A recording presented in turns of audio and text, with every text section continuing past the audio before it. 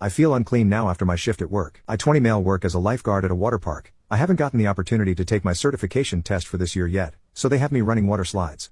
I was giving my safety spiel when this older woman, probably around 40 to 45, asked me if I was going to pull her up if she drowned. When I said that I would, thinking she was nervous, she kind of let out a little laugh and said that she would keep that in mind. I was a little uncomfortable by that, and I mentioned that it was my job to do that, but she just kept going. A few more people went by and she wasn't on my mind at all until a group came up that got stuck at the top of my slide. When this happens, I have to push their tube through and it is not always easy. This group wouldn't budge, so I eventually just buckled down and got into the water at the top to dislodge them. My shirt got wet and then I heard the woman a few groups back telling me that if my shirt got wet, I could just take it off and give it to her, saying that she wouldn't mind if I used my muscles on her. I once again reminded her that I was just doing my job, but I was so uncomfortable.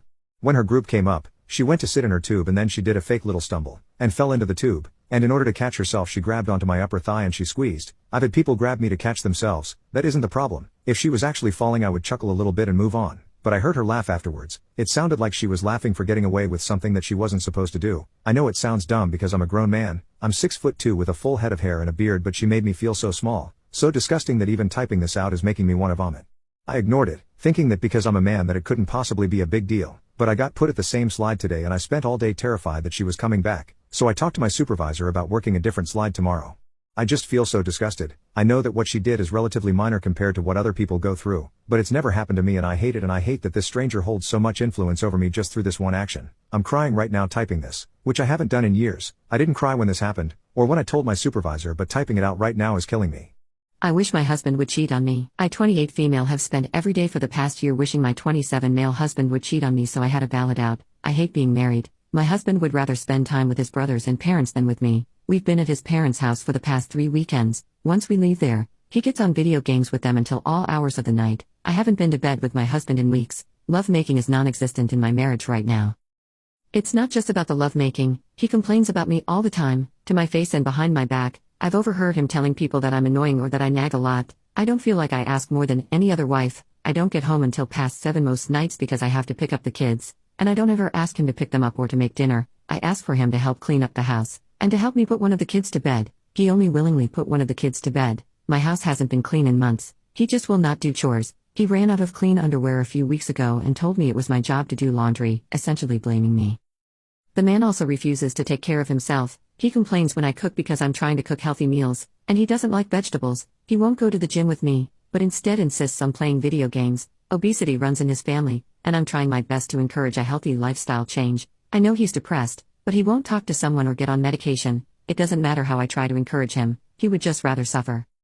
All this to say, I don't feel like it's a good enough reason to get a divorce. I'm unhappy in my marriage, but it can be fixed. Both parties be willing, of course. He's just not willing. I just wish he'd cheat on me so I felt like I had a valid reason to get divorced. At this point, it wouldn't even hurt me that much. I found out my girlfriend is homeless. Yesterday morning, I went to go out for a walk around the city and noticed a girl that looked familiar standing in a line at a homeless shelter. I took a double glance and saw a hoodie that was mine and then recognized my girlfriend, Kat. I was pretty shocked by seeing her there, but didn't approach her because I didn't want to embarrass her or anything. So for background info, I met Kat in February at a Dunkin's. I started making small talk with her when I saw we were both wearing the same Dodgers hat. I offered to pay for her drink after shooting the shite for a minute in line and got to know her when she asked if I wanted to sit down with her. As we were finishing up our drink, I asked her out on a date and she accepted. As the last couple of months went by, things were going great with us. I learned that she was working 2 jobs, wanted to go to college, was a devout Catholic. She invited me to attend Mass. I'm not Catholic, but went out of respect, yet I noticed that she never brought up her family except when she mentioned her dad, who was a Marine that passed away when she was a kid. Fast forward to the present, and I ended up sending a good morning text inside the Dunkin's as I was looking to see if it was really her. Like clockwork, she pulled out her phone and told me that she was at her apartment and that she was cooking breakfast. It was really surprising for me because I always dropped her off at a nice apartment building whenever a date was over, but I guess she did that to give off the appearance that she wasn't homeless? Now, I want to talk to Kat about her situation. She's kind of a social introvert, to put it lightly. If she truly is homeless, I want to offer Kat to stay at my place. The only problem is that I don't want to come off like she owes me or anything like that. I also want to respect her Catholic faith because she told me that she wants to wait to give up her V card after I originally invited her over to my place before I knew she was homeless. The Catholics aren't fond of unmarried cohabitation either. Thoughts on how I can navigate this? Update: I found out my girlfriend is homeless. I ended up meeting Kat at the local park we usually walk through after she got off work earlier today, since it's out in the open, yet still private enough to have a serious conversation. I told Kat that I didn't want her to feel uncomfortable or ashamed, but that I saw her at a line at a homeless shelter yesterday and wanted to talk to her if there was anything up or if she needed help. Kat immediately began to cry and showed her nervous tics, fidgeting around, wrinkling her nose, etc. She began stuttering on her words and I consoled her until she began to gather herself again. I told Kat that she didn't have to feel like she had to hide anything from me, and she began to open up about everything. Kat told me that she had been homeless for over a year. She grew up in a broken home after her dad passed away in Iraq when she was a kid back in 2006. Her mother fell into alcoholism and had pretty much blown whatever savings she had from the death gratuity she received and basically lived paycheck to paycheck. Despite this, her faith with the church was the only real thing that gave her stability and hope to carry on with her daily life. At 18, she joined the Marines because she wanted to honor her father and escape the life she had grown up with, although she ended up getting ELS'd, entry-level separation, and was chaptered out of the USMC due to her developing asthma while in basic. She ended up moving to her current city on the East Coast because she didn't want to return to California where her mother was. Kat ended up barely scraping by to where she saved up to buy her older car to sleep in away from the shelters around December of last year. Kat ended up sharing to me that she was on the verge of self-destruction around the time I met her and wanted to play up like she didn't have baggage and elaborated on how she didn't want to scare me off by admitting she was homeless. So she had me drop her off at the one apartment building and split the tab of our dates to appear like everything was normal. Truthfully, I felt gutted hearing her story. I had a feeling that things were probably bad for her, but I didn't think it was that bad. Kat showed me her DD-214. I'm currently an E5 in the Army Reserve, so I knew that her story was verifiable, as well as the pictures she had of her past. I told her that I wanted to help her out in any way and that I was open to having her move to my place with the added kicker that we could go to IKEA to get her a bed set to make my living room into her living space since I wanted to respect her physical boundaries that was in place from her Catholic faith. Kat was very hesitant because of her pride and she didn't want to come off like she was accepting a handout due to pity, but I reassured her that it wasn't with a handout or come with a catch. I told Kat that I loved her, first time I said that, and wanted to help her feel secure. She looked at me with a sort of disbelief and asked me if I really meant it, and I did. Kat reciprocated by saying that she loved me too and accepted. As far as the conditions go, I told her to meet me at 30% of the rent and to put whatever money she had into starting summer classes at the local community college and that she could stay with me for as long as she wanted if she felt comfortable with premarital cohabitation. Alas, thanks for the advice on everything. Our convo was a long one and took a lot emotionally from Kat, so she is currently crashing at my couch until she wakes up so we can get her bed at IKEA later tonight. Once again, thank you for giving advice as it really allowed me to vent on what was going on. Update: my girlfriend is TikTok famous and I hate it. First of all, I just want to thank everyone for the support on the last post. I didn't expect it to blow up like that, so I took a lot of your guys' advice and had a heart-to-heart with her. I told her how much she'd changed since we met and how much I was beginning to hate the person she was becoming. She said she wasn't really aware how upset it was making me and if I don't like it then she's sorry, but I won't be the one to drag her career to the floor. Still, after all this she seems to be so fixated on the fact that I'm the problem. She won't get it that she is the one that made our relationship hell. I just think the money has blinded her. Maybe it would have been fine for someone else to deal with, but marrying and having a future with an influencer unfortunately is not for me. We decided to mutually break it off, which happened all a little too easy, which makes me think something else is going on behind the scenes. Maybe I'm just overthinking that, but after 7 years you'd expect a little fight for the relationship. So I'm going to move in with my grandma for a bit until I can find somewhere. Also, I feel like it's only a matter of time she finds out about my Reddit post since the story was plastered all over TikTok with people speculating who it is, so it's probably best I'm not around when she does. As for telling you all who it is, I am not going to do that because even though it's been a bad couple of years with her I don't want to be the one to kill her career. I'm better than that. Today I messed up by going on a date with my friend. I went on a date with one of my friends whom I'll call Sarah, not her real name, that I attend the same university with. I've always known that my friend has a thing for me, but I've always been reluctant to go on a date with her because I genuinely value our friendship and felt putting romance there would just mess things up. About a week ago, I was hanging out with Sarah and our other mutual friend as they listened to me complain about my unfortunate dating history. The mutual friend then put out the idea of a date between Sarah and I. He did this mainly to just make the room temporarily awkward, but it led to a conversation where I essentially asked Sarah for a date. For the days leading up to the date, Sarah and I became a lot more flirty, and I have to admit I was also excited for the date. 2 days ago, I picked Sarah up, and we went to a fairly fancy restaurant. When the waiter came, I ordered my food. She then ordered basically 3 separate meals, and I didn't know what to say or how to question why she ordered so much food. When I finished my food, she barely ate half of one plate, and she then said she wasn't actually hungry because she ate lunch right before she left her place. I asked her why then she ordered 3 meals and she said one is for her mom's dinner since she's always wanted to try this restaurant out and the other meal is for her to eat with her mom during dinner. I then told her that it's nice that she's getting dinner for her mom. It's cute that she would do that, to which she responded, "I should be thanking you since you're paying." I had told her I would pay for the date, but I definitely never agreed to paying for her mom and her dinner when we had only gone out for lunch. The meal was expensive, but I would have been fine paying for her if she actually ate all 3 meals. Instead, it all just felt wrong to me. The rest of the date was ruined for me, and I was checked out for the rest of the date. I was just going through the motions. After I left her at her place, I went radio silent on her as I was still annoyed by what she did. Today, I wanted to just tell her that I think it's better we go back to being friends, but as I opened our chat message I read a message she sent me shortly after our date. She basically was thanking me for the date and then went on to pour out her feelings for me and say that she has loved me for years and the date was like a dream come true for her. I had to drive over to her place to try as gently as possible that the feelings aren't mutual, which resulted in her crying and screaming at me as to why I was flirting with her before the date and why I even asked her out to the date. I feel horrible. Update. Firstly, I think I messed up in going on this date with her knowing that she had feelings for me and there's risk of losing a friend. When I asked her to the date I reasoned that she's attractive and even though I didn't like her in that way we technically should make a good couple so I was willing to give it a shot, which in hindsight, it was my mess up and I should have just stuck to my logic surrounding friends. Over the week the flirtation came naturally, and I was genuinely optimistic and excited for the date, and definitely didn't intend on leading her on. Secondly, I paid for her meals. For me the money wasn't the problem. It was the concept in itself that bothered me. I don't mind buying her things to take home, I have actually done it a few times before. But you don't do that on a date nor without asking at least prior to ordering. I didn't mention the food thing when we spoke. Honestly her reaction to me not reciprocating those feelings left me speechless and she kicked me out of her house when she was crying and shouting at me. She was also mad it took me 2 days to reply to her confession of love. Lastly, last night before I slept, I talked to our mutual friend who had helped in instigating this date and he was telling me that when he spoke to her she was a mess and talking about self-harm, which makes me feel so much worse. I wish this date had never happened. I broke my son and his girlfriend up and he doesn't know it was me. I 49 female broke my son and his girlfriend up. They had been dating for almost a year and seemed very happy. For backstory, my son, 19, moved out pretty soon after his biological father passed. He told me he wanted to expand on life, because he was nervous he would waste it away being depressed over the death of someone so important to him. I understood completely and allowed him space and freedom, but we talked daily and he visited all the time. After a while of living alone, he moved back. It was around this time that he introduced me to Kaylee. Me and Kaylee got along immediately.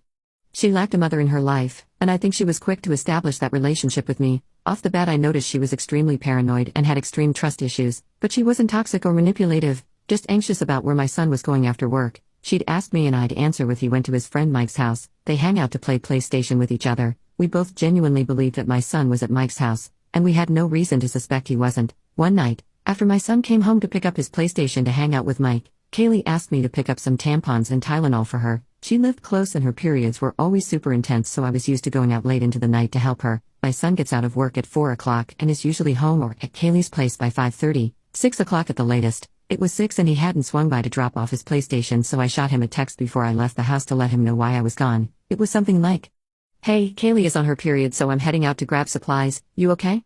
He answered me while I was driving, and I checked it when I got to the store. It was something like, "Yeah, I'm fine. Mike needed help building a shelf he bought so I'm staying a little later." I sent back some message saying okay, be safe, all of that mother stuff, but I was not ready to see Mike, working the cash register, smiling at me as soon as I walked in. I hadn't forgotten he worked here, but obviously, figured it was his day off. I smiled back, but immediately I felt sick to my stomach. I tried to rationalize it. Maybe he means he is building it for Mike, while he works. I couldn't even think straight. I just got the tampons, some snacks and Tylenol for Kaylee and went to the register. Mike obviously started small talk with me, paraphrasing because my memory is bad, but it went something like this. "Hi Mrs., last name." "Hello, Mike. How are you doing?" "I'm alright, getting some supplies for my son's girlfriend." I remembered he laughed. "Speaking of your son, I haven't seen him in a few weeks. I need him to give me my PlayStation controller he borrowed. Can you tell him that?" I felt sick again. I didn't want to put my son in the spotlight, so I didn't mention the stories my son had been feeding me. I just smiled and said, "I'll let him know." I paid for my stuff and left quickly. I drove to Kaylee's house and gave her the supplies, but I didn't know what to say, or how to say it. She was smiling and laughing, and looked carefree. She asked me where my son was. I couldn't lie to her, I couldn't, so I answered honestly, "I don't know." I didn't know where he was, or who he was with. I just told her to call him and asked. She thanked me and I left her house. Later that night, at around 8 p.m., my son finally came home. I didn't say much to him, just asked him if he had fun. He said yeah, and went to his room. I knew I had to tell Kaylee. Soon after, I went into my room and called her. I informed her of what Mike had said, and how late he had gotten home. She told me that he said he was home hours ago, just tired so he wasn't going to visit. I could tell she was crying, and I asked her if she wanted me to come over. I went to her house and we talked about everything, and she told me she didn't want anything to do with him, and wanted to break up with him immediately. I told her she could, and if she wanted, she could be honest and say I told her. After I comforted her for a few hours, she asked if she could still contact me, even if she wasn't with my son. I said yes, but honestly, I'm hesitant about it. I love her, but it feels off to me. I would still help her though. Fast forward a few days and my son comes crying to me that Kaylee broke up with him and isn't giving him any reason. I, of course, comfort him too. He said that she needed time to think about it and would tell him why when she knows what to say, but for now, she is supposedly speechless. I was too, so I don't blame her. He cried for hours in his room, and in my arms, and regardless of what he did, of what I did, I comforted him. I want to tell him what I know, and I feel bad that he doesn't know, but Kaylee didn't tell him anything yet, so I might wait. Honestly, I feel stuck. This isn't just about cheating, even though I think he is. This is about trust, and how he is lying to me, and his girlfriend. We both know there is a possibility he isn't cheating, but he shouldn't have to lie if he has nothing to hide. My wife found out about my spontaneity prompts. So about 3 to 4 years ago my wife and I had a huge, near relationship ending, fight. It was mostly about how she feels I don't care about her. I get busy during the day and I forget to text her for hours at a time. And when I do it's the normal how's your day going stuff. So to fix this I made a list of 31 prompts or activities in my notes ranging from a simple I love you and can't wait to see you to getting flowers or planning a picnic at the park to surprise her with. I set a reminder in my phone to go off every 2 days and I will use the prompt that matches the day of the month so it feels random and not like I'm repeating the same stuff. If I think of something new I'll add it to the sublist and swap them around every few months. This has worked out pretty well. It's not that I don't mean these things, but I just need a reminder to pull me out of work mode for a few minutes to check in on her without having to resort to the same boring and generic texts.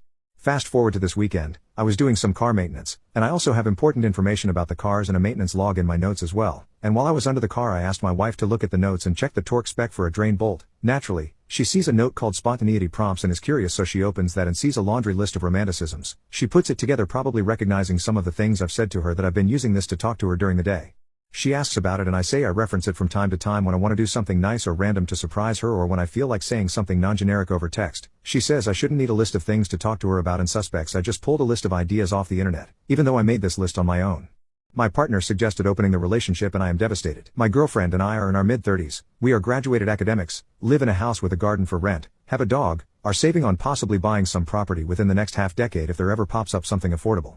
We started out with a pretty active intimate life for the first year, then, dissertations, graduations, jobs and responsibilities and it gradually died down. I was the more active part, but the response got less and less, and trying to initiate only to get turned down in 95% of the cases became hurtful, so I initiated fewer and fewer times. I tried to talk about it, trying to formulate it in me messages and being understanding, but she does not really like to talk about it. She said she can't relax when there is a lot of things going on like recent job changes and moves and whatnot and that it is not me.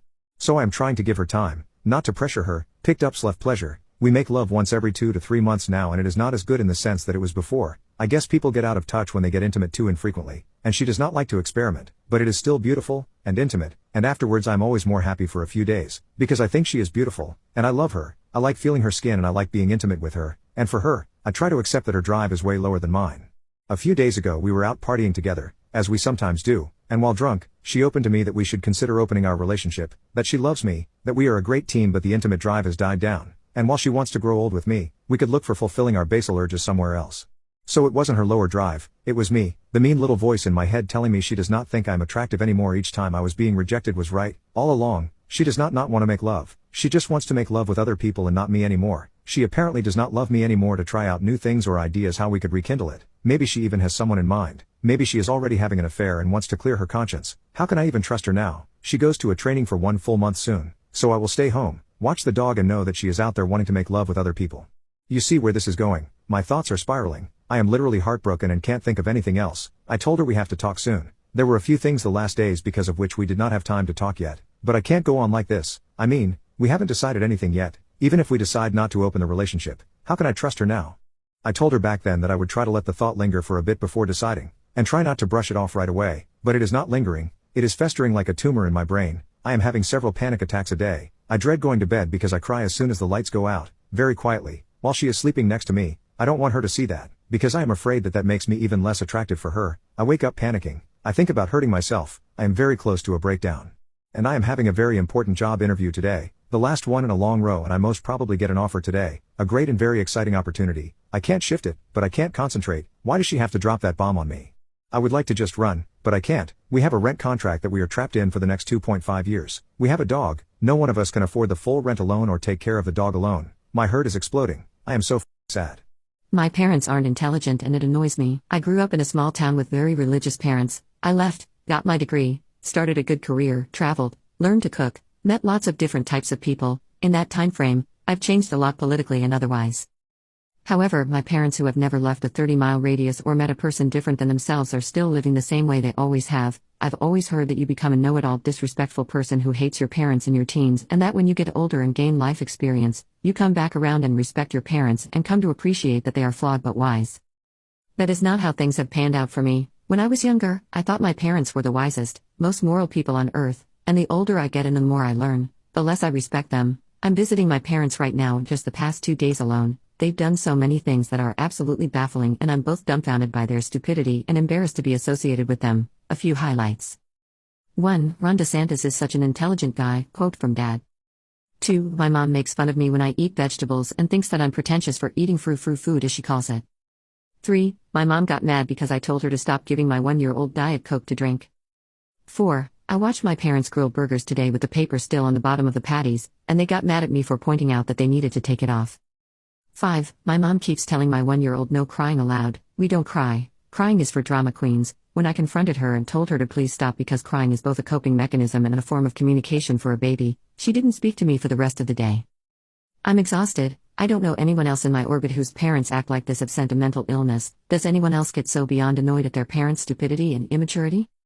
Edit to add some clarifications because some of you are making some wild assumptions and projecting your own experiences onto my post. 1. My parents are not poor. They have money and resources to learn and grow but choose not to, mostly I think, due to religious, evangelical, indoctrination.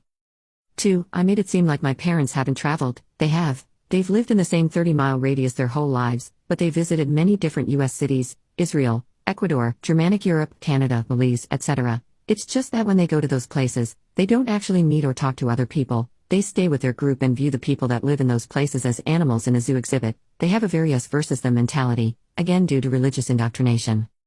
3. I've spent the better part of the decade hiding most parts of myself in order to keep the peace. I do not voice my opinions. I do not make comments on their choices no matter how I feel inside. Just my existence pisses them off. Ordering Brussels sprouts at a restaurant earns an eye roll. Making potato salad with celery gets a scoff and I'm not eating that nasty mess. It's gotten worse after having a kid because they criticize my parenting choices openly. Why do you dress her like a boy? Why do you pick her up when she cries? Letting them mostly do whatever in the short periods of time they have my child, but when I lightly push back to soda, they have a crazy, outsized reaction and call me pretentious. I understand I could go no contact, but they are the only family I've got. I do love them and appreciate what they've done for me. I want a good relationship with them. I'm just learning that a good relationship is probably out of the question. It hurts to not feel accepted for who I am and to feel like my parents don't respect me as an adult. Walking on eggshells has taken a toll. That's why I came here to anonymously vent, with no filter, about them. I would never say what I said above out loud to actual people in my life. I expressed it here to get it out so that I can go back in my parents' house and be as non-offensive as possible. To those who expressed solidarity, thank you. It helps to know I'm not alone. I recently found out that my older sister is actually my biological mother. My older sister, let's call her Rose, and I have a great relationship since I was a baby. We were raised with an amazing adoptive family and she has always taken care of me. I grew up in a very warm and loving environment, but from what I was told I was lucky. I was told the story of how me and my sister had 2 junkie parents who never took care of us. They never bothered feeding us and used to left us at a junkie friend's house for days to go out partying. When my mom was pregnant with me she smoked and got drunk. Luckily I turned out pretty fine, pretty often, and when I was born my sister was the only one who took care of me. When I was 2 months old they left us both in a mall and left. We got help from an old couple who also turned into our adoptive family. And we contacted the police but my parents weren't at the house, which looked like a homeless cave. We never saw them again and after several months in foster care the couple that helped us, throughout the whole way by the way, agreed to adopt us. Today I'm 19 and Rose is 34. I still live with my adoptive family and she lives about 20 minutes away so I come and visit her at least 3 to 4 times a week. So a couple of months ago my friend offered me to take a DNA test to find some information about my heritage, since my sister wouldn't speak of them much. After the results came and I found out some pretty interesting things like being 50% Ashkenazi Jew. I found out later that I had an aunt, 33 female, in the system. I immediately reached out to her, let's call her Janet, and we agreed to meet in person, all that without telling Rose a thing. When we met up I could see we have some similar characteristics like same hair color and same eyes. We tried to figure things out so I asked her if she has a brother or sister and she told me that when she was 13 her 14-year-old sister got pregnant while being drunk with her junkie boyfriend and a month after giving birth she ran away with the baby after some pretty intensive fights with her parents. They never found her and stopped looking after 1.5 years. I connected the dots, asked to see a picture of her, so we went to her parents' house. Mom wasn't home and father died 3 years ago. When I saw the picture, I knew, this was Rose, 100%. Rose is my mom. We were never abandoned. We didn't have junkie parents and she fabricated the entire thing to me and our adoptive family. I immediately gave Janet a hug and told her that it's too much for me right now and asked her to keep it a secret for now. I went to my best friend's house, told him everything and for a week now I'm sleeping over at his place. I told my parents and my sister I'm at his house because he bought a new game that we both wanted for long and avoided talking to Rose much. I can't look her in the eyes right now, let alone tell her I know the truth. What the heck am I supposed to do? How should I handle this? Should I tell her I know? Update. I recently found out that my older sister is actually my biological mother. Okay, so I first of all want to thank everyone for your honest replies. It really helped me to get my feelings straight and get ready to confront her. So after a week of avoiding I came to her house with a picnic basket by surprise so I'll have a chance to speak with her. She was happy to see me and I told her to sit down because we need to talk. I started things with saying that I know that she has a secret that she's been hiding from me for years. Her face turned red and she started crying like heck. She knew what I was talking about. I told her the story about the DNA test, about Janet, and basically what I told you guys in the last post. Well, after she calmed down a bit, she told me the truth. She told me how she got drunk at a party and got with one of the jerks who does nothing but za every day. He didn't really care about a future kid and was like, yeah, whatever. Apparently she found out that 10 years ago he was unalived in prison. She told me how her mother used to convince her father to talk me out of the idea of keeping the baby. They would constantly fight with her. When the baby was born, they told her on the spot that she brought shame upon the family and they will not help raising the baby in any way, meaning she will have to work meanwhile to have money for her baby and sometimes for herself. After a couple of months of loaning from her friends and juggling between working and taking care of me, she had a huge fight with her parents and told them that if they are not helping financially and barely in any sort of way, she and me are better off without them. As they sent her to her room, she escaped in the middle of the night, hitchhiked to a neighboring country, and by morning she was there already. She tried to take care of me for a few days. She found an old abandoned house that used to have homeless people coming around every now and then, and she took me to the mall when I started crying. She started crying too. The couple that adopted us immediately came to our aid and asked if we lost our mother. Rose jumped on the opportunity and came up with a story and an alias. Police figured out we are not in the system for multiple reasons. We were raised in foster care for a year and a half until the couple that helped us decided to make the effort and adopt us so we won't be separated. It took them a few months and a couple of lawyers, but they managed to adopt us both. Rose knew all along that her parents are looking for her. They came to their senses after a day or so. She reached out to them and told them in a letter that she is fine and is taking care of herself and me. She is not homeless and found a nice couple to help her with the baby. She made it clear for them that she is never coming back and they should stop looking. And a month after that they stopped. A few years later her father went on a quest to find her. She was after 18. Secretly, after so much time searching, he found her and apologized, and after a while she forgave him and kept secretly in touch with him. He met me a few times and I knew him as one of Rose's old friends from the park. He helped us a few times and apparently they would meet up once every 2 months secretly. Ironically, I'm glad I got to know him before he passed, even if I didn't know who he really is.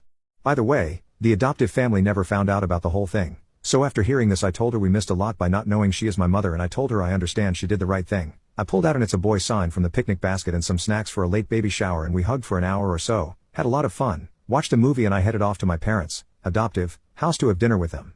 I'm glad she is my mother. I feel for the first time in years, complete. I don't care she lied because she did it for the greater good, and I honestly can't imagine my life right now if she didn't. Thanks Reddit for helping me getting my feelings straight and helping me out mentally to cope with everything that happened. My husband raised his voice at me over manicuring our son's nails. My son showed me that he broke a nail and I said I'd fix it. Typically I just trim and file his nails, but he had a bad day at school and I wanted to give him some extra attention. It was just a manicure and clear polish. It wasn't even glossy. It was matte, because I know my son wouldn't like shiny nails. It calmed him down and we had a nice time together. My husband got home from work as we were finishing. He loudly asked what I was doing and told our son to show him his hand. My heart jumped being spoken to like that out nowhere. I said I just fixed his nails and my husband said, "That's fine, just remember he's not a mini you, he's a boy, my son." I didn't say anything back because I don't like to argue.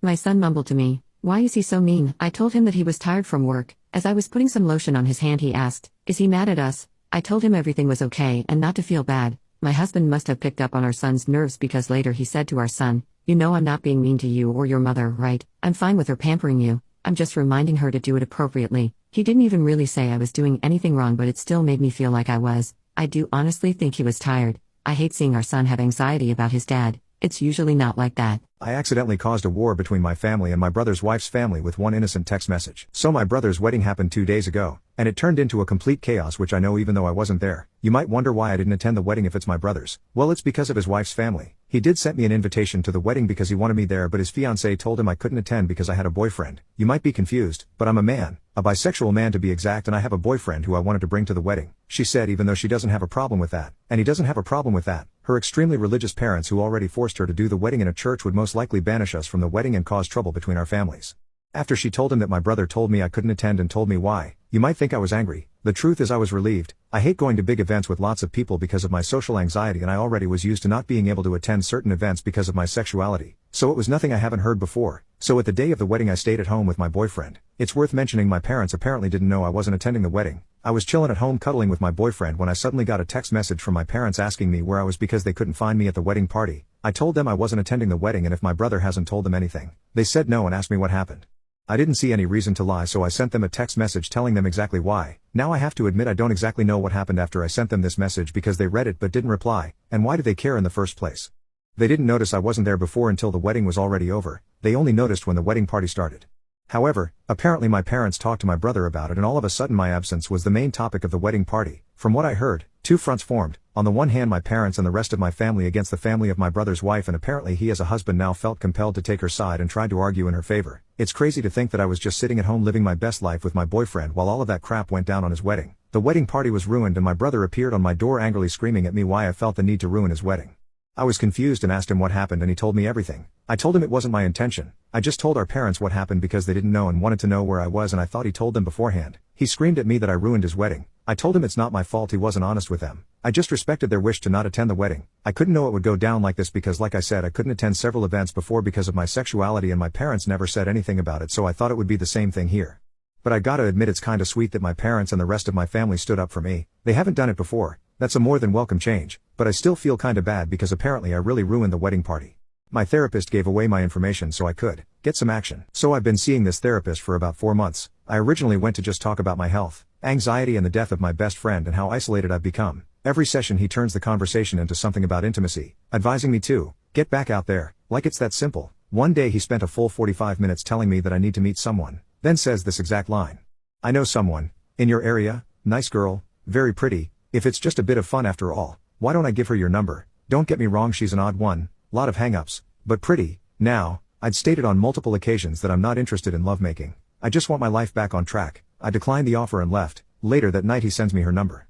Now I reply asking if she knew about me, to which he said yes, so he's given my information away. Fast forward a few days I think to heck with it and I give her a message. We agree to go for a coffee. She's nice, intelligent, easy to talk to and yeah pretty. We had a lot of the same interests and I felt comfortable around her. For the first time in a long time I had a good day. We met up once more recently and got talking about our therapist. When I asked about the manner in which we got talking she said, I don't really go on the app so I trust him whenever he sends me someone's number. I've done this loads, which if I'm being honest kinda sucked but to be honest I don't really know what I expected. The conversation dipped at that point and we just kinda parted ways. Now I'm just sat here with no therapist, a bunch of psychological baggage and another failed attempt at making a connection. I came out as gay in my 40s and I think I'm destroying my life. I 41 male married my wife 40 female 14 years ago. I was madly in love with her, but about a year in, I realized she didn't really enjoy making love. I repeatedly asked if it was me, or if I could do anything to help, but she always just said love making had never been something she was interested in. We had our first child 5 years later, planned, which made the love making even more mechanical, after which love making went from extremely sporadic to non-existent. Around that time my best friend, 34 male, moved to the city and we started exploring. A few months after he told me he was gay and that he wanted me to come explore the scene with him because he knew no one else, I was happy to do it and started going out to gay clubs and such, and meeting a ton of guys who I would just introduce to my friend. He is very shy, and go home. Until one day I met a guy who made it abundantly clear that he wasn't interested in my friend, but only me. I laughed it off and told him I was married, but he kept insisting, until I decided to kiss him just to see what it felt like. Suffice to say, it changed my whole life. Flash forward 3 years, and we became friends with benefits. He taught me so much, and for the first time in years, I felt complete. He eventually moved away, to China, and we slowly fell out of touch, but I could never go back to my old life. I continued meeting guys and having short affairs, always coming home to my family. A few weeks ago, I decided I couldn't continue lying to everyone, and came out to my wife. She was initially incredibly supportive, but as it set in, has become more and more resistant to the idea. We are sleeping in separate rooms now, and she can barely look me in the eye. I was seeing a guy, and after I told him that I had come out, he told me he was proud, but that he wanted to end things because he didn't want to deal with all of my baggage of having a child. That got me thinking of how incredibly hard it's going to be to meet someone who is willing to accept this part of my life. It also got me thinking about how, even with no physical intimacy, it is so nice to come home to people who love you, and how I might have just destroyed that for myself. Am I destined to just be alone? I'm 41 years old and my future feels as uncertain and terrifying as it did when I was 23. I made a crappy compliment to my girlfriend and she broke up with me. So I 20 male and my girlfriend 20 female were lazing around in bed at my place. She had stayed the night and been there the full day. I didn't actually bring her home until 2 a.m. that night. We were discussing our bodies, and she wanted to know if I was a butt or chest guy. I said I was both, and that her butt was S tier and that her chest was B tier. I was trying to say I liked her butt more than her chest. I wasn't really thinking about it much when I said it, and she didn't really respond. We moved on. We went on to talk about how much we liked each other and did things couples do. Fast forward to the next day afternoon, and she suddenly starts being very cold and short over texts. It took until the next day for me to finally get her to tell me why, and it was because of the tier comment. She hadn't thought much about it at the time, but now it was starting to mess her up. For context, she has had large problems with being insecure and self-conscious about her body. I immediately realized how that could be taken as a backhanded compliment, and tried to apologize and tell her how much I loved her body. I am a very touchy and feely person, and tried to use that as evidence of how much I liked it. She said talking about it wasn't helping, and she went silent. For the next 3 days, she barely responded to my good morning, thanks when I wished her a good day, and that was about it. Then I get the breakup text, and about how she is now even more insecure than she was before because of that comment. I want to be clear, our relationship was going great before this as far as I am aware. We were still in the honeymoon phase of a new relationship. From what she has told me, we are breaking up because of that comment. I'm aware I put my foot in my mouth. I wish I could turn back time and just say that I liked her but more. She is allowed to break up with me for whatever reason she wishes, and she decides what is too much for her. How I feel isn't relevant to whether or not it's okay for her to break up with me. Am I crazy for thinking that a bad compliment isn't a reason to break up? Everyone makes mistakes, and I never wanted to hurt her. I was falling in love with her. I just want to understand. Maybe this isn't the best subreddit. I am going to be better, but am I right in thinking that it has more to do with insecurity than the words I said? I have some pretty bad issues with self-hatred myself, but I try to recognize when intentions are good. Feel free to be harsh. I'm aware that was a jerk thing to say, but is it worth a breakup to you? I purposefully ruined my cousin and ex's wedding and it's brought me a lot of happiness. I once looked up to my cousin. I thought he was a great guy, and we were close like brothers. I was also dating a girl. I was deeply in love with her and planned to marry her someday. I thought my life was perfect. One day I came home early because a colleague offered to cover my shift. I was pretty tired so I accepted and went home. Arriving home, I found them in my bed, making love. Both of them were shocked to say the least. I told them I wanted them to be gone by the time I got back and left the house. They were gone by the time I did get back, but she left me a note telling me she was sorry and to call her when I'd calmed down. I didn't call her. I texted her saying that I'd gather her things and drop them off at cousin's in a few days and that she's staying with him now, not me. I followed through with that. It took about a week to transfer everything. Both of them tried to apologize but I didn't have anything nice to say to them so I said nothing. I just knocked the door and handed the bags to whoever answered before leaving. My cousin called me multiple times to try to apologize but I refused to accept it. 3 years have passed since then. I went no contact with them. I didn't bring it up to the rest of my family or any of their friends. I'm not sure why, I just didn't. I got a call from a number I didn't recognize so I answered. It was my cousin. He sounded really happy and was acting like he hadn't destroyed my life. He explained he and my ex were getting married and he wanted me to be his best man. I was so angry that he had the utter gall to act like nothing was wrong and lost my temper. I yelled at him and called him names before hanging up. He sent me a text telling me the offer still stood and if I didn't want to be his best man then he just simply wouldn't have one. A few days passed by and I had an idea. I texted him back and apologized. I sent a paragraph of bull crap saying I was still angry but this could be an opportunity for the three of us to heal and move past it. He was overjoyed and said he'd pay for everything and he'd help me pick out a suit if I wanted. Which I accepted because I sure as SHT wasn't going to spend any money on his stupid wedding if I could help it. The wedding day came. I had spent the week prior writing a speech, putting all the negative feelings that had bottled up over the years into words on paper. The wedding was pretty good. I'm sure one of them has some nice well-paying job or something because they must have spent a decent bit of money on this wedding from how nice it was. Our entire family was there, as was a decent chunk of my ex's family. Eventually the time for my speech came. I just remember feeling really nervous as it built up to it and my voice kept faltering when I was reading it out. But I didn't and still don't care. At least I got it out. I explained what these two horrible people had done to me. I called them the worst names I could think of and wished them the worst. Then I left. I was expecting some kind of dramatic moment from all the guests, gasps of shock and all that, but there was none of that. Everyone was silent.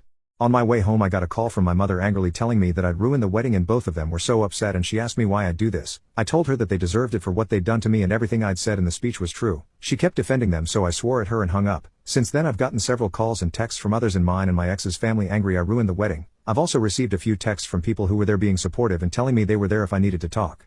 I'm not sure if I feel better having done this, but it did bring me great catharsis when people were telling me the wedding was ruined. At least now they've felt at the very least a fraction of what they've made me feel.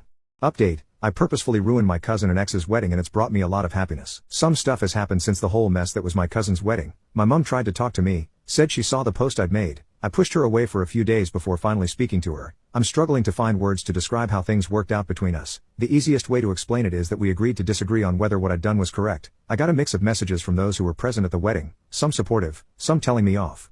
I was struggling a lot. I've just gone back to simply functioning like I was before the wedding. After I came down from getting my own back, I don't at all regret what I did and I still feel satisfied that I got payback. I was making plans to take my own life about a month after the wedding. I hadn't told anyone for obvious reasons but my mom, uncle and cousin, same cousin whose wedding I ruined, came to me and told me they'd pay for a private counselor since the mental health department of the NHS is under-equipped to say the least. I went to therapy, found a counselor who was very helpful. He taught me a lot. I got diagnosed with PTSD, caused by the discovery of the affair. He's been a big help and has encouraged me to give casual dating a try to build confidence in myself and get used to rejection as a normal part of life. I signed up to a few dating sites. Although I'm avoiding Tinder like the plague, my counselor specifically suggested I stay as far away from Tinder as I possibly can. I've not been very successful in that avenue but it's pretty much in line with what I was expecting. I've talked to a few people and even got a date scheduled but she stood me up and ghosted me which hurt.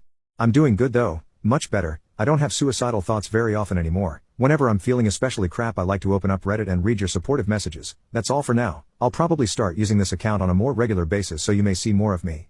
How do I tell my son that his bio dad was convicted of a horrific murder? My son is 15 and barely knows his bio dad. The last time they saw each other was in 2017. Before that there was a period of about a year when he was 5 or 6 years old that he stayed with his dad and his new family every other weekend. Bio dad stopped paying child support and ghosted us basically. We have talked about the relationship in the past, and son has always had a good attitude about the situation, very emotionally mature for his age and doesn't feel like he's missed out on anything, feels like his dad is the one missing out, doesn't ask about him, almost never mentions him unless something jogs a memory.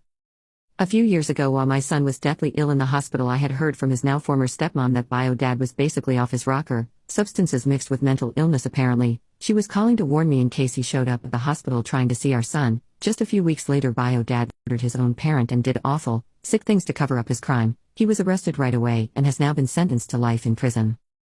The issue is I've never told my son. When it happened he was 11, almost 12 and very, very sick. I felt like he was too young. His dad and most of his family live a couple of hours away in a neighboring state. It was not in the news here, and we do not cross paths with any of the few members of his family that live near us. Point is, I was not worried about my son finding out from any other way. I briefly worried about him Googling his dad's name, but as far as I know he doesn't even care enough to do that, and he definitely would have mentioned it if he had.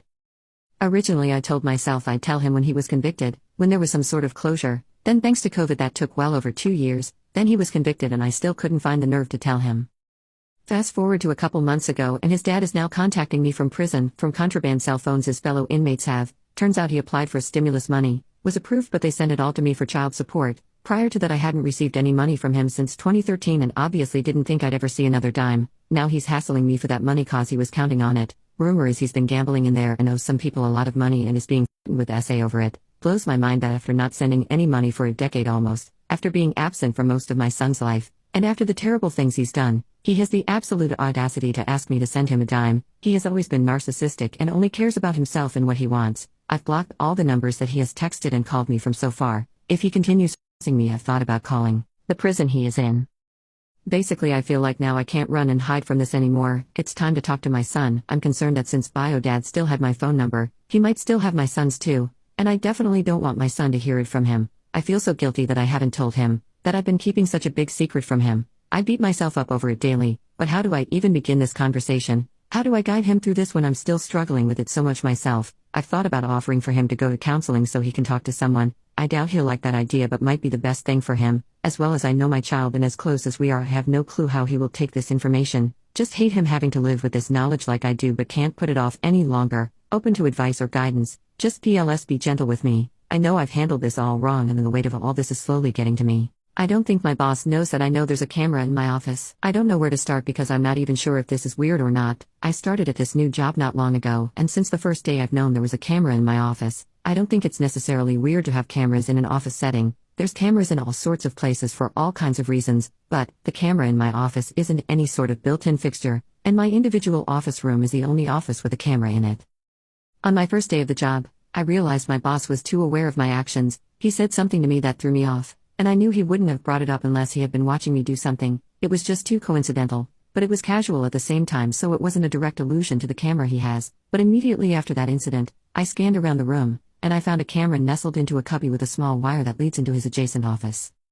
My other boss has also indirectly responded to my actions in the group chat. The few times I had spent an excessive amount of time on my phone were times that the, "Hey guys, let me know if you guys need anything to work on. I know things are slow" messages would trickle in. Anything that seemed to hint at me being watched was also said or done ambiguously enough that they weren't revealing anything about being able to see me, as if I'm not supposed to know I'm being watched, and that's what is unsettling to me. The camera is pointed directly at me, not the door, not the front of my desk, not anywhere else that would make sense for security. I've looked at everyone else's offices and didn't see a single camera. The camera is pointed specifically at me, and I don't even deal with money or anything that could be stolen. I don't know if I should bring this up. I'm not entirely mad, and I guess I understand the reasoning, like making sure I'm on task or some crap. It just bothers me a little that I can be watched whenever, and they never even disclose that. I feel like someone being constantly monitored has the right to know that they are, especially since I'm the only one being watched like this. I at least use it to my advantage, because I at least know not to be on my phone lol. Me and my wife know we are cheating on each other. I 35 male have been married to my wife 35 female for 8 years. Tougher for 9. Before I continue, I want to say now I absolutely adore my wife Jane. She has been my best friend since we were toddlers, family friend, and we've been through thick and thin, and I would be anything to ensure she's happy and safe, which is why for the past 6 months I've bashed myself for cheating on her with Miles, 33 male. Miles is a work friend who had recently shown interest in me. He never knew I was married until I told him. About a month ago, he was pissed off as I expected and told me to tell Jane the truth or he would. I, obviously not wanting Jane to find out she's being cheated on by not only the person I was having an affair with but a man nonetheless.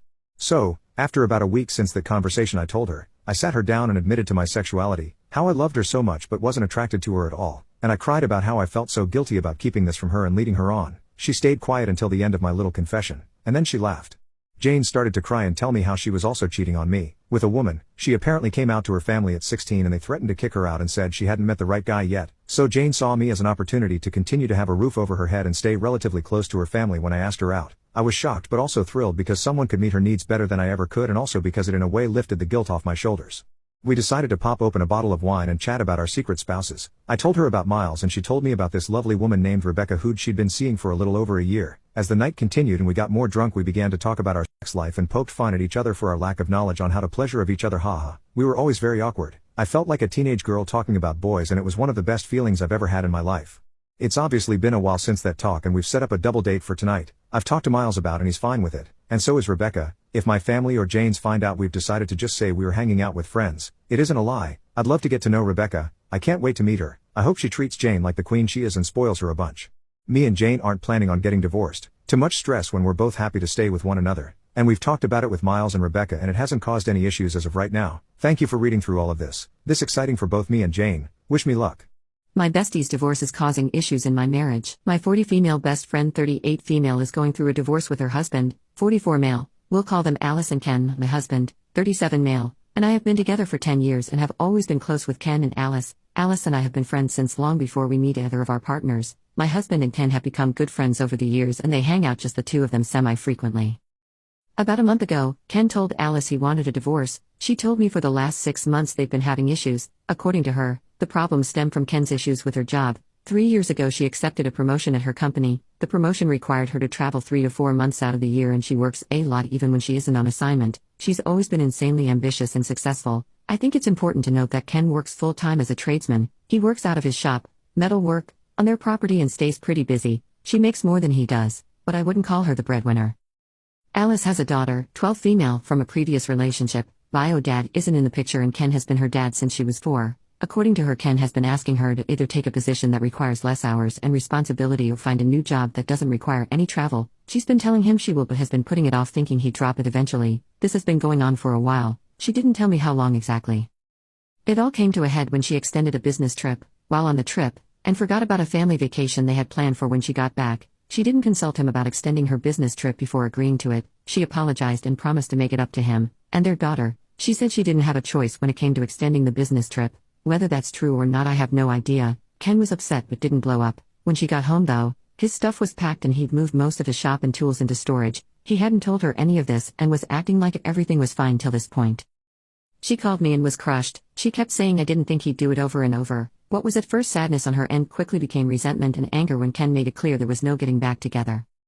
Ken and my husband were in contact during this whole ordeal. Husband knew they were having issues but didn't know the extent of it till after Ken left Alice. Ken told my husband that Alice had been checked out of the relationship ever since she took the new position. They don't do anything as a family anymore. Alice doesn't make time for them to talk when she travels. I guess he asked her for some exposed pics and dirty talk a few times and she rejected him but had time to go out with coworkers. They don't have sex anymore. He voiced these issues numerous times and she blew him off according to Ken. Everything became much worse after a particular incident that is hard to even type without cringing. Ken and Alice had been separated for about 3 weeks. Their daughter was bouncing back and forth between Ken's apartment and their old home that Alice was staying in. It was Ken's weekend with their daughter. He brings her back Sunday evenings. Well, Alice went on a bender and literally forgot what day it was. She was so messed up. This isn't like her. She thought it was Saturday, it was Sunday. Ken shows up with their daughter and walks in on a shite show. Alice had 2 younger men there. They were drunk and in the hot tub. They weren't in the act, but it was clear what was going on. She started freaking out, calling Ken names, screaming that it wasn't Sunday yet. Ken kept their daughter in his truck so she didn't see the worst of it. They left. The next day she had no idea what had happened. She had texted Ken horrible things while she was messed up. I only saw them because Ken sent my husband screenshots. I won't say word for word what they said, but it was really personal crap.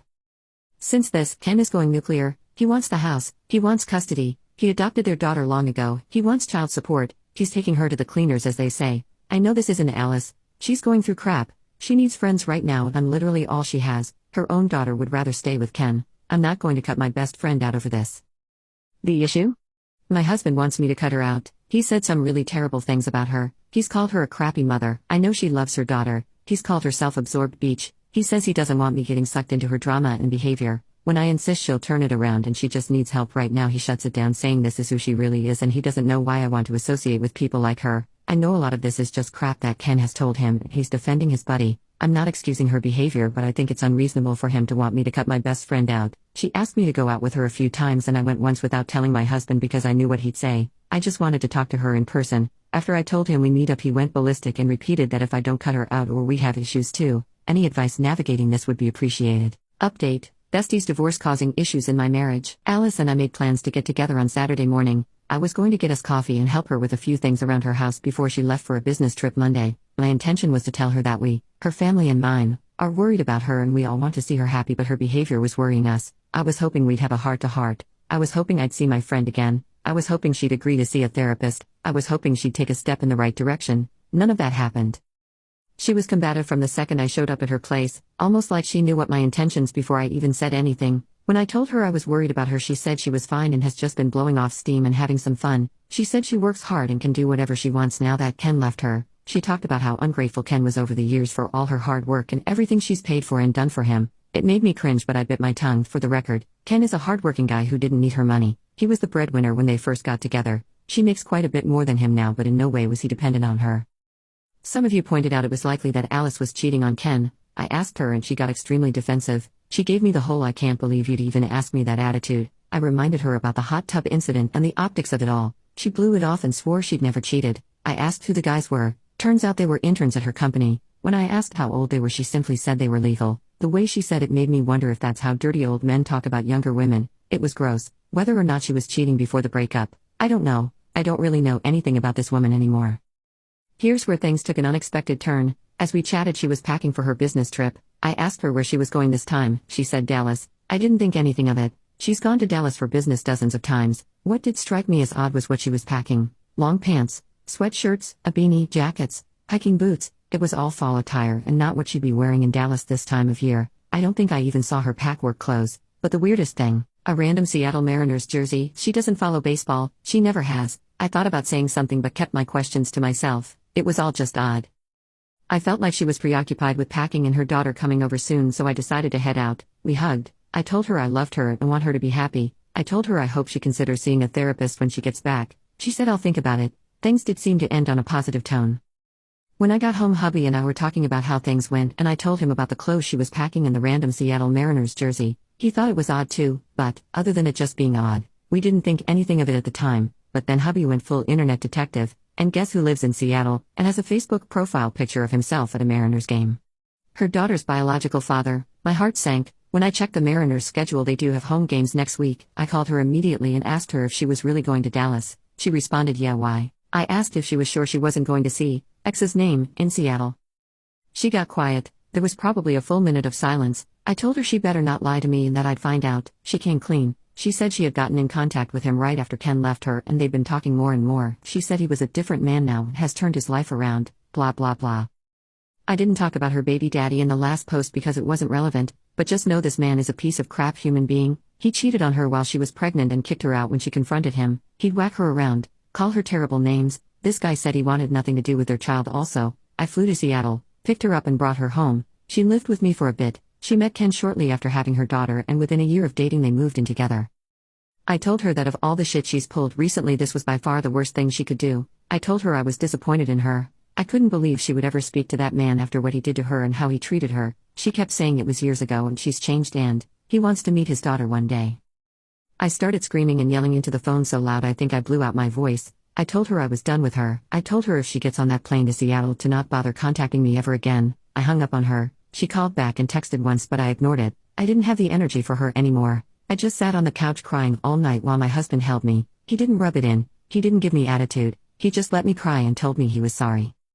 Alice texted me this morning. She said she's sorry for lying to me but she's a big girl now and can look after herself. I asked her if she's still going to Seattle. She said yes. I blocked her. It's over. I told Ken everything. He was upset but not surprised. He said he knew how close Alice and I were and he was sorry I'd lost my friend. I told him I was sorry he'd lost his wife. You guys were right. I feel like a dummy. Maybe it's a little selfish of me, but I feel betrayed. My girlfriend's close friend asked us to open our relationship so he could pursue her. Now I am not comfortable with her still being around him. I've been with my girlfriend Emily for 4 years now. Emily has a close friend Jeff who I have never liked. The guy has always come off as skeevy, whiny, and creepy to me. I've heard things about him from ex-friends, and even current ones that make him just come off as pathetic and creepy. I could go on about it, but I'll cut to the chase though. The real reason I do not like Jeff is that he has always been interested in Emily. They met in middle school and he's had a crush on her since then. He's tried and failed multiple times over the years to get her to like him. Ever since I came into her life, and we started dating, he's always given me the feeling that he's orbiting waiting for us to break up to try again. He's backed off romantically though and hasn't tried anything for the 4 years we've been together.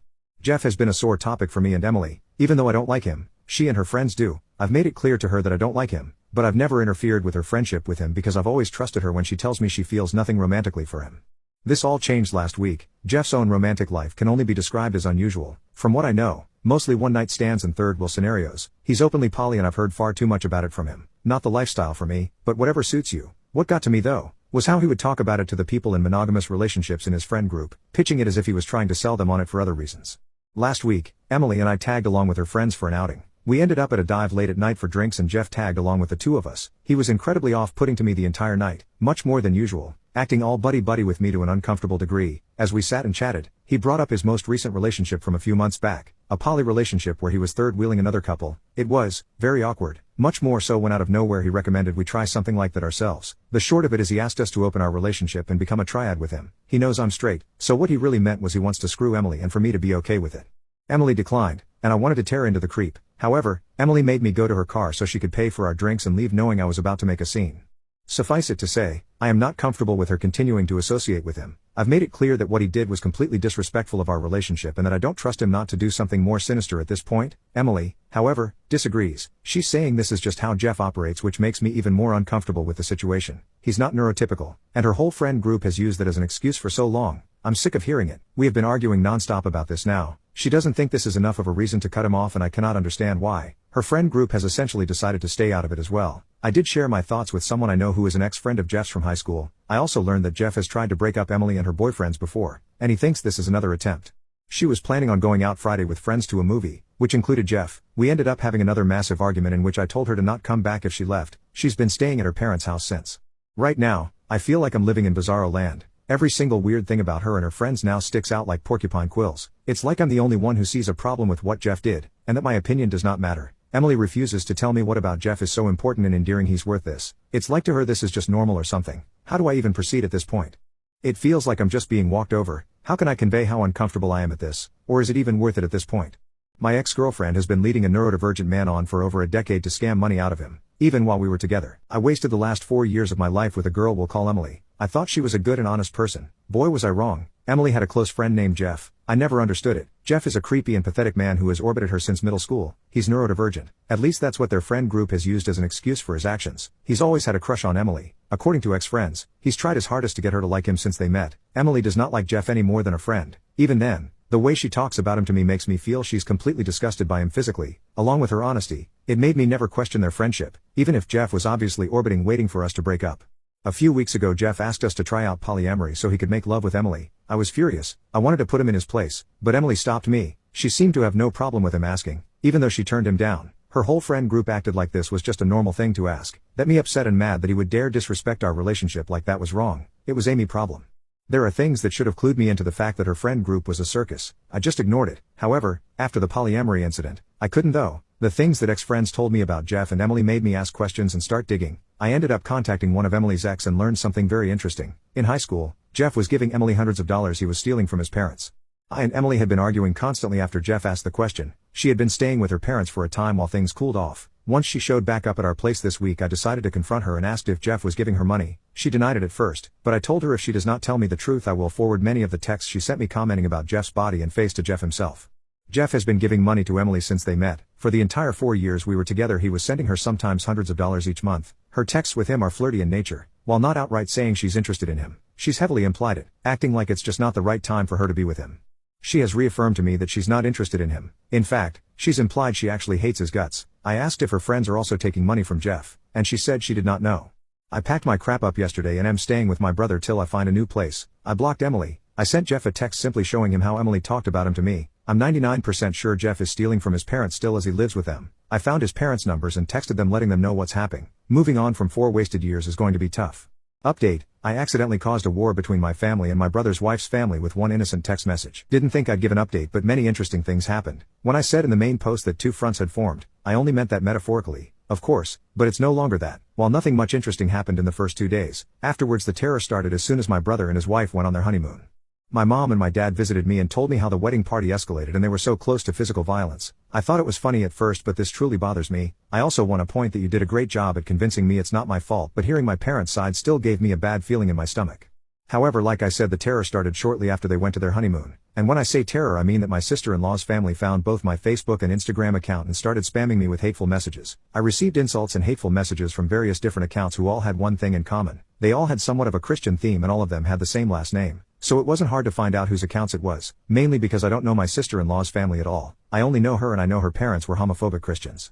But whatever, they not only started attacking me, they also found the account of my boyfriend through my account because we're linked as a couple and started to send him the same messages. The messages contained on one side typical bigot stuff like, "You're burning in hell for your sins." One even called me and my boyfriend two devils in disguise. The other side were just blatant insults. You get the idea. I called my parents and told them what they are doing. Then I sent a text message to my brother with screenshots of the messages his wife's family sent me, to which he replied that I shouldn't disturb him with that during his honeymoon as I already destroyed his wedding party. I couldn't believe it. He was just like them. He did send me an apology after my mom told me she called him. But none of this is the main reason I'm giving you this update this early. Because I got a call this morning from an unknown number. I hesitated because I thought it was one of them. And I was right, but it was none of the people who insulted me. I heard a woman voice who introduced herself as the half-sister of my brother's wife. She said it didn't go unnoticed what her family was doing and she wanted to apologize for them. I told her I'm not going to tell anyone in her family about this and that I don't blame her for her family's actions. She thanked me and hung up. I don't know why, but I have this feeling she only did this to protect her family from being reported. My mother wrote to me earlier that she wants to report the insults and the harassment of these people and that she demands for my brother to divorce his wife or she will disinherit him from her will, because that's not how she raised him. A little radical in my opinion, but I understand where she's coming from. This entire thing escalated so much it's unbelievable. Thank you all for your support on my first post. My husband told me he hopes I pass away during surgery. I'm getting a gastric bypass in 2 weeks. I have had this plan for over a year when I got my insurance. It was a snap decision, but my weight has been an issue my whole life and my general practitioner has been pushing me to get the surgery after multiple failed attempts at trying to lose it myself and multiple health issues being made worse by my weight. A year ago I made the decision during my lunch break to get health insurance, and the fortnightly payments have pretty much kept me motivated in my journey to better myself because oh my gosh, it's so much money. My husband was so angry when I called and told him I signed up for the insurance. He told me it was a waste of my money and I didn't need to lose weight, but after a short argument he didn't bring it up again. Months went by and I forgot about it because I had a whole year to wait before I could do anything, but I was taking steps to better myself in other areas. I started dressing nicer. I went into a clothes store for the first time in a decade and spent $1,000 on a new wardrobe, which sounds like a lot, but I have hated myself for so long I only wore t-shirts and joggers. I went to the hairdresser for the first time in 6 years. I went to the dentist. I'm looking into maybe braces. I started my bachelor's of data science. Like when I say I have completely taken this as a chance to become a new person, I'm not joking. I want to come out of this being proud of who I am and not just the same me in a skinnier body. My husband is not supportive at all of any of this. Every step he has just told me I'm doing the wrong thing. I'm spending too much money. The clothes I wear don't look good. I'm not smart enough to do data science. I just ignored it because I thought maybe if I improved myself it would motivate him to do the same. He doesn't even need to get a better job or anything like that, but maybe he could cook more or do stuff around the house or take care of things I can't because I'm so busy. But he won't. Like, we are 25 and 26. We can do anything we want. Our life isn't over yet. We have only just started it. He doesn't have to spend the rest of his life doing nothing. The closer we got to my surgery date, the more he would send me videos of bariatric surgery patients telling their stories going wrong to scare me out of doing it. He would tell me statistics of me gaining weight back and that I'll probably still be big, so there is no point. After about a week of this I snapped and an argument ensued. I called him lazy and said that he's living off my money, so I don't know why he complains so much. And he told me he hopes I don't wake up from the surgery, and walked out. He won't answer me calls now, and I think in 2 weeks I'm going to come out of surgery without a stomach or a husband. I'm a trophy husband and I feel like I'm in a dream. I've been modeling for years and had moved into management when I met my wife Lily. I was managing the models for a high-end fashion show and we met backstage after the show. She was tall and was wearing a nice dress, so she stood out. I spoke to her and we liked each other. She was a nice but assertive and sophisticated person. We went on a few dates after that and she invited me to her home. I knew she was rich, but I was shocked when I saw her home. It was a massive mansion. I understood the scale of her wealth after that. Lily worked at her parents' business and it was their house. We kept seeing each other for a few more months. Lily told me that she married a guy she liked in college, but he started gambling and sleeping around, so she divorced him. They had a prenup, so it was hassle-free. She told me she stopped looking for partners after that. One day when we were at her home, she told me she was getting old and that she wanted a husband she could show off at events. She asked me if I wanted to be that person. I was caught off guard. She told me that I would get access to a lot of money and I could do whatever I wanted as long as it didn't affect their reputation, and I had to keep my bod looking good. I also had to sign a prenup. I asked her for some time. I grew up in a middle-class home and never had any money problems in my life. I had a good job, but the prospect of having a lot of money without doing anything was too good. Lily was a nice person and I liked her well enough, so the prospect of spending my life with her didn't seem bad. I accepted her proposal and stuff moved quickly after that. Her parents liked me and we were married in a couple of months. This was 4 years ago. I moved into her mansion and bought everything I ever wanted. But spending money got boring after a few months. I got bored doing nothing all day, so I took over cooking. I learnt different cuisines from our chef and occupied most of my days with that. Lily and I became great friends. She used to tell me about her day and I learned about the business from her. She'd take me to her events and parties and they were fun. COVID hit and Lily started spending a lot of time at home with me. We slowly fell in love. It's always funny to me that we fell in love after we got married. We are almost inseparable now. I spend most of my day cooking exotic stuff for her and she keeps buying expensive gifts for me and keeps taking us on vacations. We learnt that she's pregnant recently. I never thought I'd ever even see or experience even a quarter of the things I did in the last few years and I keep feeling weird about it, like my life is some dream. Today I messed up by selling the Switch my grandpa bought me so I could do something thoughtful for my girlfriend. My grandpa surprised me with a brand new Switch last year. This was 2 weeks before he died. The mischievous smile that he had when showing it to me will be forever ingrained in my heart. My grandpa took me in when he noticed how neglectful and abusive my mom was. He just came, packed my bags and sternly told my mom that he is taking me with and my mom didn't argue. It was the happiest day of my life. He didn't have much but he showered me with so much love. He meant the world to me, so that Switch had high sentimental value. It was also my very first Switch. Anyway, I started dating my girlfriend earlier this year. She is my first serious girlfriend and it's been amazing. We are high school seniors but I could definitely see myself marrying her. About a week ago, she wasn't herself and told me that her grandma was in the hospital and she couldn't go see her because she didn't have any money. It didn't look like her grandma was going to make it and she was afraid that she would pass away without saying goodbye. I spent a few days contemplating on how to help her. I didn't get the chance to say goodbye to my own grandpa because I was at school when he passed away, so I know that pain. I gave it a lot of thought, then decided that maybe I could sell my Switch. It would probably mean everything to my girlfriend. It wasn't an easy choice but I did it, then gave her the money. She told me that she had left and after that I couldn't reach her. I understood that she had a lot going on, so I waited for her to contact me. The following day I saw her friends' Instagram stories. They were at a music festival hanging out with some random guys and my girlfriend was there. I didn't know how to confront her, so I just blocked her on everything.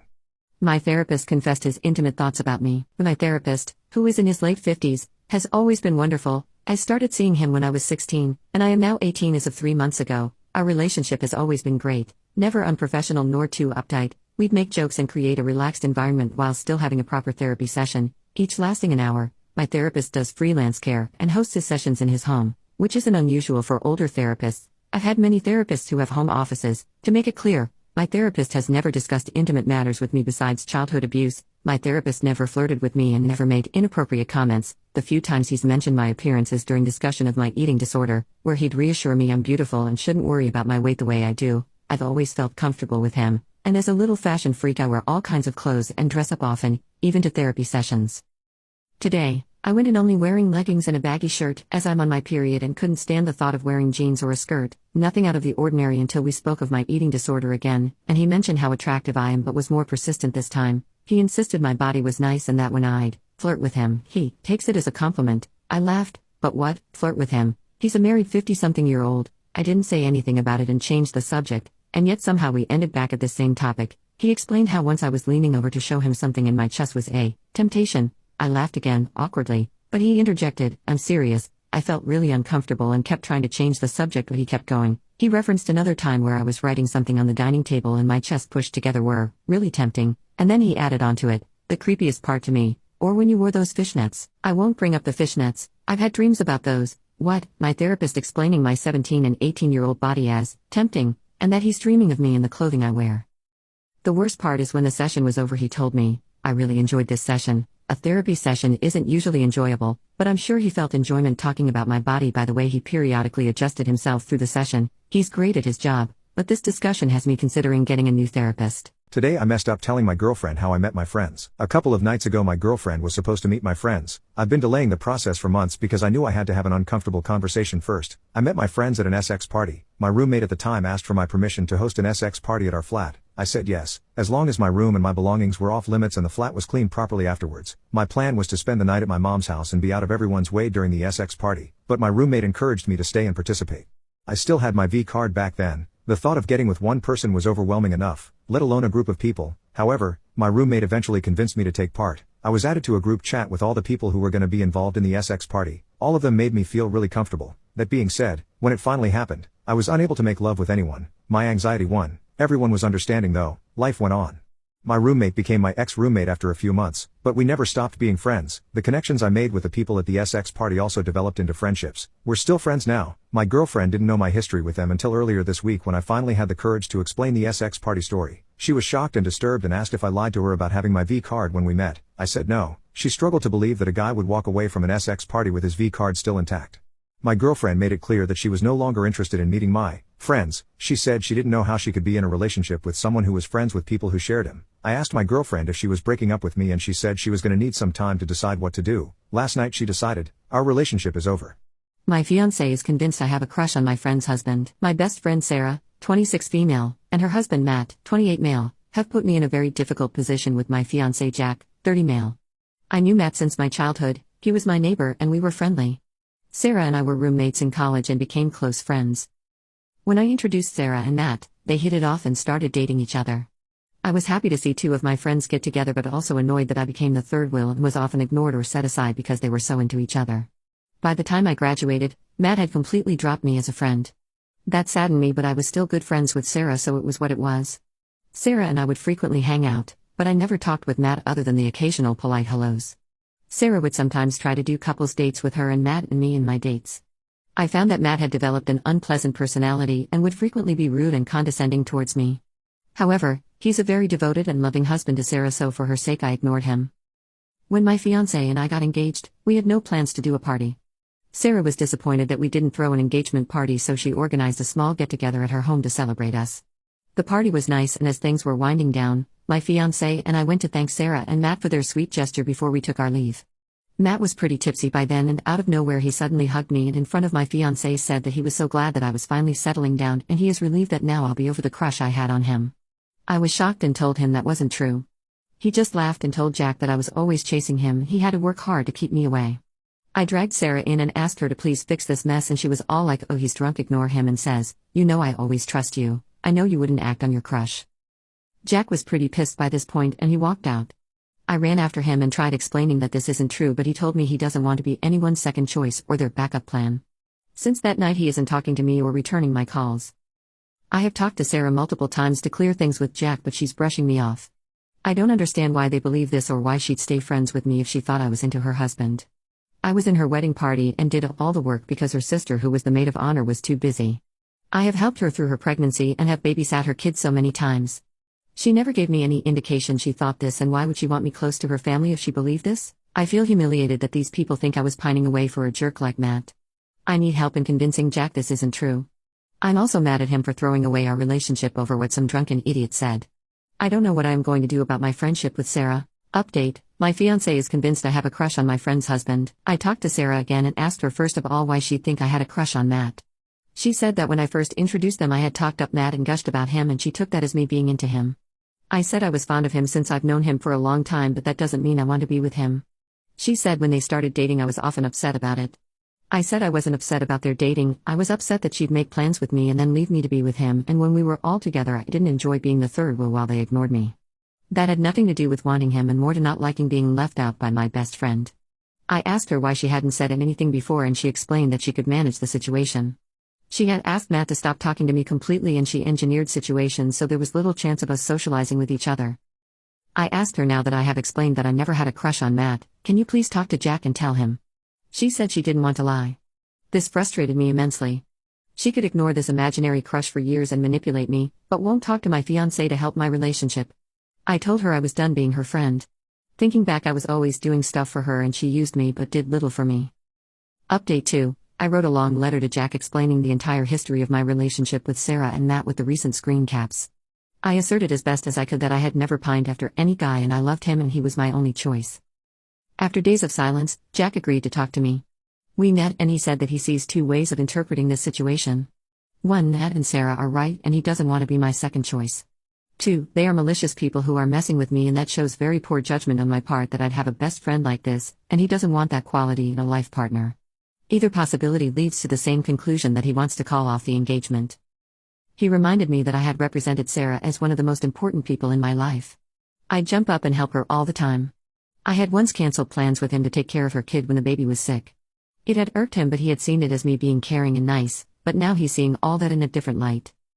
I cried and begged him not to end our engagement, but he wanted a break for a while. I thought over what he said for a few days and came to realize that he was right. I was a clingy friend and a doormat. I never even saw how much one-sided my friendship with Sarah was. I was a doormat with Jack too. I didn't want to get married or have kids this early but agreed to his timelines. I gave up an exciting job opportunity with more money because he didn't want me traveling for work. I love him but I need to fix myself and be stronger. I gave back his ring and ended things. I returned all the gifts he gave too. He was offended by that, but I didn't feel good about keeping the very expensive things he had given me. He makes a lot more than me and was very generous with what he gave me, but I can't keep that now. Sarah was quiet for a while but then started calling me. I ignored a lot of her calls but this morning I answered her call and told her about the breakup. I was looking for sympathy from my old friend. She was more interested in knowing if I was still going to watch her kid while she and Matt went on an overnight trip. She got pretty angry when I said no. I have blocked her now. I have lost my fiancé, my best friend and my relationship with my nephew whom I adored, all in one go. But still, I am thankful for the comments that showed this wasn't something I could fix and helped me rip off the band-aid and walk away from this mess. My wife cheated on me and now has so many demands and it feels so unfair. I, 30s male, and my wife, 30s female, got married recently. We were together for 6 years before marriage and engaged for 3, delayed the wedding twice because of COVID. Her mental health has always been a struggle, depression, ADHD, anxiety, but during the relationship it feels like it's slowly been getting worse, and COVID was really bad. She really struggled with not seeing people during the height of the pandemic, and anxiety from a family health scare. During this time she lost her job but got a new one quickly after that was remote, but therefore more irregular with hours. I've always tried my best to be supportive and she's said in the past that she felt I was the only person she's ever met who made her feel she could become who she wants to be. But I suppose that stopped being true at some point. A few months after our wedding, she got COVID and also had long COVID symptoms for a while. It was very difficult mentally and physically. I think she was mostly recovered after several months when she got COVID again and long COVID symptoms again. We knew better how to manage it so it improved slightly faster, but stress-wise, it all became too much. After she got COVID the second time, we started being much more careful with our masking. We only ate indoors for important occasions, and wore masks in bars. We sat outside in the winter at any place that still had outdoor seating. But after her second COVID recovery, she spiraled into a depression worse than I had seen before. She decided to take a leave from work. During the depressive episode and leave, I fed her, did all the household chores, and worked full-time. During her leave, she started improving. She attempted to do many things, like take classes, but the only thing that she really did consistently was yoga. Her sleep schedule was really inconsistent from the depression, so she would often struggle to go to sleep, resulting in being up late and then napping, and continuing to cycle with late sleep times. This meant that she would take later yoga classes, after dinner, and then have energy. She would say she's going to go to a bar with friends from the class or that she was going to draw at some bar after, or that she needed to think about therapy, etc. Usually she would say her intention was to be at the bar for an hour or two and then come home, but she would inevitably say just another 2 hours while I think about things and do that again, until bars closed, then she'd come home, sometimes drunk. During recovery from a depressive episode and long COVID, I thought this was an unhealthy coping mechanism and it made her sleep even worse. It meant she'd sleep through the day and not get vitamin D, and sleep quality is so crucial for mental health as well. I would say my thoughts on this, but she's always been defensive about feedback from me. I've journaled about this many times and talked to her about it, including asking her to talk to her therapist about it. But during our couples therapy sessions we never really got to issues I had with her communication. We only talked about methods I should use to ensure I don't trigger her from past trauma and how we can both de-escalate. Very valuable things, of course. But this time I suppose was too much. During her times out, guys would talk to her. Eventually one wore her down and she made out with him. She gave him her alternate email and they'd meet up to make out, eventually making love. She also met 2 other people who she told she wanted something purely physical with, but she says she never had physical intimacy with them. She would send dirty texts to them and left pleasure to their texts. I discovered this when I picked up her phone to charge it when she was napping. We have each other on Face ID and thumbprint, and when you start charging, the screen lights up and shows past notifications. I saw a weird text, so I opened her phone and looked at it. I didn't think it was suspicious when I clicked on it and had literally 0 suspicions until I realized what I was actually reading. I looked at it purely with curiosity because we were so open otherwise. I thought, I was distraught, but I also saw that this guy sent emails to her alternate email that she doesn't keep open by default. I sent myself the emails so she couldn't deny anything later. She woke up from her nap and we talked and cried. I was so broken and numb, but her remorse seemed so complete and she said that she was dying to be wanted and feel young and alive. She said she never wanted to be with anyone else. She said she's messed up, mentally, and she's so sorry she's destroyed our marriage too. I wanted to work on this, her mental health, and us, and I told her I wanted to be with her. The next day was hard, but we seemed to get through it somehow. Then she had a therapist appointment. We talked about it afterward. Her therapist seemed to tell her she's never done this before, so it isn't who she is. She was feeling trapped and wanted attention. The leave from work and freedom is working for her mental health, which is true. It was a violation of privacy the way I discovered it. And during this conversation, all these things she said very defensively and with an attitude of blaming me for her actions. I was not happy about the perceived lack of guilt. Over the next few days, she seemed to take responsibility and I had hope for our growth from this, but then she wanted to think about what to do about her job after an afternoon yoga class. This was 5 days after I found out. After, she delayed when she'd come home again, and again. I told her to take her time until she told me she'd be home by 2. I said she can't do the exact thing she did when she cheated this soon after cheating. How can she expect me to trust her? She had location sharing on her phone and I went to the bar she was at. I told her this again in person. She said she was staying until 2 and that's how it was. I left, and she did come home later. I don't think she cheated or anything. After couples therapy the day after, she had another therapist appointment a few hours later. After that, she's basically not been home. She has told me semi-loose plans, having dinner with a certain friend, but not more than that. She says she needs space. She'll come home late and sleep on the couch until I wake up, then go sleep in our bed until it's time to leave the house again. Based on our couples therapy session, I think she is going to demand changes from me so she doesn't feel trapped. I don't want her to feel trapped. I want her to be healthy and to have healthy coping mechanisms and to want to be with me. She still texts "I love you" to me, but she hasn't said she loves me in a week. I am so scared she wants to separate more completely, not only for my sake, but hers. She's had self-destruction ideation and I just want her to be okay. I think she has projected her parents' relationship onto me and will see anything I do as controlling or annoying at this point. I think her therapist has heard her talk about me this way as well and is encouraging separation. I don't think her therapist is wrong based on what she's heard, but I think it's possible my wife is being selective about what she tells the therapist. For example, she didn't tell the therapist she was cheating on me for the 2 months it was happening. I would guess that she also wasn't telling the therapist how often she was going out alone drinking. At our next couples therapy session, I think I'm going to be told she's moving out and if I don't want that, I'll be controlling her again. I don't know how it's come to this. When the couples therapist found out, she told me just because she feels trapped does not mean that you are trapping her, but I am scared that my wife, who definitely has felt I walk over her in conversations, is choosing now to put her foot in the sand. It feels like the most unfair time and decision, but I don't want to lose her and start my whole life over. I also don't want to acquiesce to this and have her think she is right to think I want to control her. That would result in a life of her resenting me in her mind. I know I'm not blameless. We got couples therapy before this happened for a reason. I am argumentative and she gets triggered by confrontation from past trauma. We have worked on it a lot and I am doing better. But I'm not perfect, but above all else I want her to be happy and healthy and I thought she knew that, so how can she think that I want to control her instead of thinking she's coping unhealthily?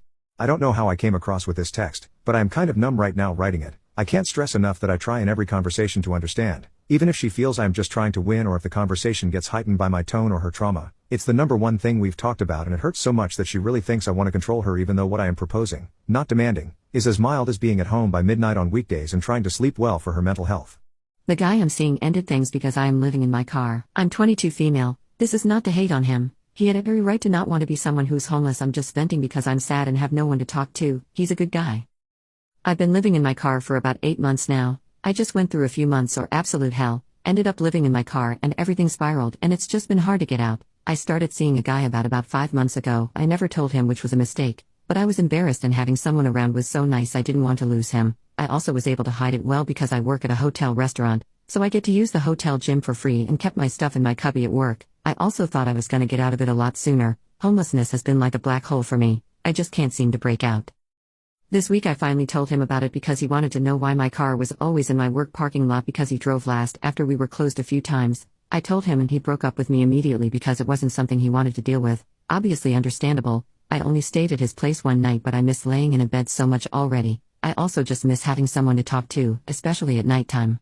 He was also my first kiss. I had quite the messed up childhood and teen years so I had never even been on a date when I met him. I guess everyone has to have their first breakup lol. On a side note, fingers crossed I get one of the rooms I applied for this week. My best friend of 10 years just confessed to me that she's in love with my fiancé. We met in college. I honestly think she's my soulmate. I only have brothers and for me, she was like the sister I never had. When sisterhood, the secrecy, she was my best friend in all senses, always supporting each other through good and bad. My family considered her one of our own. She always had a place in our home and she even spent weeks with them without me being here because my nephews think of her as an aunt.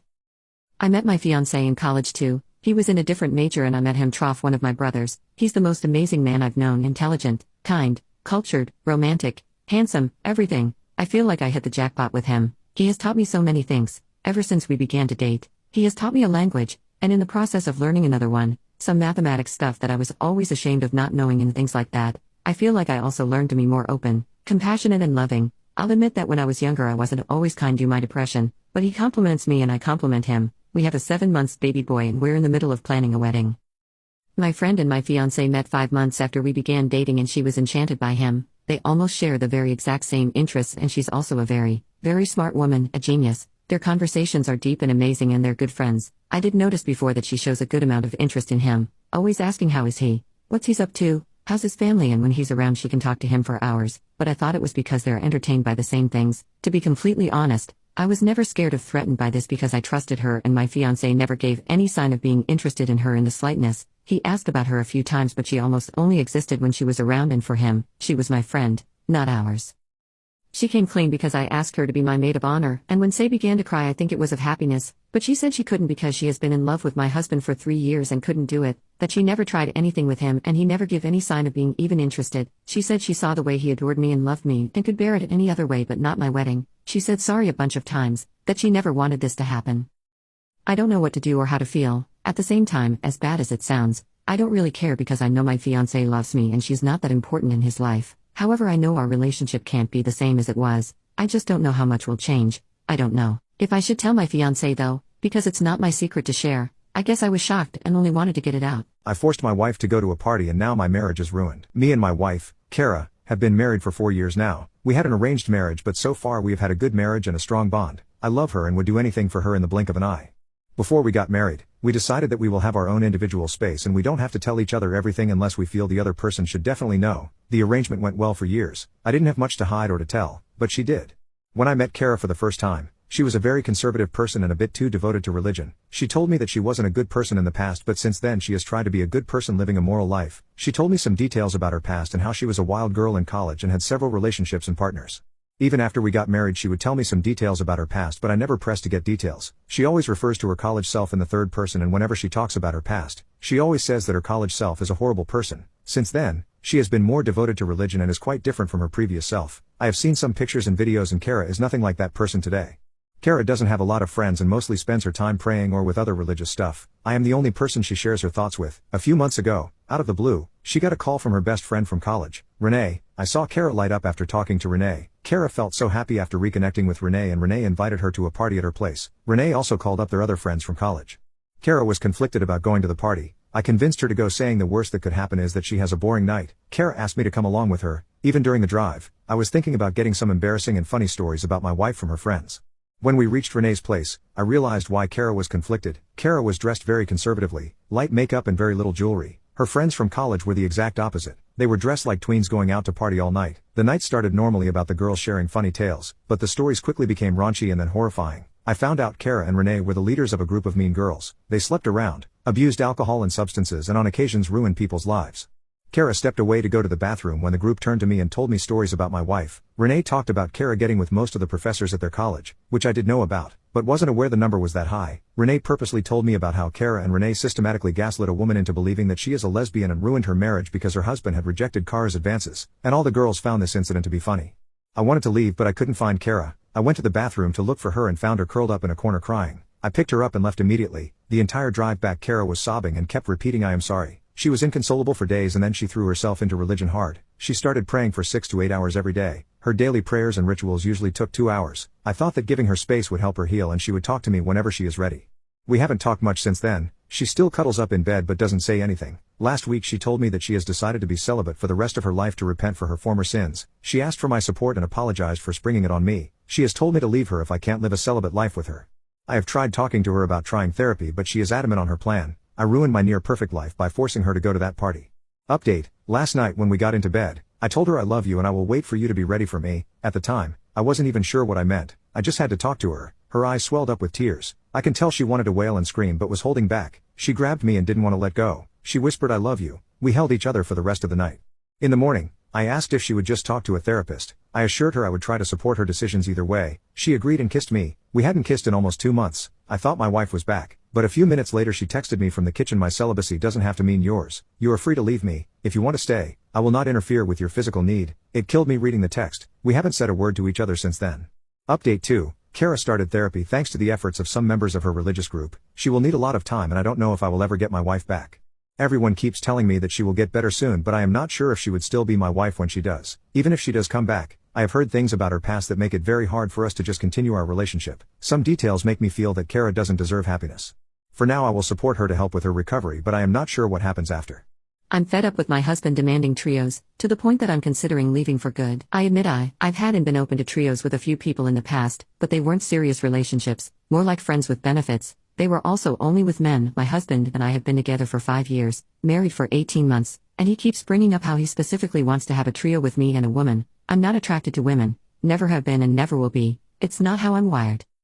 At first I told him that I'm just not interested in women and don't want our relationship to be like that, both in terms of trios generally and this kind of trio in particular, and he seemed to accept it. Later he told me it was unfair, that my other partners got the whole me, because I'd had trios with them but not him. I told him to shove it and he backed off.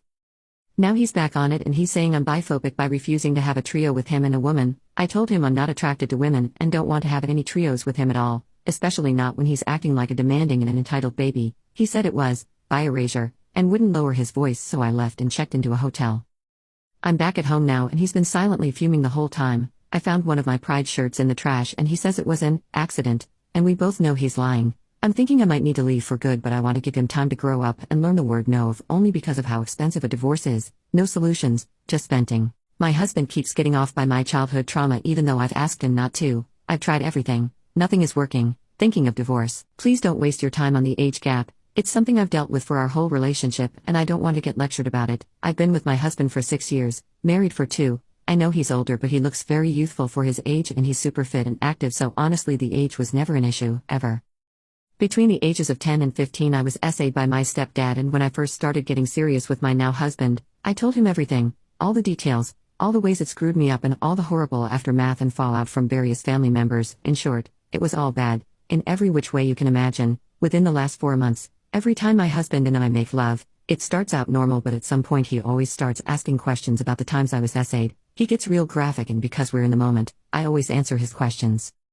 I'm not a prude by any means and I even have my own personal likings which he always enjoys, but lately it seems his only thing to get off to is hearing me talk about the most traumatic time in my life. The questions he asks are so gross and so personal and he's never asked these before. The concerning part is he seems to get excited about the details as I answer his question because he always finishes super fast once he starts asking these questions. I've sat him down several times and told him how it makes me feel less than, how it hurts me, how it makes me feel like trash, how it brings me back to a horrible time, and I've told him to stop. He always apologizes about it and says he won't do it anymore, but then we start making love and whether it's 10 minutes, 20 minutes or one of our longer sessions, he always ends up bringing it up near the end of our session, a few minutes before he finishes. I write this in my bed alone as I've asked him to sleep on the couch tonight because he just did it again after I repeatedly tell him not to. I don't know what my next move is. I'm tempted to leave but I don't work and would have to take him to court to get some type of support so I can live, and I know that stuff takes time. I still love him and he's a great husband in every other sense, but this whole thing is turning me off and slowly but surely making me fall out of love with him. If he really loved me, why would he continually hurt me like this? Also, is it possible he is a perv, liking that stuff? How is this new? I've known him for years and he's never mentioned this as being a turn on. Any advice would be appreciated. I have no family and friends here as I'm new to the city we live in and my family lives in a different country. Thank you. Update. My husband and I have decided to separate for the time being as I can't really get over just how weird and hurtful he's been over the past few months. He is currently letting me stay in the house until we figure out the next steps, and although he keeps apologizing, I've decided to leave him and start my life over.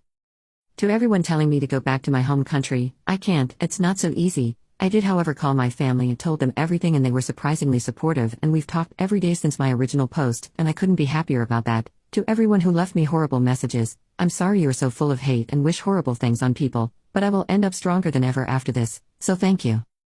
My husband has been nothing but supportive in my wanting to leave and start over, so all I can do is figure it out and take the advice of my family and my lawyer. Yes, I've been in contact with a lawyer but haven't hired her yet as I'm waiting to get the money from my husband who has volunteered to pay for it. Thanks again. Hope this update was sufficient for everyone. I found my exposed pictures on my brother's PC. About 2 months ago now my brother passed away. It has devastated my family and we have been slowly putting ourselves back together. My mom has finally got to the point where she is comfortable going through his belongings that got sent to us from his flat, and she gave me his PC among other bits to take a look at and see if I could do anything with it.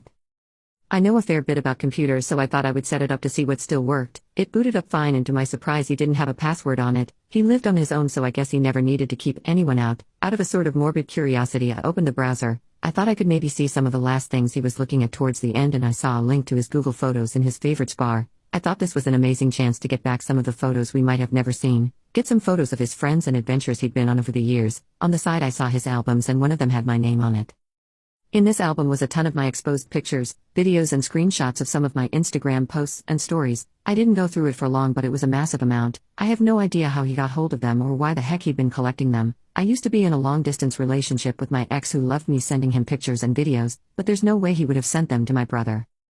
Now I don't know what to do, which is why I'm posting it here, I guess. I can't tell anyone. I now feel so different about him and I don't understand why he would have done this. Was he attracted to me? Did he get off to these? Or was it just some sort of compulsion he had? I'm a mix of disgusted and devastated and I just don't know how to move on from it. I keep feeling a need to go back and look how far back this collection goes, but I know I shouldn't. My girlfriend's family is acting strange following my sudden inheritance. Feel like my life is shattering. Where do I even begin? I'm so lost right now I don't even know how to put things into words or find a good starting point. I guess it goes with how 2 months ago, my life was exactly where I wanted it to be. I've been with the girl of my dreams, 27 female, for the last 3.5 years. We have a house, animals, both of our families get along beautifully and honestly. The last 3 years with her and my family and her family around the holidays have been some of the most warm, fuzzy, memories I've had in my entire life and, believe me, I've been thinking about those times a lot lately.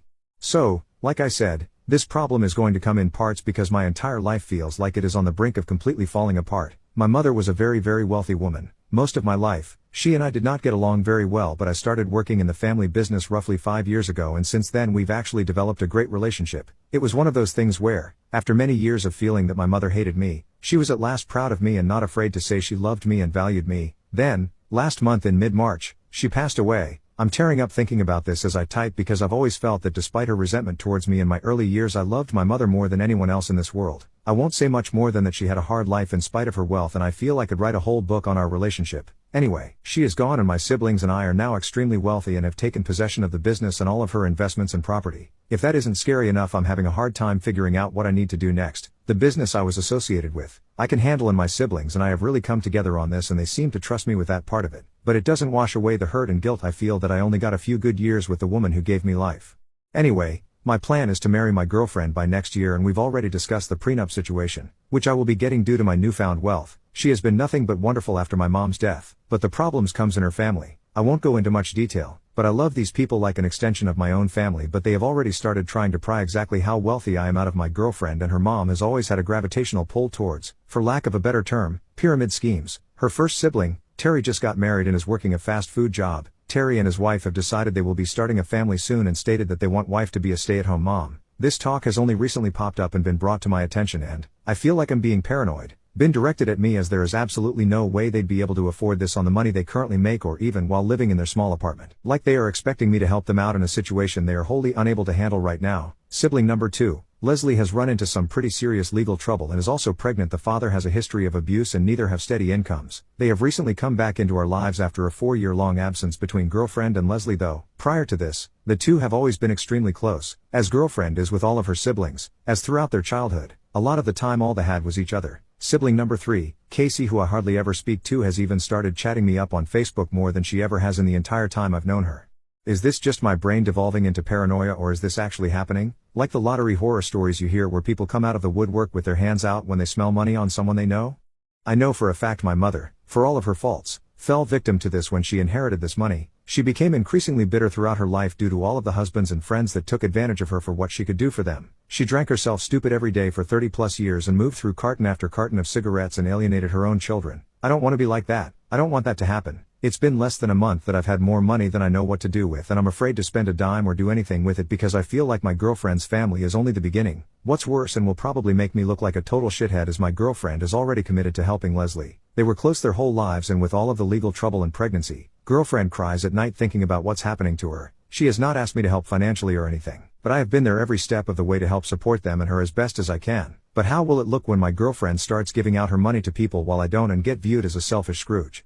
All of this is too much. The last 3 years were just so wonderful. So many magic trips to the beach, wonderful holidays, surrounded by not one but 2 families full of great people that accepted and loved me, and now it seems like, because I lost my mother and am getting a windfall because of it, everything is changing. I don't get to be happy with family anymore and my whole life is crashing because of this. I know this is so far beyond a first world problem. Poor baby is now a multimillionaire and is a little sad he can't have a happy Christmas, wah wah, but I feel so broken. I miss my mom. I don't sleep at all. I hardly eat, and despite knowing full well the path my mother went down, I've been drinking a bit and smoking weed more than I ever had on a daily basis. In fact, my siblings seem to be coping just fine, and now I feel like everyone is out to get me. Even my girlfriend is getting a little tired of hearing me voice my concerns over girlfriend's siblings 1 to 3 and her mom's sudden extra interest in me, which is understandable. They are all very close and take up for one another. Now, I'm even doubting myself and thinking it's all in my head. Maybe too many times my mother drunkenly telling me about all the times she trusted people and was let down. I'm just so lost. Update: First, I just want to say wow, this whole thing blew and has made me feel much better about the whole situation. Thank you everyone for your understanding, condolences, and advice. I read the lottery winning thread many of you linked to, and while I'm not currently $300 million richer, I will look into a smaller scale version of all of the things you offered up. I'm not sure if it's worth writing a whole update, but last night, I called my sister and drove an hour to her house and stayed the night with her, her husband, and my nieces and nephew. Over some beer she and I started talking about the whole situation. Oddly, it's the first time we've really talked about anything alone without attorneys or my other siblings around since my mother died. Side note, she passed away on March 8th, and I know there was at least one comment that said this seemed like everything was moving too fast. Anyway, it turns out she isn't as together about everything as I thought she was. I showed her the thread and all of the replies, and both she and I agreed to talk to a financial advisor and look into getting attorneys to help us with this. She had been primarily working with my mom's attorney up until now. I'm going to look into setting up a trust as well. Nothing too crazy, but enough that I can give small gifts to these people and have a cap on it, so to speak, for whenever it does come up. I talked to my girlfriend on the phone this morning and kind of laid it all out, and she was in total agreement. She said she was surprised Casey has suddenly started talking to me and that it was very suspicious. She also said that Terry's wife brought up the kids again and was showing her houses they wanted to get that were way out of their price range, and my girlfriend kind of played dumb and just kept asking questions about how they plan to afford all that, so I know she and I are, for now at least, on the same page.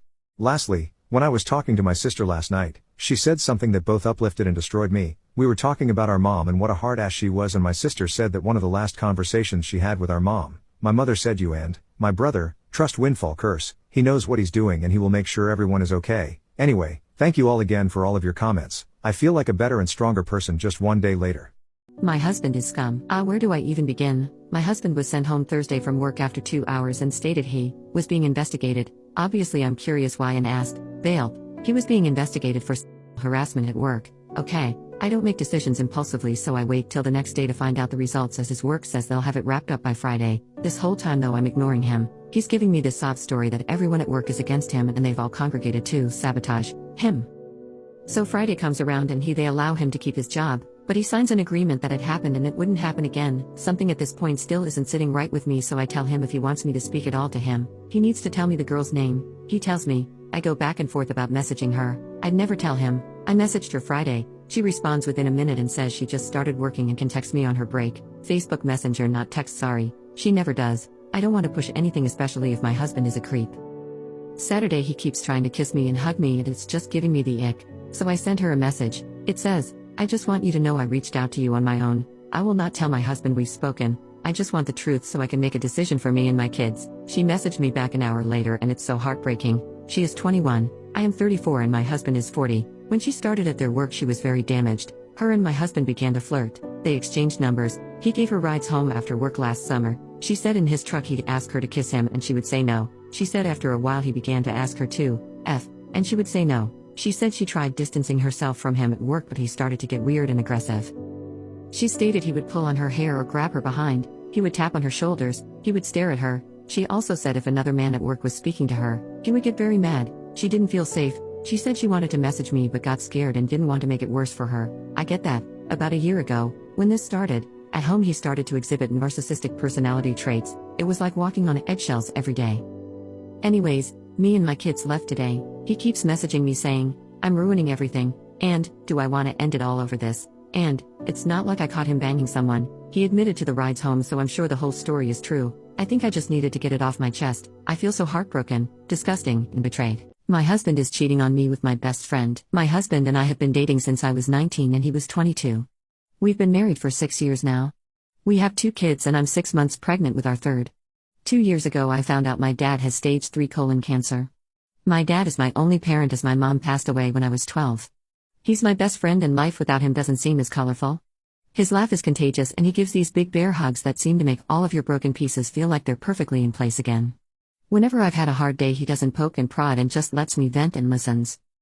About 5 months ago we discovered the treatments aren't working for him, and in direct quote of the doctor he said months not years. Since then he's gotten progressively worse and now is losing memory. He looked at the dog he got for me on my 21st birthday and said, "Wow, that's a nice dog. Where'd you get it?" My husband has been my absolute rock. He has been there for me, holding my hand and helping me through this. He's been so loving and attentive to both my kids and I. Don't get me wrong, I am a mother first always. I don't allow myself to wallow.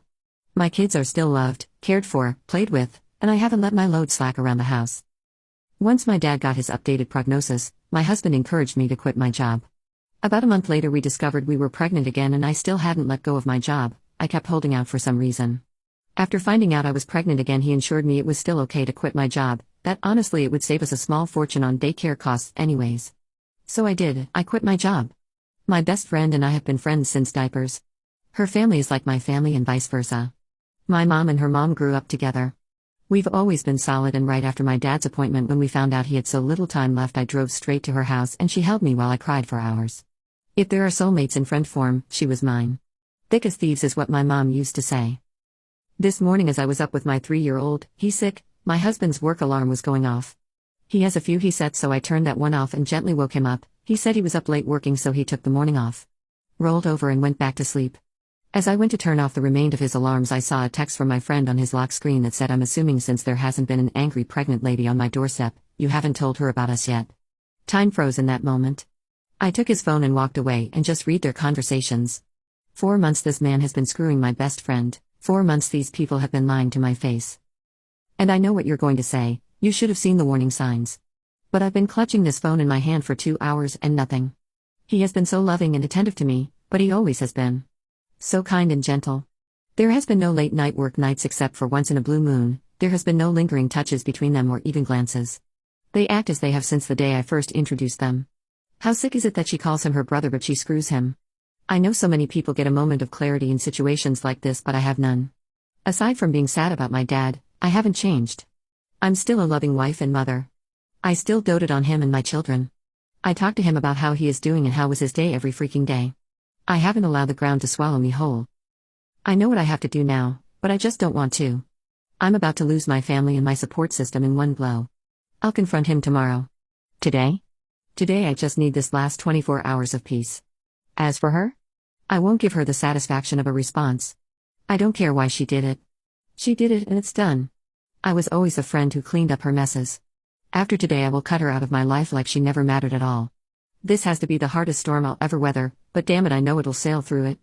If not for me, for my children. Boyfriend hates the surprise trip I gifted him for his birthday. He gifted me a surprise trip to Portugal for my birthday, and we talked about how fun it would be if we started this tradition of having surprise trips in our birthdays. I honestly was so happy about it and started investigating destinations for his birthday. I decided to take him to Edinburgh, as we talked a few times in the past that it would be fun to go there someday together. I bought a bunch of cute gifts and prepared everything for a 4-day vacation there. When he realized at the airport we were going there, I knew he was really unhappy. He has been trying to enjoy it, but honestly I feel a lot of tension since we got here. It has gotten to a point of him getting smashed at a bar. We were both there having a blast, and peeing on the floor of our Airbnb. I am heartbroken. He's so depressed being here he has to get that wasted to have fun or relax. He's mortified and has apologized a lot. He's English and talks quite a bit about how he hated living in the UK, but honestly after talking about Edinburgh with him I thought this city was something he would really enjoy. I planned everything and saved on Google Maps a bunch of nice bars and places to visit. He says he hates UK and that he wanted to take me here when we were visiting his family, as it's a cool city, and not for his birthday, that he hated it here because his abusive father was from here and spent a lot of time with him and his grandparents in the city. I honestly thought he liked this city and I had a bunch of other options but decided to bring him here as we talked about it and he seemed happy talking about Edinburgh. I am now alone in the city trying to enjoy a good time while I try to book earlier returning flights. He's resting in the apartment and says he'll meet me later. I am very sad as I was so excited to be here with him. He's saying we will have fun together anyways and that he's very grateful for the surprise but that I should have known he hates it here. I just know his heart is not on this, and while I would like him to try and enjoy and put everything into perspective, I also feel angry. I am trying to be understanding and not judge his emotions, but honestly it feels like it's already ruined. I am trying to be positive but I don't want to be here anymore. I will never take him into a surprise vacation again, too much risk. He says he's happy with everything but England and appreciates the effort. Now I am here in the sun enjoying the pier views while reflecting how to act and talk to him about how I feel without making him feel worse in his birthday. I messed up and feel terrible. He deserves a good birthday. He always goes the extra mile for me. Thank you for reading. I really needed to clear my thoughts. My brother dug up my dead pet and I'm disgusted. I recently had a week-long break away just to have some relaxation time after a stressful few months. My brother, 40, volunteered to keep an eye on my place as he lives close by, so I agreed. Although we were close as kids, his behavior as an adult caused us to drift apart. He was a total layabout for years until he accidentally knocked up his much younger now ex-girlfriend. He has a decent job now but lives in an absolute tip and spends his free time high out of his mind, even when looking after his son, 4.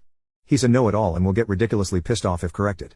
Anyway, for 5 years I had a very much loved pet chicken. She unfortunately fell ill about 3 months ago and I had her put to sleep and brought her home to bury near her favorite bush in my garden. I made sure that she was buried deep enough in a box and wrapped in a cloth, and even put chilies and garlic in with her, as it apparently deters other animals from digging up the remains.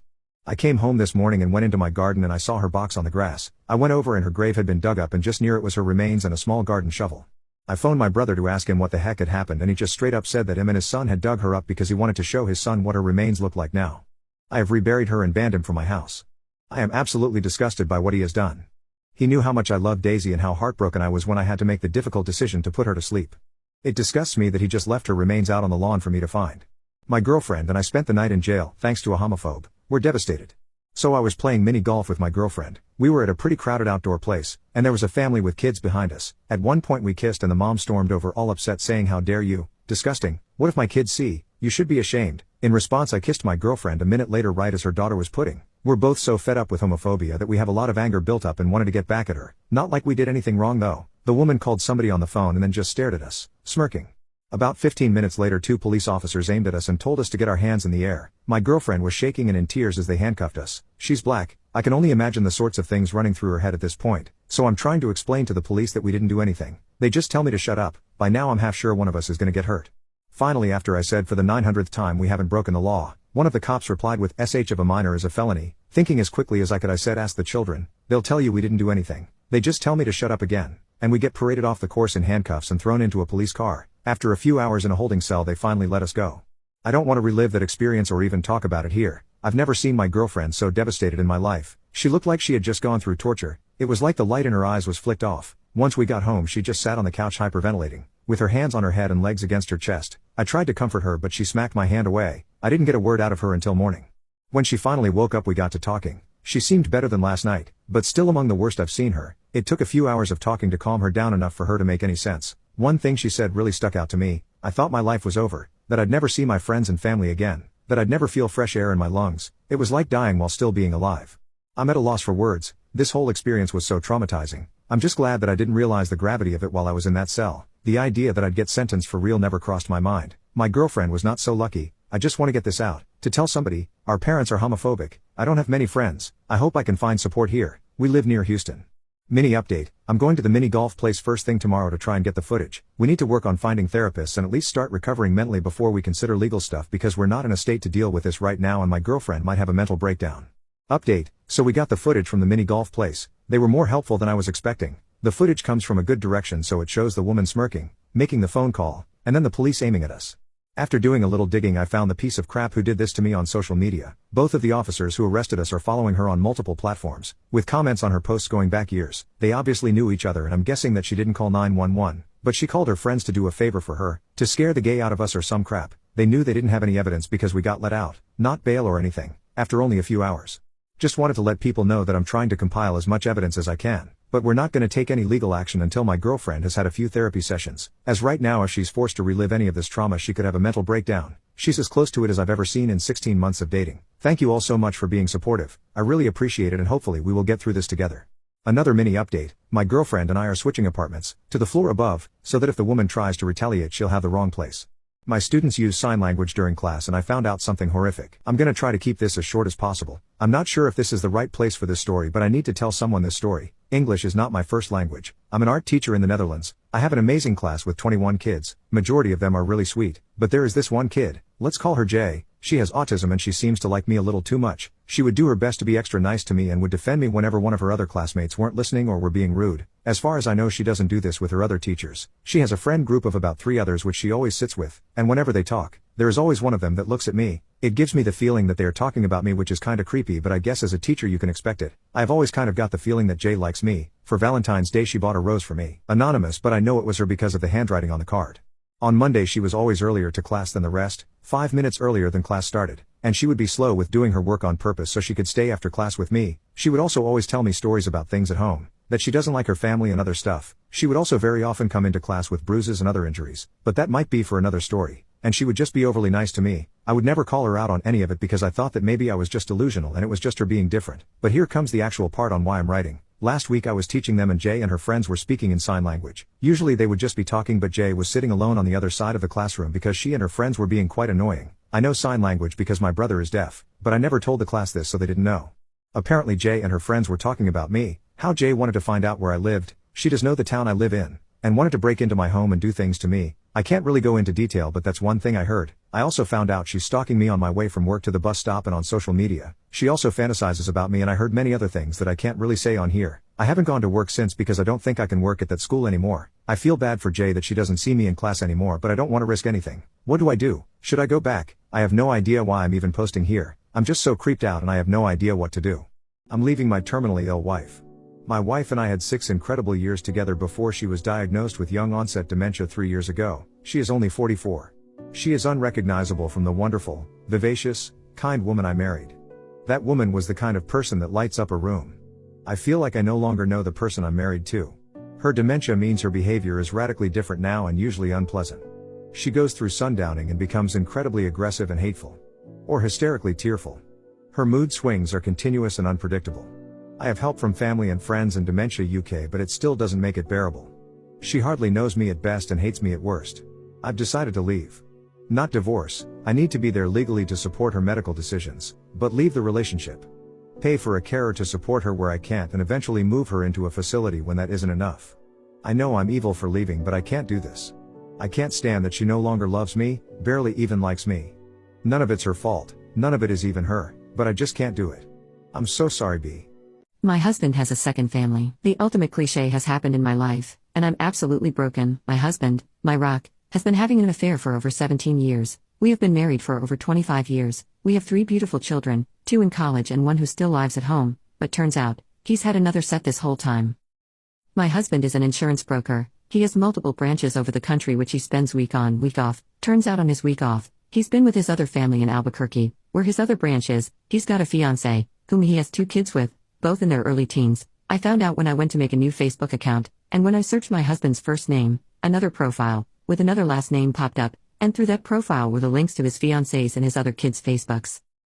My husband is currently with said family, and I know it's him because his most recent post is a photo of him and that other family eating dinner. Among those photos were photos of him kissing the girl, and him being fatherly with kids who look nearly identical to my husband. I am absolutely broken. Almost every part of me wants to scream in his face and reprimand him for ruining my life, but another part of me wants to pretend to be ignorant and let it be, because our life is peaceful. He's good with our kids. He's the main source of financial income. He's loving, but he's also all those things to another family. Not only would I be tearing a gaping hole into my family, I'd be opening up a vortex for them too. My heart is in shambles. I've never cried so much in my life. My youngest son is currently on a graduation trip with friends, and I'm alone till my lying, cheating, bastard husband comes home. My life is absolutely wrecked. It's literally a movie plot. I'm hoping he'll just come home and it'll be a big misunderstanding why he's kissing a woman with a ring on her finger. I don't know what to do anymore. I'm tempted to pack a bag and just leave. I can't be in the home where we've raised our kids, where we've spent every Christmas for the last 26 years and where I've been alone on New Year's taking care of our babies, while he works his butt off. I just can't. I want to leave a note for him to come home to, hurt him like he's hurt me, but I don't think that's possible. I don't know how I'll ever face him again. Update 1, this is a follow-up. Firstly, thank you so much for the advice. I'm not in any means good with legal things, so all legal advice has been noted. I've rung an attorney. We are discussing the process. He's also told me to gather as much evidence as I could, such as photos of the Facebook pages, text messages, and recent flight information. All has been put into a folder and I'll present it to a judge or jury when we go into some sort of divorce proceeding. Again, not fully clear with specifics, but it's a good sign. I've also been in contact with the other woman. I've told her, explained the situation, and she was equally as distraught. From what I'm aware, she's financially independent from him and they don't share property, so it seems very clean-cut on her behalf. My husband is aware of the fact I know, and is currently staying in a hotel, but he is unaware the other woman knows. I confronted him when he walked through the door. He started to cry and plead, and it was honestly kind of pathetic. I mean, I was crying too, but I've chosen to think of him as a pathetic coward for doing this, because he is. But anyways, I have my name on the property, we both do, so it's not like I can just kick him out, but he's chosen to stay away for my sake. All I am thinking is if he chose to stay away for my sake, maybe being faithful for my sake should have been considered too. Despite this, he's staying away. He's in a hotel downtown where he calls every few hours to check up. I'm no longer sad. Well, I am, but I'm way more furious than sad currently. My kids still have no idea, and my youngest thinks my husband is just working more in Albuquerque because of a business problem. I'm still confused at how to tell them they have 2 half-siblings, and 2 parents, one with an extra backup parent. I'm just feeling very, very unappreciated and unwanted lately, but your kind words have been so helpful. Thank you guys so much, much love. Update 6 months later. I won't be going into details about the divorce because it is still ongoing, but do rest assured it is happening. A few people seemed worried I was going to stay with him, and for a period of time I would have, but no, we are divorcing. On that note, I have completely cut contact with him. Our contact is through lawyers only. He officially moved out of the house, and my middle moved back in to help out over the break. My kids have, to my knowledge, cut most contact with him, but I haven't asked as it is not my place. Also, custody isn't a problem because my youngest turned 18 recently. We have also been in contact with the other family and we even spent Christmas together. Despite being a little awkward at first, me and his ex-fiancée are trying our hardest to bring the kids together harmoniously. And that'll be the last update. I'm logging off of Reddit now. I will continue living my life. I'll try to support my kids through theirs, but I'll forever be thankful for the support and love you all have shown. Yours truly and sincerely, OP. My ex is paralyzed now and I'm happy about it. I was with my last ex for 4 years. I loved him so much and I wanted to spend the rest of my life with him. I caught him texting other women. I should have ended it then, but I loved him so much I just ignored it. I buried the hurt and shame. The abuse cycle started, gradually withdrawing love until my bar got lower and lower. Then he started to become physical. I should have ended it then. I didn't want to admit that I allowed myself to be in a relationship like that. He ended up getting locked up for something unrelated to me. I should have ended it then. I thought if I proved how ride or die I was, he would finally appreciate me. When he came home, it all started again. He put a cigarette out on my arm, leaving me with what I assume was a third-degree burn. It never hurt and it healed, but the flesh under the scar isn't there. I got multiple concussions. One of my teeth was knocked back because of him and I needed to get a root canal. The physical was nothing compared to the emotional and psychological. If I wanted affection, he would stonewall me. If I wanted to be left alone, he would poke at me until I blew up. Then he'd blame me for leaving. I don't want to be around you when you want to fight. Everything I did or thought was wrong. My anxiety was through the roof. Eventually he forced me to take a loan out for a car. I wasn't in a position to say no. I knew he could afford the car note and I was still desperate to make him respect me. I didn't even realize how scared I was. I finally told him I was done when I found out he was getting with multiple other women. Something I knew deep down, but I didn't trust myself enough to believe until I had proof. He refused to leave my house. I didn't have enough money to force him out of my home that I own. I was so stuck. One weekend, he went out like he always did and he didn't come home that night. I wasn't surprised. I wasn't even concerned. I was used to not knowing where he was. Then his friend showed up at my house looking for him. He told me the police had tried to pull him over and he sped off. No one had heard from him since. I got a call later that he was unconscious in the hospital. He had a spinal injury from being thrown from the car at 150 miles per hour. The cops said before he passed out he was screaming that he couldn't feel his legs. I was by his side in the hospital because his mom wouldn't come unless someone paid her way. His co-workers eventually paid for her gas and hotel room. They came to visit and spoke so highly of him. They knew the man I fell for. The mask. It took me a while to process, but I realized this was my out. I started to get excited looking at him totally helpless. All the times he did hurtful things, or when I was squeezed so hard I couldn't breathe and now he couldn't even breathe on his own. That made me feel so secure. He couldn't hurt me anymore. Parts of me I thought had died were coming back to life. A lot happened during his recovery. A co-worker took him in. I told the co-worker to get his stuff from my house. I explained the hurtfulness to warn her, but I knew she wouldn't believe me and she didn't. He could only wear the mask for so long though. She eventually kicked him out. Now he's living with his mom. He is impotent. He's incontinent. And he's totally paralyzed from the belly button down. He will never make love with another woman. He will never be fully independent. For him that is a fate worse than death, and I couldn't be happier. Of course the car was totaled and he'll never pay for the car note. My insurance was unsympathetic to my situation, so I have about $8,000 left to pay. My best friend moved in with me and her rent covers the payment for now. Money is tight, but it feels so dang good to be free. Today I messed up by using Punnett squares to implode my family. So this happened just over a decade ago. I was a dorky 14-year-old high school kid who was really into sciences, and I honestly still am. At this point I was in biology, and the teacher just did a really fascinating unit on dominant and recessive alleles and how Punnett squares can be used to determine a lot of traits with information from your parents and grandparents. I was just fascinated with these squares, and I decided to do some homework and use one to determine what blood type I had, since I was young and at that point I didn't know. So I start doing my homework, and find that dad is recessive O, which means his parents are irrelevant since dominant genes can't skip generations. Mom is B, so I call up her very elderly parents to do some sleuthing. Grandma answers and confuses me, saying that she is A, Grandpa is O. That shouldn't be right, I thought, so I ask again and she reiterates that it's all correct and she's been to enough doctor's appointments that she knows. Then I ask the stupid question, but where did Mom's B type come from then? Grandpa's O wouldn't allow a recessive, and you're just A. She gets annoyed with me and says basically that I must not have understood the lessons from school as well as I thought. Bummed, but figuring she was right, I dropped it and didn't think much of it. Apparently Grandma did, because she started agitating for my mother to come visit her and my grandfather, and eventually Mom did over a long weekend. It was all nice and well. Mom apparently enjoyed getting visit with them. Then, about an hour before Mom was supposed to get in the car and start on home, Grandma came in and sat both of them down. She then proceeded to confess to having at least 4 long-running affairs over her 50-plus-year marriage, and that my mother was one of their children. Mom was absolutely devastated, as was my grandfather, they reiterated to each other that as far as they were concerned they loved each other as father-daughter, but they both kind of stopped talking to Grandma. For years, for my mother, she also became estranged from her siblings, who all apparently were quite certain that she wasn't my grandfather's biological child. Mom showed up back home, almost inconsolable, because decades of lies and deceptions. When she finally told my father and me, I immediately connected the dots on why Grandma has chosen now to bring it up. I felt awful, because at that point, I'm inclined to think this is one of those secrets that dear old Granny should have taken to her grave. Mom and Grandpa stayed close, and she and her mother eventually had some reconciliation, but they've not been as close as they once were. Mom also reconciled with her siblings, and forgave them. My grandparents themselves have stayed together. I never found out how the two of them handled it between them. I'm happy that I walked in on my husband making love with his partner. So about a year ago my husband, Matthew, 39, stated that he wanted us to open our marriage. His reasoning was that he was no longer intimately attracted to me and couldn't get off because I'm too loose. He didn't want us to get a divorce because he still loved me. He insisted that we continue being a happy couple that did not act intimate with one another. We would have our intimate needs met by someone who we would and could consider to be our other partner. I was initially hurt by this because when he explained his reasoning he didn't miss a beat when insulting me. I was no longer attractive to him because I aged. I'm currently 34. I agreed to the open marriage because I love him and didn't want to lose him. A brief set of the rules that we agreed on: once we find a partner, we have to introduce our partners to each other. My husband introduces his partner to me and vice versa. We can make love with other people, but in order for it to be considered okay, we'll have to tell each other about it. If in an intimate with someone, we must get tested regularly. We don't make love with our partner in our home. We can build emotional relationships with someone, but can't be taken as far as love. We show our partners the rules and explain our boundaries. We do not call our partners pet names. My husband and I must come home to each other every night, sleep in the same bed, wake up together, etc. Typical marriage just without lovemaking.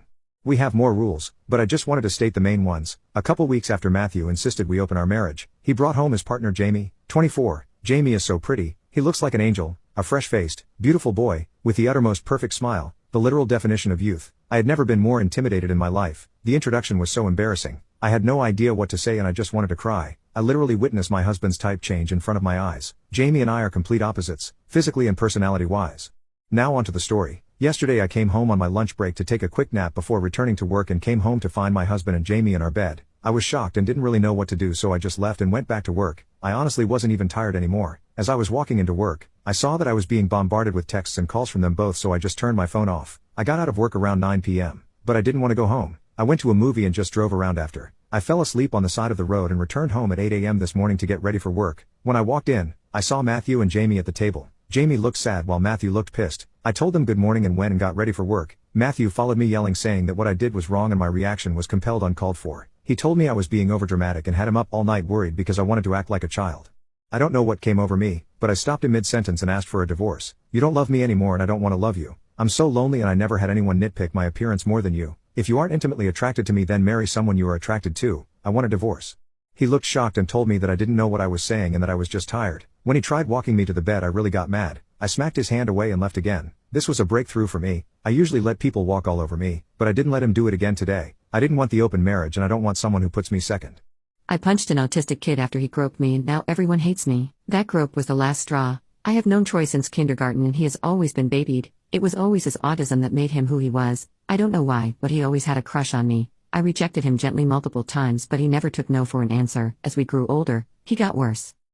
He started commenting on my chest, asking to touch them, asking to see them. His friends kept trying to convince me to show him because nobody would be nice enough to give him a chance, and in year 7, 6th grade, he started groping me. I told teachers, but they kept saying that his autism doesn't make him know any better. It was only me. He got jealous when I was in the presence of another guy. He would have meltdowns and I got into trouble because I knew how upset he would get. No, I didn't. It was like my only purpose was to be his. I wasn't allowed to be my own person. The groping continued. I kept telling him to stop. He didn't listen. I remember crying on the floor and teachers just kept saying that his autism makes him like this and that I am being a good person by taking care of him.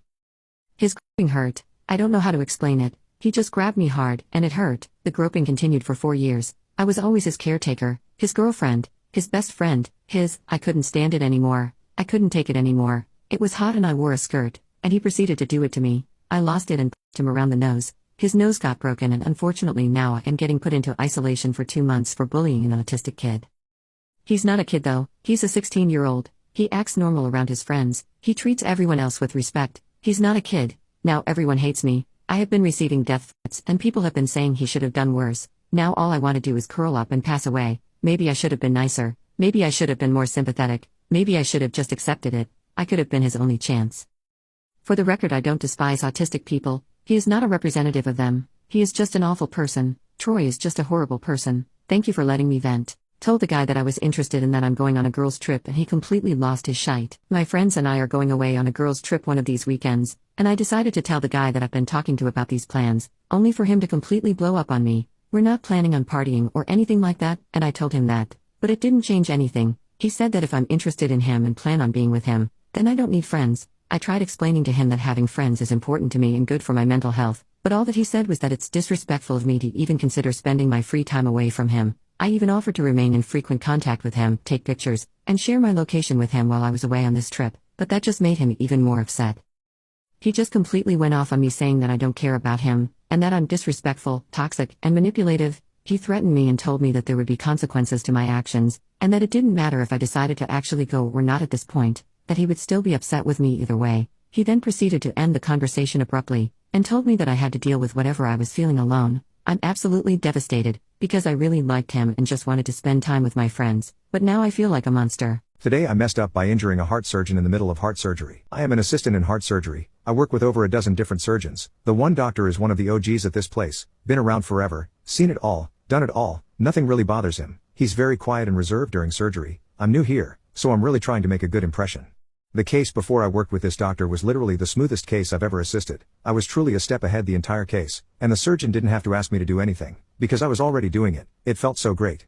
So, when I saw my assignment was to work with him, I was super pumped to get a chance to build on how great the previous case went.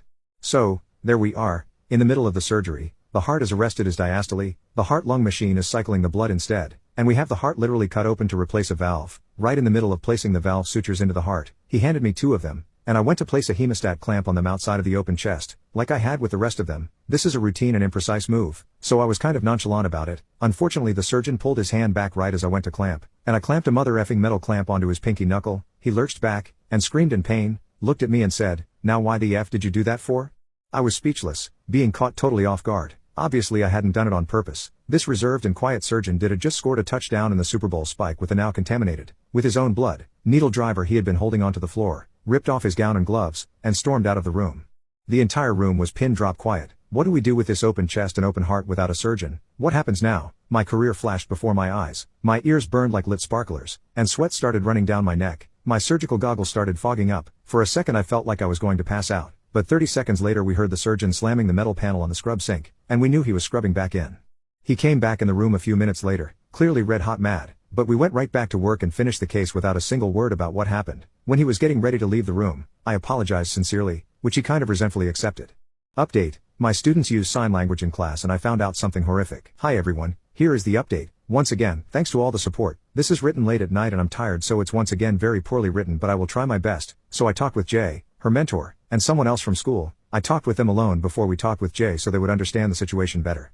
Jay's mentor was the one to talk the most because I wasn't sure what to say, but when Jay's mentor, let's just call her M, asked why Jay did all of this, Jay started crying and didn't want to talk anymore. M wanted me to leave because she believed Jay didn't want to talk because I was there, so I left. A little bit later I was called by M. She wanted me to come and talk about what happened and what Jay told her.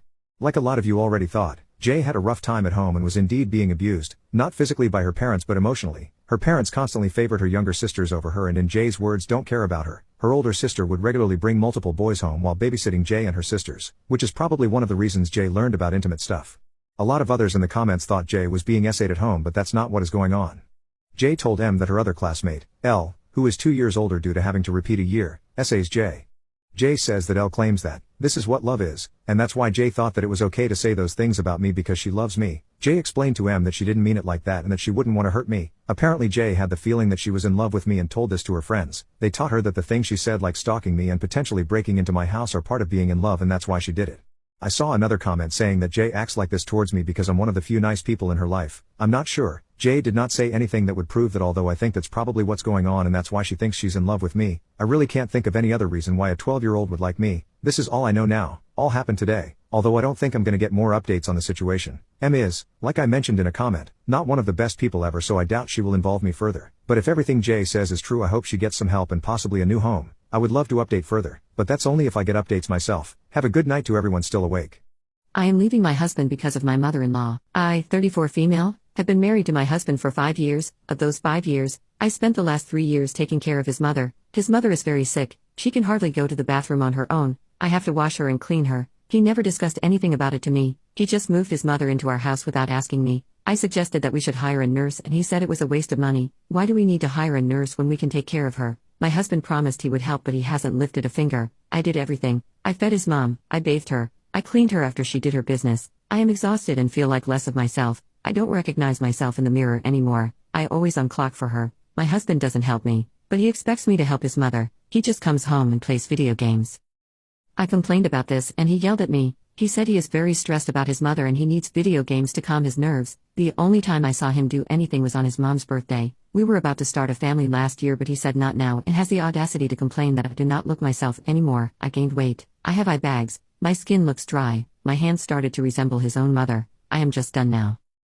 I sacrificed my job for him. I left my job and took a part-time job just to take care of his mom. I should have left when 4 years ago I asked him to lend me some money for my dad's operation and he gave me a bunch of excuses. He even criticized me if I spend too much time with my own sick dad. Today at work he is going to be served. I have been planning my escape for a few months. I'm staying with a close relative. I have enough money saved for me. I'm glad I didn't have kids with such an ungrateful man. Robert, I hope you enjoy cleaning your mom's shite-covered arse every day because I am done. Husband cheated with our marriage counselor, and I don't know what to do. So yeah, you read the title, my 49 female, husband, 50 male, and our relationship counselor, 38 female, a part of my life I considered sacred, has become a toxic blend of lies and deceit. The person who was supposed to help us get back on track ended up derailing us completely.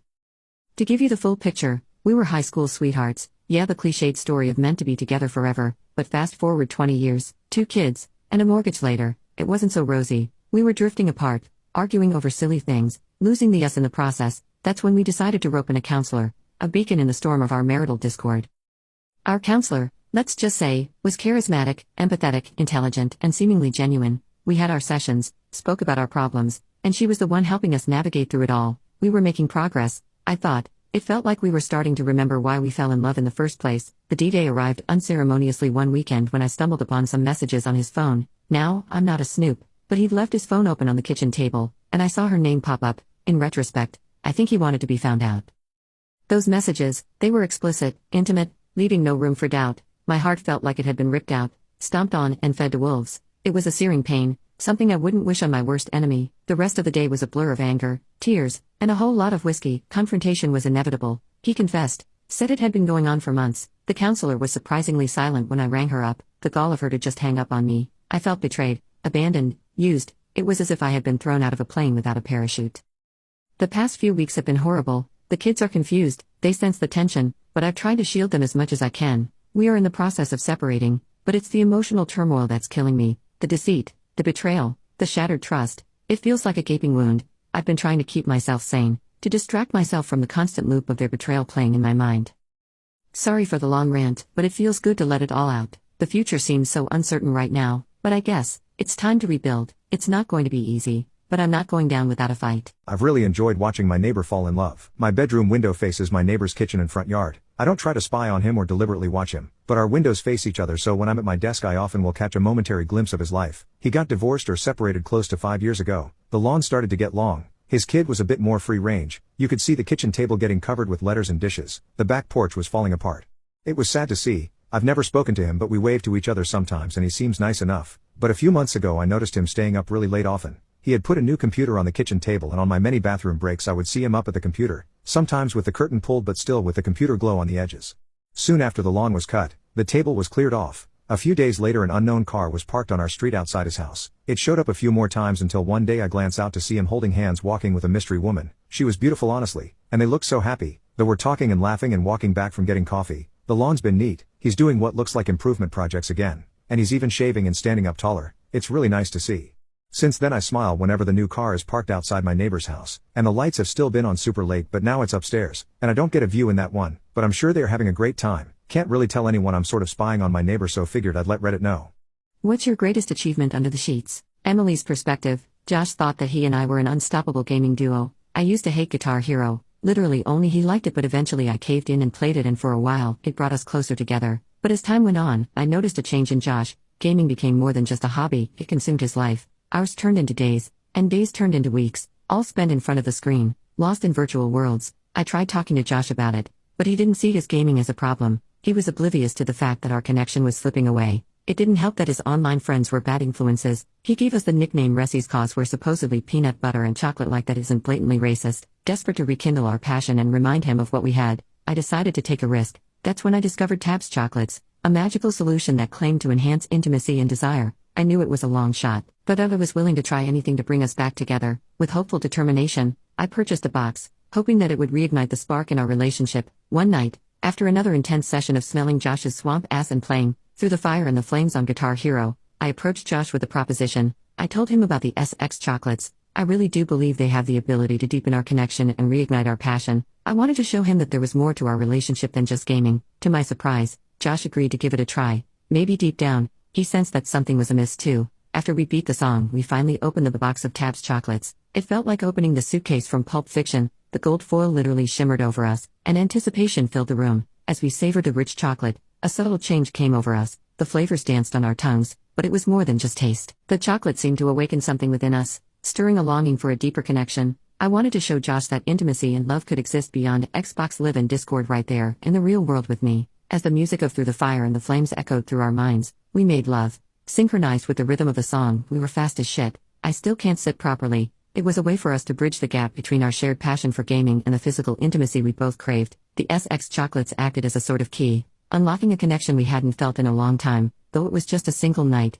it planted a seed of change within us. I thought it made Josh realize that our relationship needed attention and nurturing, but instead he bought more SX chocolate flavors and, honestly, I'm not mad. The intercourse goes hard. Mom is getting married and Dad is beside himself with pain. I, female 21, have never seen my dad, male 43, cry in my entire life. But last Saturday, I came home and found him scrolling my mom's, female 40, and my mom's friend's Instagram looking at pictures from my mom's engagement. She is getting married next summer with a big wedding. When he saw me, it was like now I caught him having emotions. He could finally break down and he started sobbing like a child, telling me how he has always loved my mom and that he's missed her since the day she left. He told me that he never stopped thinking about her since they separated 6 years ago.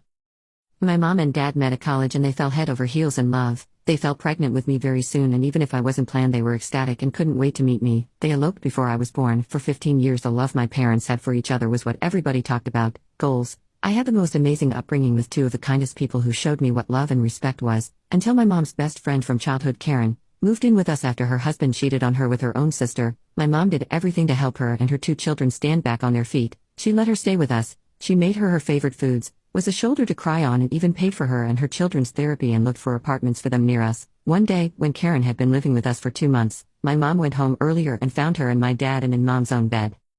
That was the worst time of my life. Everything was upside down and everything I knew about love and hate was turned on its head. Mom moved out that same moment, never to return to her home again. I wanted to live with Mom, but since I was 15 I couldn't really choose without putting Mom in an expensive and lengthy custody battle, so I accepted to split 50-50 between my parents. A month later my dad and Karen became official. When I turned 16 I moved permanently with Mom and only visited Dad 1 to 2 weekends a month, until him and Karen broke up 2 years later and I could visit him more often. So now he was in the kitchen crying and telling me how he hates himself every day for what he did, how he missed Mom all the time, but then about his resentment towards her too, how she never gave him a chance to explain or even apologize. She just discarded him like he never existed in her life. He told me that the last time my mom ever spoke directly to him was when she caught them and said, "OHH, how cliché of you two." She never talked or looked at him again. He was so angry about how she moved on so fast with new apartment, new friends, new job, new look while he was stuck, not even daring to move from our home not to lose the last traces of her. I was shocked because that's not how I remember Mom after the split at all. I remember her turning into someone she never was, all her happiness and optimism gone. She cried whenever she thought nobody was watching. The weeks I lived with her, dinner was wine and some microwave food. She lost a lot of weight and she worked all the time. She continued for years to go to the same restaurant she and Dad went to on date night every Thursday. She still remembered Dad's birthday and made pancakes for breakfast, and on their anniversary, she went to the restaurant they had their first date and sat alone. She slept in one of his t-shirts that she managed to take with her every night, and she still visited my grandma's, Dad's, grave for her death anniversary. Just a day after, not to bump into my dad, she kept her hair long because Dad loved her hair. She probably didn't know I knew all this because she tried to keep a happy facade whenever I was home. But I knew, and for Dad not to know how he really broke her? I felt a mixture of hurt and anger and disappointment. I don't know if I can tell my dad about Mom's years after the breakup. I hate that he has the wrong idea about her being cold and unbothered. I want him to know what he has done, really done, even though he will probably hate himself more. I also want him to know that she did love him very much even after he betrayed her. Maybe he can find solace in the knowledge that she has mourned him for a long time, and maybe he should be happy for her now. At the same time, if he really didn't know any of this, maybe that was Mom's wish? Maybe she wanted it to be this way? I don't know, she never was the one to shy away from feelings and being honest with how we really feel, with the exception of trying to protect her daughter. I don't know, should I talk to Dad? Should I talk to Mom? Ask her permission? My mom never told anyone that she was seeing her fiancé until he proposed. I think they have been seeing each other for 2 years. That was when she cut her hair short and I started seeing her become her old self that I miss so much again. I'm so happy for her and her guy is brilliant. They had an over-the-top engagement party last week and are planning an over-the-top wedding in June. I can't wait for her to start her new chapter. My boyfriend still chats with his high school ex after he cheated on me with her. I live with him now, do I get rid? For some context, me, female 22, and my boyfriend, male 38, who we will call K, have been dating for 3 years. So yes, we started dating when I was 19. I now see why that's not cool, but at the time I was young and didn't think there was a problem. I'm originally from the north and moved down to London to study my degree, which started in 2020. COVID meant I couldn't leave my uni accommodation apart from a daily walk, which was like prison, so K asked if I wanted to stay with him for a while. We'd been chatting for 6 months at this point, so I agreed. I ended up staying with him for almost a year until the second year of uni started. I found out after this year by going through his phone. My gut told me something was not right, that he got with a woman, Z, during this period, possibly a few times when I'd gone up north to visit family. She was his high school ex who he told me about previously but said they are just friends now. Between the time of them ending in college, he had a whole other 7-year relationship where he had a house and a child, which ended due to his baby mama leaving him for someone else. Because of this, I allowed them to be friends since they hadn't recently broke up. Kay assured me there was nothing romantic between them and I didn't want to be controlling. Rookie error, I know. Once an ex, always an ex. Anyways, after finding this out, we split for a few months. I got over it and was living uni life to the full. Then he somehow wormed his way back in, sending apology after apology, assuring me that it wasn't anything but a mistake, that he loved me, saw a future, and would do anything to get me back. I said that he cannot have any contact with this girl, obviously, which he agreed to, but Z had given him some money to invest for her. K is big into crypto, and due to the market being down, he couldn't take it out right now to give her it back. So he assured me as soon as the market goes back up, he'll give her the money back, and that will be it between them. I agreed, stupidly, and here we are 2 years later. I recently finished my degree and my lease ran out at my London place, so I plan to go back up north till I got a job, etc. sorted. Kay said he'd be happy for me to stay with him for a while till I get everything sorted, and it would be best for me to stay down here so I could attend interviews. I don't have the best home life in the north, so was dreading going back, so this was perfect. Job dependent, I have a friend who I'm going to be moving in with in late July, so staying here is only temporary. Me and Kay are on really good terms. We go out on date nights, are always affectionate with one another. Even me and his daughter have a really good relationship when she comes to visit. Everything seemed perfect, but I'd always wondered if he did stop speaking to Z. I didn't like bringing it up because it throws the whole mood off for a few days. He'd say things like stop living in the past and focus on us now, blah blah. So I went on his phone to find the answer and found that Z had been messaging him every 2 or 3 weeks with messages like, "How are you?" and "Long time no chat." This woman does not let go. He hadn't replied to any of them until recently, where he called her. It says the call failed and she messages him, "Are you okay? Sorry I missed your call." He replied, "Hey, I'm good. Just thought we could catch up. Hope you're well, etc." Just generic convo with a little banter. She replied with, "I haven't seen you in so long. We should meet up. I'm back in the UK in 2 weeks." She lives between Mexico and the UK. That was on June 1st and he has opened the message, but not yet replied. I am monitoring the situation to see if she messages him again or he agrees to meet her. Then I really will fly off the handles. But for now, what do I do? Do I keep monitoring? Do I bring it up and risk an argument starting and me being kicked out and forced to go up north? Do I just ask him about the him and her situation, see if he lies, but that might be too obvious. I really feel a lack of respect as he knows how much the cheating affected me. I had to go to therapy. I don't really ask him for much ever, but I told him when we got back together he can't have any contact with her, but he had just carried on oblivious. I don't think there is anything going on between them, but the fact that something could means I can't fully trust him. I just wish he would block her and we could get on with our relationship in future. I flirted with a customer even though I'm taken and now my boyfriend is mad. Okay, that title makes me sound absolutely terrible. I know. Some backstory. Me and Terry, male 20, have been dating for a few years now. I'm bisexual, and he knows this. I work at a pharmacy, and one of our regular customers, Jean, female 70s, is a complete ray of sunshine, an absolute sweetheart, and she stops by like once every 2 weeks to pick up her medicine. Jean is a widow. A few months back she picked up a medication that required verification she was over 21, and the system needed a driver's license ID even though she's obviously over 21. I played along and sternly asked her if she had her driver's license, and said, "I'm not sure you're over 21," playfully. She said, "Oh dear," and laughed, and it became a little joke, and she and I have been acquaintances if not distantly friends ever since. I see her, like I said, about every 2 weeks, and I always compliment her appearance or say I love her glasses, etc. She started going on walks for health and I'll compliment her figure or ask if I should look for her in the upcoming Olympics, etc.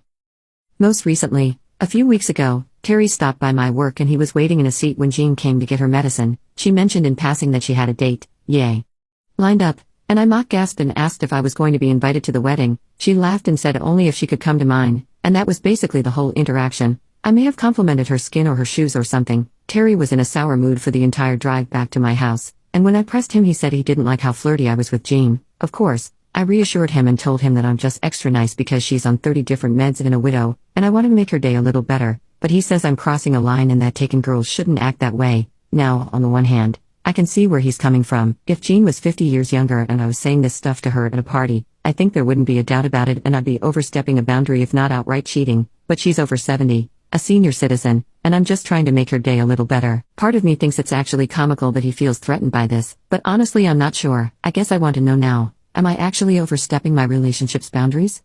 Am I weird for one, flirting with Jean, and two, thinking it isn't a big deal? This is kind of the only relationship I've ever been in, so I don't know whether it's normal to be upset about something like this. Advice would be appreciated. My parents disowned me 5 years ago for false accusations. Now they want to talk. I am bisexual. When this all happened I was still in the closet and didn't tell anyone about my ex or our relationship. My ex and my family were my whole world. I thought I had a good relationship with my parents. I had inside jokes with my dad, shared hobbies with my mom. I also had a good relationship with my sister, 10, at the time. I didn't drink, smoke, or be late most nights. I wasn't perfect, but I wasn't that troubled teenager of a boy that didn't even deserve to be effing hurt. In the summer, my ex and I planned to sleep over at his parents' house. I know it was a dumb decision to sleep at his parents' house when no one knew about our relationship, but I was 19, dumb and hormonal. His parents hurt us and his father entered the room and laid his hands on my ex-boyfriend. When he tried to get me as well, his wife grabbed him and I quickly grabbed my clothes and ran away and went to my home. In the evening of the next day my father entered my room and grabbed my hair while my mother was crying and asking me if I had essayed my little sister as well. I didn't understand what she was saying, and I told her of course I didn't essay her, but my father said that I was just a mistake and dragged me out of the house and told me that if I didn't run away from him now like I ran away from my victim's house yesterday, he will turn himself into the police because he will be unaliving me. I tried to call my ex-boyfriend to make sure he was okay, but he didn't answer. When I called my grandmother, she told me I should be ashamed of myself and I should surrender myself to the police, and that she would support me if I did this. I tried to ask her what was happening, but she said that she couldn't bear to hear my voice and hung up the phone. I went to the house of my close friend Angel. She wasn't at home, but her father was. I call him uncle. I did not plan to talk to him, but I could not stand it and cried in front of him. He listened to me and assured me that I had a place in his house and to not worry. The next day, my uncle sat me down and told me that he spoke to my father, and he told him that I had essayed my ex-boyfriend and forced him to do things he didn't want to do. Had it not been for his parents discovering us, I would have continued the essay. I was shocked and showed him the messages that were between us. I don't remember what happened, but I was crying hysterically and Angel was holding me and my uncle calling the ambulance. After I got out of the hospital, we spoke with a lawyer and reached an agreement with my ex-boyfriend that he would confess to my family that it was a lie, otherwise I will file a defamation case. All the evidence was against my ex-boyfriend and he accepted, but it wasn't enough for my parents because they sent me a legal disowned letter. I will spare you from the details, but know that I am fine now. 2 days ago, my parents sent me a long message, asking to talk. They said my sister died, and they wanted me at the funeral on Friday, and to talk. I told them to F off and to give the funeral location. They told me either I talk to them or they won't give me the time or location. I want to see my little sister, but I don't want to see my parents. The thought of them only makes me sick. What did I do wrong to deserve this? Be gay. My boyfriend let 3 of his friends touch me while unconscious. They have multiple pictures of me exposed. I don't know what to do. I should say ex-boyfriend. I'm so sick and disgusted right now. About 3 months ago was my 20th birthday. My boyfriend is a hockey player and he had an away tournament on my birthday weekend. We had been together for 6 months at this point. After his late game on the Saturday, we went to a nearby bar to celebrate and I don't drink, so I do get drunk fast when I do, but I still don't know if it was just alcohol that made me pass out. I can also clearly remember in the bar when I started to feel off thinking I needed to find him because he was the only one I could trust to keep me safe if I passed out. All I really remember is begging him to take me back to the hotel because I didn't feel good and that was it. Around midnight maybe? He claims I had McDonald's when we got back, but I don't remember anything outside of the bar. The next morning he acted completely normal. I noticed his friends laughing and looking at me funny, but I assumed it was because I was acting crazy all night. I did wake up with some pain in certain areas but still assumed it was from me being drunk. Fast forward to last week, one of his teammates' girlfriends came to my apartment and told me everything. She only found out because she saw a picture of me in their group chat and went on her boyfriend's phone and found it. Pictures of me blacked out with full detail of what happened and my own boyfriend is in the chat laughing about it. I'm so sick I just don't even know what to do. This is disgusting to do to a stranger, let alone your girlfriend of 6 months, and then to act completely normal afterwards like nothing happened. A month ago he was telling me he wanted to get married and have kids with me, and now I'm finding this out. I have to wonder if he ever did anything else to me too. Legally I don't know what to do next. She left me with the screenshots but I'm so scared of what happens. I'm terrified if I tell anyone and they don't help me, they might post them or something. I also saw about 5 pictures. I don't know what all they have from that night. The pictures I saw, I'm fully topless, one is fully exposed. I'm just so scared they'll immediately blackmail me for taking legal action. However, on the other hand, 2 of the photos I have them in them too. They are fully clothed but touching me, and I'm clearly blacked out. I don't know what to do, but I needed to at least get some of this out in hopes someone can give me some encouragement to keep going, because right now all I want is to pass away. I know a lot of people will suggest go to my family, but I only have a dad and an older brother, and they might end up in more legal trouble than them if I tell them before police. My ex-boyfriend and I go to the same university, but we're out for the summer, so I don't know if they'd help with anything. God, I do not know what to do. I'm so lost. Found out my husband was in love with his friend, so I made her my best friend, and now he is no one. My 27 female husband, 30 male, of 5 years, Steve, had a female best friend long before we met. We'll call her Amy. I met Amy pretty early on in the relationship, and I thought the girl best friend thing was kind of weird, but she seemed cool. I wasn't interested in a friendship between her and I, but I figured we could be civil. Steve had other friends, but more text every now and then friends. Amy was the only one he saw in person often. She even included me on activities occasionally, movie nights at her house or trips to the park, etc. I felt more secure because of how kind she was. The security washed down the drain every time it sprung up though. Steve always looked at Amy in a way he never looked at me. He seemed so genuine happy when she talked, more animated and excited, etc. He also tried to get me to cut my hair to be more like hers at one point and dye it a natural color. Amy had shoulder-length brown hair, beautiful on her but not the look for me. I had longish hair that I frequently dyed fun colors. He also would drop plans with me at the drop of a hat if the opportunity to spend time with Amy came up, not every time, but one that stands out from memory is we were about to take a trip to visit my family, a full day trip if we don't stop anywhere on the way, and before we left he texted Amy to see what she was doing that day. She said nothing and he insisted we stop by to see her before we go. Amy did not know our plans. We ended up spending the whole day there. I rescheduled my family visit. If I had been more vocal at the time maybe it would have been different, but I didn't, and still don't. Like arguing in front of people and bringing it up in front of Amy felt mortifying at the time. I chalked it up to me being too self-conscious and over-worrying. Steve wasn't outright cruel to me or anything, but the little things and comments tore me down. This went on for our whole marriage. One night Steve and I were drinking at home and watching bad Christmas movies, The Gingerbread Man and such. I got in my feelings out of nowhere, as I often do when drunk, and asked him if he ever had feelings for Amy. He admitted to it, said he tried to get her to be with him multiple times since middle school and she always rejected him. I asked if she wanted to be together, if he would want to be with her instead of me. He said something along the lines of, "Stop making up hypothetical questions like that, that'll just hurt your feelings."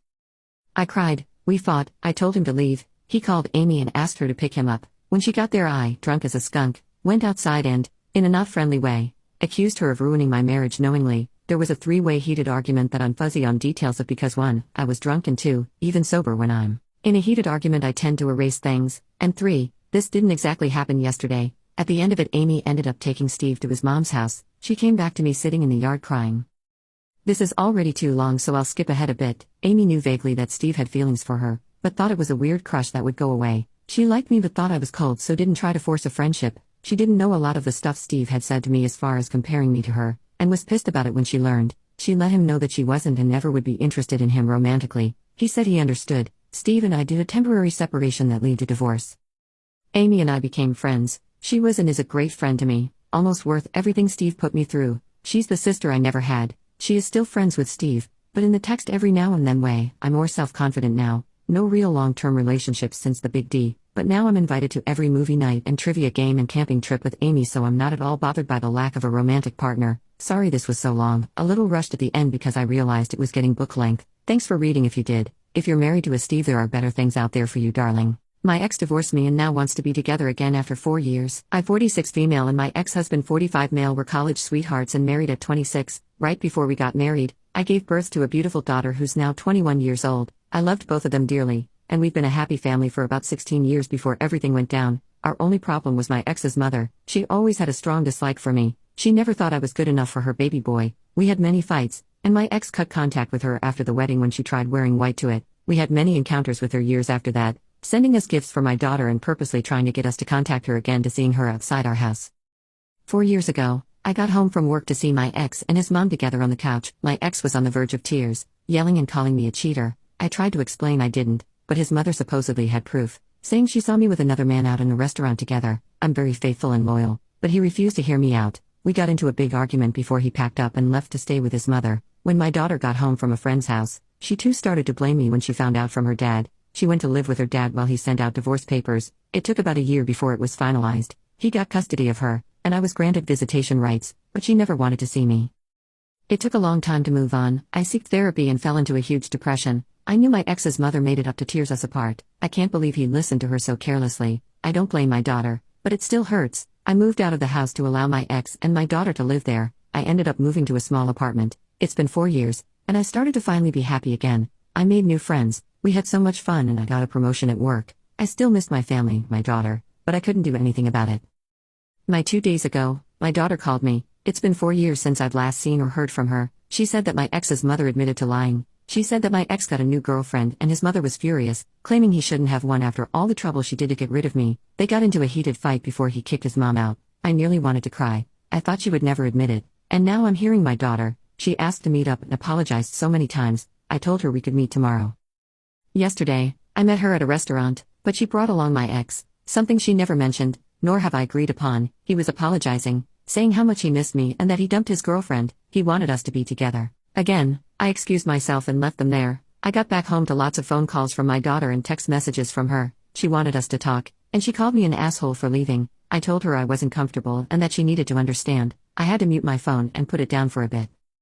I haven't responded yet, and I'm not sure what to do. I love her, but I can't talk to her with him there. Not yet anyways. It feels so fast. I wanted to do it one-on-one. I'm deeply hurt and crying as I'm typing this. I don't know what to do. Update: my ex divorced me and wants to be together again after 4 years. In the last post, I mentioned in the comments about an update. 2 days ago, I texted my daughter to set some boundaries after the ambush attack at the restaurant. As we were talking, she mentioned new information about my ex and why he chose his mother's side over me. Earlier that morning, his mother confessed that she had paid an ex-friend of ours to lie directly in my ex-husband's face, claiming to be my affair partner. Mind you, I never had cheated in the first place. My ex took that as solid evidence and divorced me because of it. His mother is a master manipulator and had him around her finger throughout his childhood, so I'm not surprised why he'd take her side. He didn't know that the confession was fake until a few days ago. I wasn't even aware of the entire thing for 4 years. No one had brought it up to me. My daughter gave me the silent treatment. My ex's mother obviously wouldn't tell a thing to me, and probably told my ex-husband to keep quiet and to only focus on the divorce. I'm still really saddened, but everything makes sense.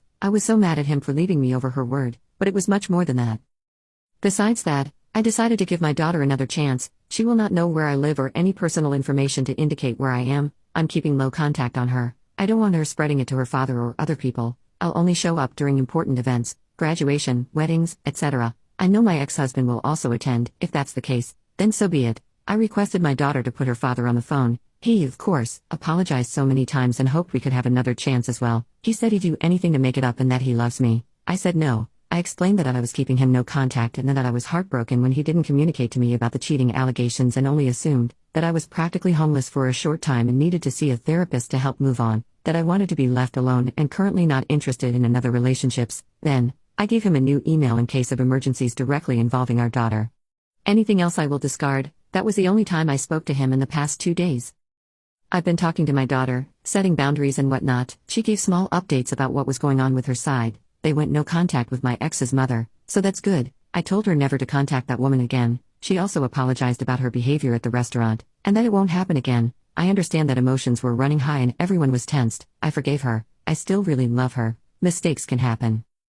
Now, a lot of you said to sue my ex's mother. I spoke to my therapist about it earlier today. She said it wasn't wise to do so. It'll put more emotional distress on me and that I might have to see her again and may relapse into a depressive state. I really don't want that. I don't want anything to do with that woman again. All I want to do is focus on myself and on my daughter. I want to rebuild our relationship, and it will be ruined if I do something drastic as in suing my ex's mother. I won't be pressing charges unless something else happens to the point where police are involved. That would be different. Other than that, I'm taking a break. My daughter can text me anytime she wants, but I did say that I may not always reply since I want to remain low contact as of now. Thank you so much for the support and love. Update 2. It's been a roller coaster. My daughter had posted her side of the events, which I did not realize how crappy the post really was until you guys pointed it out. We decided to speak about that more in family therapy, and she apologized for it. She logged out of the account and isn't using it anymore. I'm paying for our family therapy and individual therapy. I said that as long as she goes to school full-time, I will be financially supporting it. I think we have grown a lot in therapy. It's only been a few months, and we're able to express our feelings without the other judging. About my ex-mother-in-law, a month prior, she got arrested for drug possession. I literally have no clue what happened on her end, but my daughter messaged me about it. From what I could gather, she got caught with drugs in her home, and she is still behind bars. No one bailed her out. I chuckled when I found out. It was a pleasant surprise. About my ex-husband, I know he has been spiraling, and I think after his mother got arrested, he snapped. He started getting drunk and verbally aggressive towards my daughter. It's been happening for roughly 2 months, so I requested that my daughter would live with me since I do not feel comfortable with his behavior. I was right since his verbal aggression turned into physical abuse. He hit my daughter. Well, he went to work. I came back to the house. It was emotional. Not many things were changed, except no family photos, and the furniture was rearranged. I helped my daughter pack all of her things, along with important documents, and we fled. I turned my office area into her bedroom and she's been staying with me for a week now. I'd been driving her to school, and now this week is her last before she's out for summer break. It was awkward at first. I wanted to keep low contact with her, but I couldn't let her be abused and have the police do very little about it. We made a report, but I don't think much will be done about it. My daughter and I have been doing little things at my home, watching television together, driving her to school, and preparing meals for her. We're going slow, but we're bonding, and our relationship is growing. She's a lot quieter nowadays. She used to be so outgoing, but I know this is taking a toll on her. I'm glad she's willing to be in therapy. I suspect she has depression and post-traumatic stress disorder. Safe to say, it's a happy ending. Thank you all so much for the support. I took a dancer to breakfast and had the best morning in years. I travel a lot for work, and that makes for some lonely nights. Last week or so I found myself at a gentleman's club in Texas trying to kill some time when I eventually ran into a young lady called Nina. We got to chatting and got some dances. While I know it is their job to get as much money from me as possible, this one just felt different for some reason. Anyways, Nina stuck around for a bit and she expressed that she wasn't having the best night and was kind of burnt out on work. It was late and I was starving, so I suggested we get some Denny's or something. She explained how she can't be seen leaving with me or she can risk getting fired, so we planned to regroup at the new location. To my surprise, she actually showed up, with a huge smile on her face. We ordered our food and just talked for hours about life, aspirations, and how we both ended up in our professions. Come to find out we had a ton in common. Everything from video games, crazy controlling parents and just random hobbies. It was honestly just pleasant. There was no tension, intimate motives, or anything. Just two friends opening up to each other, really listening and sharing life stories. I really don't know why I am sharing this, but I will say I enjoyed her company so much because what started off as a night of debauchery ended in one of the most wholesome evenings. She was truly one of the most genuine people I have met in years. I did end up getting her real name and number, and we chat from time to time. She ended up being a breath of fresh air, and I think I really needed that. Update. Today I messed up telling my girlfriend how I met my friends. My mom and dad invited me to have dinner at their house a few nights ago. I was planning to inform them about my breakup during dinner, but I realized it was too late when I showed up at the house. My parents were already informed. The dinner invitation was a smokescreen to confront me about the details. My ex-girlfriend apparently broke the news to my mom and dad soon after our relationship came to an end. My parents knew about the SX party, the friends I made from there, and why my girlfriend no longer wanted anything to do with me. It was an ambush, or an intervention, I don't know, but it was awkward. My mom wanted me to make her believe that my ex-girlfriend lied and that I never participated in Group SX. I confirmed what my ex-girlfriend said was true. My mom looked disturbed and asked if I got tested. I assured her that I was clean and that it's almost been a year since the SX party. My dad looked equally disturbed and asked if I was really friends with people who openly shared their bodies like that. I said yes and described them as good friends. I even told my dad that one of my friends who openly shared her body also openly shared her homemade lasagna that my dad enjoyed eating when he was sick. I asked my mom if she remembered the DJ with the tattoos that stepped in at the last minute at my sister's wedding because the original DJ dropped out. My mom said yes. I asked my mom if she remembered that DJ playing some of her favorite golden oldies like Flashdance, What a Feeling and Stand By Me. My mom said yes. I asked my mom if she could guess how it came to be that I knew that DJ. My mom said, "Oh." I told my parents not to worry about me and advised them to avoid communicating with my ex-girlfriend because whatever was happening between us was between us. Towards the end of the dinner, my mom and dad knew a lot more about my Group SX friends and seemed less uncomfortable. I think once the shock of me being involved in an SX party fades away, my parents might be keen to meet my friends one day. Hopefully the day never comes though. Lol. My sister's life is falling apart and I am happy. I, 40 female, have been a long-time lurker on Reddit, never shared my story. This is a typical Reddit story you will hear, but I wanted to scream it to the world. Thank God for Reddit. So my sister, 43 female, Ursula, yes I am using a villain's name, has always made my life a living hell. She is extremely manipulative and a narcissist. Ursula will be nice to me when she needed anything but then will ignore me. Growing up I always thought that we were really good sisters. We did not have the typical sister fights of one being jealous of the other. Now as an adult when I think about it, I think she has hated me. She would always give me backhanded compliments like your face looks better with your glasses, or you have a boy crush. I thought you were a lesbian. I used to be a tomboy. Growing up I always strived to be like her. She was everyone's favorite. She was helpful and kind, or at least that's how she made us believe. She would always make me feel insecure about my looks and people I date. The first boyfriend I had when I was 17, she made me believe that he was not good for me blah blah. I broke up with him. I know my fault. I moved out of state for college. My sister went to business school while I studied engineering. I would come home from holidays and would still have to hear all her backhanded compliments. When I was 21, I started dating my ex-husband, Jordan. My sister wasting someone else at that time, so I guess her focus didn't fall on Jordan. Also Jordan was not her type. We dated for 3 years and tied the knot. For 4 years I have been happy with my life. During that time my sister announces she is pregnant. We all thought she got pregnant by her then boyfriend, Remy. One day, I went to visit her and bring some food for pregnancy. She gave me a key to her place and I went inside without knocking. I had permission from her. The surprising thing I saw was Jordan's shoes outside. I went inside her bedroom because I was feeling a bit suspicious, and yeah, you guessed it, they were fully exposed. Long story short, I divorced Jordan. I was still in pain and very devastated. My parents supported me, but their focus shifted way more towards my sister and Jordan. Yes, she was pregnant with his child. It was painful to see them together. I never got a sorry from either of them. They were like, it happens. I moved away from home. 8 years ago, I got a contract to work in England. I moved there. It was a fresh start of my life. I met Peter, who was a single dad. We fell in love and got married and have a son together. I don't have contact with my sister. I have very low contact with my dad, who gives me all the insight. Jordan and Ursula got married and had 2 more kids. That's all I knew about them until recently. Jordan cheated on Ursula, and they are having a nasty fight. The cherry on top is that 2 of their kids is not Jordan's, so Ursula hasn't been faithful at all. My dad told me it is a mess. Jordan and Ursula will get a divorce, but she is pressing for alimony. I hung up the phone and made myself a drink. I'm glad I am thousands of miles away from all that drama. My mom had called me too and said that she needs me. I am not sure if I will go or not. As much as I enjoy seeing Ursula's life going to hell, I am not sure if I want to engage in that drama. Edit. Since people are curious and want to know everything, I wanted to add more details. My sister was cheating on Remy. Remy was a really sweet guy. He was very devastated when she heard my sister is not pregnant with his child, rather it was Jordan's. Remy moved on and had a wonderful wife afterwards. I still follow him on Instagram. My parents were mad at Ursula, but she, the manipulative person she is, convinced everyone that Jordan coerced her and that he would divorce me if she didn't make love with him. She made it seem like she is saving my marriage by getting with my husband. Lol, classic. I got married in London. My relatives couldn't come because of the long distance, but my father did. Mom couldn't come because at that time she had a back surgery.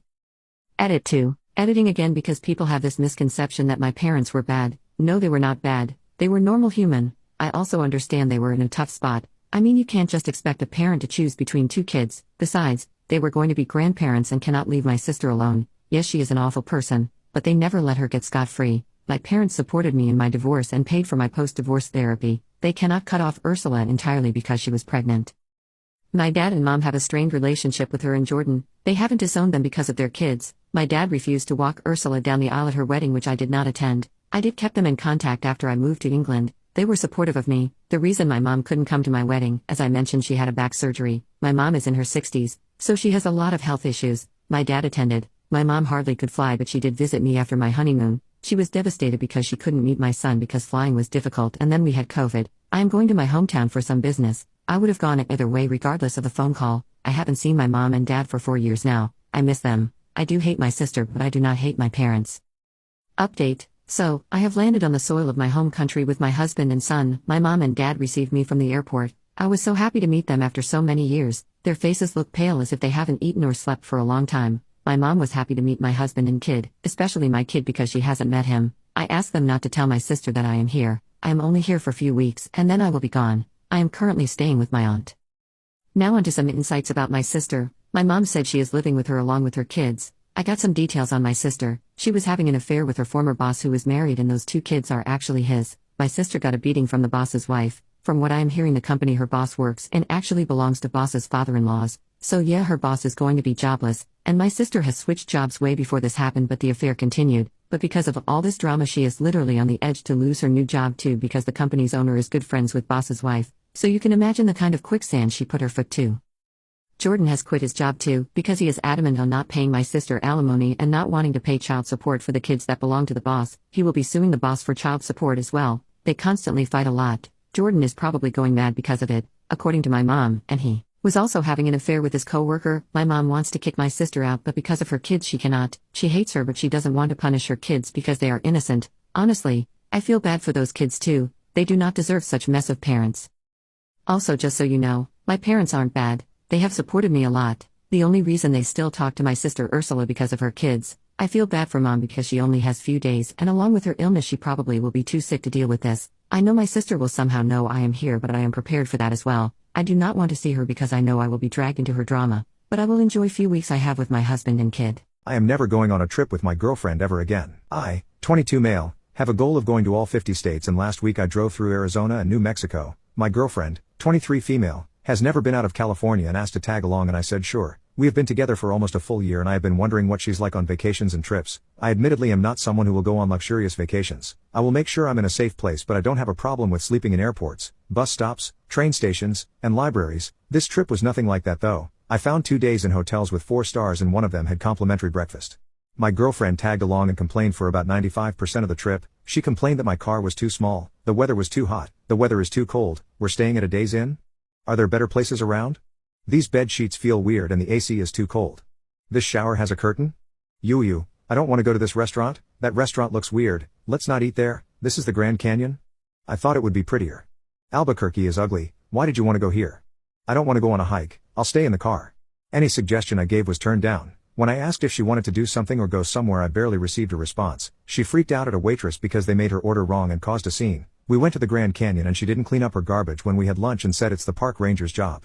By the time we got home I was completely exhausted. I dropped her off and drove back to my house without music just so I could enjoy a period of silence. This trip opened my eyes into what she can be like when she isn't 15 minutes away from our city. It was her first time out of state, but she barely displayed any signs of common decency towards people and I ended up apologizing for her behavior multiple times. I should not have to apologize for my girlfriend's actions because she received bacon instead of sausage. I'm exhausted. Husband and brother had an affair, don't know if I should laugh or cry. So, I 35 female found out my husband, 38 male, of 6 years was having an affair. That alone would be enough to push anyone's buttons, right? But just wait, there's a twist. He wasn't having an affair with another woman, nope. He was having an affair with my brother. Yeah, you read that right, my bloody brother. Now, I'm not one to judge anyone for their preferences, live and let live. You know, what got me is the betrayal, the absolute soul-crushing betrayal from the 2 people I loved most in this world. You know, those folks who are supposed to be your rock when everything else goes to hell. Yeah, those, I found out purely by accident. I wasn't snooping, promise, just looking for an old picture on my husband's laptop. We often swapped devices and didn't really have any boundaries when it came to privacy, or so I thought. Stumbled upon some emails, not just any emails, lovey-dovey ones, with my brother. My world collapsed, literally my legs gave out, and I ended up on the floor, staring at those words that made absolutely no sense. I swear, if confusion and hurt had a baby, that baby was me at that moment. It's been a rough few weeks since that day. I confronted them both. I wish I could tell you that it was a heated discussion with flying pots and pans, but honestly, it was a quiet conversation with a lot of crying, more from my end. Obviously, I feel deceived, cheated, and just replaced. It's one thing to be swapped out for another woman, but to find out that your husband is gay, and in love with your brother, that's a level of pain and confusion I never thought I'd have to endure. Life's been a whirlwind of emotions since then, the crying, the anger, the self-doubt, the stages of grief for a marriage I thought was solid. I've moved out temporarily, staying with a friend. On top of it all, I feel so isolated. Like, how do you even begin to talk about this with your friends? How do you explain it without feeling like a circus freak? And before anyone says, yes, I have started therapy. What's next for me? I don't know, probably a divorce. It's still a raw wound. Right now, I'm just surviving. I'm trying to remember who I am outside of being a wife, a sister. Outside of this betrayal, I'm trying to figure out what this means for me, for my relationship with my brother, for my view on love. Sorry for the long rant. Thanks for reading. I outed my sister to our parents. 3 years later she still doesn't talk to me. My husband hates when I talk about this to him because he thinks I should be over it by now, but sometimes I need to talk about it. 3 years ago my sister came out to me as a lesbian. My reaction was pretty bad to say the least. At the time I was very involved in the Mormon church. I'm still a member, but I'm not as radical as I was before. I told my sister that I didn't want her around my kids anymore and I needed to distance myself until I prayed about everything. In my mind, I needed direction from God on what to do in this situation. My sister cried and begged me not to tell our parents. That same night I told our parents about what my sister told me. They were extremely angry, and confronted her. Things got much worse from there. My family was encouraged to distance ourselves from my sister by our bishop. Since my sister is an adult, pays her own bills, and lives in her own apartment, it was easy to avoid her. At the time I thought I did the right thing. It sounds dumb, but when she graduated from college a few months later it really hit me that I lost my sister. My family is the type of family to always attend big events for each other. We always go all. So seeing my sister succeed in something she's worked hard with us sucked. I texted her and apologized. I told her that I would like to have an open conversation if she was open to it, but she never responded. It's been 3 years, and my beliefs on the LGBTQ community has changed drastically. I now see how ignorant and brainwashed I was. I've reached out to my sister many times, but I never get a response. Last I heard she moved to a new state and works as an ICU nurse. Not a day goes by that I don't think about this. The guilt from this keeps me up at night. My kid came out as trans and I'm struggling, but not for the reasons you think. I've always known. Even as a baby he seemed happiest in his cousin's boy hand-me-downs and would protest if I dressed him in pink frilly things. The minute he learned to walk it's been rough and tumble, dirt under his nails, bugs in his pockets. I thought maybe he was going to be a tomboy like me until he was 5 and he tried to shave his head with his dad's beard trimmer, huge bald spots everywhere in his beautiful long blonde hair. He looked at me with tears running down his chubby baby cheeks. Mama, I don't want to be a girl. I got out the clippers and shaved his head. I knew. At 7 if someone said he was a girl, he would ball up his fists and tell you he was a boy. I never once corrected him, but somebody did. I don't know who and I don't know when, but someone got in his sweet little head and for a moment, he decided he was a girl. He tried for a while to be a girl, donning dresses with scrapped knees, scuffed Mary Janes and grass stains. He tried to love ponies and Barbies and all things girl, but he hated it and you could tell he did. I knew.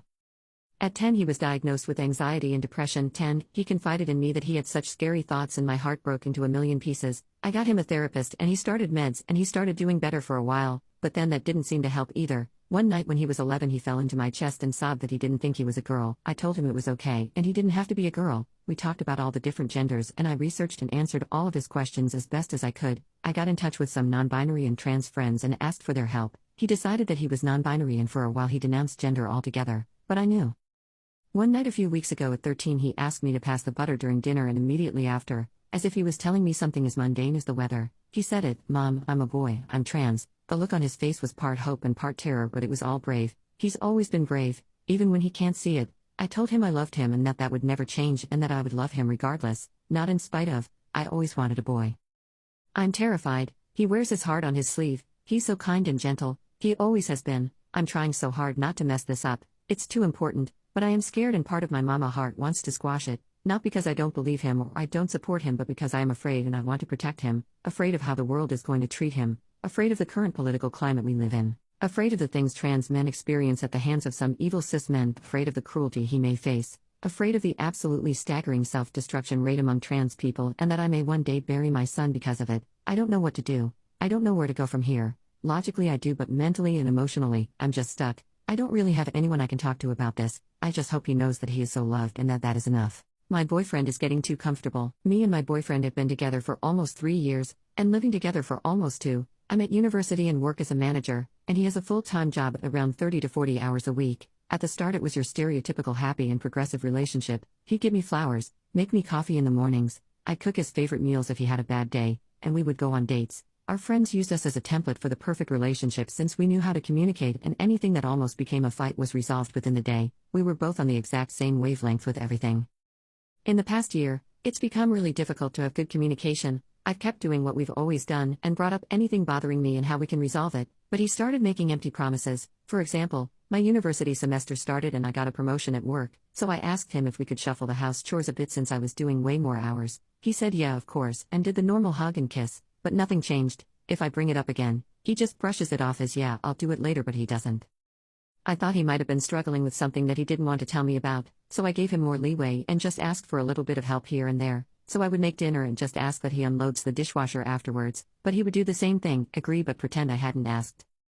The final straw for me was a couple days ago. We were getting a bunch of furniture moved to our house and my parents were helping us at 10 a.m. I told my BF this and he said that's completely fine, but he's already agreed to go clubbing with our friends. I said that's fine as long as he helps me clear out the living room for the new furniture before he leaves. He says that his friends want to have a house party until 6, and I say we can't be out that late but we can stay out until 3. He says that's fine.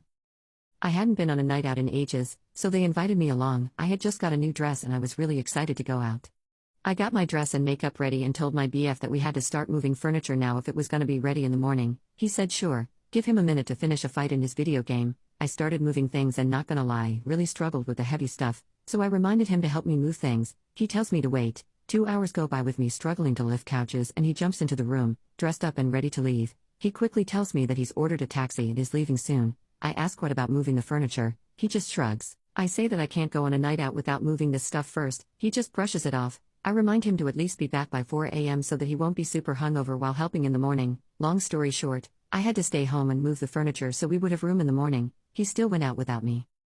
I was done by about 1 a.m. and woke up at about 7 and he still wasn't home. He answered and told me he was at the house party, but he'll be home soon. He got home exactly 10 minutes before my parents arrived. In short, he promised he would be home by 3 but came home at 10 a.m., made me stay home alone to sort the furniture, and when the furniture was finally in the house, he refused to help me move any of it again.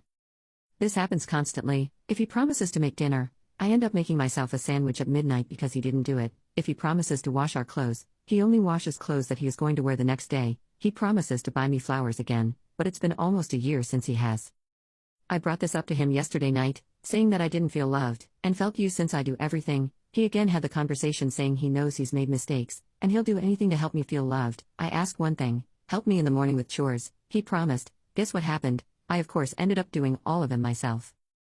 I'm getting so fed up of mothering him and forgiving him continuously, and this is the first time in 3 years I've actually thought about leaving. I know that I won't because I really do love him and his family, but nothing I do can get through to him. My boyfriend is getting too comfortable. Update 2 months later. A lot has happened since this post. I took the words and advice of the comments and gave him an ultimatum. He needs to fix the problems in the original post or I'd leave. I sat him down and explained that he's treating me like his mother, not his partner, so I'd set up a bed in my office and sleep in a different room until he proved he didn't need me to take care of him at a whim. He was super shocked that I'd hit him with this out of nowhere, ignoring that I've been asking for help for months.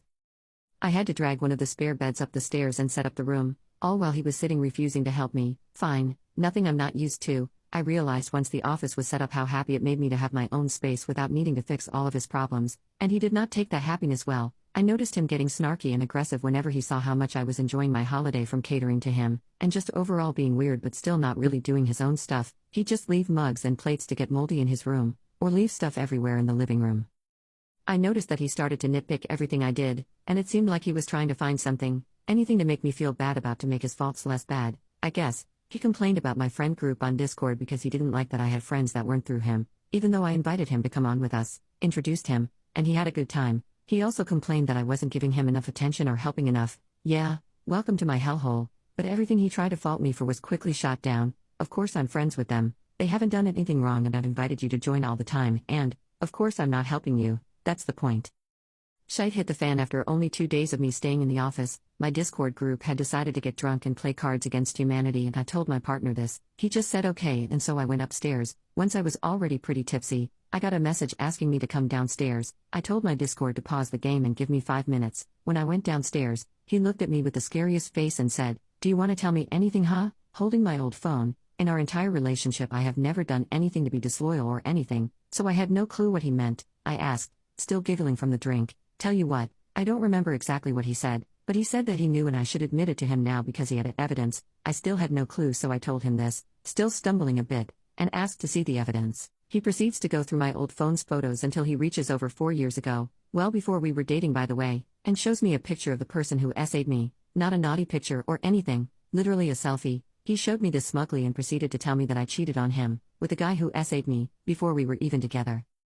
Ladies and gentlemen, they say it's impossible to fall out of love instantly, but that's been proven false. I gave him one last chance to take it back and asked, "Are you jealous of him?" And he confirmed that yes, he wished he had done it first. In his defense, I genuinely think he worded this badly and didn't mean he wished he had essayed me, but holy heck, my drunk brain did not like that one. I don't even remember what I properly said, but I broke up with him on the spot. I explained I'm staying in the office until I find a flat, and he is not to talk to me at all. He realized that him trying to guilt me backfired and he started crying. I just went upstairs, put my headset on, and said, "Guess who's single?" Long story short, my Discord collectively decided to keep me on a video call constantly. BC, they had a bad feeling about me still living in the same house, and God were they right. He left to stay with his mum, who's down the road, but decided to try to kick the door down at midnight. Why? Everyone in the Discord was flirting with me, mostly jokes, and this dude took my old phone and logged into everything to find more stuff to guilt me on. I had to phone my parents to pick me up because he had gotten in and was throwing shit around, accusing me of cheating again. I'm now staying with my parents until I find a flat, and I'm lucky to have my Discord friends because if they hadn't witnessed his freak out on camera, I don't think anyone would have believed me. Love you guys. Update: I punched an autistic kid after he groped me and now everyone hates me. Hi all. Firstly, I would like to thank you all so much for your kind words and messages. Before this update starts, I would like to say that this all occurred like 2 weeks ago now. I just reached my breaking point and needed to vent, hence why the update may be soon to some. This won't be the final update, but it is an update. I would also like to clear the air with my parents. Now unfortunately, my parents come from a country where this stuff is normal. Not only that, but I am partially to blame as I didn't say anything. Eventually I did tell them and they tried their best to help me, but they didn't know how. Though I do acknowledge their efforts, I am still going to be taking time to heal from them as well. My entire family also had a go at them and expressed their disappointment. The best thing for now is for me to spend some time apart from them. So to begin, I left the school, After my parents had heard that I got into some serious trouble because of Troy again, they basically thought it was time to pull me out. I'm due to start my new school in 2 weeks. I have also been trying to settle at my grandma's house as I just needed a fresh start with fresh people. To be honest, I have never felt so free. I have had to deal with that torment for years and years, so now I can enjoy the pleasure of walking home and not seeing him or bumping into him, so I feel great. On to the serious stuff. As I had mentioned, my family basically decided to pay for a lawyer, and we are now hoping to have a lawsuit against basically everyone involved. My grandma also had to go to put nicely with the school's board for basically allowing nepotism to harass other girls. She called all of the teachers a disgrace for endangering not only me, but other people, and saying how none of the teachers who allowed this deserve to even step foot into a school.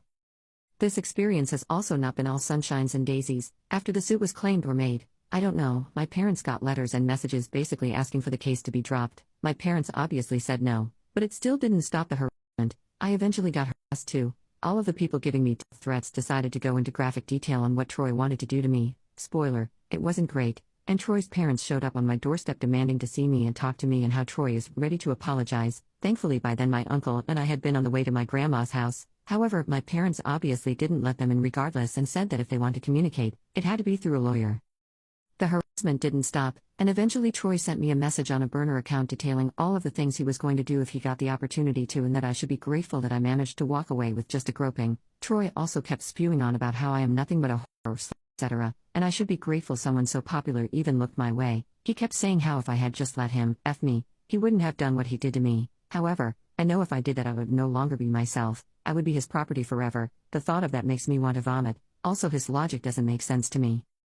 Anyway, I just got receipts and blocked him. I also asked my parents to help me change my number, and I did. My grandma, being the person she is, decided that wasn't good enough and got me a whole new phone. She claims it's compensation for my trauma. Thanks, Grandma. I am starting therapy the day after tomorrow, and I am hoping to start family therapy in August. As truthfully, I don't know if I am mad at my parents or should be mad. Like, is it my fault for not saying anything? But that's all the update I can give you for now. The lawsuit will be a whole other process, and hopefully if I remember I can update you all again. Thank you so much for your words. I truly appreciate all of you. I hope this update is clear enough for you, and apologize if you made it this far, lol. I accidentally fell into a family with my best friend, and it's the best thing to ever happen to me. I had a very rough childhood growing up. I didn't have a dad, and my mom was never really there because she had a rough battle with health issues and got hooked on narcotics. I had friends growing up, but I had my best friend since I was 12. Her name is Lily. We have been extremely close due to our childhood issues, and we had always been there for each other. We had talks of being together, but got cold feet because we were scared if it didn't work. We couldn't recover from that. When I was 18, I didn't really want to go to college. School had never been for me, so I went into a trade. I work long hours, but it's been worth it, and I make solid money right now for my position. I'll come back to this in a bit. When we were 19, Lily got pregnant by her boyfriend. The dude somehow managed to avoid child support payments and broke up with her, and has not seen the kid once in his life. Complete deadbeat. Makes me disgusted. Lily was scared, but I told her I would be here when she needed. She didn't have parents that would help, but I told her I'd help where I can when the kid gets here. Lo and behold, she gave birth to a beautiful little girl named Kelsey. I was there when she was born, and it was a weird moment. I don't know to explain it, but I did feel happy for her. Now we're 21, and ever since then this little girl has had me wrapped around her finger. I've done my round of the diapers, bottles, middle of the night screaming, etc. Every day I get home from work, we sit there and we watch her little shows, and we spend a lot of time together as the three of us as well. When we walk, she grabs my pointer finger with her whole hand because it's so little. She stands up and kisses me on the cheek after I change her, and she loved her snuggles where she just lays on top of me with her head laid up against my chest. As of recently, she has begun speaking. She has been calling me daddy. I've been feeling really weird about it lately, feeling like it's not right, and that someday she needs to know the truth. I talked to Lily about it one night and got her opinion of it. She sat there with a slight grin, and then she came up behind me and hugged me. She said, "You're the best dad she could ever ask for," and then proceeded to tell me we'll worry about talking to her when she understands. As far as she is concerned, you are her daddy, and you are to me as well. I turned around and hugged her. We had a long talk about what's been going on lately with us as we have been engaging in not so just friends activities, and she just said, "I like this. I like our family." I just kind of froze for a second and asked her, "Is this what we want to do?" And she followed up by saying, "I think we've been doing this for a while now," and then laughed. We had a great moment and agreed to be a family. I had told her I needed to run to the drugstore for some diapers for Kelsey. On the way there, I bursted into tears. I cried for maybe a good 30 minutes. I don't even know how I describe what I was thinking and feeling, but I was happy. I just know that there isn't a thing in this world I wouldn't do for those two. It feels like I can relax and reflect on everything that's happened to this point, but also I don't. I basically have a family I'm looking out for. Like, no matter what happens, I have people who will depend on me, and something like that makes me want to be the best man I can. In about another year, I will have my official license for my trade, giving me a substantial pay raise and a new job that I already have lined up. I've already started looking at houses and rings. We've also talked about having our own once I get my license. I don't know where I'm going with this, but I wanted to share it with someone. but I don't really have those people in my life. Thanks for reading. I went to a pride event as a straight white man. I am a straight white man with a bisexual girlfriend. I've been trying to expand my horizons a bit over the past few years, and she asked me to go to a drag show with her. Against my typical nature, I said yes. It was the most fun I've had in ages. It was packed elbow to elbow. I didn't see a single fight. Someone bumped me and I dropped my drink on the foot of a drunk person. I apologized, and the drama was immediately over with no hard feelings. No one got in a fight. The show was really funny. The drag queen announcer had me cracking up when they were dogging on people in the crowd and making people who were there for their birthday dance on the stage. Everyone was dressed up in pride costumes and genuinely looked like they were having a great time and wanted to be there. My favorite part was when a 68-year-old lady got a dance from a male dancer and the dude smiled huge and gave her a big hug and kiss on the cheek. She looked like my grandma, and she walked out on the stage for her birthday walk and dance, and the crowd went absolutely berserk cheering for her, and I'll bet she'd never had that entire type of attention her whole life. Come on, straight white people. These are the people we call pals? These are the people we are scared of being nearing children? Give me a break. I have never seen such a drunk, densely packed large crowd of people so nice to one another, so nice to me, and having such a positive and accepting towards anyone, even white as straight me. It didn't turn me gay either. As it turns out, the gay is not contagious, but it's got me thinking maybe if it did, that wouldn't be a bad thing to be a member of the least toxic community I've seen in years. As a country we can do better. I'm going next year. I don't vote conservative, but they have at least one white, rural male that will never vote to take away rights, status, or protection. I found my husband's secret stash. We keep no secrets from each other, except for keeping the door closed when we poop. I went looking for one of our old credit cards. He has a few little hidey holes for important stuff. He's like Wally, so I went to his bedside table, bottom drawer, where he occasionally keeps old financial stuff. And there it was, just staring at me. I had no idea. Every card I've ever given him, every cutesy love letter, every sappy post-it, stacked neatly in the back corner, some in envelopes, some out, over 6 inches high, every card I fretted over, every page of handwritten 3 a.m. hopes and dreams. I'm a writer, so words are important to me and are the way I express myself when it's difficult to do so verbally. He knows this. People always say it's so nice to see how happy we are, that we're that couple. I feel it. It's not like we never left the honeymoon phase. We had some issues for a while. Most people don't know, but we pushed through and we're both better partners because of it. I never thought I could be this happy in a million years. I never would have dreamed that I could have this kind of loving, challenging, supportive, affectionate, attractive, silly, perfectly complementary relationship. I feel lucky every day to have found this wonderful man, and I will never, ever take it for granted. But seeing that stack of cards, even though it may seem small to some in the grand scheme of things, just really made me happy today. I told him I loved him for the first time in a rambling Valentine's Day card. 7 years ago, we make a special point on every birthday, anniversary, whatever, to get the other person a nice card, write a little something. Maybe one day he'll be looking for something and find my stash, tucked away in my bookshelf, a stack of every card he's ever given me. I'm leaving my wife after 15 years together. I'm not asking for advice, and I'm not going to change my mind. I'm tired of her criticizing everything I do, always complaining when the kids ask her for something, and just in general her bad attitude. My wife, June, fake name, and I are 35 years old, been together since 15 and married at 26. After 6 months of being together, even though we were young, I asked her if she ever saw herself being a mother, because I knew I've always wanted 2 kids, and I wanted to be on the same page with my partner. She said yes, she wanted kids of her own, but if I had known this was how nasty she was going to be, I would have left her.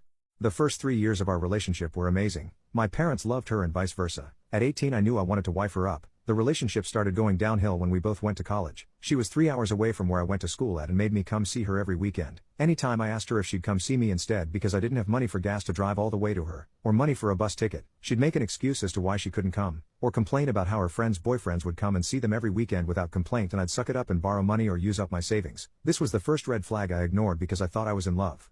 Somehow things became worse after school. When we started working, I saved up to get my own place to stay at while she was still with her parents. When times become tough and I was low on money and couldn't afford my bills and groceries, my parents allowed me to stay at their place since I bought my house and didn't rent it, so I could just lock it up and come back when I wanted to. Apparently me moving out when I was struggling was an inconvenience to her. In her defense, she didn't have anywhere to go to when she was bored. Second red flag I ignored as she kept saying, as a man, how do your parents still pay your bills? I don't know why I married her after she humiliated me because of the present I gave her for her birthday. Her 26th birthday was coming up, so I decided to propose to her on her birthday and plan a small surprise for her to kill 2 birds with 1 stone. Apparently that was tacky and cheap of me to propose at her birthday gathering. Now I always knew she wanted me to go all out for her proposal, and I was saving up for that, but since I wanted her to know I was serious about her and wanted to marry her, I proposed with a ring with an emerald gem. She flipped. She kept on talking about how small the ring was, and how she was disappointed in this cheap engagement. I told her about how I was saving up to give her the grand proposal she wanted, but then she told me she would have preferred to wait than wear that cheap ring. Still, I went ahead and married her. She was a complete pain in the butt during the wedding preparations. She kept on dismissing any ideas I had, and told me to let her handle all the planning. And I should just pay and watch. I let it go as I wanted peace. Now the kids, we have twin girls, 2 years old and absolute bundles of joy. When she first gave birth to them she was grumpy all the time and almost laid her hands on them once because they were crying. I took them to my parents' house for the weekend and gave her the scolding of her lifetime. She blamed it on her postpartum depression and said she'd go to therapy for it. The last straw for me was when she didn't pick me up on time from the airport, so I missed my girl's birthday. That's when I knew I was over her bull crap. She told me she was asleep when our girls were playing alone outside the house where the party was with no adult supervision because their friends' parents dropped them off and left. I'm keeping them with me when I sack her. There's no way in heck I'm letting her have my house. There are so many other incidents I can list, but for the sake of time I'm ending it here. Her birthday is in 2 weeks and she's always wanted to go to Greece, so I'm going to put the divorce papers in an envelope and name it Greece tickets and hide it in plain sight. She has no idea what's about to hit her insensitive, abusive self. I hope she's miserable. My medical condition has made me an enemy of Islam. I, 21F, am a college student that suffers from alopecia and a rare skin condition called solar urticaria. For those that don't know what either are, alopecia is a condition that causes me to spontaneously lose patches of my hair, and solar urticaria causes me to break out into hives and welts whenever my skin gets exposure to the sun. I made the brave decision of shaving my head last year due to my alopecia because I would have a breakdown whenever I had one of my flare-ups. It was a very hard decision for me and I missed having hair. I tried different treatments and even wore wigs, but my skin had a bad reaction to one of the wig glues that I used and I ended up getting a skin infection. I had to take tetracycline to treat it, which my body also had a very negative reaction to, and as a result, I developed solar urticaria. Solar urticaria is a very rare and very painful disease and there's unfortunately no cure. Talk about bad luck. I'm still taking treatments for both conditions, although I am notably staying away from wigs. I had no problem rocking the bald look after the wig fiasco, but after being diagnosed with solar urticaria, the lack of hair on my head became a problem due to there being no protection for my scalp. I was coming up with ways to appease my solar urticaria because dealing with the symptoms were not fun. So I began to wear long-sleeve shirts and pants, and I would apply heavy amounts of sunscreen, and I would take the medication that my doctor prescribed. I also started to wear scarves on my head. When I first started wearing my scarves, I had trouble keeping them on my head, so I started watching hijab tutorials on YouTube, and I got pretty good at wearing them. I would like to clarify that I am not Muslim, I just use the hijab tutorials to help me wear my scarves better. The trouble started when one of my classmates who is Muslim invited me to join out school's Muslim student union. I then told her that I wasn't actually Muslim, I just covered myself from head to toe for medical reasons. This offended my classmate and she said that I was making a mockery of her religion, and how dare I wear the hijab for selfish purposes. That's why I came here to Reddit. I had no intention of mocking the religion. I just wanted to make my quality of life more bearable. I have had less solar urticaria flare-ups due to the scarves, but I had no clue that what I was doing could actually be deemed offensive. However, I may be the jerk in this situation since I never bothered to research if what I am doing is okay. I really don't want to stop wearing my scarves because my life has become so much easier, but I'm now public enemy number 1 to all the Muslims at my college and I don't know what to do. Guy I'm seeing keeps calling me ovaries. Hey y'all, I've been seeing this guy for a short time. It's nothing serious, we're just casually seeing each other, but I did catch some feelings for him and we're not officially dating, but we're seeing each other. Anyways, the only red flag I see about him so far, and I'm not even sure if it's a red flag, but it's just something that irritates me, is the way he talks. He talks very nonchalantly. I can't explain it in writing, but he talks very relaxed and everything is a joke to him. He calls me and women in general ovaries. For example, we were out with my friends and it's about 5 girls and 2 guys at this hangout, and the girls started to overtalk each other and he jokingly says, "1 ovary at a time." Everyone else laughed, but it kind of bugged me, and then I addressed this to him after the hangout and he said I'm taking it too seriously and it's just his personality, but he doesn't have any of these kind of jokes for men. He addresses women as ovaries, and literally a few days ago he was trying to get my attention because I was doing something else and he said, "Hey ovaries, come over here." Not sure if this is a big deal or not. I feel like this is just his personality. He's very silly and tries to find humor in everything, but it seems like we're having a communication problem. I'm not exactly sure what kind of problem this is and how to go about this. What could I say to him? I'm a little uncomfortable by the way he talks, not just what he says but how he says it. I also want to add that I talked to my friends about this issue and my friends think I'm making a big deal out of nothing and told me to calm down and loosen up, so I don't know if I am just overreacting. Also, I want to add that he also has my contact name saved as ovaries with heart eye emojis on his phone. I have known my parents were cheating on each other for years. They found out and got mad at me. When I was 11, I saw my mom kissing one of her coworkers. Since I didn't know what to do or even who to ask, I ended up talking to that coworker. They worked at a sort of family restaurant, so I went there pretty often, and one day I just told him I knew about their thing and straight up asked what I should do. I don't remember exactly what he said, but I know he was really nice to me and advised I stayed quiet so as not to hurt my father. While it made sense to me, I spent around a year feeling bad for my father whenever I saw mom leave for work or stay there late. Then, one of the days mom stayed for the night at the restaurant, my father brought home another woman. It made me have a sort of epiphany. I started thinking that they knew. and after some very productive internet research, I figured they were simply in an open relationship. As I grew older, I realized this wasn't the case. The two pieces of crap somehow managed to put two and two together after years and noticed I knew, so they started using me to cheat more efficiently. From around my 15th birthday, they started trying to get me to make excuses for each other, ask one of them to go out for the day when they wanted the house alone, and even f***ing arrange meetings with their side pieces. They're both some of the dumbest people I have ever met, but they somehow believe they're geniuses. I think this is what brought them together. They enable each other, but it also meant they were so busy thinking they were cheating gods to realize the other was doing the same. At some point I stopped helping them, but I never said anything. It was such a normal thing that it never even crossed my mind telling them. Last year I started uni and moved away, which meant they had to deal with each other on their own. I figured divorce was coming, didn't expect them to last long without having me around to keep them at peace. You know the way two toddlers have to be kept under adult supervision to make sure they don't throw each other at upcoming traffic. That was what I had been doing ever since I can remember, stopping them not only from making the other mad, but also separating them whenever they had a bad idea that the other would enable. I was right, they are going to divorce, and they decided to announce this at a family gathering a couple weeks ago. There was a very funny silence when they said it, and it was broken by them starting to fight and trying to get the other to look bad. My mother was oh so hurt by his cheating, and my father was oh so hurt by hers. I couldn't help but laugh. It was ridiculous. That crap looked like children acting out a telenovela. When I said that, yes, I knew they both had been doing it for more than 7 years. There was silence. I didn't find this one funny.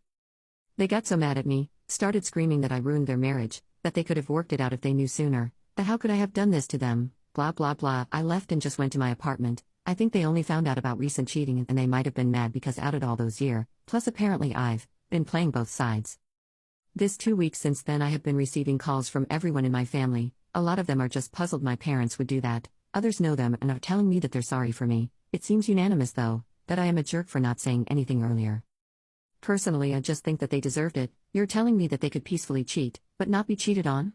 It's wild. They're both awful people in many ways, and they're perfect for each other. The fact that they got divorced the moment they knew about the other cheating just proves me right. They wanted it to be hidden. They wanted it to be behind the other's back. Not one single other person in this world deserves to deal with either of this two. They need to stick together to keep them from hurting others. I don't really know what to do. They haven't talked to me at all in this 2 weeks. The only contact we've had has been through other people. I've never spent this long without talking to either of them. My high school crush is telling people I'm the one that got away despite actively rejecting me for 2 years to preserve his ego. I want to get this off my chest once, and then I'm done. Just to preface this, I have a partner currently that I have been dating for around 4 years now. We are both seniors in college, and I am incredibly happy with him. He's the love of my life, and I'm so happy that I got over my crush when I did so that I got to meet my partner, befriend them, and pursue a meaningful relationship. My issue is that when I was interested in him, he entertained it heavily. We would be on the phone for hours every single day. At first, he was my best friend. We were inseparable. We did everything together, and I started falling for him after we almost kissed in my car. I tried to force it down. I tried to just stay friends with him, but I felt guilty for hiding my feelings, and I told him. When I told him, he said that I was like a sister to him, which I was totally fine with after my initial sadness. I still kind of liked him, but I was so happy that I got to keep my best friend. After a while, I started branching out and trying to find new people. I would talk to him about these people and he would encourage it over text, so I thought everything was totally normal. Then, I met a guy at a party with our friend group, and was really hitting it off with him. The entire night, he avoided me, and I found out later from our friends that he was super jealous and angry that I was talking to that guy. Well, this continued for the next several months. I would meet people, flirt for a bit, I even had a few dates, and every single time, he would get angry. He would criticize every single boyfriend or girlfriend that I had, talk about how jealous and mad he was to our friends, and so I finally confronted him on why he was acting this way. He said he was just being protective, but I knew that was bull. I asked him if he liked me and said that was the last time I was ever going to ask. He said no, so I moved on completely. Our contact fizzled out after a while, and that's when I met my current partner. When the two of us met, there was an instant connection. We became close friends really quickly, and our friendship blossomed into a romance within a few months, and we have been inseparable ever since. We did break up briefly due to some mental health and physical health issues I was having, and that's when my crush came out of the woodwork and started speaking to me again. He heard about my breakup, and he said he wanted to help talk me through it. I knew that I was still in love with and planning to get back with my partner, but since I figured it had been long enough since the two of us liked each other, I didn't see the harm in hanging out in public as friends, so that's what we did. He helped talk me through the breakup, gave me really good advice, but one day while he was driving me home, he stopped the car. He looked at me and said, "I'm sorry, I can't pretend like this isn't killing me." I asked him what he meant, and he said that he didn't know. He then reached over and cupped my face in his hands, sighed, and then kept driving. I was really confused. I got back home and saw that he blocked me. Fast forward a few months, my partner and I got back together. We went to some couples counseling. talked it through, and decided that we were both ready to give it another shot. We went to a party with the same friend group for the first time back together as an official couple. Nobody in the group had heard from my crush in almost 2 months at this point, so I didn't expect that he would be there, and lo and behold, there he was. I came upstairs first. He lit up when he saw me and picked me up and spun me around and started talking to me enthusiastically. I was confused, but didn't have time to react before I saw his face fall as soon as my boyfriend walked up the stairs. He looked at me, then at him, and then stormed out of the house. That was the last time I spoke to him. Now, present day, it's 4 years and counting with my amazing boyfriend, and last week I began receiving messages on Instagram and Twitter from my former friend group. As I said, I grilled one of them for information, and it turns out my former crush has been telling people that he regrets not snatching me up the second he got the chance, that I'm the one that got away, that he misses me, that he always loved me, and that he wants to be with me. The reason that this infuriates me is because he had his chance to have me. I was in love with him for 2 years, gave him multiple chances, but he wasn't interested/rejected me every single time. Now, it's too little too late. I feel nothing for him anymore. I haven't thought about him once until these messages started popping up, but now all I can feel is overwhelming anger. He's trying to come back into my life now that I am unbelievably happy, successful, and with someone who I love more than anyone or anything. Does he really expect me to just drop the best thing that's ever happened to me and come running into his arms? If I was that same pathetic 15-year-old girl, maybe I would have, but I'm a 22-year-old woman now. I know that I live in his head as some idealized version of myself that is still obsessed with him, but that isn't me anymore. His friends are trying to convince me to just talk to him, but I absolutely will not be doing that. My partner has supported me in all of this, and he even said that if I want to go talk to him for some closure, I should, but I don't need closure. He indirectly admitted that he always loved me, but that he was too much of a wuss to be with me back then. I am happy with my situation, and there isn't a single part of me that's wondering what could have been anymore. Instead of talking to me directly, he knows where I live, he knows how to reach me, he could talk to me if he wanted to. He sent his little boyfriends out to convince me to talk to him. He's still just as immature, and I'm not. If you're reading this, the answer is no, and that answer will never change. I wish you the best in life, but I want you to stay out of mine. That's all I've got. Thanks for reading. When did you feel most betrayed by someone you trusted? So to start things off, I'm gay. I live in a small town in the middle of nowhere, USA. I'm a male 18. I wasn't ever really bullied for being gay. Unless it was online, everyone was cool with it except the super conservative families in town. Of course I've heard my fair share of names and threats, but I shrug them off. It's normal to me. There's this group of boys, who are like the super bro dude straight guy group of the school. They act more gay than I do but still call me names, etc. In this group there's this guy I'll call Skylar. Skylar is my age, looks like a puppy dog, and was very sweet to me always, but always presented as straight, which is why I was shocked when he asked me out this summer. I mean, I'm not ugly or anything. I just didn't expect this super dude bro jock to ask me out. Our first date was amazing. I mean, it was on the 4th of July at our state fair. We got corn dogs, played games, and he kissed me on the Ferris wheel. After a few dates we had gotten a lot closer. We never made love though. He wanted to wait and I respected that. My ex-boyfriend's birthday was on October 20th.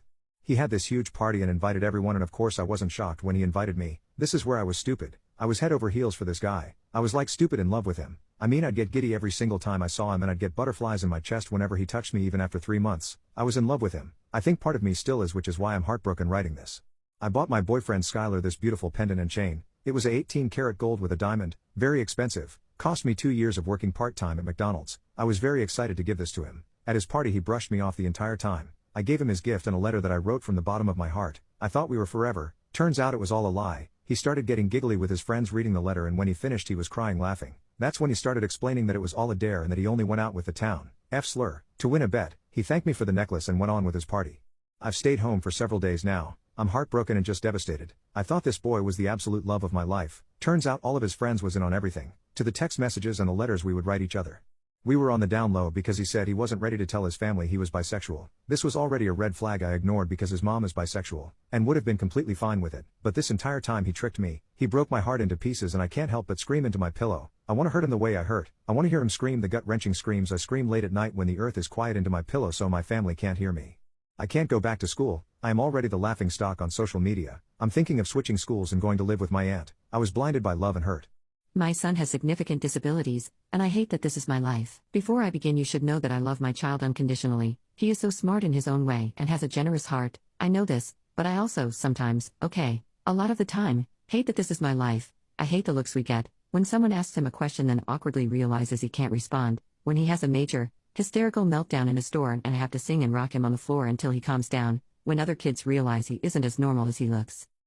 I hate that he will probably never have a real friend, that I will have to fight for him to be included in everything, that his birthday parties will likely be adult/family only. I hate not being able to go to church without making sure they have an adult with training to be with him. I hate how hard it is to find adults to be with him, and that I have to be the one to train them. I hate that he will be my only child. I don't know that I can handle a second child with disabilities, and it's not fair to him if we bring a neurotypical child into the mix. It's not fair to the other child either. I hate that he has to be watched 24/7. I never get anything done because I am exhausted from keeping him safe while trying to give him room to grow and learn. I hate the appointments, the juggling of specialists and primary care doctors and trying to remember who needs to be told what. I hate having to sign a cajillion disclosures to share information, and I hate that even my husband has to ask me what all kiddo has going on. I hate that he hurts me. Yes, I understand the reasons. Trauma in development and delayed attachment and frustration, but I hate that my baby boy, my darling child, regularly kicks and hits and bites and scratches me. I hate saying, "Kind hands, please." I hate how much I rely on his tablet to occupy him. I hate when people say it's just a phase, or all boys/kids do that. It's not true, and they know it, but no one is comfortable enough to say, "That sounds like it sucks," which is what I really want. I hate that being away from him takes so much planning and money, that we can't hire just anyone to watch him. It has to be an adult with training, or a respite provider, which is impossible to get, or a rare, understanding friend, or my husband. Most of all, I hate that I hate any part of being his mommy, because I always wanted to be a mom, and when we found out we couldn't have biological children, I was so happy my husband agreed to adopt. I knew it would be hard. I knew it meant raising a child with disabilities and trauma, and I worked my ass off to prepare for it, but here I am, on Reddit, telling however many strangers that I hate being a mom to a child with disabilities, because there is nowhere else I can go and be this raw and open about it. And I hate that our society is the kind of place where parents like me can't be raw and open, because I already know some of you are judging me, or calling me a snowflake, or passing by this post because this sliver of my reality is too much for you to bear on top of your own stuff, but I had to say it. Had to let it out because it's too hard to carry around on top of all the other shit I have to carry every single day. Update. A little over a year ago I came to this subbed event about the difficulties of raising our adopted son who has significant disabilities. The response was overwhelming. Many people reacted with anger or hate, but the ones who stick out are the ones who said, in comment or chat, that my post was their truth, too. So I am back, after a little over a year, to share an update to my story and to let those other parents, siblings, and caretakers that it's okay.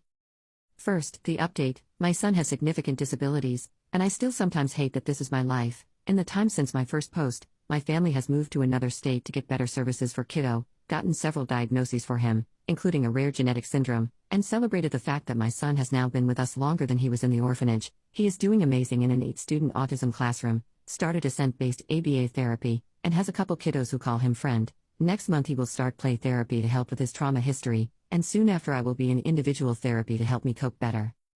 Things have improved in a lot of ways. He is babbling more and even sang in a school concert a few months ago. We got a safety bed and medical stroller for him so I no longer have to spend hours safe holding during a meltdown, and he is working hard to learn to pee on the potty. Best of all, I worked hard to make friends in this new state, and they are so incredibly supportive. Our old support network was great, but these friends literally asked me to train them so they could watch kiddo for me sometimes. My husband and I went on a date for the first time in 2 years last month, all because of these amazing people.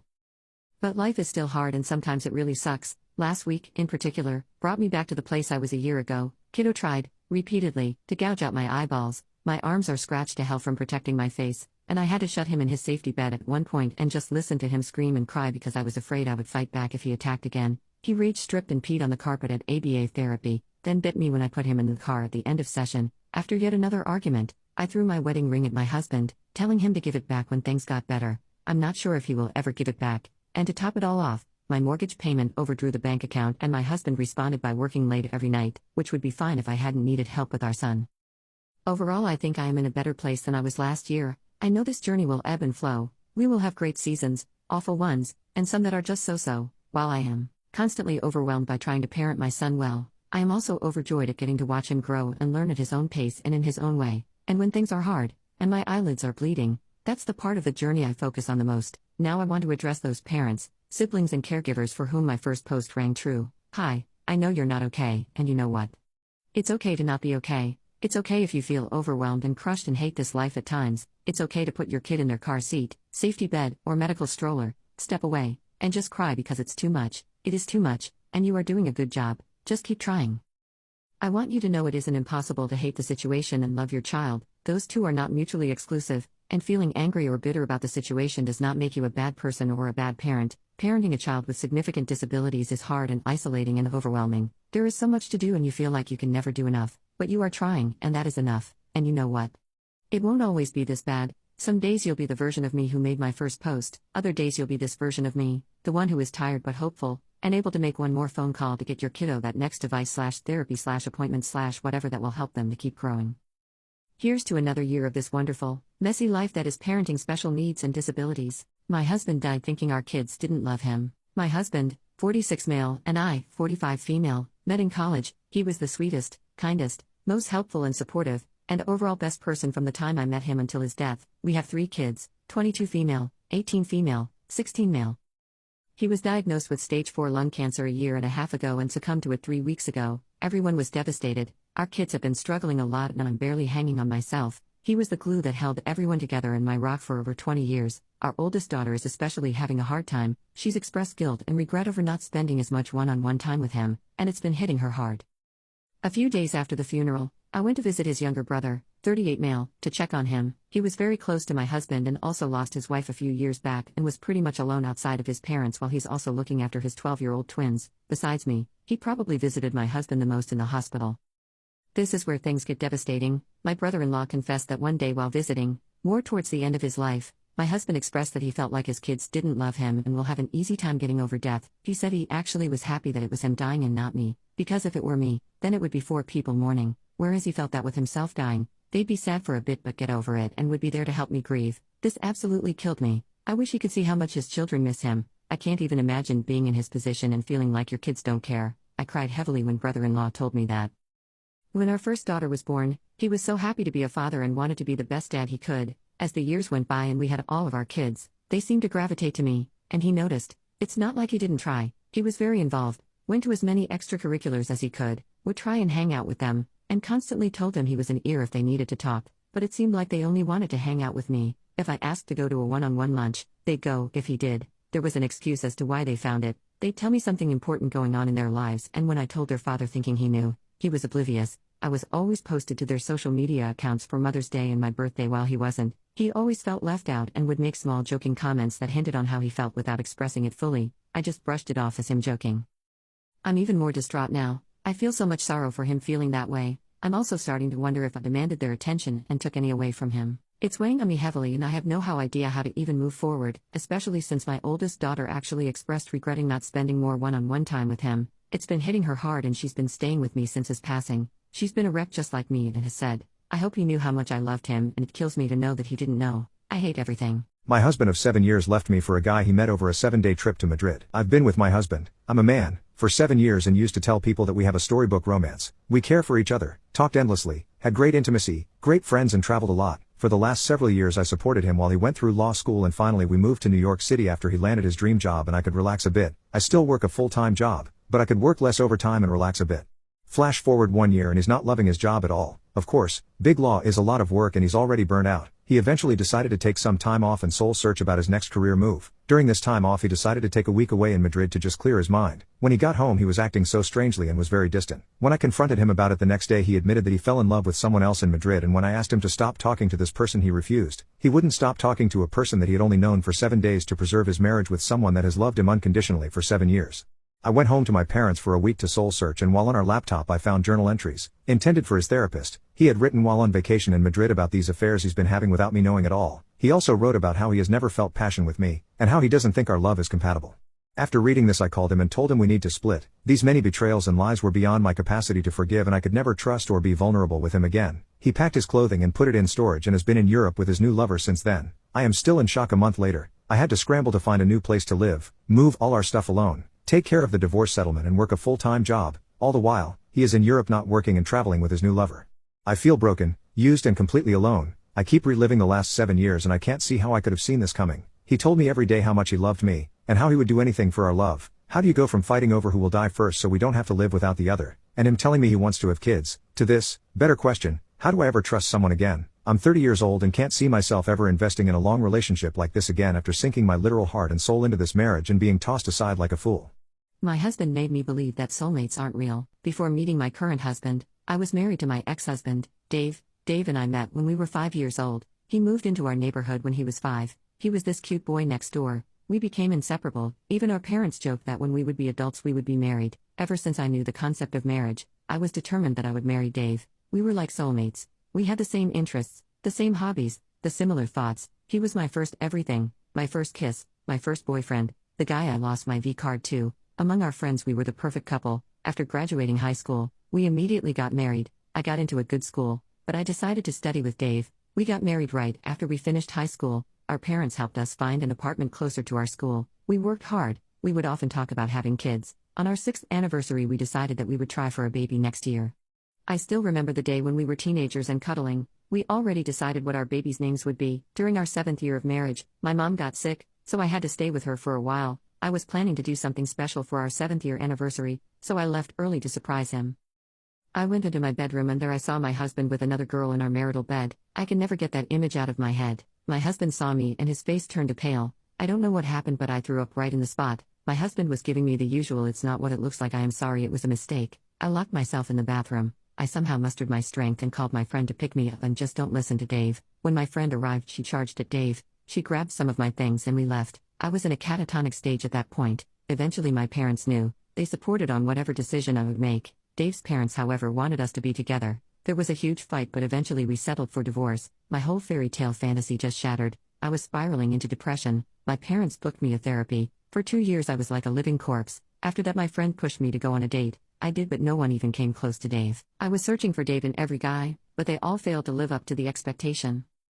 That is when I met my now husband, Jay. Jay was the opposite of Dave. Dave was funny. He would be the life of the party. I remember one time he made me laugh so hard that I fell from my chair. But Jay was not funny like Dave. He would use humor only as clapbacks and if he wants to insult someone. He was also very stoic and closed off, pretty boring to my taste. On our first date, I asked him some questions like, "What is your favorite movie?" He told me he doesn't watch movie. He liked reading. He didn't even ask me a thing, except for my educational background. He talked mostly about my field of work, but he was not interested in me. We ate dinner in silence. I was 100% sure he will not call me, but 2 days later he did. He asked me out on a second date. I was skeptical of whether or not I should go, but my friend insisted. I gave it another try. Second date went slightly better than first. He talked a bit more, asked few questions. We were taking it slow. He was opening up until the 6th date when he finally done the deed. It was amazing. I am someone who has a snack after making love. I was craving for some, so I asked him if I could grab something from his pantry. Even a bread and cheese sandwich will do. He told me to stay there and he went out. I was kinda confused. He came back after 20 minutes with takeout food. It was something I really liked, orange chicken. I asked how he knew. He told me, "You told me on our previous date." I melted right there. Dave and I have been together for most of my life, but he never made the effort of going out and get me something. That's when I knew even if he was not my soulmate, I was madly in love with him. We dated for 3 years and got married. I came to know about Jay's family too. His mom and dad were drug addicts who passed away from ODing. He was homeless for a while but worked his way up. Throughout our marriage I was very, very happy. He was different from Dave because whenever he would see me doing chores he would ask me to help. He helped me through my trauma from Dave by arranging a therapist that specializes in infidelity. He may not be a person of words, but his actions tells me that he loves me. When I was pregnant with our daughter, I would wake him up in the middle of the night to either get me food or rub my feet. He would say yes, ma'am, and get to work. I love him. Even after 15 years of marriage my love has not stopped. He is still the stoic man I fell in love with. After meeting him I stopped believing in the concept of a soulmate. He was not mine, but we somehow make it work. I love you, Jay. Thanks for being there in my life. And anyone who is wondering what happened to Dave, he is getting his 3rd divorce. His mom blames me for his downfall, but she refuses to see that her son cheated on his every marriage. My husband forgot the past 8 years and wants a divorce. I have been with my husband Josh since we were seniors in high school. We broke up shortly after high school graduation but got back together a year afterwards. We overcame long distance, educational and job difficulties, unplanned pregnancies, medical issues, everything. He is my first everything. I cannot imagine life without him, but now I have to get used to it. 2 months ago, Josh woke up next to me shocked. He asked what I was doing on his chest and who I was. He likes to sometimes wake me up saying, "Hey, who's this beautiful lady on my chest?" But this was different and he wouldn't let me touch him and he started demanding to know where he was and where a woman named Lisa was. I was confused and scared to say the least. I tried to explain that I'm his wife and that he's home safe. Josh yelled he would have never married me in a million years. He started running around our house looking at photos of us and out of windows. He refused to let me get too close, so I called his mom and she talked to him on his phone. He freaked out that I knew his passcode and he started wailing about what was going on. I called his therapist and he was taken to the hospital. He was put on 5150 and I had his mom come take him when it was up. When he got home a week later, he accepted that I was his wife but kept saying us being together was wrong. He didn't go to work for a bit and I noticed he obsessively searching for a woman named Lisa who went to a college he turned down for me. I have never seen this woman and I wondered if he possibly had an affair in the past. I found messages to a number from him a week later where he begged Lisa to talk to him but she said she had no idea who he was. The phone wasn't public so he must have it memorized. I asked his mom about it and she asked him, to which he said, "She's the love of my life." He stopped and was so distraught he tried to take his own life. He went back to the facility and evaluated again. I was given options, but I wanted him home, so he prescribed some medication. His sister stayed with us until he seemed stable, but Josh would act so coldly towards me, asking questions about why we got back together and how upset he was that we were. When we broke up originally, I cursed him out for 3 hours straight and later found out he had made a move on the girl he told me not to worry about. He would say he didn't know how he could love me again after all I said. He refused to do chores and would stay out into the night for hours. Over a month ago he came to me and asked for a divorce. He said when he told me I should find someone better after high school I should have done that because he can't bring himself to love me. How can I be with someone who is so obviously embarrassed to be with the old me? I told him he's not that insecure little boy anymore and he was the love of my life. He had been publicly embarrassed years ago in regards to me. He used to be insecure that I was too good for him and that everyone knew that. My father, after meeting him, told me he was a loser, but I reminded Josh I chose him because I love him. I told him we moved past that and I thought we were good. He didn't believe me and said he couldn't imagine being happy with me. He left that night and was fine coming to get his things to move in with his sister. He looks at me with nothing but apathy and it hurts.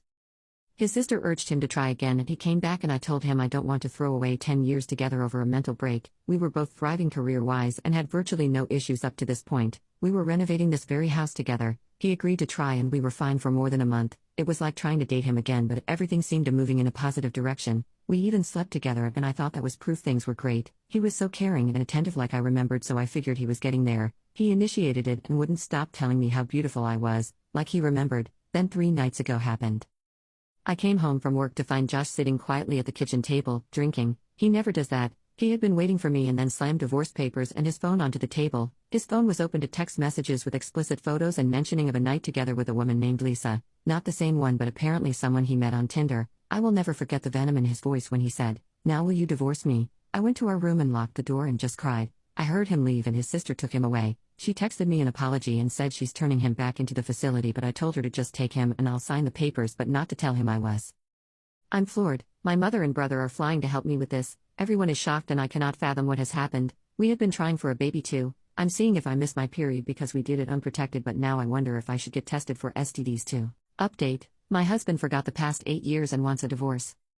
To answer some questions, Josh has had some self-destructive tendencies in the past after a traumatic event and had been diagnosed with epilepsy this past summer, which is why his therapist suggested to take him where I did. He never injured his head and his parents wanted him home, so the doctors diagnosed him with some sort of psychosis, which I was skeptical about, but I trusted his therapist and the doctors. He was discharged and given some pills for his depression. He received an MRI scan 2 days ago and we are awaiting results. He has not gone back to work since this all happened and I assumed when he was out he was with his family. My soon-to-be ex is a civil engineer but now believes he is an architect. He doesn't have his architecture license and forgot how to do his engineering job for the most part, so I do not know what will happen with that. He doesn't remember any of his current friends since they all met in college. The reason he remembers his passcode is because he has had the same one since junior year of high school, where we met.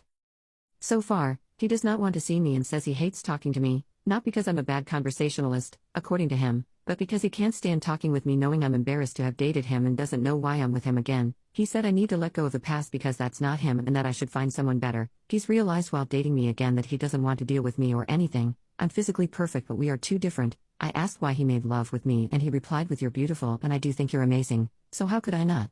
He supposedly grew into a better man after we broke up originally and that I need to move on and that he's not here to fix my insecurity problems. I don't know if he had ever wanted to be with me at this point. Josh doesn't know what he will do with his life but knows what will help is if I'm out of it. In the past, he has belittled me, essayed me, went after the girl he told me not to worry about, and ghosted me more than once, and I forgave him. Whether this is a tumor or just a lie like some of you have proposed, I realized how bad he had treated me. Things were better, but were they truly good? I don't know why he was with me if everything he had apologized for was a lie. We make the same in terms of money, so I can do fine on my own. I'm beyond heartbroken. What he says sounds like what he's been holding in for some long one way or another.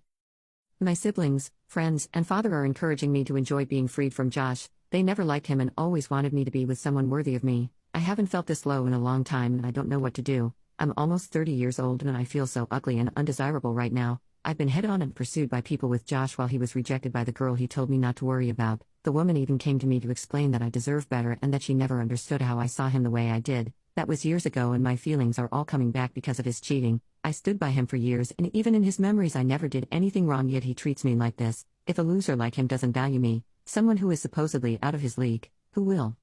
Is this why he is upset to be with me?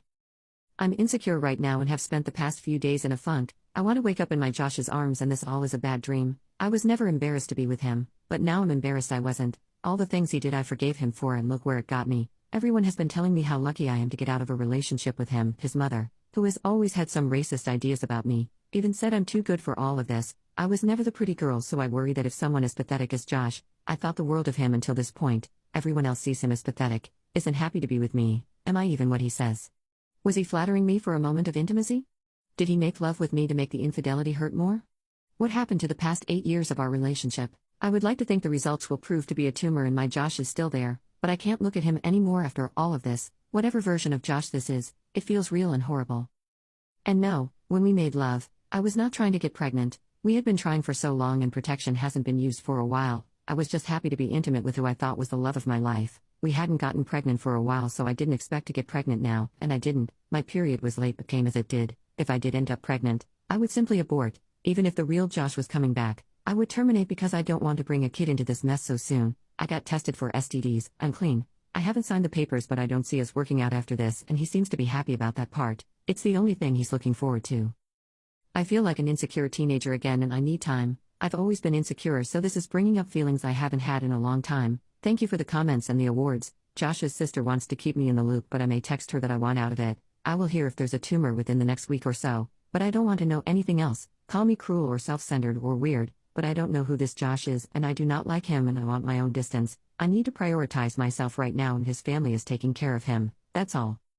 Final update. The scans and tests came back. No stroke, tumors, or anything. That's all his sister texted me. I don't know what treatment he's doing or their plan for him because I asked them not to tell me anything anymore. I'm done being invested. Josh is still adamant that he doesn't love me and doesn't want me back from what I have last heard. Looking back, I don't know if he thought he was settling for me and he had lied to me to make himself look better. After he had used me for love making, I can't ever be with him again in any capacity anyways. I don't know what is happening with his job. All I know is he is not back and possibly won't be. He can't perform his duties, so I don't know what will happen. There's no diagnosis as of yet, but I am wondering if he did indeed fake this all. If he is, he's really committed to it. If he is, I don't know if this baby dream of his and wanting to supposedly be with me forever were just overcompensating for how he really felt, but it does no good dwelling on that. He's not a good person and I need to accept that.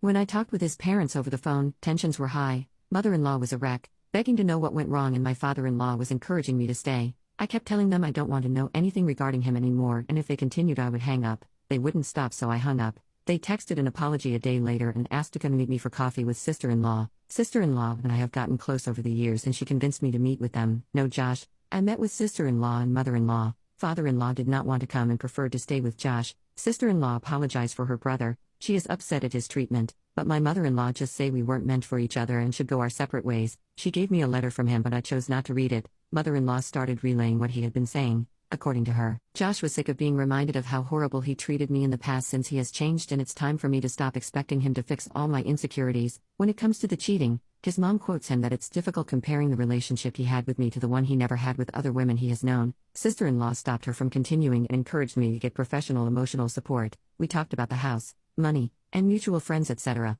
We left on a good note, and both sister-in-law and mother-in-law said they wish me the best.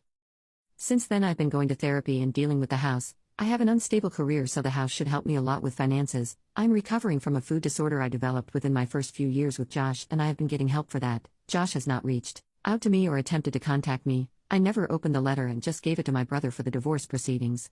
I don't know if this was all some elaborate way to get out of our marriage, but it worked. I love him, but I'm realizing we were never as good as I wanted us to be. There's nothing left for me with him and I'm too tired to try. I wish he was a better person, but he's not, and as my mother keeps saying, he deserves someone who accepts him as he is. A piece of crap. I guess he got tired after all these years of trying to be someone he is not, and every issue was just incompatibility. I always thought shitty people should change, but my mom keeps reminding me he shouldn't have to for me or anyone. I can't explain the Lisa thing, and I think Josh may be stalking her, but that's really none of my business. The friends Josh made in college he swears he does not know, so I can't say who he communicates with outside his family. Wish I had a concrete answer about anything, but I don't think I'll have one ever. I needed some time to process everything that has happened. Thank you to all the nice comments and messages, even though I did not have the energy to respond to any. To all of the people who couldn't help but be rude, hope you're proud of yourselves. But my life is changing and the man I've loved no longer loves me, no matter what the cause. I owe it to myself to let him go, so I'm going to do that.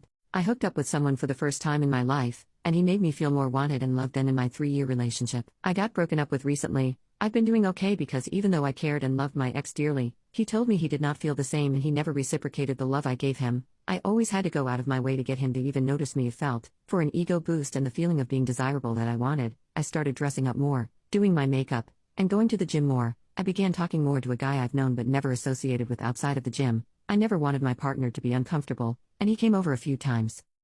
He made me feel appreciated. He goes out of his way to chat with me at the gym, has me teach him exercises I'm doing and teaches me, and switched his gym time so that we could drive together. When he came over to my place, he just knew exactly what to do. He was flirty and sweet while respecting the boundaries I had set beforehand. It was just the little things he did, the light tracing of my tattoos or over my skin, the funny and lighthearted comments that made me more comfortable, him constantly picking up small details I'd mentioned and remembering them later, just his ability to do things that made me feel like he was still paying attention to me, even if he wasn't.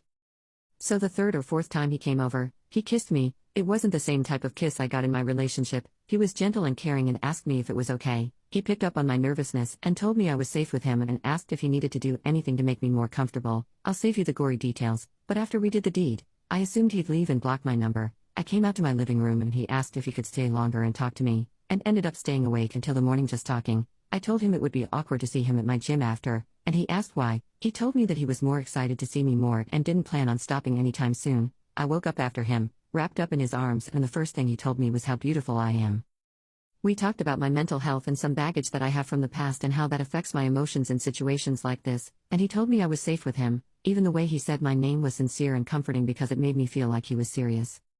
This was all I wanted from my ex, just to feel wanted. My ex would come over to my house for intimacy and immediately leave after, not even pillow talk or goodbye kiss. This guy the entire time asked if I was okay, if I wanted to stop, and when I said it was, then told me to relax and enjoy myself. It's just the way he speaks to me, touches me when we're watching TV, and kisses me. He didn't make love with me because he was in the mood and I'm just there. He prioritized me. I feel desired. I'm not the one initiating everything. He knows my insecurities and tells me he likes every part of them, like my not rock solid abs or the big scar I have across my cheek, my freckles, my legs, my hips, everything I've hated about myself for years. He validates as beautiful. And there's things I hate about myself just because my ex would do the opposite or make jokes about things that I never, ever forgot. Update: we're dating. I just found out my boyfriend of 3.5 years has been calling me by his ex-girlfriend's name. So I, female 24, met my boyfriend, male 25, in college, where we pretty much immediately hit it off. We took the same course and in the first week, he approached me while I was with some friends to compliment my hair. I had gone pink for breast cancer awareness. We maintained a strong friendship for about a year before we eventually started dating, and we shared a lot of interests. I really liked a very specific subgenre of modern takes on classic literature, 10 Things I Hate About You, Clueless, etc., with one of my comfort movies being Romeo and Juliet. I know it's dumb but it's silly and I love it. Anyway, so about 6 months into dating, we're lying in bed after a nice night, and he's running his fingers through my hair and says I love you so much, Juliet. I don't know. We watched the film together 2 nights ago and maybe I was dumb but I really just interpreted it as a pet name, so I said I love you too, Nomeo. It picked up since then. Looking back I should have known something was up by the way he apologized immediately, but for the next 3 years I called him Nomeo thinking we had a pair of cute couples nicknames. It was a sweet little thing and I even noticed my actual name had fizzled out of use with Juliet, babe and baby taking its place, which I didn't mind at all. Well, 2 days ago my boyfriend and I went to his brother's wedding and I got to meet his ex while he split off to talk to his brother. Being as she was a family friend since his childhood, I introduced myself as it was the first time, and she did the same and told me her name was Juliet. I immediately put it together, but didn't want to stir a scene at a wedding, so I played it off. Don't get me wrong, she was such a sweetie, and we didn't even talk about him once, even though she knew we were dating, which I actually really appreciated. I confronted him about it later that night when we'd gotten home, and he immediately admitted to getting my name mixed up with hers. Our names could not be more different, might I add, on that night, and didn't know what to do when I misunderstood him and just went along with it. We've kissed and he's called me Juliet, made love and he's called me Juliet, gone out and he's called me Juliet, he's called Juliet in front of my parents, but I'm just now finding out he's been calling me by his ex's name? I feel sick, and I'm seriously considering breaking up considering I felt nothing but embarrassment since the other night. I just needed to get it off my chest. He says it doesn't matter since it's our nickname now, but the origin of it still sticks in my mind, and I don't know what to do about it. Update: hi all. So yesterday was really rough. I made the post just before dinner and soon after we had a long talk about it and promised we'd both tell the full truth. He said he was upset and hurt that I'd let something so small affect a 3-year-long pet name, and I understood where he was coming from, but it really doesn't feel small to me, which I made clear to him. I asked him why he didn't just immediately admit to it, or why he continued to call me Juliet, and he said that he didn't want to be the bad guy, but the second and third time afterwards was him just testing to see how I'd react, which really stunned to hear. I asked him how he'd feel if the roles were reversed, and he said he'd feel pretty crappy. I then asked him if he still had feelings for his ex-girlfriend, to which he admitted he did, but only in the same way that everyone does. Also, for those of you asking, I believe they dated for just under a year. I didn't want him to shell up, so I remained calm and asked him who he thought of when he said Juliet. He was quiet for a moment, but when he spoke up he said, and I quote, "I guess I was thinking about you both, but mostly you." And that was it. I broke down crying while he was apologizing and trying to take it back, but I think I was too far gone to even think about it. Last night he slept on the couch, and this morning I woke up very early to pack the essentials and left to stay with my parents until I can fully calm down. I wish I could say I was angry, but I'm honestly just sad. I always promised myself that I'd never let a relationship get to me, and that I'd recognize the red flags from having to watch friends go through relationship troubles, but I guess here I am. He sent me a message at around 8 asking where I was, and sent me one about an hour later apologizing again. I don't know, I'm really trying to be mature about this whole thing, but between the sobbing voice messages he's sending, something I really never expected to hear from someone who really presented himself as stoic, and what he's done, I'm truly just fighting the urge to block him and throw my phone out a window.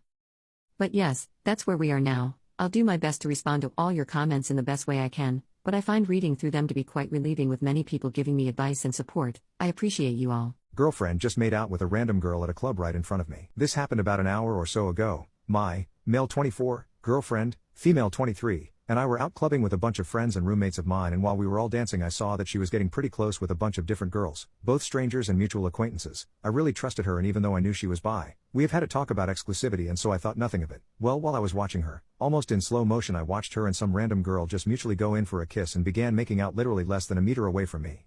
I went outside for some fresh air, then went for a walk outside the club, and now I've made my way home by myself and I feel so lost. I don't know what else happened there, and honestly I don't even know if she's realized I left. I know we were all drinking and it was only a kiss, but it was so blatantly right in front of me. I just feel disrespected and I'm hurt and I just need to vent. Update: thanks everyone who responded and took the time to try and help me with how I was feeling. Honestly, I've never been flooded with so many notifications on Reddit, and the vast majority were so positive. This will be an update and a bit of more info for those who were curious.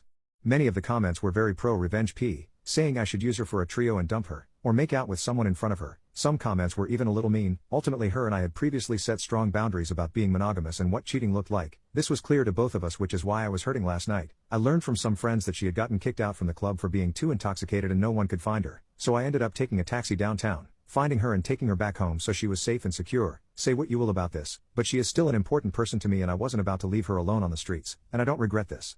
After getting home, it was pretty clear she wasn't in the best state to discuss what had happened, and so even though it came out that she had cheated and she was crying and apologizing, I got her to bed and the bulk of the conversation happened this morning. Initially she was pretty lost regarding where she was, alcohol related. Neither of us are worried about her being drugged, and so when she first saw me she was excited, but once she remembered the events from the previous night she started profusely crying and apologizing. We talked and I forgave her, since it seems that there were some underlying insecurities making her feel like I was losing interest in her, which wasn't true, but mental health is cruel.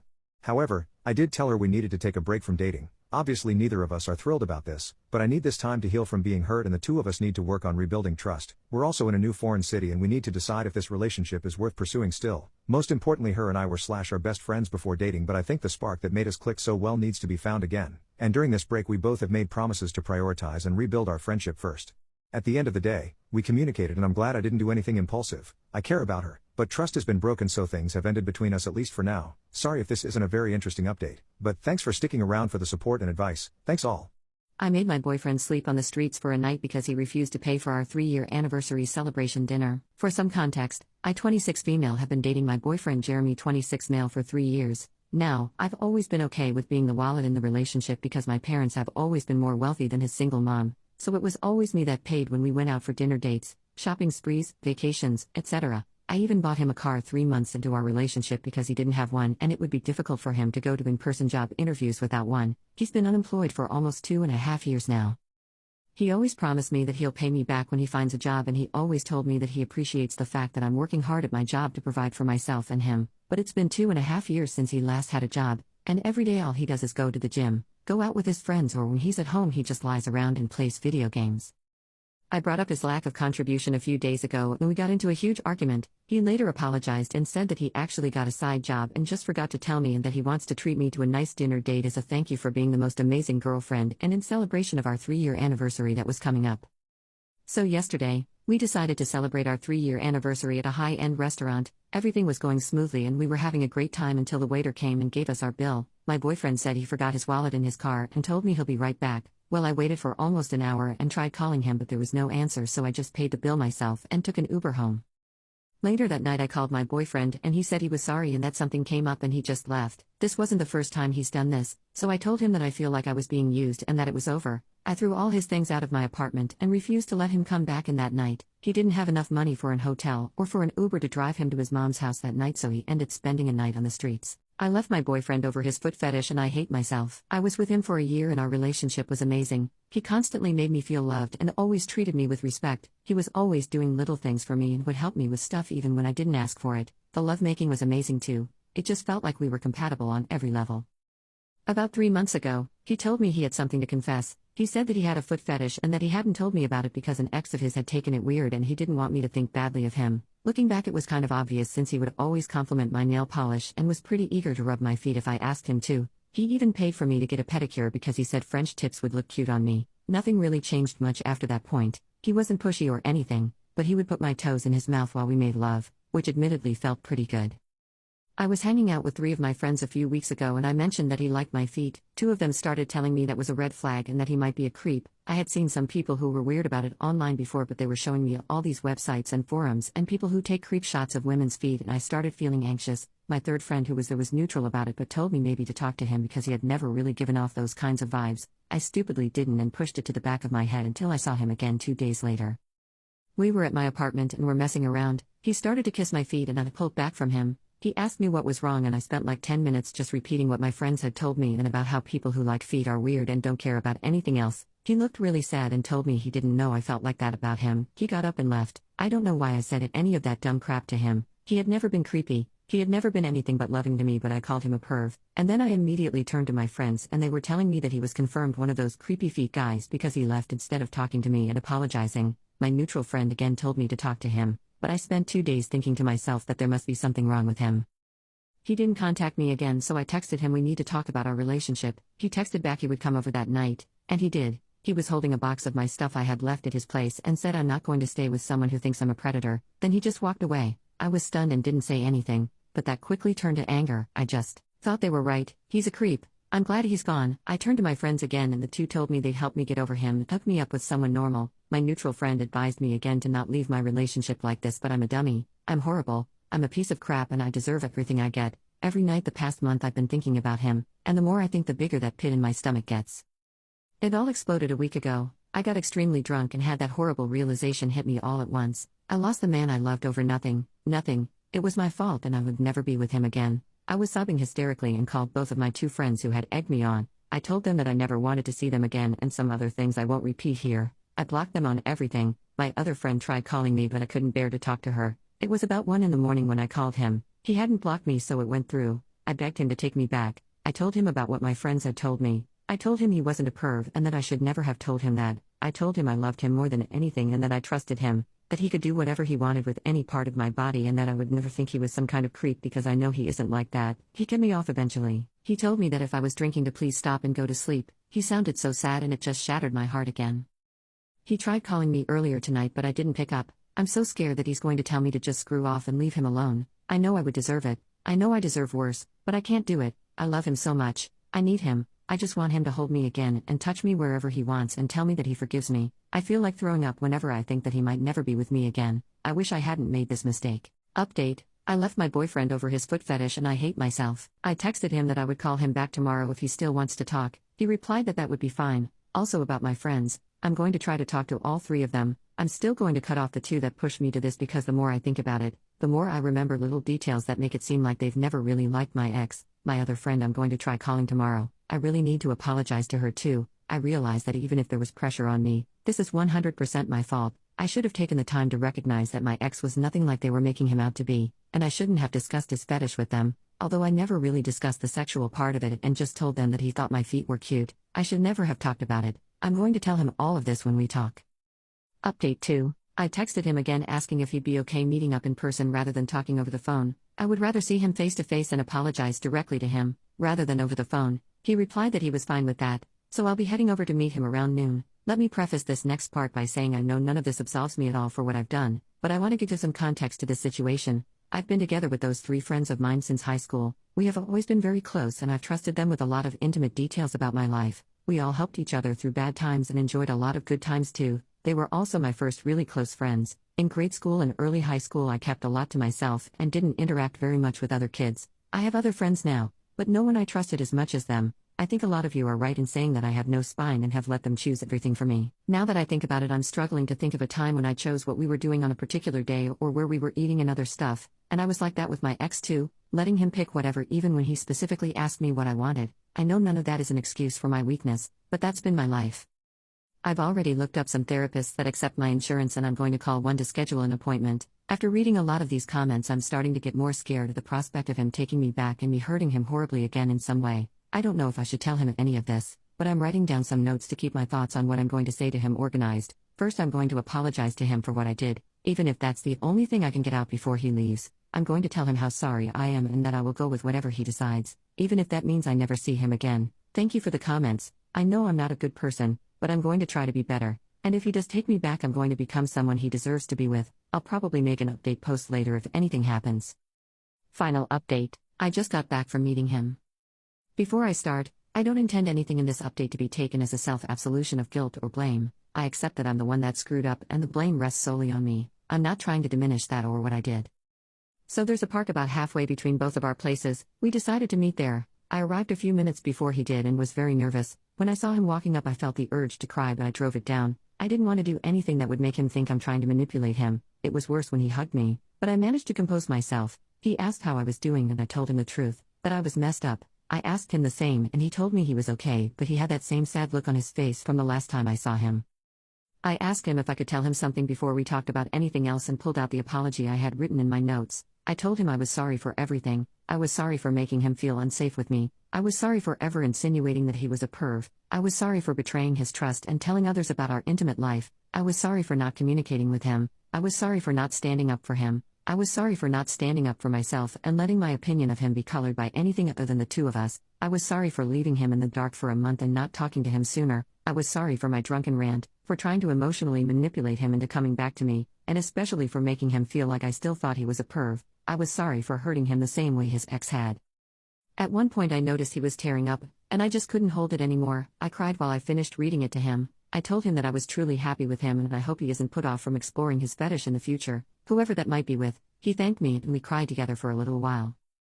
He started talking and told me the reason he called was that two of my friends had contacted him and explained that they were worried about me and told him some of what had happened. It was the neutral friend along with one of the two friends who had fed me the stuff about foot fetishes. I didn't get a lot of the specifics, and I didn't ask anything else because there was more important stuff he wanted to talk about, but I guess I could get what happened straight from one of them. I was a little deflated after he told me this and worried he might think I was trying to manipulate him through my friends, but he quickly moved on. He told me the whole story about his ex. They had been together for longer than we had, about 2 years, before he told her about his fetish. The difference was that she was immediately disgusted by it. She told him she was leaving no matter how much he begged and promised he would never bring it up again, but then he told me what I did felt much worse because it seemed like I had accepted him only to stab him in the back. I wanted to get on my knees and beg him to forgive me, but I let him finish. In the end, we were both quiet for a while before he asked if we were done. I know I should have been strong and told him that I would go with whatever he decided, but I'm weak. I asked him if there was any chance we could still be together. He told me that he still had feelings for me but that he couldn't handle me hurting him again. I mentioned the stuff with my friends and that I was looking to start therapy. He told me he was happy that I was doing that, but it wasn't changing his mind. He said there might be a chance in the future, after I've worked on myself, but right now he was too hurt. I get the feeling that he was just saying that so I wouldn't be hurt. We hugged again and said goodbye and I had to fight every urge in my body to not run after him. I know I screwed up at the end, but I'm taking steps to make sure it doesn't happen again. I'm going to call my friend, the neutral one, and ask if she can forgive me for not talking to her too, and maybe if she can come over and hide my phone from me so I don't get the urge to bother him. I don't know about my two other friends. I don't know about anything right now. I spent like 5 of the last 6 hours crying and I feel just about out of tears. I'm running on like 3 hours of sleep. I think I'm going to just try and sleep and then continue looking for therapists in the morning. I don't know if I'll update anymore, so sorry if anyone was expecting more. Extra update. So this is going to be the last thing I'll post. I slept for a while and when I woke up my friend got in contact with me and came over. She wasn't the least bit mad at me and was just concerned that I hadn't talked to her. I apologized profusely to her. I really don't deserve her kindness, but it honestly felt good after everything today. To the people who messaged me with concern, thank you and I think I'll be fine. I'm still going to go to therapy to work on my problems and make sure I never do something like this to someone I love ever again. I'm probably never posting on this account again. I had some people messaging me some weird shit and claiming to be people in my life. So if you ever see someone try and make an update for this story, it ain't actually me. The only person in my circle that actually uses Reddit is my friend that's with me now. I showed her this and she's assured me she won't post about it. Good night. My wife's surprise stopped me from committing the biggest mistake of my life. I, 33 male, and my wife, 29 female, have been together for 6 years and married for 2. She has a childhood friend Dave, 30 male, who's dating Tessa, 27 female. 4 of us are in the same city and Tessa is also my colleague, same department, and I was the one who set them up. My wife and Dave call each other soulmates, although I've never had any problems with Dave as I trust my wife and my wife isn't the one to cheat. They have been super close for the past 3 weeks up to the point they were whispering into each other's ears, giggling, and every time I'd ask her what's funny, she'd just casually shrug and shoo me away saying it's a secret. She'd whisper talk to him in the other room, which she never used to do, and she's been frequenting her visits to his cafe. Dave owns and runs a cafe. The 4 of us go on double dates from time to time and there's also the same situation. They just talk to each other in signs, smile knowingly and then start acting normal when they'd see me and Tessa watching, and I knew for sure that it bugged Tessa too. Also, me and my wife used to have a healthy intimate life which decreased from several times a week to once or twice a week. All these and her staying away from me and keeping secrets really strengthened my suspicions. Last week my department had to go on a business trip for 5 days 3 states away from our city, and I had informed my wife about this 3 days prior. She seemed upset at first, but later after a quick visit to Dave's cafe returned with a smile, and that upset me more. Also that night, I overheard her and Dave talking and planning to go somewhere together. She was surprised to see me there and cut the call abruptly, and I acted like I didn't hear a single thing although I was fuming and plotting inside. I went on the trip as casually as I could with Tessa and 2 other colleagues. Our company had provided us with separate rooms with room service. My mind was filled with revenge plans, and I decided that if she, my wife, was enjoying herself, then why couldn't I a little? The city we went to is famous for its nightlife, so my plan was to complete my work for the day and go out and most possibly bring a girl to our room, and y'all know what'd be next. So I completed my work, changed into casuals, checked out and went to the bar where I proceeded to chug down a few shots for a good half hour. I could see some girl eyeing me in my peripheral vision, and I took it to be my to-go moment. As I was about to approach my would-be affair partner, I was distracted by a bunch of frantic calls from one of my colleague about how I didn't submit the project in time and how boss had been fuming at me. I tried to call in my other colleague and even Tessa, but they didn't even budge. Alas, my plan fell short and I had to go back to the room. Luckily the hotel I was staying at was just 10 minutes away from the bar, and I intended to return to the bar as soon as I was done with my work. All while walking I was sulking about how I couldn't get to extract my plan. The moment I opened the door to my room, there was my wife and all smiles, who then yelled a big surprise. Also, it was weird for me to not submit my work on time. Before I had a chance to know WTF was happening, she shoved something in front of my face and I just got to recognize the 2 red lines and the switches just clicked. I don't know what happened next, but all I could remember is both of us and kissing and crying tears of joy. My wife was pregnant. Like, my wife is actually pregnant. I forgot all about my suspicions, all about my plans, that chick in the bar, and hugged my wife as long as I could and kissed her belly for several times. That night we had an amazing session and my wife was back in my arms. The next morning, Dave and Tessa congratulated me and informed me that they were now engaged, and we went on a double date. Later my wife apologized to me for ignoring me knowingly and keeping secrets, and how they were just planning to surprise me with the news of pregnancy and Tessa with marriage proposal. Also, she personally apologized for resisting my advances as she was insecure about her body and scared of hurting the baby. She's a scaredy cat. And man, I felt like a gallon of ice cold water being thrown on my face, and never in my life I was ashamed as much as I'm now for even doubting this woman.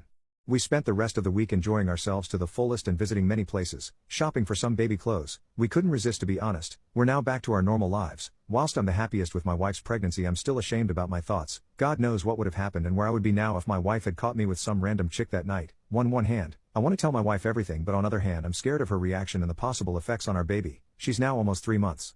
I love this woman that's my wife and I want to spend my life with her, taking care of her till the end. So y'all please tell me if it'll be a good thing to just lay myself bare to her or hold my tongue as long as I can.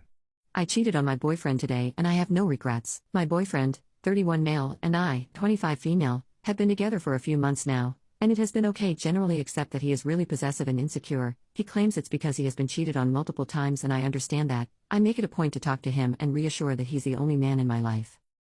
I got a new job, and there's this male colleague, 26 male, I have. We hang out together fairly regularly at work because we are the only ones in the same age group. Now, of course, my boyfriend has been extremely jealous. I introduced them to ease his worries, and assured him we are just friends, but it only got worse, to the point where my boyfriend would throw tantrums every day, crying if I stayed back at work overtime, refusing to talk or eat or sleep later. I was still patient. Now one thing he tends to do when he's upset is send long paragraphs. I have told him not to do that, as when I'm at work, my phone is usually connected to the laptop that's being used for meetings and presentations and stuff. Today, he called me at work. I told him I'll call him back as I'm heading in for a conference. He is oddly normal about things. I head in and connect my devices, open my pitch deck on my laptop, the deck I have spent weeks working on, and the first thing that pops up, a deep pic, right there, on the cover page. Everyone is stunned. It is my boyfriend schlong full screen. He has to have done it while I showered or something because I was working till the morning.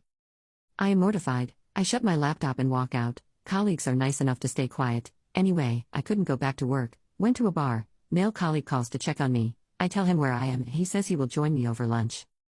Long story short, we met for lunch, went to his place and made love. He apparently had feelings for me, I didn't, but God, I was so mad at my boyfriend, going to tell him what I did and that it's over. I have no regrets. Today I messed up by hiring a SX worker. So after a tough year working in remote area in the middle of nowhere, my friend and coworker, 26 male, asked me, 25 male, to go with him on vacation for a week, and I said heck yeah, why not? Why not had been my lifestyle for the last year. So we went to that country, visited multiple cities, and had a lot of fun. My friend in one of the places told me he knew some SX worker through Snapchat map and he already met her in the previous city. I noticed that he left the hotel one night and returned late. She will travel to meet him and she could bring a friend with her if I'm interested. So following my motto I said why not? The next day we met up with the girls and split up.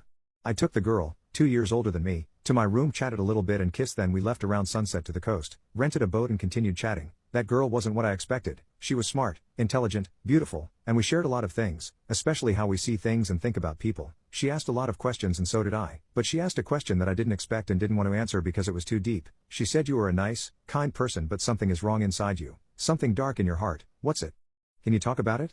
As a man in my environment, the only thing you can do about your feelings is bottle it up and never talk about it. And I knew there's something wrong with me, and I was trying to fill that empty void in me for a long time, especially the last few years with my job paying very well for me. Because we were in a boat, I couldn't run away from the answer. I tried revolving around the subject but without any success, until I saw a bathroom in the boat and I excused myself. After the boat we walked near the harbor, laughing and talking, eating some ice cream until we reached the hotel and sent her to take her bags to spend the night with me. My friend came to take his bags also, and gave me some protection. He's been a good friend as usual, winked and left.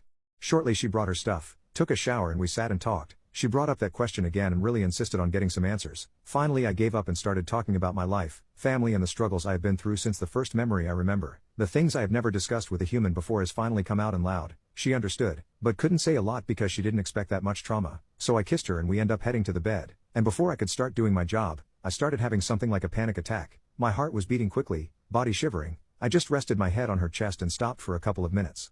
She tried to calm me down by massaging my back, whispering in my ear everything will be okay, and I couldn't lift my head up, just froze in that position. After a while managed to pull myself together, clean up, put up a robe, got back in the bed, kissed her, turned on the TV and slept. In the morning we ate breakfast, paid the girl, met up with my friend, bagged up and traveled back home. I didn't tell anyone yet, and usually I don't trust anyone to tell them anything, especially my feelings and struggles. I'm more depressed at the moment than the usual, and I think I need to visit a psychologist, which I knew I should do since the pandemic, but I didn't want to do it, and now I must give it a chance. I traveled to a foreign country to get pregnant by a complete stranger with no strings attached. I consider it the best decision I ever made. 7 years ago, when I was 24 years old, I decided that I wanted to have a child while I was still relatively young and energetic. I had a college degree, made $90,000 a year as a marketing analyst, and had been investing in the stock market since high school, so I knew I could afford to take care of my kid.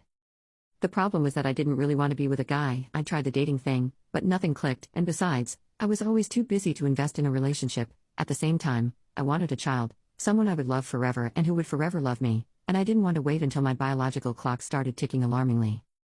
I considered going to a sperm bank. I could afford it, but I've always hated medical environments and thought it would be creepy to have a child with a faceless man. I thought about getting naturally inseminated by a guy I met online, but I didn't want to deal with child custody issues.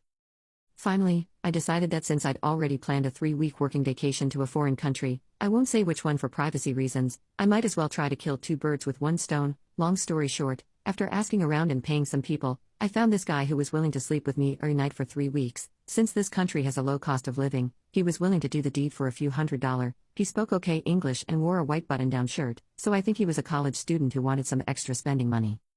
I didn't really expect it to work, but 2 weeks after I got back, I missed my period and discovered that I was pregnant. Yay. The rest of my pregnancy went really well. My mom was a little shocked at first, but she moved in with me after she got used to the idea of becoming a grandma before the age of 50. My dad ditched my mom when I was a baby, so F him. I switched to working from home 6 months into my pregnancy and was even promoted a few months after I gave birth. Having a marketable, pun intended, degree is a great investment. Kids. My son is now 6 years old and the happiest little boy I know. He has a mother and a grandmother who love him to pieces and can give him a good life. When COVID hit and his school went remote, my mom was able to make sure he kept up with his learning. Support systems are so important, everyone. Sometimes, you shouldn't be afraid to take the road less traveled. I'm over 30, and I haven't met any guy that I want to date, much less settle down with, but I have a son who I'll love forever and who will forever love me. I'm even thinking of going back to that country to give him a sibling. Everyone still thinks that I got knocked up by accident, a youthful mistake while on vacation type of deal. Only I know the truth, my son is not some unfortunate mistake, he's a deliberate miracle. So many of my female friends are hitting their 30s and scrambling to find a guy and or get pregnant, but I'm coasting along, happy as a clam. My sister committed self-destruction and I'm not sad about it, and my husband won't stop begging for forgiveness. So I, 28 female, have been with my husband, 30 male, for 9 years and married for 2, me and my sister, 26 female, we're never really close, but we didn't hate each other. Anyways, I've been suspicious of my husband cheating on me for a while and went through his phone while he slept. I saw a text on a texting app he has on his phone that read, I really do love you, and the love we make, but I'm tired of being your little secret. This has been going on for too long and you need to tell her or I will. My heart dropped. I woke my husband up screaming at him and showed him the text, and he admitted to everything. He just started crying and telling me that the text came from my sister and they've been hooking up since the night before our wedding. He then said she begged him not to marry me and he told her no because he loved me, and they made love for the first time that night, and the second time was on her 25th birthday 3 months later. She threw a party and we both attended. He went to use the bathroom and she followed him and seduced him, and he couldn't stop himself, and then came back to the party like nothing happened, and they continued to make love at any time they could ever since. He told me the story through sobs, and I couldn't stop crying and screaming, how could he do this to me and with my sister? I broke stuff in the house, even went full on waiting to exhale, and burned his clothes on the grill. He begged and pleaded that it'll never happen again, and he'll cut her off and we can move away from everybody and start over just us, and I spit in his face and told him that I hated him and never wanted to see him again. I went to my parents' house that night and told them everything. They didn't believe me at first, but he called me and I put him on speakerphone while he confessed more, begged and pleaded, and my parents believed everything. The next day my sister came to my parents' house. She saw me crying on the couch and asked me what was wrong, and I just snapped. I didn't say a word and just went after her. She had a black eye and I knocked a tooth out. My dad broke us up and my mom slapped her so hard across the face she started crying. Before I could tell her I knew everything, my mom already spilled the beans, and called her a not so nice word and pushed her outside. She begged my mom to forgive her, and not me, and I'm the one she betrayed. Word spread around about what happened fast. He wouldn't stop trying to win me back. He kept showing up to my job, followed me to the bank, popped up randomly in grocery stores, and even made a post on Facebook admitting to what he did and expressed his love and guilt, and he accepted all the backlash he got, but I didn't care. I told him to go screw himself. I guess he hasn't been seeing my sister since everything went down, because a friend of mine sent me a screenshot of a post she made saying something like, I can't believe this. For 2 years he held, kissed me, made love to me, and made me feel like I was his world, and just ghosted me like the last 2 years didn't happen. Why is this happening to me? Why can't you just answer the phone?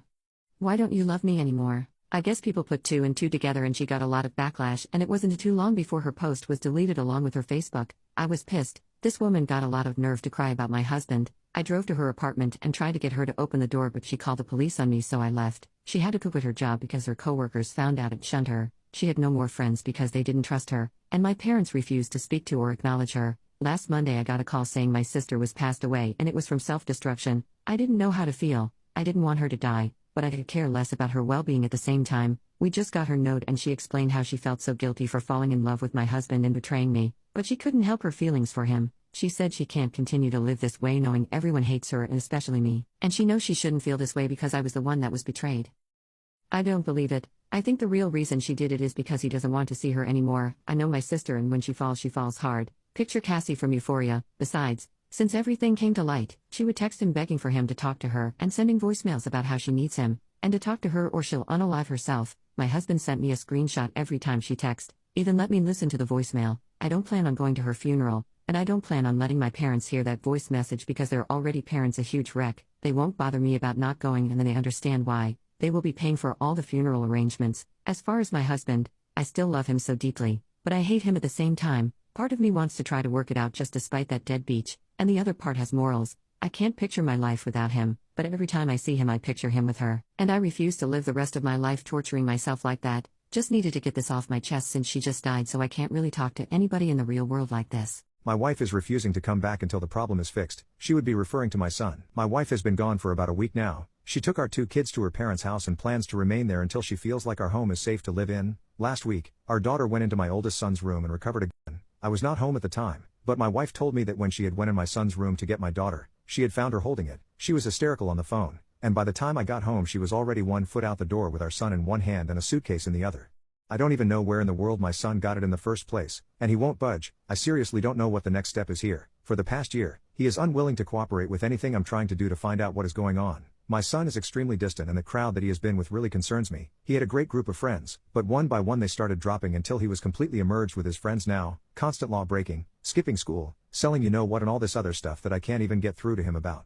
I have one final option, but I've been pushing off on doing this, but I truly believe that I've run out of ideas, for him to go to live with his mom in another country, but again, I don't want to do this because I don't want him to feel like I've just abandoned him. I've tried talking to him, psychiatrists, multiple therapists, etc., but absolutely nothing. It only gets worse as time goes by. I thought this would be his rock bottom, finding out that his little sister could have almost died due to his negligence, but no, he lies, denies, and then refuses to answer my questions. I have worked remotely this whole week to ensure he's in the house, but he refuses to do so. I just want to figure out what's going on, but it feels like all my attempts at it are failing. Please, what I'm looking for are any more suggestions on how to get through to him.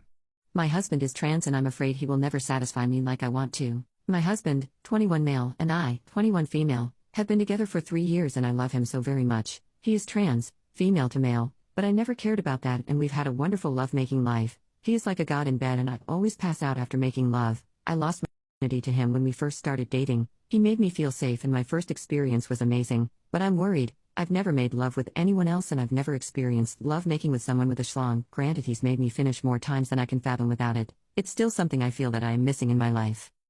I find myself trying so hard to imagine his strap is real, sometimes to the point that I can't even concentrate on the love making itself. I want to please him with my body, but in our situation that's impossible unless I went down. I'm very insecure of my body and one thing I've always wanted is for someone to feel me and finish because of my body. He always tells me I feel amazing and that he loves my body, but it feels like it'll never be 100% true. Satisfying men is a major kick of mine and so are cream pies, but I want to be with him forever so I'll never experience it. I love him so much and I want to be with him forever, but I just wish he had one more thing.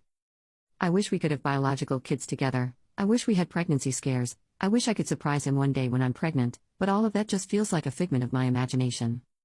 He is my best friend and my lover and I don't want to be with anyone else. I don't know what to do. I've told him about this and he's not sure what to say. I feel awful because I know that it affected his body dysphoria, but I felt like I had to tell him. I don't want it to build resentment later in the relationship.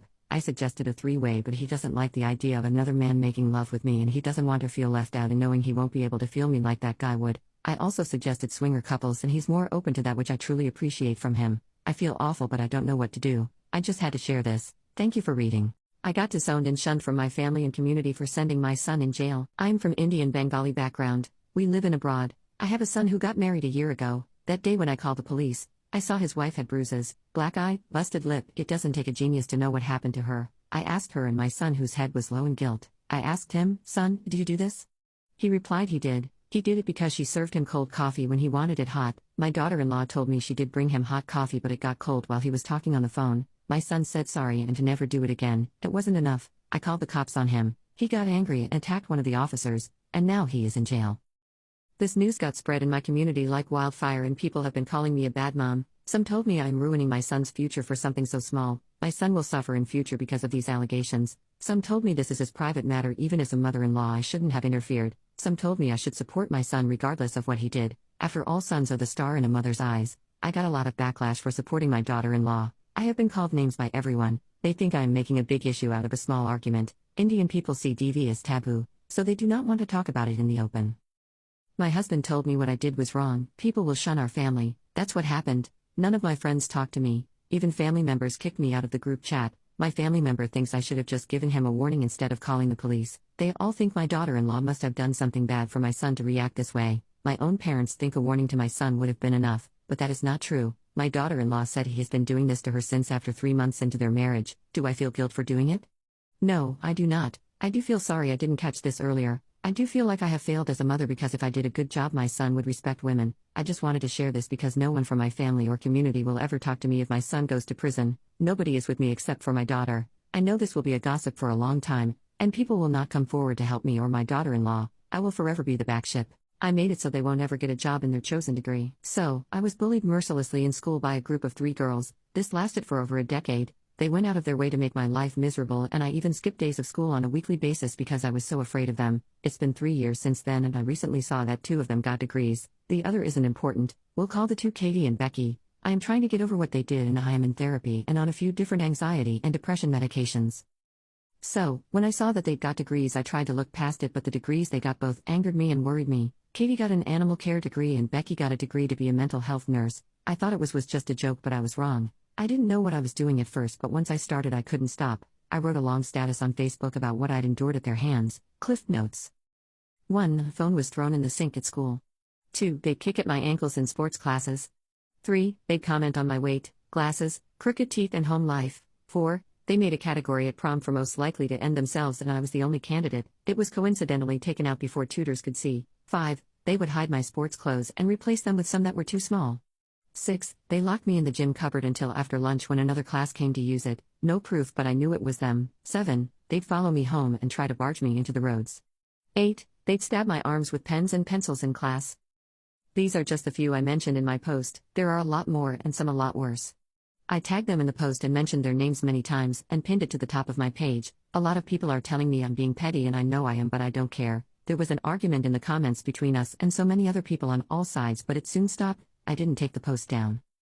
Out of nowhere, Becky messaged me privately apologizing for what she put me through and the time blaming it on youth and immaturity. She asked if I could take the post down and that she'd grown as a person since then. Only 3 years after the prom category thing, I was contemplating taking post down, but not even a day later I found out her true intentions.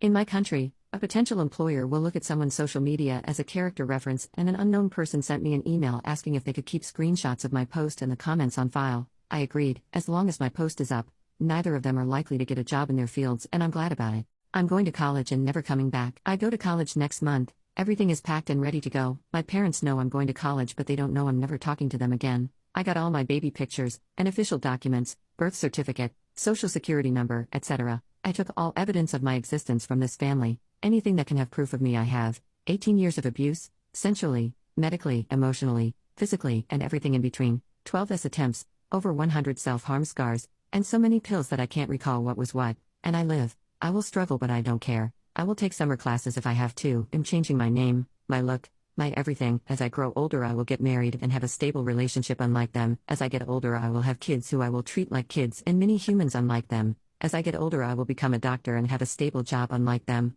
Unlike them, I will finally live a normal life. My kids won't struggle, and my partner and I will love each other. I will get better. I will go to the gym and work out. I will get a therapist. I will finally go to an obgyn, and I will have my meds that I need to get better. They will still be stuck here, in the same loop. They will fight each other. They will have the same minimum wage job, and they will still only care for themselves and their kids over everyone else. I will find my dad. My kids will have a granddad. At the end of the day, I'll be a doctor with a stay-at-home husband. I'll have kids. I'll finally have a dog, and I will get better. And when they pass away, I will celebrate. I will have a party I always wanted to have as a kid. I know this post is all over place, but just know 1 month then I'm free. Today I messed up getting with a girl who had a fiancé. I 19 male got with a girl, 22, a few nights ago. Her name was not Anya, but I'm gonna pretend it was in order to tell the story without revealing real names. Anya and I crossed paths at an art gallery. It was one of those cliché movie moments when a confused character is staring at an abstract painting before another character decides to approach the confused character to discuss the abstract painting. I was the person staring at the painting and Anya was the person who approached me. The two of us had no idea what we were looking at, but we had fun trying to figure it out together. For the first time in my life, I finally said the right things at the right time to convince an attractive girl to go home with me.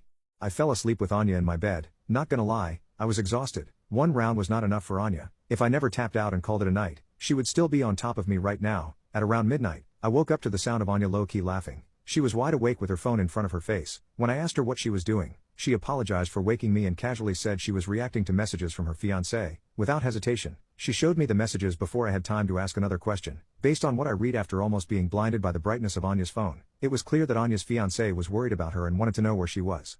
I had no idea Anya was in a relationship, let alone engaged. She explained that she was part of an arranged marriage and her fiancé was not someone she loved or even liked. She said it was funny reading his messages because he didn't even know her well enough to spell her name right. I didn't know how to respond. Anya kissed me and said her plan was to fully embrace her hoe phase and sleep with as many people as possible before she became a wife and a mom. I said I was kind of uncomfortable being the other guy and encouraged Anya not to proceed with the arranged marriage if it made her unhappy. Anya got upset when I was somewhat reluctant to kiss her back and said she counted on me to be less disappointing in bed. I said I was decent, not disappointing, but Anya disagreed and got dressed. I offered to drive her home because we used my car to get to my flat, but she insisted on using an Uber. I waited with her outside, even though she continued to tell me how mediocre I was in the bedroom. She said the last random guy she got with was smaller than me below the waist, but at least he knew how to use it. She said my nips were shaped like angry eyes and my belly button looked off center. She said she didn't mean to body shame me, but she had nothing else to focus on during lovemaking because I was so bad at making her feel any kind of pleasure. Out of frustration, I said I was beginning to feel sorry for the guy who was going to marry her. Anya looked like she wanted to slap me, but she continued to roast me instead. She said my balls looked like prunes and my roommate was far more attractive than me. It was the longest 2 minutes of my life. I returned to my flat as soon as I saw the Uber approaching. I didn't bother saying goodbye. This was by far the most bizarre and unhealthiest hookup I have ever experienced. Anya managed to unlock insecurities in me that I didn't even know I had. I never realized how much people care about me until my partner went food shopping today. A little bit of background. I grew up in a very difficult household. As a result, in my teenage and now adult years, I have had a hard time believing that I deserve to be paid attention to. I am a huge people pleaser, and I was led to believe I only deserved attention when I was doing something good. I was brought up feeling less important than I am. Thus, I often felt it was okay for my partners to not really pay attention to my needs or not go out of their way for me, because no matter how much I wished they did, deep down I knew I didn't deserve it. Now, back to present day. Whenever my partner and I go food shopping, we usually go together, or I go alone if he is busy. Because of this, I know everything we get on a weekly basis: his food, my food, and the stuff we share. He and I eat similar things, but there are some things I get every week that he doesn't eat, like tofu lol. We usually grab our own stuff and throw it in the cart, and I honestly assumed he never paid attention to what I got. It didn't make sense why he would if I am there with him. We eat meals together, and I know he sees the food I eat that he doesn't, but I never expected him to pay attention to exactly what I eat. Today he went food shopping by himself on his way home. I usually get the same 5 foods every time I go. Today I told him just to get me a loaf of bread, thinking I didn't want to spend too much on groceries and I could just go again later. He came home and started unloading the groceries. I soon realized not only did he get me the bread, but he also got me everything else I usually get, without my asking for it, and roses.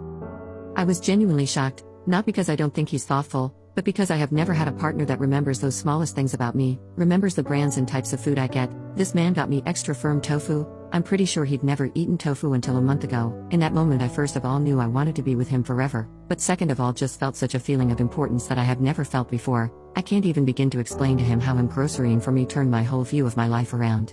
My ex broke into my house to leave me flowers. I started dating this guy from Bumble beginning of May, so not that long ago. I got ahead of myself because he was really nice and we started looking at houses and stuff before I realized I need to slow this shit down, so I told him that we needed to take a semi-break. We'd still go out and do stuff together and whatnot, but not be together like boyfriend-girlfriend, because I realized I wasn't mentally ready for that.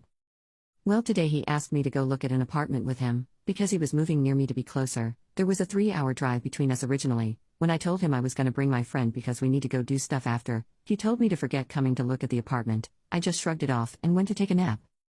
Next thing I know, it's 5 p.m. and he's in my house. I didn't invite him over and clearly didn't answer the door because I was sleeping, so he just decided to walk right in like he owned the place without asking me. I pretended to be asleep because I was scared out of my mind, because I had no idea he was coming over. I lay there like that for over an hour, just pretending to be asleep as he watched me. Literally was sitting on my bedroom floor playing with my animals like it was alright. He even left flowers on my bed right next to where I was sleeping. I finally got a chance to move around when he was out in my living room just chilling on my couch, so I texted my friend to come help me.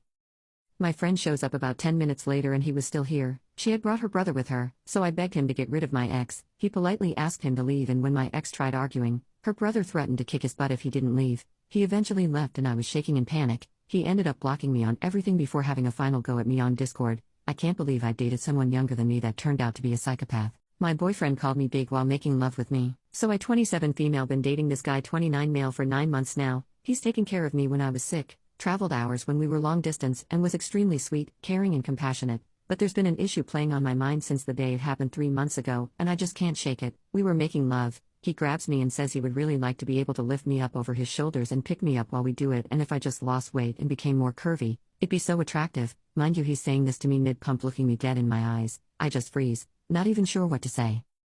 I promptly tell him to get the F off me, and we don't talk for a few weeks or make love again for a while. He tells he only wants to be with me, but I could be better. During this time he continuously pursues me, telling me I'm all he wants, etc., etc., but I feel like the level of trust dissipated. For reference, I'm 5'5", 190 pounds, more muscular, hourglass. I'm a mixed girl and carry the weight evenly. I'm definitely thick, but I've always been okay with that. Am I overreacting to get upset about this from time to time? Even though he's apologized, I just can't shake the feeling that he wants better and is settling. I'm going to leave my fiancé for my boyfriend. 6 months ago, my female 25 fiancé, male 28, asked if I would be willing to have an open relationship. I agreed. Everything was okay until like 3 months ago when he asked if we could switch from open to poly. I agreed again. He started dating a girl from work, and I started dating a guy from my gym. Now this guy, male 26, is so different than my fiancé. He takes me on dates every week. He brings me flowers and food at work. He texts me just to say hi. He's sweet and affectionate. My fiancé, however, we've been together for 4 years. He only gets me flowers for my birthday. He's never affectionate. His idea of a date is playing board games or watching The Witcher. They are very different in bed too. With my fiancé most of the times, lovemaking is a chore. He's fast and rough and then he goes to watch TV. My boyfriend, however, is very tender. He takes his time and he checks if I'm enjoying it. He cuddles with me after and brings me snacks. I was talking to my mom about this and she asked me which one makes me happier, and I guess it clicked. I like the way my boyfriend treats me while my fiancé is more of a roommate at this point. After my talk with my mom, I decided to talk to my fiancé as well. I just told him that I wish he would be more affectionate with me. He just shrugged and said he isn't into chick flick.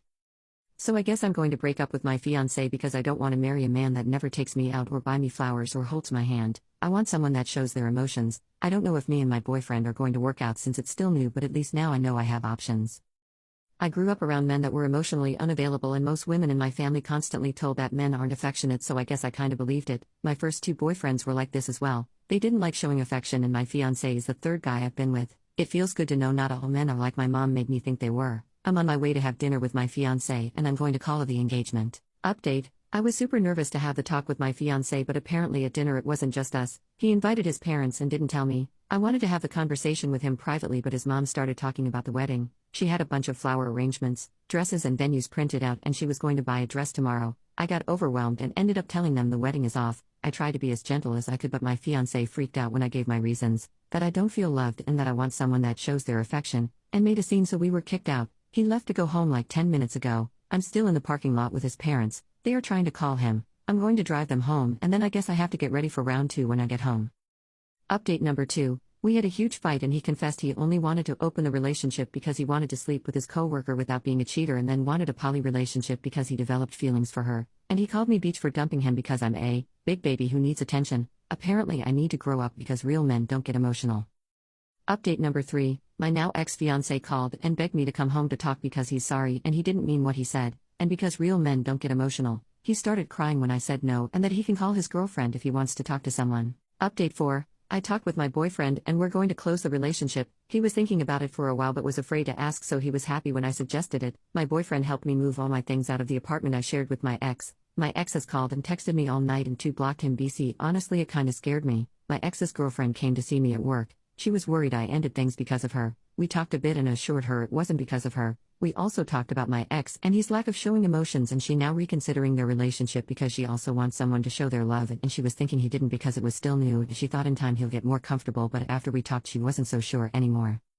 A lot of people keep saying my boyfriend will turn into my ex. Why? Why do you think that? Do you have magical powers to see the future? And if he does, so what? I should stay in a relationship where I don't feel loved just because my next relationship will not work. Like I said in my post and in the comments, even if it doesn't work, at least now I know I have options. I also had a few people asking if my ex was always like this or if he changed. He was always like this. My partner told me he was excited to start a family, but went and had a vasectomy done in secret. I don't know how we can move forward from this. I, 22 female, have known I've wanted to be a mom and have a family since I was little. I've been with my partner, 24 male, for 6 years now, and he was aware of this. He supported it, but obviously wanted to wait to start trying till we were older. I felt the same given we were still young when we first got together and not in the position to start a family. But now we have both graduated from college, are working stable jobs, and are engaged. Now that we are at this stage, we discussed and agreed to start actively trying for a baby. That was about 7 months ago. He's know how badly I've wanted this and has seen how upset I've gotten each month when tests come back negative, but he always supported me and comforted me, telling me it'll all happen soon. But it didn't. 2 weeks ago he told me we need to talk. Those words never sound good, and they weren't. He ended up telling me that he had a vasectomy performed while I was on a trip with friends for my 21st birthday last year. While I respect his decision to do so, I still can't help but be hurt that he did this and yet kept telling me not to worry and that it'll happen soon, and how excited he was to be taking this step. I just don't understand why he couldn't have told me he wasn't ready or didn't want kids. Prior to us starting to try, I was on birth control and we used other protection methods. I really thought we were on the same page about wanting kids someday, and when we decided to start trying, I'm just in complete shock that he hid such a major thing from me. We haven't been speaking much and he's been staying with his brother since he told me. I don't know how we can work this out or move past this. I still love him, but I'm hurt that he acted like nothing was wrong. It's making me doubt if I even want to go through with our wedding now, but at the same time I don't want to leave. Update: my partner told me he was excited to start a family, but went and had a vasectomy in secret. I don't know how we can move forward from this. I've gotten a lot of messages and questions regarding a update. I met to talk with my fiancé this morning and figured I would share the outcome of that conversation, as well as answer a lot of questions I've seen in comments or that I have received privately. I have received a lot of questions and comments about his body, his choice, and yes, I do agree with this statement. I said in my original post I respect his decision. It was his choice, his body, and his right to have a vasectomy performed. I never said I was upset that he had it done, but rather upset that when we began to start trying he acted as though he had not had it done and kept it hidden, leaving me wondering why I couldn't get pregnant when he knew exactly why. That was the issue. I don't understand how that wasn't apparent. Further, I had a lot of questions about how I couldn't tell he had it done. I know nothing about vasectomies, so yes, I believed his claim of having it done when I was gone on a girl's trip for my 21st birthday, but comments about the healing time frame and follow-up testing made me doubt this and doubt that he had it done. The more I looked into the time frame of having the procedure done, I doubted him.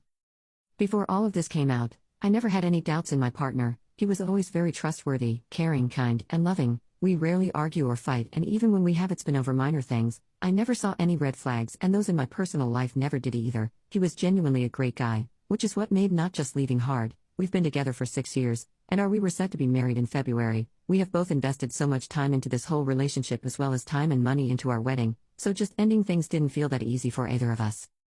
We had been staying apart from each other to give us each time to cool down before discussing what this would mean for our potential to have a future together. We met this morning to discuss the situation, and so I could ask him why he hid this, and what he shocked me even more. I blatantly asked him why he had the procedure done, and when he began having doubts about having kids. His response was that he never doubted having kids but started to doubt his ability to have one or get me pregnant. He followed this up by saying he never had the procedure and knew as little about them as I did. Instead, he had apparently discovered he had a lower than average sperm count due to hormonal issues at a recent doctor's appointment after he mentioned we had been trying without any luck. This appointment was in August. He brought paperwork detailing and proving this to our meeting as well. He told me he didn't know how to bring the topic up and mentioned that it made him feel embarrassed, and since he was told he wasn't infertile and that we may just have a harder time getting pregnant, he said he was just hoping it would just eventually happen so he wouldn't have to say anything. He says he regrets hiding this, and regrets creating a lie to cover it, and I do forgive him. We did rediscuss having kids, to which he assured me is something he still wants. I feel relief knowing his concern, words of encouragement, and comfort after every negative test was genuine, as he did truly want them to be positive. When I asked why he created the lie of having a vasectomy rather than just telling me about the fertility issues, it again went back to him saying he felt a sense of embarrassment about the issue. He said he thought saying he had this on purpose would save him the embarrassment of not being able to get me pregnant. He claims his inability to do so these last few months has made him doubt his masculinity, and that by creating the idea that he purposefully chose to be sterile would make him seem like more of a man. While I don't fully understand this way of thinking, I guess I can slightly understand how these issues may have made him feel less than when he wasn't and shouldn't have felt that way. I offered him comfort and we discussed looking into medical interventions as well as just continuing to attempt to conceive naturally. I'm not leaving my fiancé. Yes, I was upset over his lie, but he deeply regrets it. We both still love each other, both still want to be married, and both still want kids. We will, however, be looking into attending individual and couples therapy to get over this. We are going to postpone the wedding since it's only 4 months away, and in the meantime keep trying to conceive naturally. We decided we will look into intervention methods after our wedding. I appreciate everyone's advice on my last post. Thank you. I just cut off my dying dad and I feel sick about it. My 41 female dad, 63, has cancer. This is his second time fighting and treatment hasn't been very helpful. My siblings and I have been visiting my dad more since it's looking like his condition won't improve. He's beginning to be more frail, but still fit enough to get around all right. A week ago I was alone with my father and we were watching TV in the living room. I said to him if there's anything off of his bucket list he hasn't done yet, we'd be willing to help make it happen. He said thanks and we went on with our evening. I came back 2 days later and we were cooking dinner and waiting for my brothers to swing by. He said he had been thinking of what I said and he knew something he wanted to do but was afraid to ask me. I told him it's fine to just ask. I honestly thought he was going to ask for expensive tickets or something. He said he's always had thoughts about me and since he's not going to be around for a while longer he wanted to be intimate with me.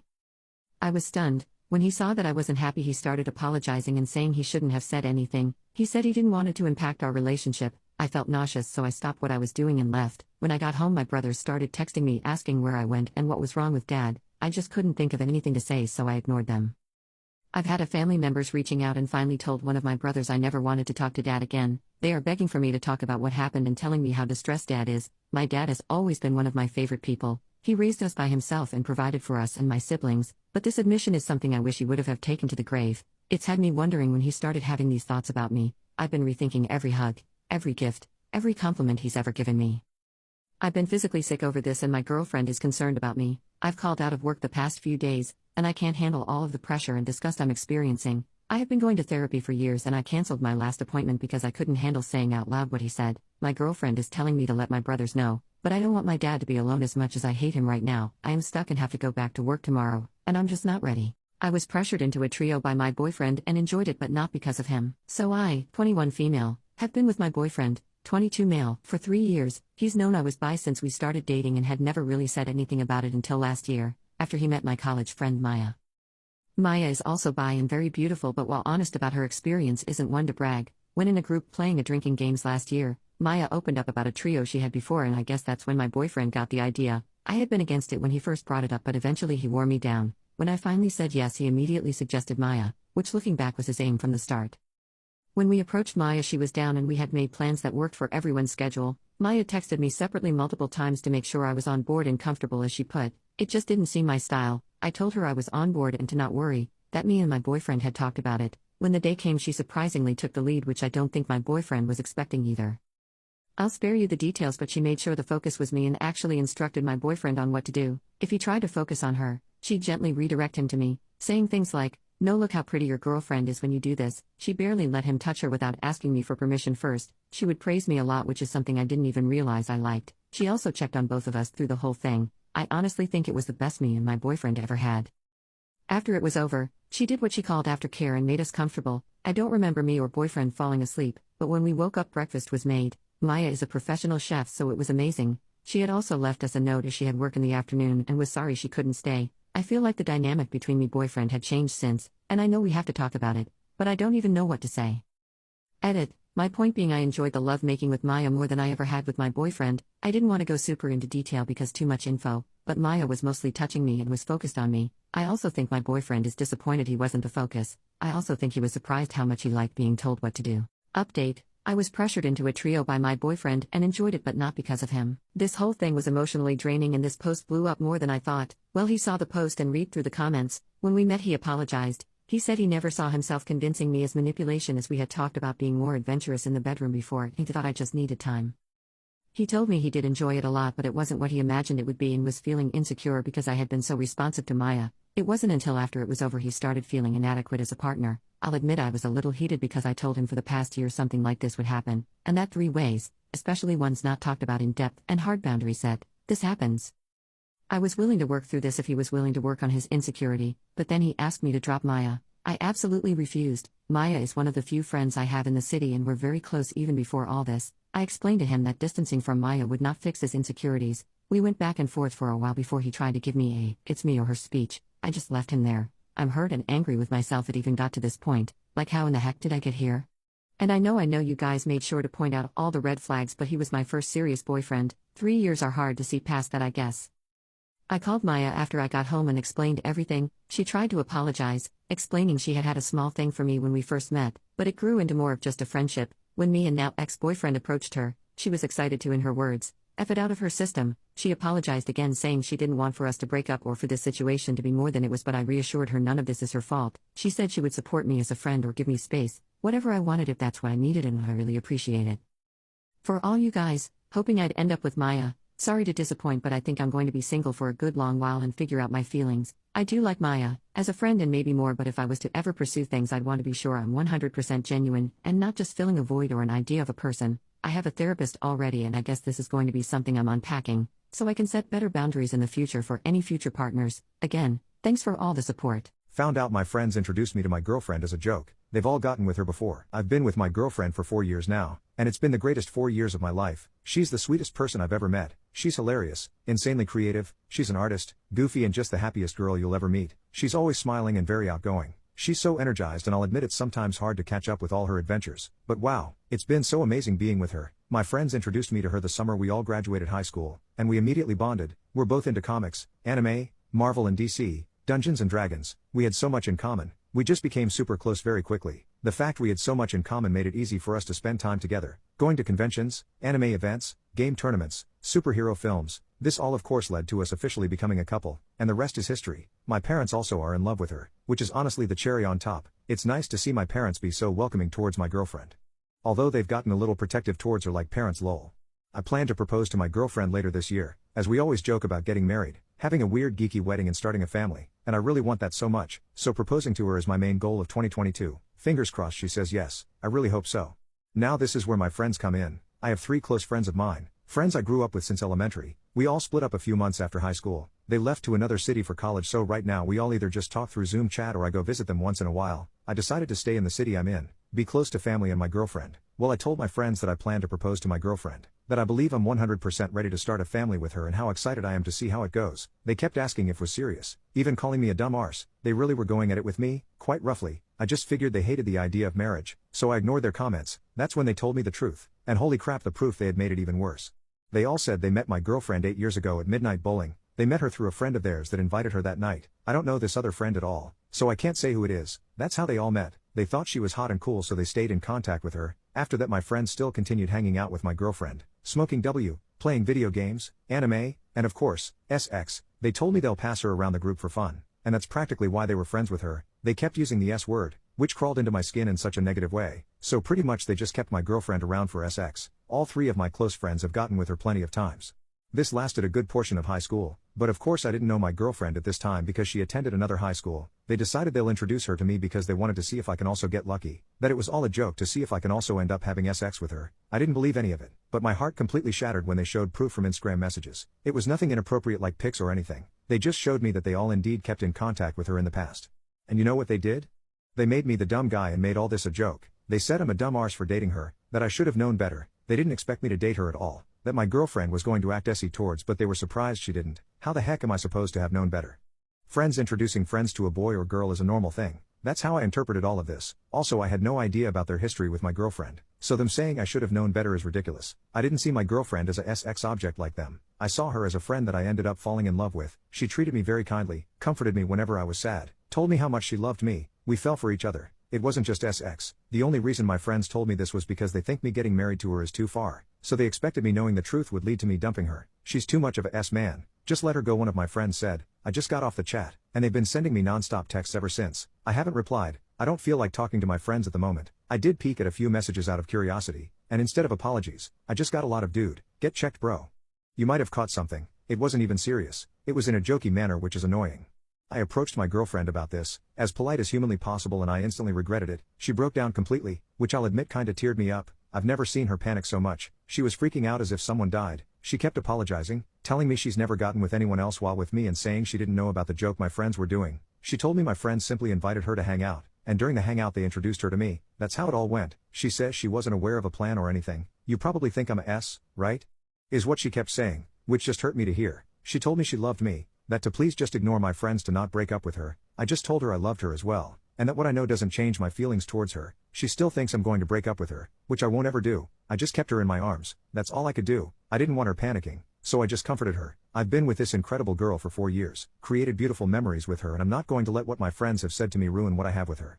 The reason why my girlfriend didn't tell me earlier was because she cherished our relationship the moment we met. She didn't want to hurt me, and I understand completely. She says I treated her kindly, like a human being, and she appreciated that. We connected because of our similarities, and she felt more comfortable with me compared to my friends. She was afraid if I knew the truth, I wouldn't have considered being with her in the first place. My girlfriend thought I was going to think of her as a S, which I absolutely would never have done. It was obvious she felt guilty, but I told her she didn't do anything wrong, that her past was her business, and that I still love her very much.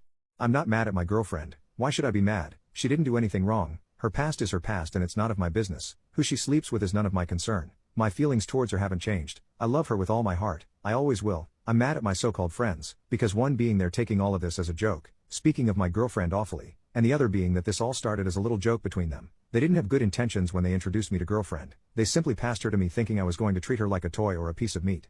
I'm just shocked. That's what I am. This whole thing has been mentally stressing me out, and I wish I didn't know about it. I love my girlfriend, but I'll admit the thought of her with my friends hurts me. I've cut all contact with my friends these past couple of days. I've been ignoring their calls and texts, and there's a ton of them. I just don't know what to do. I really don't. Also, the thought of my girlfriend immediately having SX with my friends kinda bugs me, because me and her took it slow.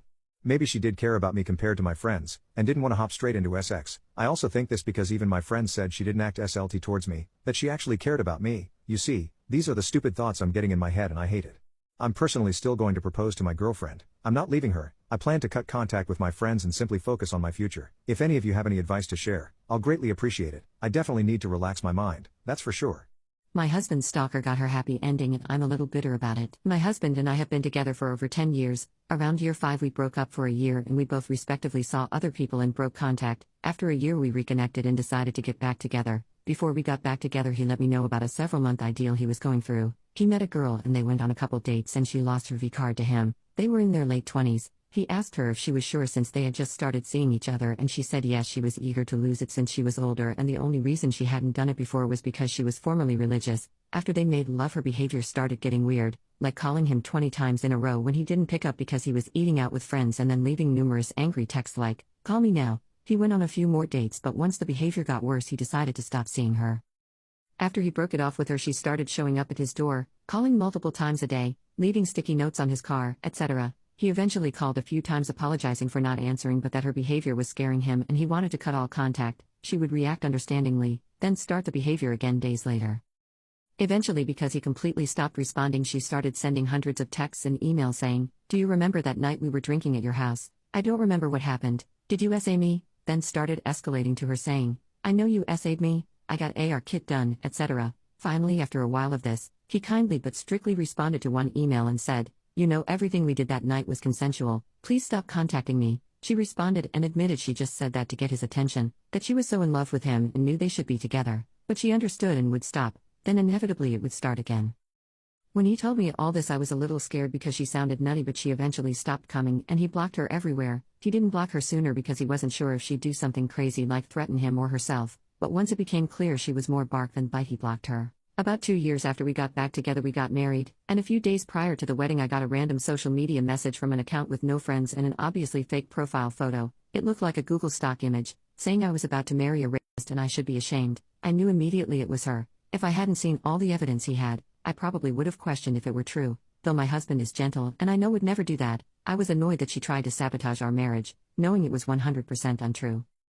A few months later, I saw on her social media she was in a relationship, and I contemplated telling her boyfriend what an unstable person she was, but decided not to because then she might target my husband again. Fast forward to recently, I was curious and looked on her social media and saw she is now married to a guy who looks very kind and like he really is in love with her. I know I should be relieved. That means she will leave my husband and I alone, but I can't help but feel a little bitter that she did all these terrible things, tried to ruin my marriage, and made false accusations but got to have her happy ever after. My polygamous fiancé is destroying me. I am monogamous. My fiancé is polyamorous. I am leaving her 2 months before our wedding and haven't told her yet. I didn't have an issue with her being poly. Still don't, to be honest. I've dated poly people casually in the past, and honestly we both thought this would be a fling, but we fell in love. We couldn't be apart. We couldn't stop thinking of each other. We supported each other. We carried each other. We moved in together. We want a family. We want kids. She's the best thing that's ever happened to me. I proposed last summer. I still love her. We have rules. She has 4 pre-existing partners from before we met. It's out of sight, out of mind mentality. She tells me who she is meeting, but no other details. Her idea to make it easier for me. He partners don't live near us, so it's once in a blue moon she meets them. Some of those relationships are a decade old, so I've never asked her to be monogamous or to take it away from her. I've met her poly partners. They are great guys, most of them anyway. As a monogamous person it doesn't feel great, but I promised to support her, and considering we're engaged it was working. Why I want to leave her is a few reasons. She has maintained since our first date she doesn't like public displays of affection.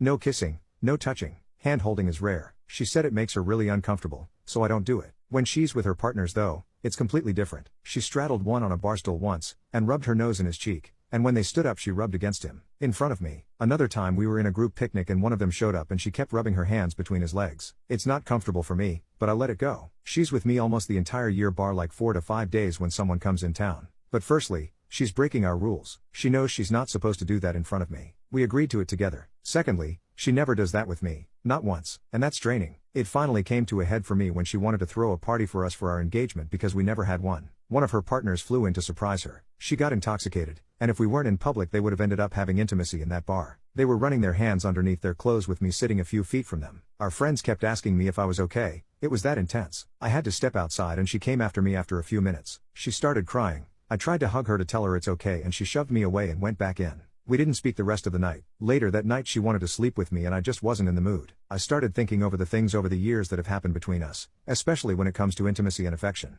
She is into very vanilla stuff. I am not. She's the first person I've had vanilla with since I lost my V card. She doesn't even want a spoon because she says she doesn't like it. I found out she performs anal with one of her partners, and does other things that are a no-no in our bedroom with them because she says it's just one night out of the year and allows it even if she doesn't like it.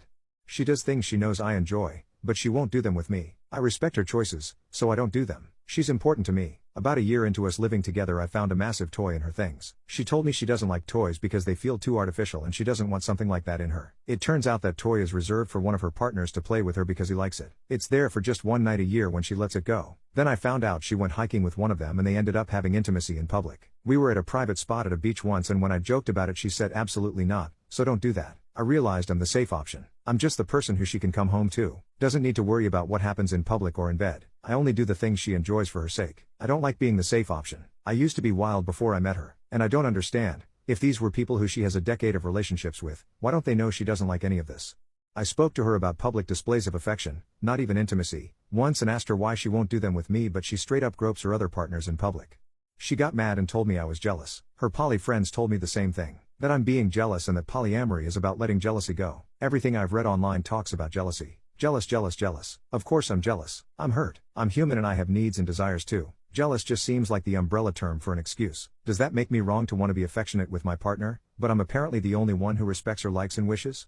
If someone flirts with me, she's immediately on it. She makes it clear to them I'm taken. She will argue and fight if she needs to. She tells me all the time if I cheat on her she'll leave me. If I sleep with anyone else she'll leave me. She knows I won't do polygamy, it's not my thing, and I would never cheat on her. The chances have happened, and I've shot it down immediately. I only want her, so I want to end our relationship and our engagement. I love her, but maybe I need to think of myself. I don't want to leave her. What do you think? Update: my polygamous fiancé is destroying me. I received a lot of advice from many people. Most was to leave her. Some people gave me different perspectives. Had some poly community members message me their insight too. Thank you. I spoke to her. I told her I wanted to end the engagement and move on with our lives. She wasn't happy. She said she loved me and said this is what she was worried about from our first date. She said she doesn't want things to end. I told her I need more in the relationship. I needed what she gave her other partners. I told her I'm going to be your husband, your main partner for life. I told her I wasn't comfortable with what she does with them around me. I told her she's not supposed to do what she does in front of me. I told her I've taken the advice of and spoken to some people regarding it, and that maybe being in a monopoly relationship was just never meant to be.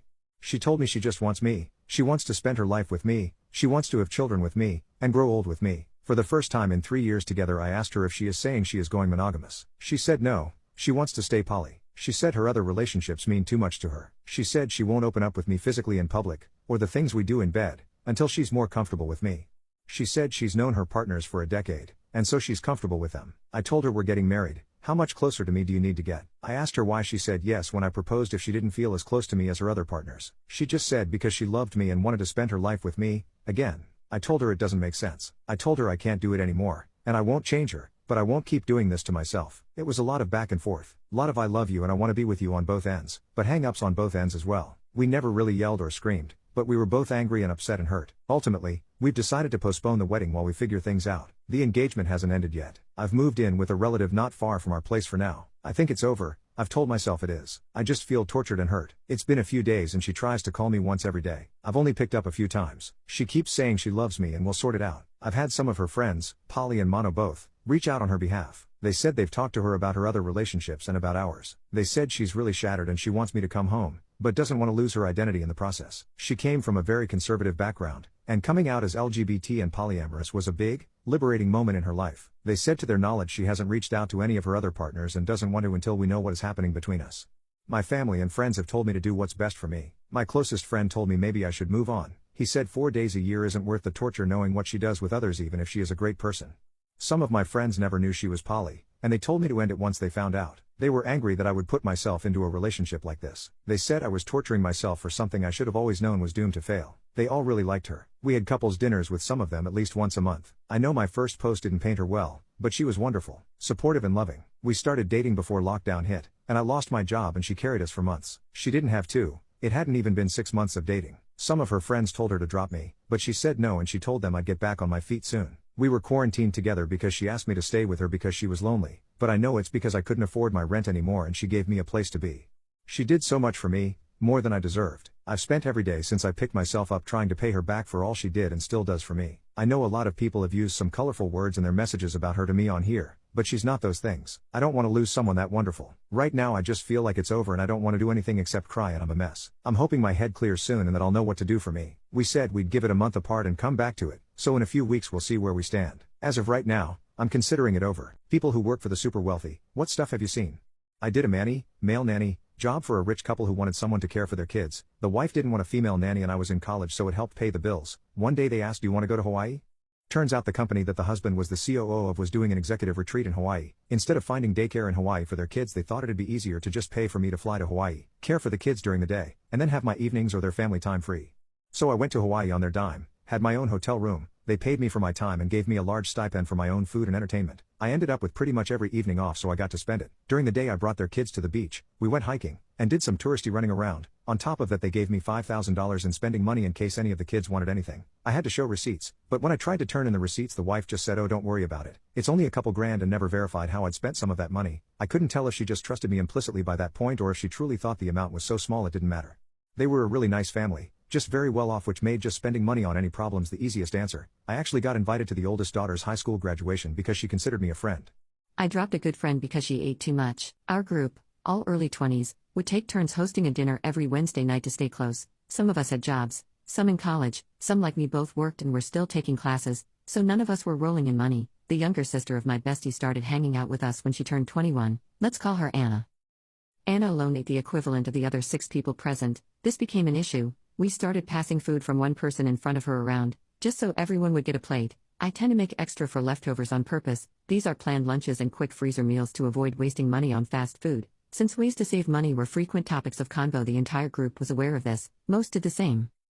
Anna would not only clean every serving plate but go behind me into the kitchen and not leave until every dinner roll, speck of meat, and sides, except salad, were gone. Once she enjoyed the sauce on my barbecue meatballs so much she not only polished off the 6-quart slow cooker full, there were only 4 of us that night, but was eating the sauce out of the casserole with a bag of chips she found in my cupboard. At 1 a.m. we scraped the remaining sauce and sent her home with a loaf of bread cause we were tired. Several of us had to stop doing group dinners because she was over our food budget. Hints didn't slow her down. One-on-one convo about budgets, health, emotional eating, etc. Nothing worked. Then she took to dropping in unexpectedly at dinner time. It felt petty, but I would hide foods I knew she really liked in our bedroom closet. I tried telling her I only had $125 a month for food and she would eat that in 2 to 3 days. I was back to noodles and oatmeal 3 weeks of each month. Finally my boyfriend just told her, step away from the pot roast. When she showed up for Sunday dinner, as mortified as Anna and I both were, that delivery still makes me die laughing. That roast was a splurge for us and was our dinner plus sandwiches for work next couple days. He was looking forward to it and tired of me trying to be a good hostess. Anna blew up at me for being rude and not defending her. I just looked at her and said I was sorry, but she needed to be better about sharing. Let others eat too. So that night I lost Anna and her sister from my friend group. They felt I should dump my boyfriend and apologize. Part of me wishes I had stayed with the group. The other part feels good friends don't put you in debt because they don't want to buy their own groceries. Anna had more money than I did. She had a good job that paid her college and grandparents bought her a small house for graduation. She was the baby and golden child all in one. No was not in her wheelhouse. Then the kicker. When my boyfriend and I broke up, he confessed that when I had surgery for cancer, Anna had been in the waiting room with him and told him she would there for him if he needed comfort if I didn't make it through. I had several surgeries, radiation, and Anna made it plain throughout my treatment she was very available to him. Luckily for me, treatment worked well, and I haven't had any recurrence in 10 years. It made me feel gross she was always showing up to cheer me up then trying to get with my boyfriend when I wasn't looking. I ran into her at the Sam's Club the other day. She's married her stepbrother, has a kid and just moved a few blocks away from me. Seeing her brought up all those good, bad and sad memories. If you made it this far, thanks for reading. I feel like it's my confession of being a selfish friend. I was so unkind to her. Her eating such huge quantities has to be some kind of emotional issue. My wedding was ruined. I've debated about posting this, but I have to rant to someone. Me and my now husband Josh had our wedding last week. At first everything was beautiful. I got married to my high school sweetheart and was so happy. It felt like my fairy tale come true. I felt like a princess. While I'm taking photos with my bridesmaids, I see Josh's cousin, Nicole, with a girl. I'll call her Sarah, who I'm unfamiliar with. She seems non-talkative but is friendly to me at first. We finish our photos and go inside to relax and chat before I walk down the aisle. A long while later, after the vows were exchanged, I bump into Sarah while on my way to the food table. She's clearly intoxicated, but through her slurred speaking I could hear her ranting about how crowded the venue was, but then it escalates. I was getting food for my mom when she said to me that she's surprised Josh married someone like me because Josh could do better than me. I tried to laugh it off and I told her I was very lucky to have him. The interaction left me feeling upset, but I brushed it off as her just being drunk, and I started drinking too and soon forgot about it. Time goes past and I'm feeling good. Me and my husband along with all the guests were dancing. Suddenly, I hear a crashing sound near the food table and all of us rush over to see what was happening. I see Sarah on the ground sobbing hysterically, and Nicole was trying to calm her down. She had completely smashed my wedding cake and ripped the decorations. My heart was broken to see my wedding cake completely destroyed, but I tried to ask what was wrong and Sarah started screaming and cursing me. I was confused and drunk, so I started shouting back and ordered my husband to kick her out. He didn't want to and told me she should be allowed to stay since she was a friend. I argued with him and told him that she's ruined my wedding. It eventually took my husband and Nicole to get her under control and convince her to go home. Nicole left with Sarah, and when my husband came back he looked angry with me. He completely blew me off for the rest of the night and I could tell the atmosphere was now awkward for all my guests. The next day my husband lectured me about how I hurt Sarah's feelings and demanded I apologize to her. We argued and he slept on the couch. Things eventually cooled down, so I tried to talk to him about it the following days, but he shut me down and just told me I was being overdramatic about the situation. I've never even seen Sarah until my wedding. I have no clue why she would lash out like that. I'm hurt that my husband doesn't see my perspective, even though she was drunk. She ruined my special day and now I can't think of the happy memories I have because I can only think of that incident. Sorry for the long read, thanks for listening. What's the most disturbing secret you've discovered about someone close to you? The 24 hours before my dad died, stage 4 lung cancer, he was in the ER and then the ICU and we were unable to be with him because of hospital COVID rules. My mother, sister and myself had been texting and calling him all day and got no response. My mother even called the hospital and spoke with one of his ICU nurses who said he was awake and communicating fine. He passed very quickly at 3:30 a.m. the next morning. We were allowed to be at his bedside but by then he was no longer conscious so we said our goodbyes and he was gone. Later that morning while my mom slept I was calling cremation services to schedule his body for pickup at the hospital and going through his bag of belongings the hospital had returned to us. His phone was in there and I wanted to read all our texts and take some comfort in my last words to him. I opened his phone and all our texts had not been read, not mine or my mom and sisters. I thought this was so odd but figured he must have been suffering so much he couldn't find the strength. I began to scroll through his apps and noticed a chat app I'd vaguely heard of. I can't recall the name but it essentially works like WhatsApp. I opened the app and saw a single contact with a female name. I started reading and realized my dad has been chatting with this girl hourly for the last 24 hours and as far back as I could scroll. He was calling her princess and telling her he loved her and she was saying she was scared for him and wanted to know what was going on. Why was he in the ER, etc. I scrolled back enough to know that this was someone he was having at the very least, an emotional affair with.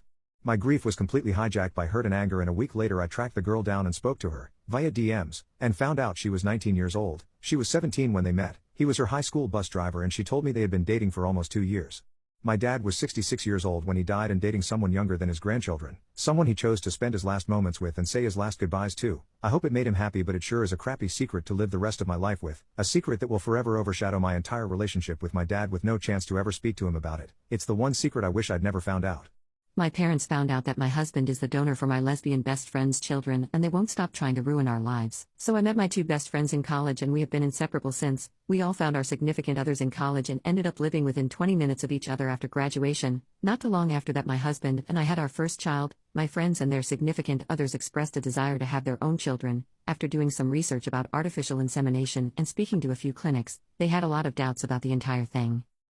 This went on for about a year until they asked me how I would feel about my husband being the donor for their kids. Apparently after a few drinks the subject was brought up and they couldn't really find any cons with the idea. They would for sure know what the father looked like. They would have access to him and his family in case of any medical questions came up. They would be able to know for sure that their kids all had the same donor. And finally the thought that all of our kids would grow up with a bunch of cousins was very exciting for them as they mostly came from very small families.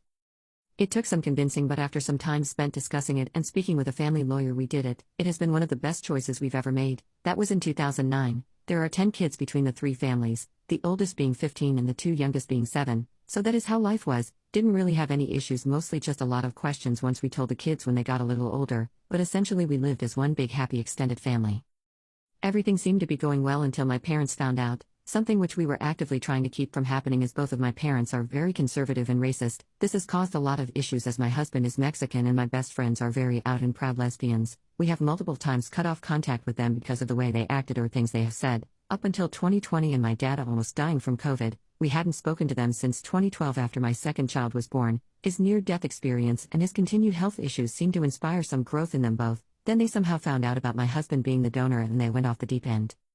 They were convinced that he had somehow brainwashed all of us into this harem where he was defiling these white women, that my friends weren't actually gay and this was all some big conspiracy to commit white genocide. It was very eye-opening, all the hate that spewed out of their mouths when they found out. The extent of the vitriol that they had for my husband made me rethink all of our recent interactions and those interactions with my kids. Any of the growth that seemed to be there after my dad almost died had vanished. If it would have just been that, I would have just never spoke to them and I would have probably regretted not having them in my life but also understood that they couldn't be in my life, but they just kept going. They called the police to have them do wellness checks on us to make sure we weren't under the influence or being coerced, called my husband's and friend's workplace to tell them about the supposed inappropriate relationship they were having, which caused lots of issues. Then the worst part was that it got around enough that the kids heard the rumors and were getting bullied for it. 6 months of bull crap, 6 months of snide comments and open hostility from my parents and random people I don't even know. 6 months of my kids and my friends' kids getting bullied for things that aren't their fault. We always expected some rough patches from the situation, but never thought it would be enough that we would be contemplating moving schools or even cities. So as I sit here I can't help but hate my parents and it bothers me because I don't know how there will ever be a day when I don't hate them. When we had previously gone no contact I would feel regret and remorse on holidays wishing that they could be there, but this Sunday on Father's Day I didn't feel any desire to call my dad. People who work for the super wealthy, what stuff have you seen? The CEO of the company I worked for was the founder's son, not an unintelligent guy for the most part. His dad made him start with the most basic jobs in the company and work his way through the different departments. Managerial staff was ordered, upon penalty of termination, not to treat him any differently than a new hire. So when he became CEO, he wasn't a bad guy for the job. Now, this is a company of over 10,000. One night, I'm working overtime on the late shift and we get this call. Hey, you guys, got electrician? The guy is clearly drunk. We have no idea who it is or why he's calling our maintenance engineering group. We ask who he is and he informs us, lightheartedly. He wants someone to take a ride to his house and figure out why the internet isn't working. This is an hour drive away. I volunteer. I was bored off my nut anyway. I get to the house. Entry gate is smashed. Section of the white horse fencing is gone. Jaguar is stuck in the field. Here in the house is the dude, completely blasted. He's got a huge cut on his hairline. I ask, are you okay, boss? I'm fine. Why? He asks, blood literally caked on his face. I accompany him to the bathroom and help him clean himself up, wash off the gash and put some bandaging on it. Then I corrected the internet, unplug plug. As I'm walking out, he asks me to do a shot with him. I comment, worried about my job, that it might be a bad idea. He agrees and hands me the bottle. Take it home and do a shot later. Keep it. When I get back to work I look the stuff up. Never heard of it. It's a $1,500 bottle of scotch. The next day I'm at work early. About 11 in the morning he comes walking up. We're not going to be talking about last night? I tell him it's all good. Awesome. A little bit later I get an envelope. There's a check attached for emergency tech support $5,000. He was going to propose to me and I am devastated. My boyfriend of 7 years passed away last week of an unintentional OD. His roommate's girlfriend had swapped some of his medication and was selling what she took from him. Whatever she swapped was laced, and it unalived him. She admitted to it and is being charged. We didn't live together because I am contracted at my job, while he was contracted at his, and there was around a 3-hour distance between them, and we visited each other every weekend. His parents have not let me near his apartment while they clean it out. He was no contact with them, and they blamed it on me, but they were emotionally abusive toward him his entire life. The night after the apartment was no longer considered an active scene, I was escorted off the property by police and was told to make no contact with any family members of his, and I know I'm not invited to the funeral, which is heartbreaking. His brother, who I've always considered a brother to me, has been letting me in the middle of the night so I can take what I want from his things. He was helping me go through some of his stuff so I wasn't alone, and we found an engagement ring, along with some flight details for a trip he had planned for us the week after my contract was to end that I had no clue about. I miss him so much and I don't know how I'm going to move forward after finding it. His brother has been holding on to it for me because it hurts too much right now to look at. His brother also packed a suitcase of my favorite items of his clothing, some of his books, items we got for each other, photos, and has brought me 2 of his computers. He was my absolute best friend, the love of my life. My contract is ending in 6 months and we were planning to buy a house, get pets. He always promised we would have our own mini zoo and spend our lives together. I'm so lost now. I don't know what to do anymore. I feel like I'm going to be stuck in never-ending grief for the rest of my life. Every so often I can smell his cologne on my bed and it's like the wound gets ripped deeper every time it happens. I'm trying to find a new apartment because being here is too hard. I had never been in a happier or healthier relationship and now everything is just over. He's gone. I'll never be able to see him smile or hear his laugh ever again and I am in so much pain. I'm so grateful that his brother and his wife have been here with me through this, and making sure I got what I needed for closure. I don't know if I can ever love again, it sounds cliché, but he was 100% my soulmate. I just needed to vent and release. Thank you so much for reading. My wife cheated on me with her boss. My wife cheated on me while on a work trip. My wife and I have been married for about 3 years and have a stereotypical happy marriage. We have great intimacy, take frequent vacations, and get along just fine. My wife has to occasionally travel for work and does so for up to a week at a time. Her most recent one was back in March and it seemed to go well enough. She went with 4 male coworkers, including her 29 male boss, and had her own Airbnb while the guys all shared their own. She has told me in the past that she is emotionally attracted to her boss because of his passion for work and the way he lives his life. She has always said that attraction ends on an emotional level and she has no physical attraction to him whatsoever. We have set boundaries in the past and she has always been open about that with me. This trip was over 3 months ago at this point and our communication hasn't been the same since. She jokes about divorce. We get in more frequent and intense arguments. She consistently tells me that I don't open up and talk to her in a way she needs, and keeps wanting to discover who she is and her likes/wants. She has been sort of panicked saying she doesn't know who she is or what she likes. This has all seemed mostly harmless or things she has brought up before, but it seems different now, like she is unsure with her life decisions.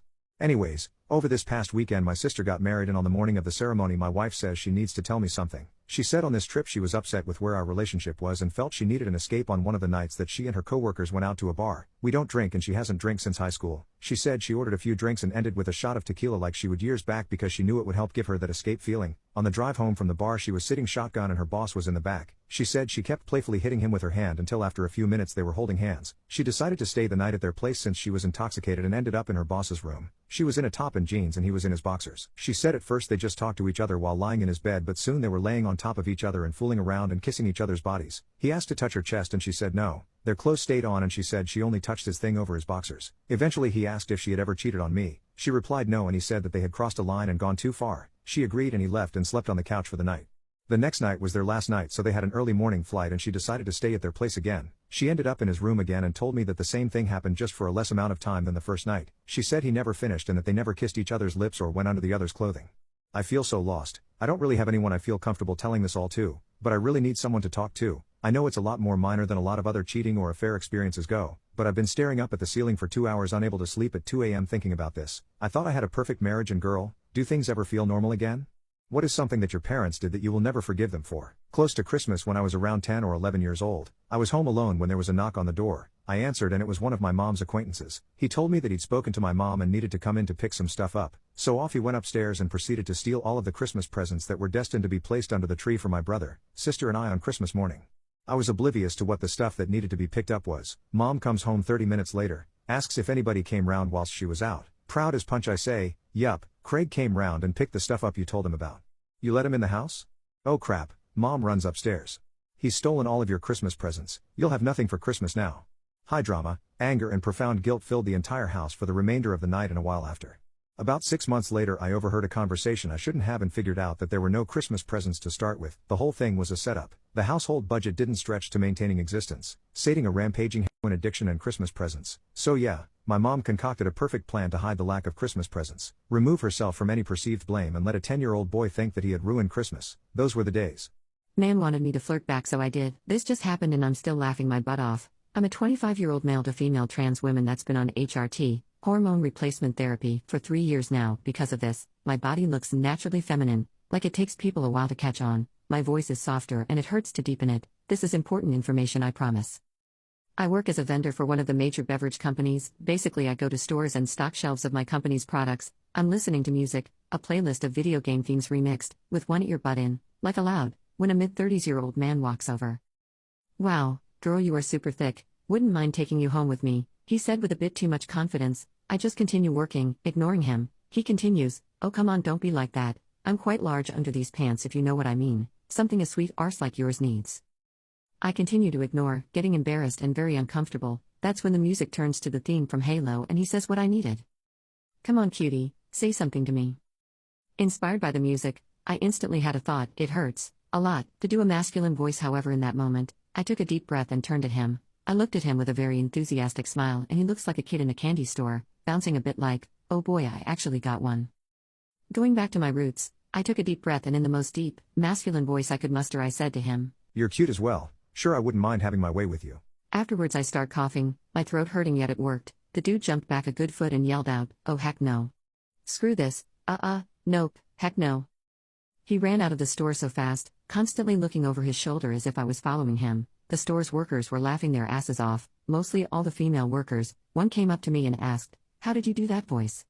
I could never get mine to sound, oh you're trans, that makes sense. That made my day and is why I'm still laughing in my car writing this. Parents decided to cancel my 14th birthday party to accommodate my spoiled younger brother. Reinstated it when I told everyone at school. I'm 20 male, and this happened when I was 14. I have a brother that's about 6 years younger than me, and he was extra coddled by my parents for having been diagnosed with high-functioning autism when he was 4. But other than that he seems very normal, just unbelievably spoiled, and he used it to get his way a lot, and by a lot I mean nearly all the time. Anything I had, he also had to have, so that meant we had doubles of almost everything that wasn't shared items, and anything he had that I didn't, he'd rub in my face any way he could. When I was 11 I begged my parents for a 3DS for my 12th birthday. I got one, but then was told to lend it to my brother whenever he wanted it, or else I'd have it taken away, which it was, a lot. When my aunt found out after seeing my parents forcibly take my 3DS out of my hands to give to my brother on one of her visits, she let loose on them for such blatant favoritism. They returned my 3DS immediately, then blamed me for the situation after my aunt left, but they didn't make me give it to my brother again. Instead my parents went out a few days later and bought another 3DS as a surprise gift for my brother. On several of mine and other people's birthdays my brother made a huge fuss because the party wasn't all about him, even going so far as to outright state that he was upset because he wasn't getting any gifts or getting to blow out the candles on the cake. My parents learned the hard way that they couldn't enable my brother the way they'd have liked at those parties, and were actually kicked out of a few for trying, and because of that, other kids at his school stopped inviting him to birthday parties altogether. For me, my birthdays were some of the only days I had that I got to have about me because otherwise my parents forced my life to revolve around my little brother. And the year prior to when this story took place, my parents ended up paying more attention to him the entire time of my 13th birthday, and even asked me if I'd let my brother blow out my candles for me because he was upset and pouting. I refused it because I wanted to blow out my own candles. They called me a spoiled brat at first, till my aunt intervened and chastised them on their favoritism yet again, and stated how much she had noticed how my brother gets nearly everything between the two of us just because he's autistic. My parents got no support from anyone else there other than my brother, who was still crying because he wasn't getting to blow out my candles, and because he didn't get his way. He tried to outright spit on my cake out of spite, but my awesome aunt thankfully blocked him before he got the chance, then scolded him till he ran to my mom in tears. My parents took a lot of heat from the other adults there, and then promised to never ask me to let my brother blow out my candles again, but they pretty much just went through the motions for rest of the party. My aunt pretty much took over coordinating everything from that point.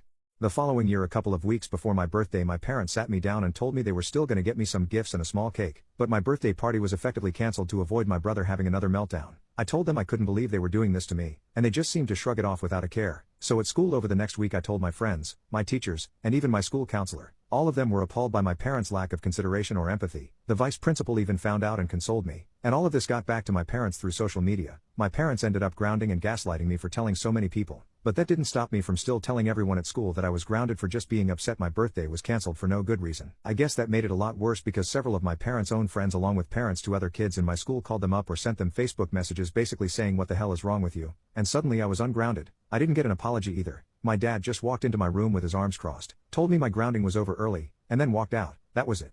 I thought my party was still cancelled because nobody said anything about it, and my brother thought it hilarious and rubbed it in my face that I wasn't going to get to celebrate. But by the end of the 2 weeks my parents held a surprise party for me at my favorite restaurant, and then started claiming that was their intent all along. I knew it wasn't. From what I'd seen, everyone was incredibly unhappy with them for what they did, and it showed with any interactions family members had with my parents. So they ended up doing the surprise party to try and save what little of their reputations they had left, but I'm pretty sure they had to pay through the nose that day to just accommodate me. I got dinner with all my friends at my favorite restaurant that had a small arcade, and even got the PS4 game system I'd been jonesing for at the time. I could tell it was all pretty much planned and bought last minute, because my dad had a look about him that my aunt comically described as looking like a moth had flown out of his wallet.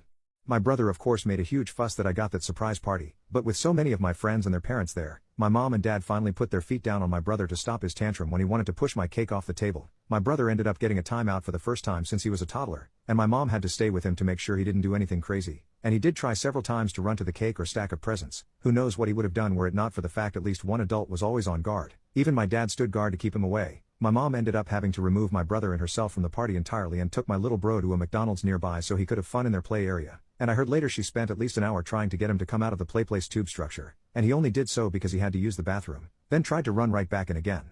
My parents never tried to cancel my birthday again while still I lived with them, though they never again tried as hard or spent as much. For the remaining 4 years I was under their roof. My birthday parties consisted of a local pizza parlor, a cake without even my name written on it, and never again anything as expensive as a new gaming system. I don't mean to sound spoiled, but I was a bit disappointed I never got a cake with my name on it again. My aunt called my parents out on that each year, and each year they claimed they forgot to get the cake decorated. I'm pretty sure that the reason my name was never written on another cake was because my brother always refused to eat pieces of cake that had writing of someone else's name on it at any party, and they couldn't put his name on any of my cakes, or it would have looked very bad for them. But the fact that I still got a day that was just about me at all and not my brother was still fantastic in my book, especially because just about everything else revolved around him. During each of my remaining birthday parties while still living at home my brother made a fuss, and my mom took him somewhere else to calm him down. I was still required to share my PS4 with my brother, but it was still mine, and I took it with me when I moved out at 18. Little bro did not like that, and had a huge fit till my parents went out and bought another PS4 for him.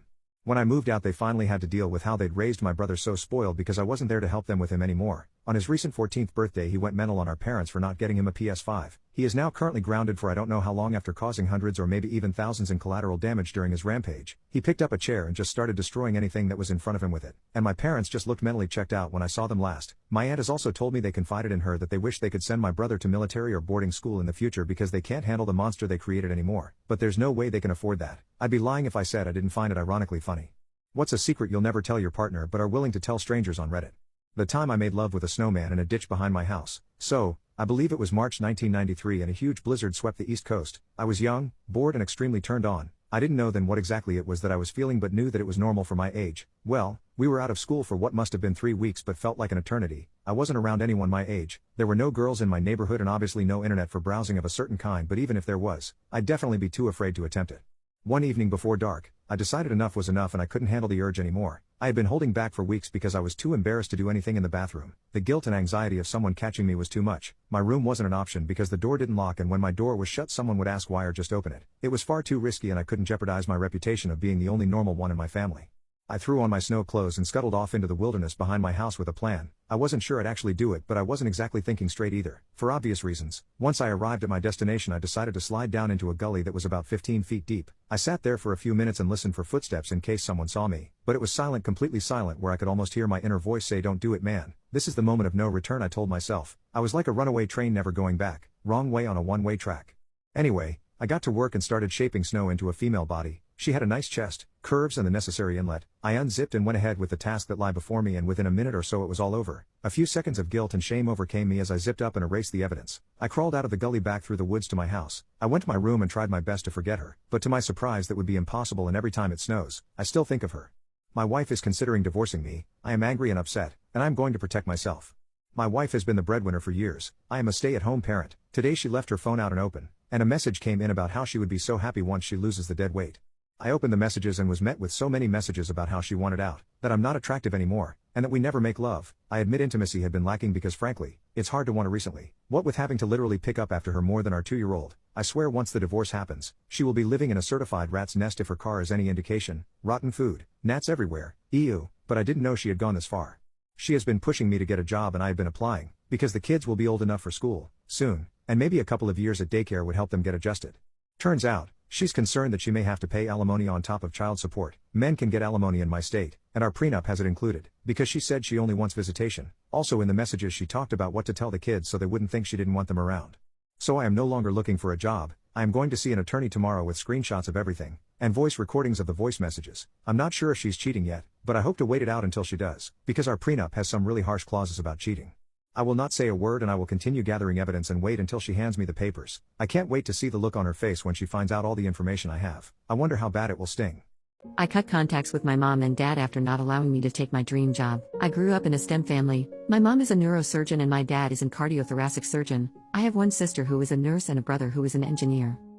I've always been a good student, but not a particularly bright one. I dislike science but enjoy math. So when I graduated from high school this month, I told my parents that I wanted to be a teacher because I enjoy working with children and teaching. They are calm at first and tell me that I can be a pediatrician, but when I tell them that I dislike chemistry and science, the fight started. They told me that teaching is pointless and unappealing. I'm not sure how to translate what they said because our first language is Chinese.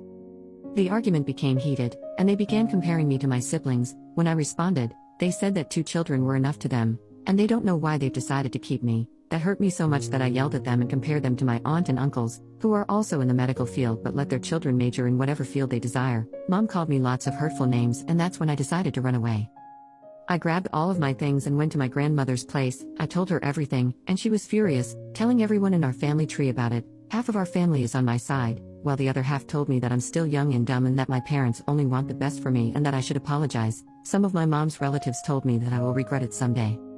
I'm not looking for a high salary or prestigious titles. I just want to be a teacher. I'm not sure why I can't. I also don't see why they can compare me to others, but I can't compare them. I hate the fact that they are so dedicated to medicine and STEM-related careers that anything else is a waste of time. It's been a week and I still haven't talked to them. Maybe I am really just young and dumb. I don't really know. I left my own wedding last week. I 26 male and my now ex-fiancée 24 female had been together for 3 years. She was my first serious relationship partner and we've been doing good even though we sometimes had ups and downs. But we could solve the problems by sitting together and communicating with each other. We were supposed to get married last week and everything was on track. In my country before the wedding day, a special event is held. It is very much similar to wedding ceremony. People dance to the music together, eat and have fun. This event was held at our village's wedding hall, which is small. There is a break in the middle of the event so people can go to restroom or handle their things in general. My ex-fiancée went to restroom with her friends and after that everything was normal. That night ended just like that. Next morning I woke up to several messages including voice messages and a video from a close girlfriend of mine and my little cousin. They were saying I should reconsider about the marriage and watch the video. It was obvious that the video was taken in a toilet stall and I could hear footsteps of people. There were several voices that I recognized like my ex-fiancée and her friends. They were saying things like, "And you reward him with love making a few times for the rest of your life and you have a purse at your service," and my fiancée laughing to her friends calling me a doormat. I earn tons of money compared to others in my age, mainly due to the industry I am in. At one point they started talking about the dresses of the family members, and after they criticized my mother's dress, my fiancé said the following: "She is batshit crazy as always, she is barely walking lol." Quick note that my mother has a psychological disorder, but due to the meds she is taking, she looks sleepy all the time and her response time is slower than other people, but she is the sweetest and hardest working person I know. My father left us when I was little. She was both a mother and father for me and worked her butt off to send me to college. One more thing to add is she was very sweet towards my ex-fiancé and considered her as her own daughter. After watching the video over and over, making sure I am not dreaming, I called my friend and cousin to confirm things. Apparently they said more horrible things than these, but friends started recording in the mid-conversation and my little cousin confirmed hearing things too. I talked about this with my older sister and a friend coming from abroad. Sis was so angry that I was barely able to prevent her from going to my ex-fiancé and beating her up. I told her I would handle it, but not sure how. I don't know why, but I just wanted to think more about it. Wedding things were arranged during the day, and in the evening wedding ceremony kicked off. There were more than 300 people and everyone seemed to have fun except me. I was out of place all the time thinking about my life, my goals, what I want to do.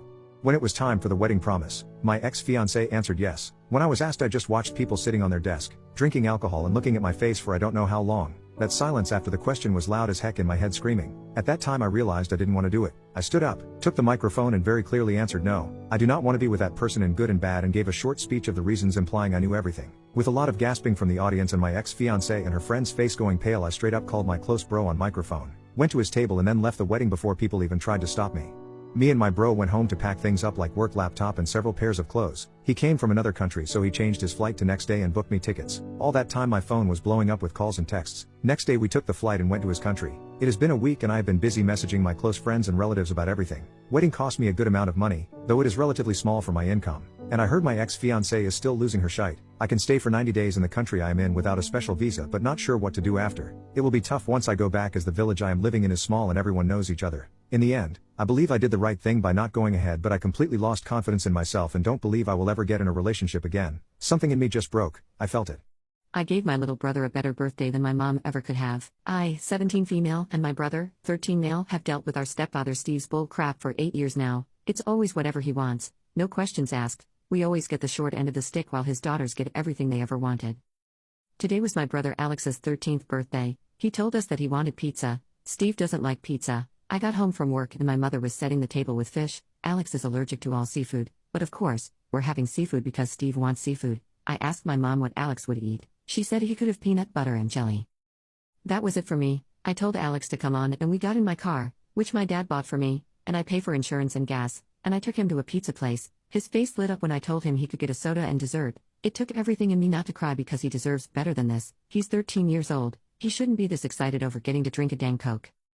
After we ate, I took him to a bookstore and let him pick out a couple things. It'll take me a couple paychecks to make up for what I spent tonight, but seeing my brother smile is worth it. Mom called and said she'd report my car as stolen if I didn't come home, but I called my dad, lives across the country, and he sorted something out with her, because she stopped calling. She did send an angry text about how she had made Alex a cake and had a present for him. I'd be surprised if the present was anything more than a $10 bill.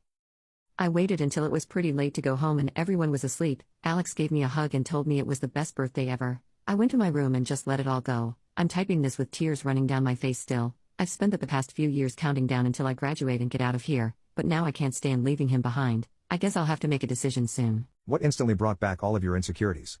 A few days ago I got an email from my ex-girlfriend with the subject line, "I did it, thanks to you." The email had an attachment. The attachment was a manuscript. The manuscript was an autobiography written by my ex-girlfriend. The title of the autobiography instantly took me back to the time when my ex-girlfriend and I were still dating. I was intimately inexperienced back in those days, whereas my ex-girlfriend had more than enough intimate experience. We enjoyed talking about past relationships and what the lovemaking was like. It was never a thing in our relationship, just casual conversation. My ex-girlfriend had more stories to tell and all of them were entertaining. I remember joking about how she should someday write a book. We laughed, made love, and a few months later, our relationship came to an end. It was sad, but alas, life continued. We're now back in the present. I finished reading the manuscript an hour ago. There were 72 chapters. Each chapter was about an individual person my ex-girlfriend had known intimately. No real names were mentioned, only character labels, like the surfer, the biker, the jock, the older man, etc. Some of the stories and characters I actually remembered based on the details my ex-girlfriend shared with me during our relationship. Others were totally new, but new or not, it was fun to read, until I made it to chapter 39, my chapter, The Turtle. Keep in mind, all the intimate partners my ex-girlfriend mentioned in her manuscript had something specific about them that made the love-making memorable for her. For example, the surfer always smelled like the ocean, which never failed to turn her on. The biker had gang tattoos from the neck down, but the one tattoo that always made her rip his clothes off was his pet hamster tattoo. Then there was me, a guy who couldn't swim, let alone surf, no tattoos, and with practically zero intimate experience at the time. What was so memorable about me?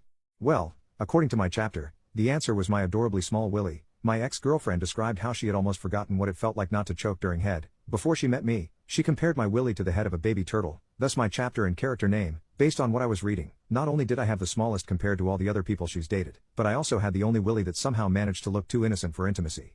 It didn't come across as if my ex-girlfriend was purposefully trying to insult me, but come on, I think most people can understand what a sensitive topic size can be to any guy who's not hung like a horse. I still need to contact my ex-girlfriend and provide my feedback, but I'm gonna need some time to process what I read. It's not every day someone writes a book about your small willy. Welcome back, insecurities I didn't think I would have at this age. My girlfriend cheated on me with my sister. I am writing this while shaking and with tears in my eyes. My girlfriend of 3 years who I thought was the love of my life is cheating on me with my sister. I always had my suspicions that my sister likes girls but I was never sure. However, if we were going out and she knew my girlfriend will be there, she'd change her whole outfit and put on more makeup, but I didn't really think much of it. My girlfriend, however, she always told me that she's straight and she doesn't see no one else but me. She always told me that I'm the love of her life and I really thought this girl was my soulmate. Yesterday I was at my girlfriend's house and her mother called her, so she left me alone in her room for a bit and she kept her laptop open. I saw an Instagram page and she got a notification from my sister, so I got a little curious. When I checked the message I almost threw up. It was a very dirty message, so I started shaking and continued reading the chat, and there she is. The love of my life and my sister sending each other naughty clips about what they want to do to each other. They also had explicit pictures and videos of each other, and I saw humiliating and heartbreaking jokes about me. When my girlfriend came back to the room, I left the messages tab between her and my sister open to let her know I know what she did. She got crazy and started yelling at me, calling me a creep for reading her messages. I get that it's wrong to read her messages, but this was my sister. I really can't believe that any of them did this to me. I was always so close with my sister and my relationship with my girlfriend was perfect. I am devastated and I don't know what to do. I don't want to lose any of them, but this is too heartbreaking and I can never forgive them. I am so lost. Husband had a one-night stand and now won't touch me. My husband, 31, and I, 25, got married 2 years ago. Our relationship and marriage has been so good. We have separate and joint hobbies and we have great friend groups. He golfs, I ride horses. His family is quite wealthy, so naturally he joined the family business, and that's when I met Anna, 36, who was a family friend. My husband admitted they had a drunk fumble in the back of a car when he was 19, but I never felt threatened by her and he never gave me a reason to. I don't work in the family company, but we're in the same career area, so we cross paths professionally sometimes.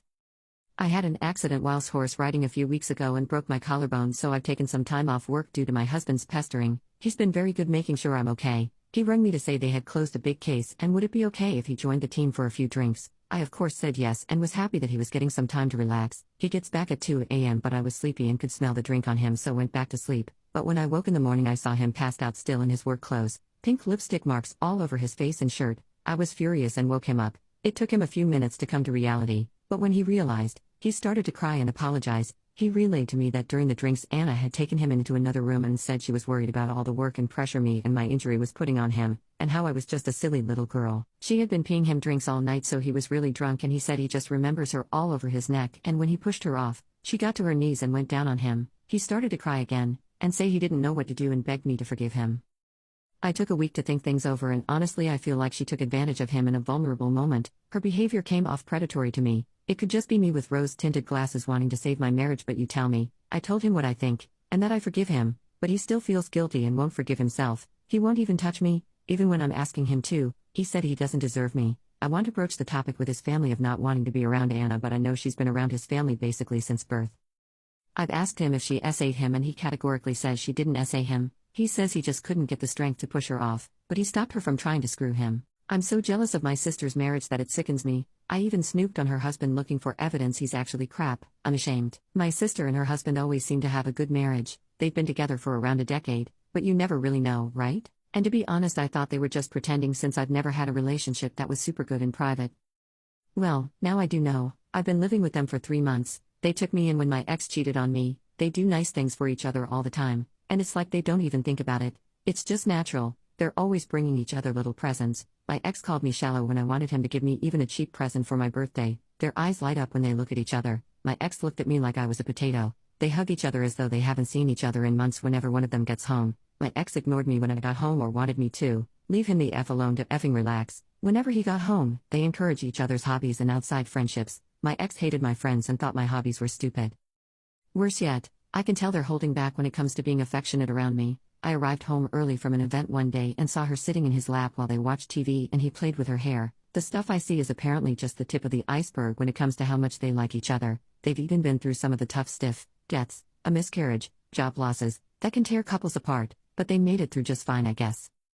I honestly didn't think relationships like this were real. I thought it was Hallmark bull crap and that all relationships are miserable, hard work once you get past the honeymoon stage. I couldn't believe it, so I snooped on her husband, Max. It turns out his private communications are fine. He had conversations with female friends, but they were only platonic, and he even talked about how much he loves my sister, Sandra. Anyway, I felt extremely guilty about snooping that I confessed. They forgave me. My sister took me out for the day without Max and told me she'd been in crappy relationships before Max, which I already knew, and that she thinks they helped her learn how to spot red flags so that she'd be available when the right person for her finally came along. She's also gone to therapy for a long time, and she says it helped her learn how to make healthy relationship choices and be a good partner. Max and Sandra offered to pay for me to get therapy. My insurance isn't great, so that's nice. I just want to find something like what they have. There's a silver lining though, I guess. Now that I know this kind of relationship isn't a childish fantasy, I don't think I'll ever be able to put up with somebody like my ex again. I am at a loss as to what to do with my wife's request. My wife and I have been married since 2001 and together since 1999. She is the most intelligent, thoughtful, caring, loyal person I know, and I have always thought of myself as fortunate to have met and married her. She is, even today, aesthetically beautiful, and men have told her this throughout our marriage. She has always shot them down. Earlier this year, she was diagnosed with uterine cancer, stage 1, and had a full hysterectomy. I was never concerned about the cancer. It was diagnosed early, dealt with quickly, and she made a full recovery. I took time off work to look after her after the surgery and all seemed well. There were some to be expected emotional instances on her part, and although I am not an emotional person, we dealt with them together. After her recovery, she was insistent that we start living life to the fullest and took a 10-day trip to Europe, followed by a trip to Belize. We also have a trip to the UK and Spain/Portugal later this year. I am fine with these things, building memories and crossing bucket list adventures off her and our lists. I also understand that these are a result of feeling fragile on her part. She also took up yoga, swimming and healthy cooking classes. I was fully on board until last week. Last week she came home from work and told me she wanted a hall pass, a one-time opportunity for her to make love with someone else besides me. She said that since her cancer diagnosis, her outlook on life has changed and she doesn't want to be handcuffed from doing things she wants to. She explained that there is this guy at her work that she has always had some attraction to. He is leaving the company and she will never see him again. So this is the perfect opportunity to get with someone else. She said that I could say no of course, but that she would be mad and disappointed at me for an indeterminate amount of time, and that it would be confirmation of my male toxicity and insecurity. I don't consider myself to be toxic, and if not wanting your wife of 20 plus years to make love with someone else is insecure, then I guess I am insecure. I told her that I appreciated her talking to me about this, but approval via coercion is not approval. I also said that I do not appreciate her language in describing my, as of yet, unknown reaction to this very large issue that could affect the rest of our marriage and life. I got up in the morning, she basically said that she was sorry for putting such a large decision solely on my shoulders and that too, she was taking the decision away from me. She booked a hotel near where her coworkers are having a party/send-off for this guy, and she would spend the night there with him and hope that I would be here when she got back, that she would answer any questions I have about the night after it happened but not before. She will not tell me who he is or anything about him because she knows me too well, and that I will dwell and obsess over him, and that would make it too real for me, which is pretty accurate. Her point of view is that the less I know the better, which contradicts the offer to tell me anything I want to know after it happened. I think she knows I won't want to know or ask anything, or she simply will not tell me. Part of me thinks, at least she has been honest with me, and she has been through a lot since finding out she had cancer, so maybe I should just let it happen. I certainly have no concept of what she went through, so I cannot dismiss how this affected her mental state and outlook on life. Part of me wants to put my foot down and say this is not going to happen and deal with those consequences when they happen. Her BFF called me callous for even suggesting that I wouldn't let it happen, because I have no idea what she went through. I find it hard to believe that she is okay with the possibility of throwing away 20 plus years of marriage over some guy that she has had no relationship with outside of work, and that I should just call her bluff. Maybe she thinks similarly that I won't throw away the marriage because of one encounter. I just don't know what to do. I empathize with her, and then an instant later I am angry with her. Part of me wants to know who this guy is. What does he look like? What has he got that is so enthralling for her? Is he just a safe option? Is he married? Does his wife know? Would I be a callous jerk for saying no? What can I do besides walking away? I inherited a curse that'll follow me for the rest of my life just by being born. I have 3 brothers and they all have schizophrenia. They are also mentally disabled, so they function with the intelligence of a 5-year-old. One has severe autism and OCD. They all believe that the government or people are watching them, and one believes he's God's chosen warrior. They will never live on their own. We tried that. They destroyed apartments and got arrested and thrown out, and never be able to take care of themselves, so that leaves me. I'm the middle child and the only one born without schizophrenia, OCD, autism, or a mental disability. Ever since I was a child I was groomed to take care of them for the rest of my life. Everything I do is for them. I have to go to college and get a good job so I can take care of them. I can never have my own kids because I'm afraid I'm going to pass down all the mental health or disabilities they have. Also, one of them is a pedo. He's been in jail for CP, so imagine having kids with him in the house. Tonight I had a fight with one of them and they called me a fat pig, and my mom took their side because they're mentally disabled. How does she expect me to take care of them forever if she doesn't make them respect me? He said I did nothing for him and I do everything for him. He just can't remember because he's mentally ill. I just feel like I'll never have my own life. Any future partner I have has to be okay with me having 3 grown disabled men in my house, 2 of which had extreme trouble with the law. Taking care of them is constant. It's 63% of what I do. I'm writing this because I feel unappreciated. My mom thinks it's so easy for me to give up my life for them. I got frustrated with her and told her I feel like I'll never be able to have a family and a partner, and she said, "You didn't want one anyway, right?" I feel so alone. I feel like my life has been planned out for me before I was even born. I can't even leave them in the house alone or they'll start fighting each other. I wish I could just be free to choose my life, or at least I want my family to see this is not an easy decision. My sister also has no mental disorders, but she did the smart thing and moved away. I know I will take care of them for the rest of my life, but I wish my mom could see what I'm giving up. I didn't ask for any of this. It was just thrown on me. Thanks for reading. Today I messed up dressing up as Harry Potter to please my girlfriend during lovemaking. My girlfriend is a hardcore Harry Potter fan, or at least she used to be. I remember during the honeymoon phase of our relationship, she mentioned one of her fantasies was a Harry Potter roleplay situation where she was a professor at Hogwarts that ends up being seduced by one of her students. I didn't know what to do with that information at the time, but I thought it was funny and I never forgot about it. Less than 2 years later, I decided to bring out my inner wizard and figure out how to fulfill the fantasy my girlfriend always wanted. After completing my Harry Potter research, aka rewatching the movies, I called my girlfriend a few days ago and encouraged her to play along and avoid asking questions when she came over that evening. That was it, no spoilers. When my girlfriend showed up at my flat, I was standing in the lounge wearing a Harry Potter costume and pointing a wand at her. She laughed. I referred to my girlfriend as Professor and asked her if she remembered that spell she taught me during dark arts class that paralyzed people. My girlfriend was still laughing, but she eventually nodded in response to my question. I waved my wand and shouted Petrificus Totalis. My girlfriend struggled to stop laughing, but she managed to get into character and freeze instantly. As per my spell, I literally picked up my motionless girlfriend and put her down on the couch. I proceeded to unclothe my girlfriend while telling her how much I've always wanted to get with a mudblood and pump her full of pure blood seed. Not gonna lie, I cringed on the inside when I delivered that line because it sounded silly, but then again, I could tell my girlfriend was feeling it when I removed her underwear. It was working. When I was done going down, I waved my wand between her legs and said unimpregnate. I made her aware that I was going to penetrate her without protection and my made-up spell would prevent her from becoming a mudblood MILF. I did the deed while in my wizard uniform. She forgot she was under my paralysis spell and broke character a few times when she was vocal and moved her body, but at that point we were both past the point of controlling ourselves and just did whatever felt good. The two of us finished really hard, based on the outcome. I knew my girlfriend enjoyed what I did, however, post-nut clarity left her with mixed feelings afterwards. My girlfriend said the fantasy was hot when it happened and she appreciated my effort, but replaying it in her head made her feel like we were acting too much like children to get ourselves off and that was kind of giving her the ick. She never said it in so many words, but I sensed that she was low-key trying to tell me that she outgrew her Harry Potter fantasy and I was probably too late. Instead of letting it go and moving on, I revisited the topic last night. Almost a week since the fantasy, I decided to ask my girlfriend what I could do differently in case I wanted to surprise her with a sequel. My girlfriend sighed and said I could just copy and paste what her ex-boyfriend did. She paused mid-sentence and looked at me like she suddenly realized she said something bad. Against my better judgment, I encouraged my girlfriend to finish her sentence. She said she didn't really care about Harry Potter prior to meeting her ex, who was the OG Potter fan apparently. She said his nerdy obsession with Harry Potter was endearing. I asked how endearing. My girlfriend dodged my question and said I should focus on the fact that she enjoyed the version of her fantasy I created. I asked what was her ex's version. My girlfriend said if you really want to know, before telling me that her ex enjoyed playing the role of a Quidditch captain who ends up missing the game and losing the tournament because he was deep inside his wizard girlfriend. She said it was unexpectedly hot because her ex pretended to be reluctant and submissive whereas she had to be distracting and dominant, which was new for her. She said she didn't know she could splash until she dominated her ex. I said I didn't know she could splash until now. My girlfriend awkwardly laughed it off and said I should be grateful I've never made her splash because she always hated the cleanup. I asked my girlfriend why she would plant the seed of a Harry Potter roleplay fantasy at the beginning of our relationship if her ex already did a better job. She rolled her eyes at me saying better job and said she was still somewhat high on her ex during our first few dates and wanted to recapture the same magic from her previous relationship, but she eventually fell in love with me and forgot about her ex and his Harry Potter bull crap, until recently when she saw me in my Harry Potter costume, which automatically made her think of her ex.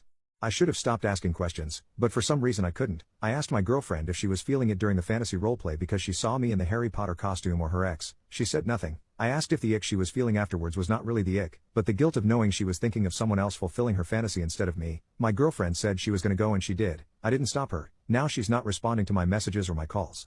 I am having my willy removed in under a week due to penile cancer. I have my V card. Trying to wrap my head around it is messing me up. I was diagnosed relatively recently with penile cancer after ignoring a lump that had steadily grown since I was around 17, until it started giving me pain. Eventually, I bit the bullet and asked my mom to arrange an appointment with my general practitioner. Yes, I'm not very independent. It is what it is. I was examined and they noticed the lump and the pain it caused to touch pretty much straight away. Then I was referred for further tests which confirmed that it was penile cancer. Unfortunately, the primary course of treatment because of the extent of damage in the area it's located, base and internal root, is total penectomy, removal of the entire organ, to prevent any further spread. If that's not bad enough, add on top the fact I have my V card, was homeschooled all of my teenage years, not had much of a social life, etc., and it's really just Hard to wrap my head around, to be honest. Maybe it's my other problems and hyperfixations, but I'm struggling to keep my mind off this specific thing, and love making always felt important to me and looking forward to it. I'm aware that there are other forms of love making, but you know what I mean. And before anyone mentions it, even if it were possible to somehow find an SX worker in under a week, I don't have either the money or the physical capability currently to make love with one. I'm sorry if this is too heavy a topic, but it's really just starting to hit home now and I need to unload. Brother-in-law doesn't respect me because of an intimate experience. My husband has a brother who is gay. He lives out of state, so we don't see him often, but he and I have never really connected for reasons I've never understood. Until now, he's always seemed to give me the cold shoulder when we're together. I'm very supportive and accepting of the gay community, and he's a really good guy, so our lack of any kind of relationship has always bugged me. My husband recently brought this up to his brother, letting him know that I'm puzzled by our lack of connection. His brother acknowledged that he's been cold to me, and said there's a reason that he can't respect me. Here's the backstory. 2 of my best friends are gay men, a couple. When I was living with them for a summer, one night after a couple drinks, we were having a lighthearted discussion about gay lovemaking versus straight lovemaking. Neither of them had been with a woman, and we joked that I could show them how it's done. Long story short, they said they were in fact curious about it, and I was up for it, and I did make love with each of them. It was unlike any intimate experience I've ever had, mainly sort of instructional, for lack of a better term. Lots of conversation about trying this and that. It was funny at times, but a very fun one-night experimental kind of thing. Well, my brother-in-law evidently overheard me having a conversation about this experience with a friend at a bar a few years ago. He told my brother that this is the reason he can't respect me. He says he knows women like me who do this kind of thing, and he thinks it's appalling. He says women like me are either getting off on a weird fantasy or, worse, trying to turn the men. He said that either way it's taking advantage of the men and putting them in unnatural, for them, situations. I brought this up to my brother-in-law to explain myself when we were together last week. I wanted him to know that my situation was nothing like that. He didn't want to hear any of it, and the conversation ended abruptly. This really leaves me feeling uncomfortable, and now I'm actually questioning what I did with my friends. How should I handle this? Should I try again to defend myself, or is what I did not defensible? My fiancé's ex died and my relationship is in shambles. My fiancé and I have been together for nearly 3 years. We were super excited for our wedding that's going to take place 6 months from now. I had a hard boundary against exes in the relationship and we both agreed on that. No pictures, no contact, no stories, nothing. Prior to meeting me, he was in a serious relationship for about the same time as us. However, his ex, 29 female, one day told him she no longer loves him and they broke up. He was heartbroken and it took him months to heal. Since his ex was blocked, her mom contacted my fiancé and told him she had cancer and wanted to meet him one last time. This was a difficult decision considering my boundaries, but I felt really sorry this girl was losing her life so young, so I supported my fiancé's decision to see her, but on the condition I'll be in the same room as them. Apparently, she had developed skin cancer and doctor had drawn up a prognosis for her a few months before they broke up. The ex told both of us that she wanted him to lead a happy life with a woman who could share a life with him, and wished us well. That's why she lied about not loving him anymore, and that she always loved him all this time. She recently died 3 weeks ago and my fiancé is a mess. I can't unsee the way they both held each other's hands, and the look of nostalgia and love in his eyes for her, as I was looking on, feeling like an outsider. It's so difficult and hurtful to see him cry about another woman who he once loved. I literally can't unhear things he said to his mom in the kitchen one day. I wonder what life could have been like with her. We could have been a happy family of our own. She wanted kids with me and we could have named her Rose like she wanted. Where does this leave me? Why am I in his life still if he'd rather be with someone else? I promised myself that I'll only ever be with a guy for whom I am his one and only and first priority. I saw that in him before, but now I don't know. Trust me, I am not a heartless person and I would rather not put myself in any position where I'll consider myself a monster, but this feels incredibly complicated and extremely hurtful to feel like a third wheel in my once happy, thriving relationship. He has been reaching out to me for support and I lent a listening ear, and he has been telling me so many stories from his time with her, and I didn't like one bit of this. My therapist told me while having empathy is important, I shouldn't have to lose myself in my relationship even if circumstances are hard. 2 days ago, he received a package in the mail and it was from the ex's sister. Apparently it was a photo album from their old times that the ex wanted him to have. My fiancé held it so gently and teared up little, and I literally broke down on the floor crying, having a panic attack. I think I almost unloaded all of what I've been feeling. The third wheel, the unfairness of the whole situation based on what my boundaries around exes had been, my anger at the ex for inserting herself in our lives for no good reason when both of us were literally so happy with how things were panning out regarding our wedding, questioning where his loyalties lied, and I think I did it in one of the most hurtful ways. I told him that we need to pause our wedding plans for now and wanted a week or 2 off to think about our relationship. I am at my sister's place and haven't been able to sleep or eat properly ever since. It's almost as if I'm falling out of love with my fiancé and he has been calling me and texting me non-stop. I feel so guilty right now. He had self-destruction tendencies years ago and I am afraid I might trigger that. He says his ex already died and it's gonna break him if I left him too. If I left him too? Emphasis on the two. I'm just done. What the heck am I supposed to do? My husband's best friend took his own life the day we got married. My husband's friend took his own life while we were getting married. We found out the next day as we landed abroad on our honeymoon. Little bit of background. We had a tiny wedding with just us and 11 close family members, and it was a beautiful day. So intimate and filled with love, we were so happy. We didn't have an evening reception, we just went home and finished packing for an early flight the next morning. We landed, and as soon as the phones were turned back on, we got the heartbreaking news, then had a week abroad on honeymoon trying to process what had happened, how and why, and so many unanswered questions. I tried my best to keep my husband's mind off it most of the time, but it was really difficult for us both. We reminisced about all the good times and funny stories we had. The guy didn't have a bad bone in his body. He was the most selfless, caring person we knew, and we would have given him anything he needed to have not made that decision that day and still be here with us. He helped us with anything and everything. He was a jack of all trades and could fix or build almost anything. I could never describe him in words how amazing he was in life. We found out more details from his wife when it happened, a 3-hour window the day we were married when we would have been in our ceremony, having time alone, the two of us in our little convertible, and having photographs taken afterwards. I remember feeling during that time the happiest and most content I've ever felt in my entire life. Now when I think about that time, my heart just breaks. I just feel so guilty for being so happy at that time, and he was in the worst place of his life. I also feel like a horrible, selfish person because I'm so mad with him, doing that on what should have been his best friend's happiest day of his life, and it's forever tarnished. Every year our wedding anniversary is the anniversary of his death, forever a bittersweet day. I don't know how to grieve. I've never lost someone so close, lucky to have younger parents and grandparents, naturally let alone by their own doing. I don't know how to process it. I want to be the best support for my husband. If this is how I'm feeling inside, I can't imagine how he is. I just feel like such a jerk for being mad at the best friend. I feel so guilty for having such happy memories of that day, and I feel so useless because I can't fix this for my husband. I hope this has made sense if you've read to this point. I found out my girlfriend peed in my food whenever she was angry with me. I feel so dirty. I feel so grossed out and betrayed, and I keep hoping that all of this is a nightmare. I threw out any containers of food I had just because this crap got me so paranoid. I feel so violated and I don't know who to tell. My girlfriend, now ex, was a very chill and laid-back person. Even in arguments, well, we were talking about how the submarine goers don't really deserve sympathy. Apart from the 19-year-old, rest in peace, her take was that a life is a life. My take was that there was more and more information coming out about the trip that any sane person would go, oh, this is dangerous. Anyway, I thought it was lighthearted because of how she always spoke calmly and even laughed at during some points, until she just ended it with, you know what? Don't talk to me. I tried to tell her it doesn't matter. She kept going, yeah, and basically telling me to shut up. So, here I am feeling like crap. I wake up in the middle of the night and she's not in our bed. Whatever, I don't control her, right? And I heard the door of the bathroom open, so I figured she just went to the toilet. I feel gross detailing this out, but I could hear the pee hitting the bowl, but she didn't flush. She opened the door again and I heard her walking away. So, I was worried and went to check, and this is where my whole life becomes hell. I see her in the living room, with one of the food containers that had some leftovers. Next to her was a glass of, you guessed it, I could distinguish by the horrid yellow color and smell.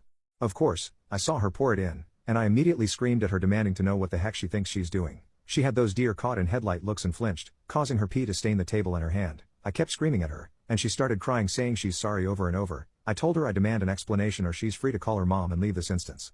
Apparently, the reason she's always so calm and happy the morning after arguments where she gets mad, is because she does this: she drinks a whole lot of water, and in the night when I sleep, she goes and pours it in food. Apparently this started with simply pouring it on my belongings. I was disgusted. I screamed at her some more, and I don't even feel guilty that she cried. I told her to get out of my house or I'm calling the police. She tried to beg but eventually left. I sent her a message to get someone to get her stuff. That were over and blocked her. I don't even know what to say. I feel violated, disgusted. The fact she knew what she was doing, watched me eat it and never felt guilty, and I just, dang.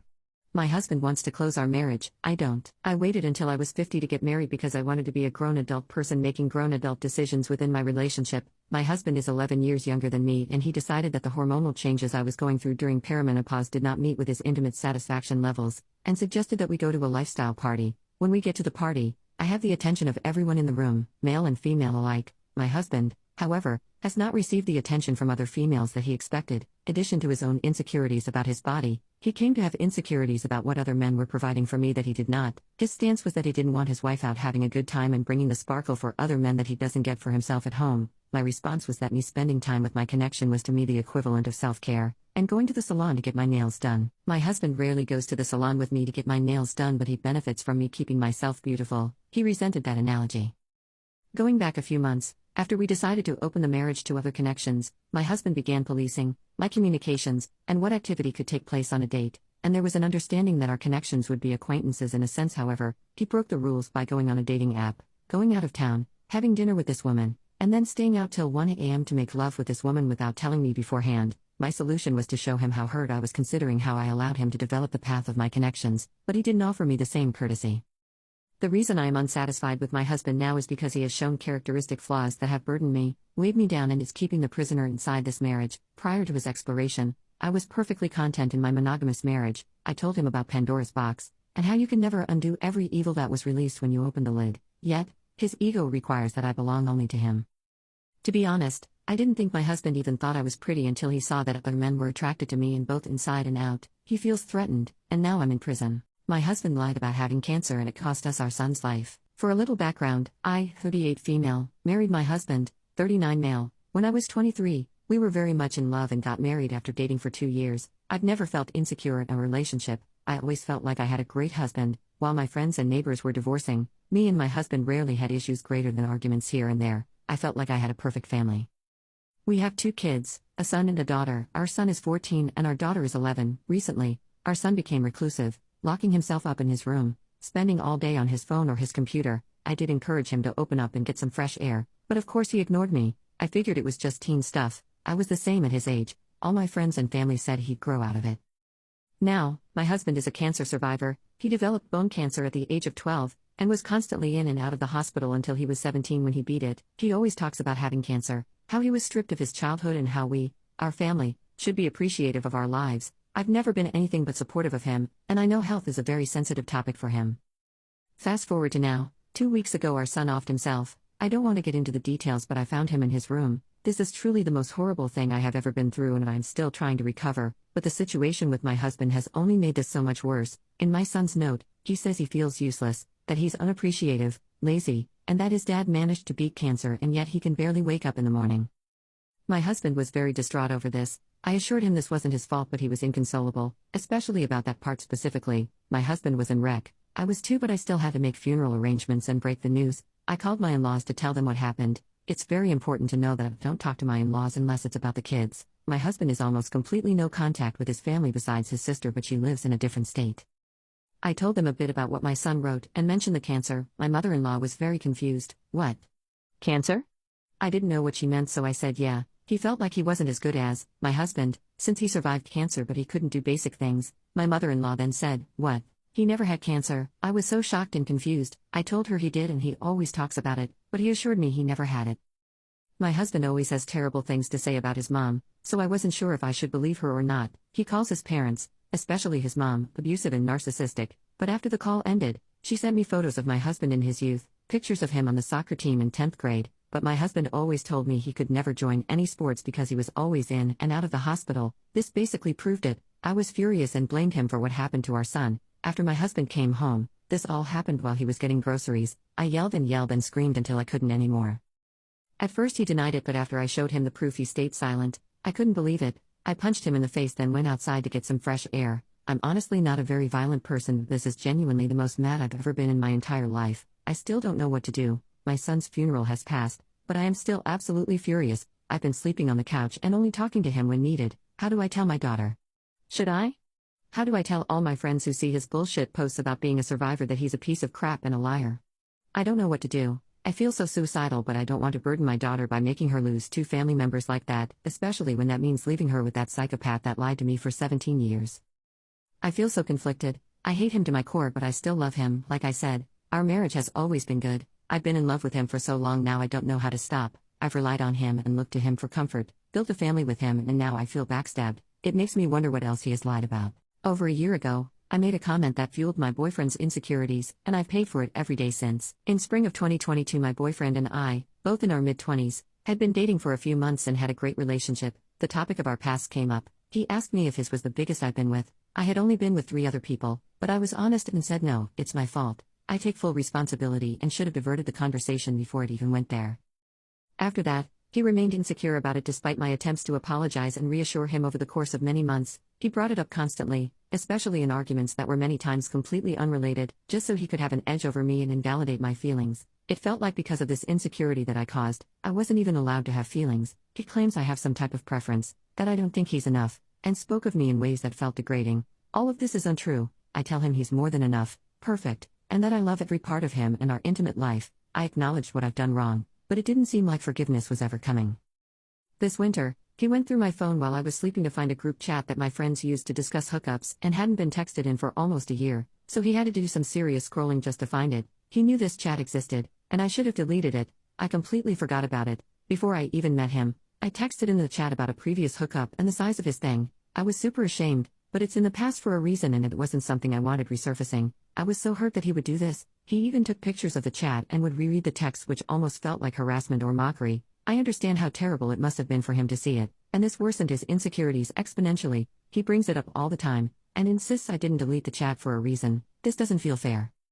The sheer amount of times he has brought up these topics, and the power his insecurities and my past has held in this relationship, makes me almost traumatized. I'm working to end the relationship because I can't deal with this anymore, but it's been difficult considering how close we were. I have been far from perfect, but his issues with his Willie, my comment from over a year ago, and this group chat are thrown in my face every day, and the worst part is, he claims to be over it and that he hardly brings it up anymore. This couldn't be farther from the truth, so he is clearly not self-aware about it. Wow, I really needed to get this off my chest. I yelled at my disabled cousin for trying to make love with me. My cousin has Down syndrome and lives with my aunt and uncle. I've always been kind to her and treated her with the utmost respect. Growing up, I always played with her at family events. She loves Just Dance, and we had a positive relationship. There was never anything concerning and she looked up to me as the sibling she never had. I've been struggling with PTSD, anxiety, and panic attacks ever since I had an intimate encounter go wrong with a grinder partner. I won't get into the details on here, but just know that it was extremely psychologically scarring.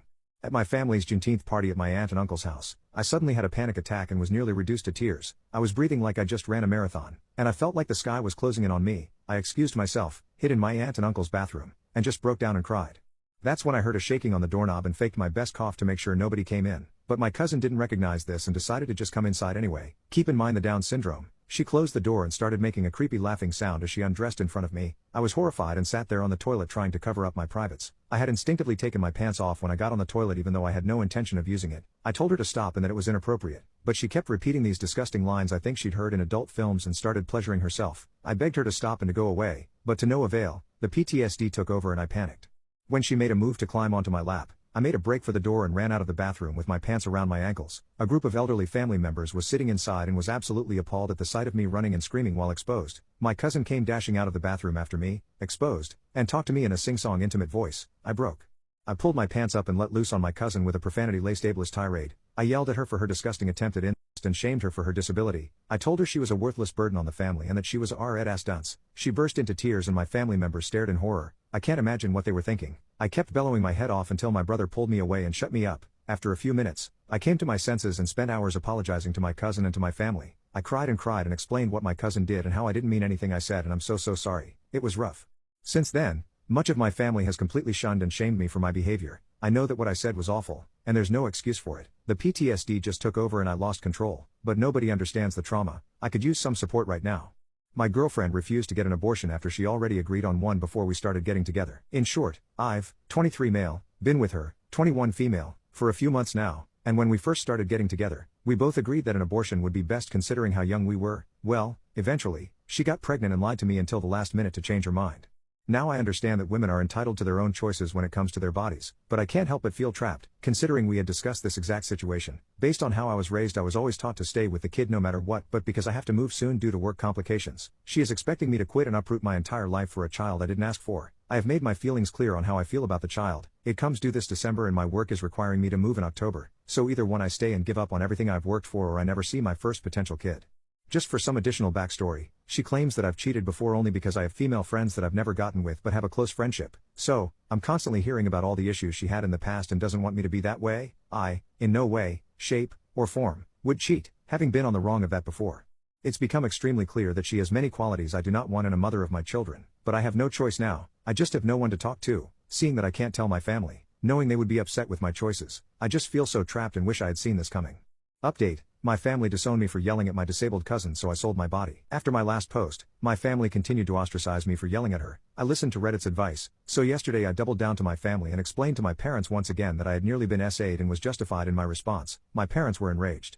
I won't get into the details, but I have a history of substance abuse and last year it led to me losing my job and moving back in with my parents. I know I need to get a job, and I've been trying, but a few relapses and mental health conditions have held me back. It's disgusting that I'm in this situation and I hate being under the control of my parents, but that might help you all understand why my family was so quick to lay the blame on me.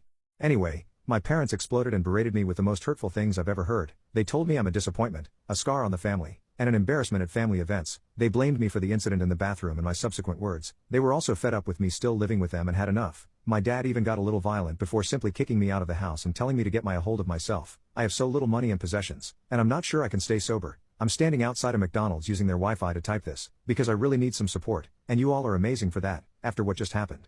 Right after my parents kicked me out, I realized that I needed some money to be able to survive. I'm just about broke. One of my old grinder flings, 56 male, let's call him Sam, he's not the one that took advantage of me, has been coming after me online and trying to convince me to get with him for a while now, even offering to pay money. I had been avoiding Sam because of how creepy and scary he is, but I realized that I needed the money so much that it was worth it. I sent him a message and agreed to have him pick me up and take me to his house for $150. I went over there earlier today and we started fooling around for a bit and it wasn't too bad, but then he decided that he wanted me to come with him to his friend's SX party. We got to the party and it was wild, men doing various acts all over the place. I was completely astonished and blown away by who I saw lurking in the corner of the room. It was my uncle, the father of my cousin who SA'd me, a man married to his wife, the father of a child. My heart dropped and my stomach lurched. This knowledge could tear apart my whole family. I was able to secretly get a video of my uncle with another man. My uncle was completely absorbed with this guy and apparently didn't see me. I finally left Sam an hour ago, and I just don't know what to do. I could get back at my uncle for allowing his daughter to assault me and then blaming it on me. I could destroy his whole family and his whole life by just sending the video to my aunt. But do I really want to do that to them, especially when I'm already so hated? I need some advice. Also, I really appreciate all of your kind words and I'm sorry I haven't been able to reply, but I did read many of your responses. I've been lying to my family for 25 years. I guess it's time for me to come clean, not because I feel too bad for what I've been doing, but because it's possible my eldest son is on to me. I have 3 kids and a wonderful wife. For more than 25 years our family has loved doing puzzles together. Since we started, I've done something that may seem unsavory to people that don't understand the joy of putting in that final piece. To ensure it was always me, whenever we start a new puzzle I take one of the pieces and hide it in a green sock that's at the bottom of my dresser. Whenever we get to the very end, we all, once again, lost a piece. We all search frantically until I'm the hero who finds it. Well, this past Sunday we got to completion once again. Only this time there are 2 pieces missing. We begin searching. It may be my imagination but my eldest son gave me a look. It was a half smirk. I think he's on to me. Derek, if you're reading this, I have more patience than you do. I'll hold my peace forever if I need to. Find yours first, and let's end this madness. Edit. A fellow Reddit user private messaged me an incredible idea. I'm going to try and contact the manufacturer and order his missing piece. I'm going to find it when it arrives, then find mine immediately after. I almost feel bad when I consider how truly confused he will be. Thank you. I don't think he's found this thread yet because he hasn't approached me about it, so this could still work. I'm so excited. This will go down in family history. Checkmate. Update. Well folks, I've been duped. I got up this morning, went into the kitchen to get some coffee and as I walked past the puzzle I noticed that it had been completed, all pieces accounted for. I calmly and politely knocked on Derek's door and asked him about it. He denied knowing anything about it. Like, super convincing. I went back down to my bedroom, confused as ever and just sat in bed with a blank stare. My wife asked me what's wrong, and I told her that the puzzle was completed and I have no idea how it got done.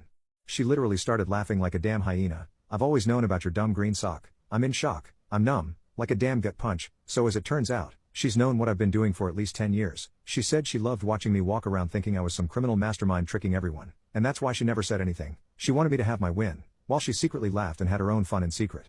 I don't even know what to say. I'm just processing everything. I cannot believe she's had this over me for so long and I literally had no idea. She noticed a decade ago that I had just one green sock, since I lost its pair forever ago, and immediately knew something was up with it since I refused to throw it away. I guess that makes sense. I'm an idiot. I've come to the realization that she's actually the master here. It's her house, and I should be thankful she lets me live in it. At least she promised not to tell the kids. My husband punished me in bed without my consent. Normally, I don't have a curfew or time restrictions in our relationship, but after we got married, things changed. I frequently visit my best friend, who lives close by, at least twice or 3 times per week. Since my marriage hasn't been going well, and I've been feeling confined lately, I'll admit that I visit her a lot more now. On this particular day, I went to greet my husband and told him I was going to go to my friend and help her out with something. He told me that I should be back by 2 p.m. There was no reason for this. He was busy working anyway. I found his request to be quite controlling, as if he was trying to limit my time with my friend. Despite feeling frustrated, I agreed to his request and assured him that I would be back on time. The thing I helped my friend out with took longer than expected. I texted my husband to tell him I was going to be late, and that started a massive fight. When I got home about an hour later, we had a fight, and he wanted to have angry makeup lovemaking. This is where the problem comes in. For some reason, his juices burn me for up to a week, and to prevent this, he will put on protection before he finishes. That is our agreement. This time he didn't, and when I confronted him about it, he said he had punished me for coming home late. He says I make it so much worse than it is when I try to express my feelings about it, and that I also enjoy it rough because he thought saying that would make it more freaky, despite the fact that he said it after the fact. I helped the least romantic man on the planet surprise his wife of 10 years while selling him Jello molds on Facebook Marketplace. So a while back I was buying auction goods and selling them on Marketplace. One piece I found was 3 vintage Jello molds I had on for $40. This man mid-30s, decent appearance, good clothes and car, offers to meet for 40, so I talked to him for a bit just wondering what he was getting it for, me attempting to roll in other items. This dude was planning on buying these 3 Jello molds, noticed he wasn't struggling for money at all, for his wife of 10 years, and that was all he was doing. I spoke to him and said, you think it would be a bit odd if she found out you only spent $40 on a 10-year? He says, I guess that would be kind of odd, what else can I do? I told him, well, flowers man, what's her favorite flowers? He says, I don't really know, never asked her. I get her name and look at her Facebook profile. Every photo has the daisy filter, including her cover photo. I tell the guy, make it 80. I'll meet you the day of and I'll get you a batch of her favorite flowers. Also, if money isn't too tight, I know of a steak place outside of town I can get you a reservation at for that night. He said, you'd do that for 80. I said, yep. I called Walmart, got them to put together a lot of daisies and some spider lilies in it for flair. Cost me $15. I made the reservation in his last name, got him all of it, and I even coached him on not to assume they are her favorites and let her say it. This confirms they are the favorite and makes him seem more thoughtful. Also told him under no circumstances to ever tell her I did any of it, and just say I thought I'd do something special, if she ever questioned it. Later I watched her Facebook and the next day after it was over she wrote this: I love this man so much for all the trouble he went through for me. Sometimes you never know how lucky you are until it's really shown to you. He got me my favorites. Look at these. The Jello molds are gorgeous too, just like my grandmother had. I love this man so much. We had a really good time last night even after 10 years. There were also photos of the restaurant, Jello molds and flowers. I was so happy when I saw the post. In total I made this woman's day and hopefully I helped him be a bit more thoughtful in the process. I know I didn't get paid near enough, but come on, like some Jello molds and no plans when you have the money on a 10-year? No woman deserves that. Note I'm a dude, and I would never let my girlfriend down like that. My boyfriend is perfect and I want to break up with him. I've wanted a partner for a long time and now I have a perfect boyfriend with no considerable red flags who really likes me, and I wanted to break up with him and I don't know why. I can't explain it and I can't talk to people about it because I have no reasoning and I sound like a jerk. I'm so lucky to have found someone like him. He's respectful and fun and caring and attractive and he seems to really like me, but for some reason I'm not happy and it doesn't make any sense. I kind of dread seeing him. I like hanging out with him, but the whole time I wait for it to be over and I hope for the time to pass as quick as possible so I can go home. Meanwhile he tries to stretch our time together out as long as possible, which makes sense because obviously he wants to hang out with me. He's my boyfriend, so what is wrong with me? He's going away to California this summer. I know I'll miss him. At least I hope I will. But for some reason I feel relieved and happy to not have to see him for a while. I seriously don't know why. In a terrible way I think it's pure laziness. Like being in a relationship is just another chore I have to take care of. And this is why I can't really talk to anyone about it. Most girls would kill for a boyfriend like him. I'm absolutely taking it for granted. And I really don't think I deserve someone like him when I know that I don't love him as much as he loves me. I just think having a boyfriend is a responsibility that I'm not ready for, maybe? Or I might be a lesbian. He's constantly saying all these amazing things about me and talks about me like I'm his dream girl, and I just don't understand what he sees in me, nor do I feel the same way about him. He's everything I wanted in a boyfriend. Imagine what a standard dream guy would be, and he probably fits the description. I doubt I can ever find someone better than him. So it really makes no sense why all I can think about is when and how I can break up with him. I know I'll be making a huge mistake if I do. The worst part is he's completely obsessed with me. I know I'll be breaking his heart, and every moment we spend together I'm just digging myself into a deeper hole. Do I rip off the band-aid? My parents ghosted me 5 years ago after my wedding and now reached out. My husband, 30 male, used to be my boss. About 9 years ago I started working as his assistant. We spent about 2.5 years ignoring our mutual attraction until we gave in. We then went to HR, who reassigned me, and the whole thing was strictly above board from the time we began dating. I got pregnant about a year later, and my husband and I decided to just get married. While we'd only really been dating for about 1.5 years, we knew each other completely, loved each other, lived together, and there was a baby on the way. We knew how it would look, but I had to leave the company anyway due to problems with my new boss, so we didn't anticipate this causing any issues, except with my parents. They, 62 male and 57 female, have always been overprotective, so I knew they wouldn't like me dating my boss, and hadn't told them, but I had to tell them if I wanted them at my wedding. We decided to be mostly honest with them about how it was strictly professional until it wasn't, how the second it got unprofessional we went to HR, how he had never taken advantage of me, but now we wanted to get married and we wanted them there. We did not mention the baby, because I felt that giving them that information in addition to the rest all at once would just break them. I was only about 4 months along when the wedding happened, so the bump was easily hidden by a flowy dress. The wedding itself went off without a hitch, and apart from my mother pulling me into the bathroom shortly before the ceremony to ask if I was sure about this, which I said I was, my parents seemed to take it well. The ceremony and reception were at 2 different venues, and we had to travel from one to the other, and my parents never arrived at the reception. I called them and got ignored. and then my brother called them and they told him that they were going home. I don't remember the exact reason they gave, but it amounted to them being tired and uncomfortable. I tried contacting them after the wedding, but found that I was blocked on everything except email, which I used to send them a long letter essentially saying that I'm an adult who made an adult choice, and I hope they can respect that.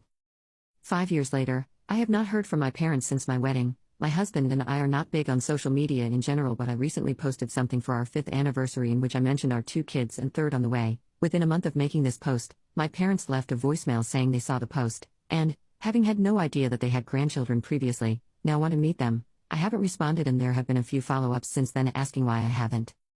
I don't know what to do, but my gut instinct is that 5 years is too long, and it's about the kids, not about them respecting my choices or relationship. However, I can't help but feel that I'm being unfair, and my brother agrees, because I told them in my email that if they could learn to respect my choice and my marriage eventually, then we could talk, and now I'm retroactively applying a time limit.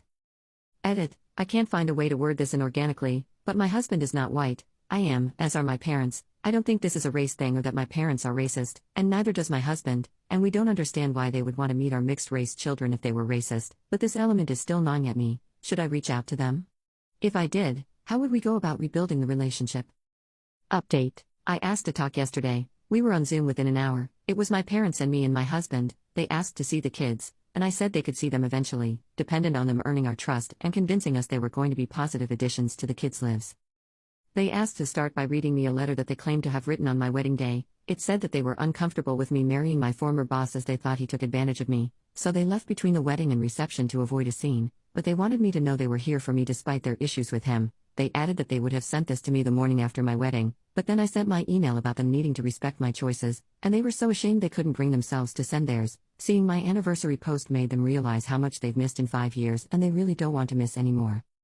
I had some questions, like what the big deal was with me marrying my former boss, and they said that it just wasn't what they had in mind for my wedding day and my future spouse. I asked why they even came to the wedding at all if they didn't support the marriage, and my dad responded that he wanted to walk his daughter down the aisle as it was the only chance he'd get. The way it was phrased implied that they had intentionally only come to the wedding so he could give me away, and always planned to leave halfway, and because he said my daughter and didn't talk to me directly, it was pretty clear he was thinking about my older sister, who passed away. My husband caught that too, and said that if they were talking about me, they should address me directly, then added that if they had planned to leave they should have told us as we wouldn't have invited them, and the fact they waited 5 years to reach out was going to take more reasons than shame as a father, he didn't understand how they could ignore their daughter for years, or only get back in touch when we had kids.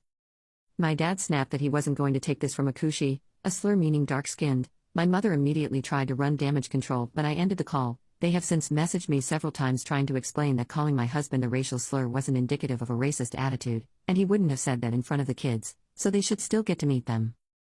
I've spent 5 years wondering how they were so offended by me marrying my boss that it earned no contact for half a decade. Turns out they're just racist. It's almost nice to find out. If it was just the boss thing I would have sympathy for them and we might even be able to reconcile, but with this, it's now just a question of if I'm going to knowingly expose my mixed-race children to a couple of racists, which I am obviously not going to do. Today my wife met my girlfriend. I, 32 male, am a widow. My wife passed away from pancreatic cancer 5 years ago. She was forced to leave behind our 2 kids, R, 10 male, and H, 7 male. My wife was the absolute light of my life. We were high school sweethearts, went to the same college, and got married after graduation. We were inseparable. Every day I fell more in love with her. It was like my heart was living outside my body. When she passed, the amount of pain I was in was indescribable. I prayed to go to sleep and not wake up just so I could see her one last time. I contemplated meeting her, but every time I was ready, my kids would look at me. They had her face, her personality, her DNA. I couldn't leave them. They were all I had left of her. It took years before I was able to function normally again. I even quit my job and lived off of savings and her life insurance for about a year. I was half the dad I used to be and only a fraction of my former self. 2 years after her passing I decided enough was enough and I kicked myself into gear. I found a job in a different city, closer to my parents. I packed my kids up, and I moved. Life was hard, but I kept chugging along and eventually I found some joy. A year after moving, I took a business trip to New York where I met my current girlfriend, Elle. While I acknowledged there was chemistry, I told her I was already married and she understood. However, a few months later I had to go back to New York where we met up again. I let my guard down for the first time around her. Before I knew it, she was putting in a transfer for my home branch and moving to my city. I fell in love with her and asked her out a year ago next month. My kids adore her and thus she reminded them she will never take their mom's place. They lovingly call her Mama L. Today was the anniversary of my wife's passing. An extremely hard day for all of us. This morning I walked into the living room to find Elle and my kids waiting for me. The kids were dressed in their church clothes with goofy smiles on their faces and bouquets in hand. Apparently, Elle came up with the idea of a picnic at my wife's grave, an idea that the boys loved as they enjoy going to see their mom. While I was sleeping they prepared food and flowers, then insisted on wearing their best clothes. I'll admit that I cried at the sight of them. I don't know how I got this lucky twice in a row. I wanted my wife to meet this amazing woman, so I asked Elle to come along and she did. The day that I dread every year turned out to be a humbling reminder of the reason why I stayed on this planet. To my lovely wife, you can never be replaced, but she is good to me and she takes care of our kids like you would. Thank you for sending her to me. How did you get back at someone who lied to you? I'm a young filmmaker who, like many of my kind, is incredibly proud of their college film projects. I'm especially and shamelessly fond of my thesis film. The execution was on point thanks to the many talented people working on the project, including my ex-boyfriend's band which gave me music for the film. Let's call my ex John Mancini. John told me he was from Italy, and it's important to note that John spoke often about being Italian, telling stories, like the one about his traumatic birth and baptism in Tuscany, that placed him there for the first few years of his life. The relationship was actually quite abusive in many forms, but I was very in love with him and quite proud to put his band's name in the credits on our original poster. Music by his band. John asked that I use his stage name Robert Mancini in the credits on IMDb. I didn't find this odd, as having a screen name is common, and he had done music for another film I found on IMDb and asked to be credited in the same way. Shortly after the film premiered, and 1 month after I signed a year lease on a 2-bedroom apartment for us, he broke up with me. Though it was the safest outcome for me, I was heartbroken, to say the least. Here I was, having to process us sharing a full cast and crew page on IMDb. On top of everything I went through in the relationship while missing him, remembering he scored another film, I decided to Google his credits using his screen name, Robert Mancini. My top hit is a mugshot from several years ago. It's undeniably him, with his birth name, Robert Garcia, not John Mancini, his birth country, Mexico, not Italy, a list of aliases, none of which are the name he gave me. We were going to live together, and the name and relationship with his contact on file, a woman we'll call Jill Bates, a name I recognized from an Instagram account that had been watching my stories throughout my and my ex's relationship. I was so shocked, even more heartbroken, and full of rage. But what could I do? I was at a loss and stayed that way for another few months. After a while, I was still heartbroken and confused, but starting to get some festival buzz for the film, which meant redesigning the film's original poster to showcase our new visual selection, Laurels. I was excited to distract myself with something creative and started right away, updating the original poster as well as putting together new poster designs, which required some rearrangement of the credits layout at the bottom of the poster. There I see my ex's band in bold print, capitalized, subtle but apparent and clear. I decided to update his credit too. Guess whose birth name has now been printed in the paper and digital programs of 10 international film festivals? Robert effing Garcia's. Today I messed up by putting my face in my Grindr profile. Well, this is what I get for experimenting intimately with my partner. A few months ago my 21 male, girlfriend, 19 female, admitted to getting off at the thought of watching me with other people. Since March, we've only fooled around with one other person, who is her roommate. Now, being bi-curious, I proposed to my girlfriend that I'd do things with a guy in front of her and she was all for it. As a result, one fateful evening, I downloaded the best app for such an occasion, Grindr. Without thinking, I put a picture of my face on my profile without thinking much of it. As you all ought to be expecting at this point, this was my mess up. One coworker of mine, James, is openly gay. Should also be noted that my girlfriend and I work together.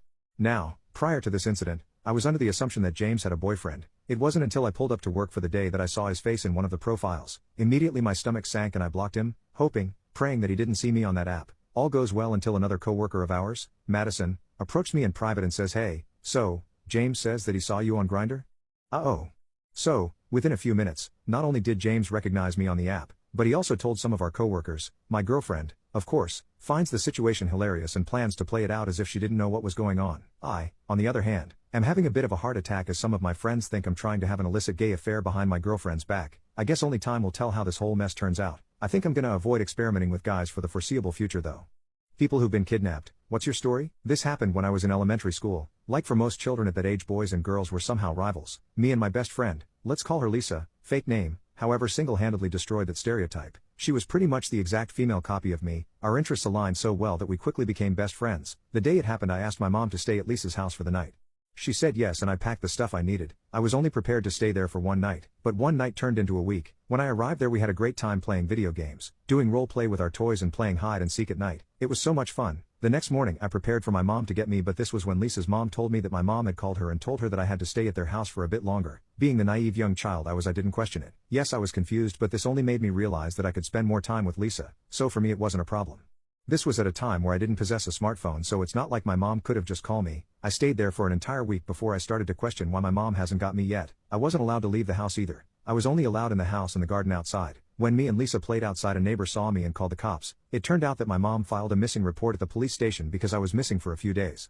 It turned out that my mom had actually tried to get me after the first night, but when she tried to, Lisa's mom told her that I already left and that apparently I told her I wanted to walk home when she offered me to give me a ride. Lisa's mom was such a sweet person that no one would have ever suspected her of doing something like this, so even my mom figured that someone had to take me on my way home, so she filed a report.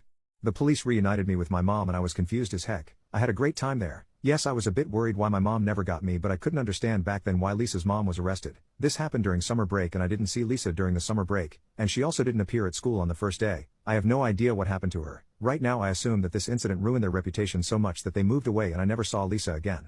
I love my wife so much more than I love our kids. My wife is without a shadow of a doubt the person I love most in the world, even more than our 3 boys by a long shot. That's not to say I don't love our kids dearly, I do. I love being a father and I love the not-so-little rugrats, but my feelings for them can't hold a candle to the depth of love I have for my wife. Quite frankly, I don't understand how any happily married person can love their children more than or even as much as their spouse. My wife is so many things to me and our children are just that, our children. Meanwhile, she is not only my partner for life and the mother of my children, she's the love of my life, my best friend, my lover, my confidant, everything to me. She and I have been together 28 years and married for 23 of them. She has made my life so much brighter and she is the only reason I'm still here. Obviously we've had tiffs, but I can't say I've ever felt the lull in our relationship that I had been warned about by family members. For example, my mother once told me you won't love your wife all the time, but I can't fathom why someone would ever want to marry someone they won't love all the time. Our sons are lovely, and I certainly love them most out of everyone else, but I cherish my wife and crave the time when we can just be together. I'm very excited that this summer will be the first that she and I can take a long trip together that's just the 2 of us again. I don't know if I should feel guilty about the gap between the strength of my feelings for my wife and children, but I don't in the least. I should mention that she, of course, know that I feel this way about her and reciprocates. She does think it's important that our children, at least not explicitly, know that we love each other more, but in a way I feel that they should. I want them to be with people they feel this intensely for. I know that my wife and the relationship I have with her is the best part of my wife, and I want our sons to find people who make them feel that way too and to know that this is important. My boyfriend has less than 24 hours left to live and I finally feel at peace. I have been with my boyfriend for nearly 3 years. He is the perfect guy to me. He is my heart and soul, my best friend and my safe place. He is also in liver failure. I have been with him every step of the way. When he told me I was shocked. I went through so much hell and turned every rock to get him a transplant. I tried so hard to find any study or any research that could be done to fix this. I called so many doctors I've lost count, cried until I physically had nothing left and screamed in pain in many parking lots. As the time went on, he got worse. All of his skin and eyes turned yellow. I never minded yellow before, but now all I see is his suffering in it. I was there through his drain procedure and the many hospital visits. I watched him become weaker and his legs too swollen with excess fluid he couldn't walk. I was there when they told us both of his kidneys have failed and his liver did too. I was there when they told us that dialysis was no longer an option. He got moved to hospice care. Slowly I have watched his organs shut down. I was there as he agonizingly shook from the fear of death that awaits him. Now I've watched him forget who I am entirely. He is on constant morphine, has not eaten or drank in nearly 3 days, incontinent and cannot speak or swallow. I want peace for him. When I woke up today and kissed his forehead, I felt lighter. I felt like I was finally at peace and I am ready to say goodbye. I never want him to suffer and I know soon he will be relieved from this hellish life he was cursed with. The world will never be the same without him and I may never be back to how happy I was with him, but that's okay. I love you, my love, so much. My wife went out last night, and didn't come home until this morning. This is horrible. I'm furious right now, but I'm also depressed as heck. I know what I have to do. It's just killing me that I have to do it. It's fresh, and it hurts a lot. My wife didn't come home last night. She went out with a couple of girlfriends, which is pretty normal for her. She's normally back around 2 a.m. on these nights. So I waited up, around 2:30. I called to check in, she answered, and I could hear people in the background. She told me they went to a party but were leaving in a couple of minutes. She wasn't home by 3, so I texted. It delivered, but no reply. Around 4 a.m. I called again. It rang a couple of times before she sent me to voicemail. My wife finally came stumbling through the door at 6:47 a.m. this morning. I know the exact time because I was worried. She was wearing a dress she didn't leave the house in, with mesh leggings I've never seen either. The leggings had clearly been torn, and her makeup was smudged. My heart sank when I saw her. My immediate worry was that she had been assaulted. She only shook her head no when I asked her that. I asked her what she had been doing then. She only said that I knew what she had been doing, and that kind of confirmed what the voice in the back of my head had been screaming since she walked in. My wife cheated on me last night. I asked her who it was. She shrugged almost casually and said it was somebody they met at the club. She went back to his house and did the deed with him, then Ubered home. She then said she didn't want to fight and just wanted to sleep, so that's what she did. She's still asleep now, and didn't even take a shower before passing out. Suffice to say our relationship is over. We don't have any kids, and we rent, so it shouldn't be an extremely complicated process. I keep trying to reason myself out of it, pretending there might be something to salvage here. I've always maintained that cheating would be a red line for me though. I think I need to stick to that now. Update: my wife went out last night, and didn't come home until this morning. Me again, folks. I'm sorry I didn't get around to this sooner. I wasn't able to get the day off work yesterday because my boss kind of sucks. I was a complete mess at work yesterday though, so I was allowed to take the rest of the week as vacation, thankfully. I think I went through all of the stages of grief while my soon-to-be ex was sleeping. I wasn't expecting my post to get any attention at all. I just figured I needed to try to talk to someone about it, because I was not in a good headspace. I made the post in the morning, and by noon she was still conked out in the bedroom. I had processed things a bit more, and I had a rough plan in my head that I was starting to set in motion. I made a short list of questions I wanted answers to, gathered up all my important documents, laptop, etc. Then I went into the bedroom and started packing myself a suitcase. I know a lot of folks wanted me to kick her out. I did consider it, but honestly I'm not overly attached to this place. We just rent, and I'm in a lucky enough situation to be able to say that paying half the rent for a few months isn't going to financially end me. It'll sting a little bit, I won't lie, but I'll make it, and I feel like being around this place is only going to remind me of her anyway. I need to be looking forward, not back. She ended up waking up about halfway through me packing my suitcase. There was momentary confusion as she looked around the room, then she just started bawling. Maybe this is awful of me, but I didn't bother comforting her. I told her I had the screenshots of her Uber and text messages from her phone, and that plus her confirmation was enough that things between us were completely done. She didn't answer me, and just cried louder. I debated trying to continue the conversation, but I decided to just pack the rest of my suitcase and head back out to the living room until she came out.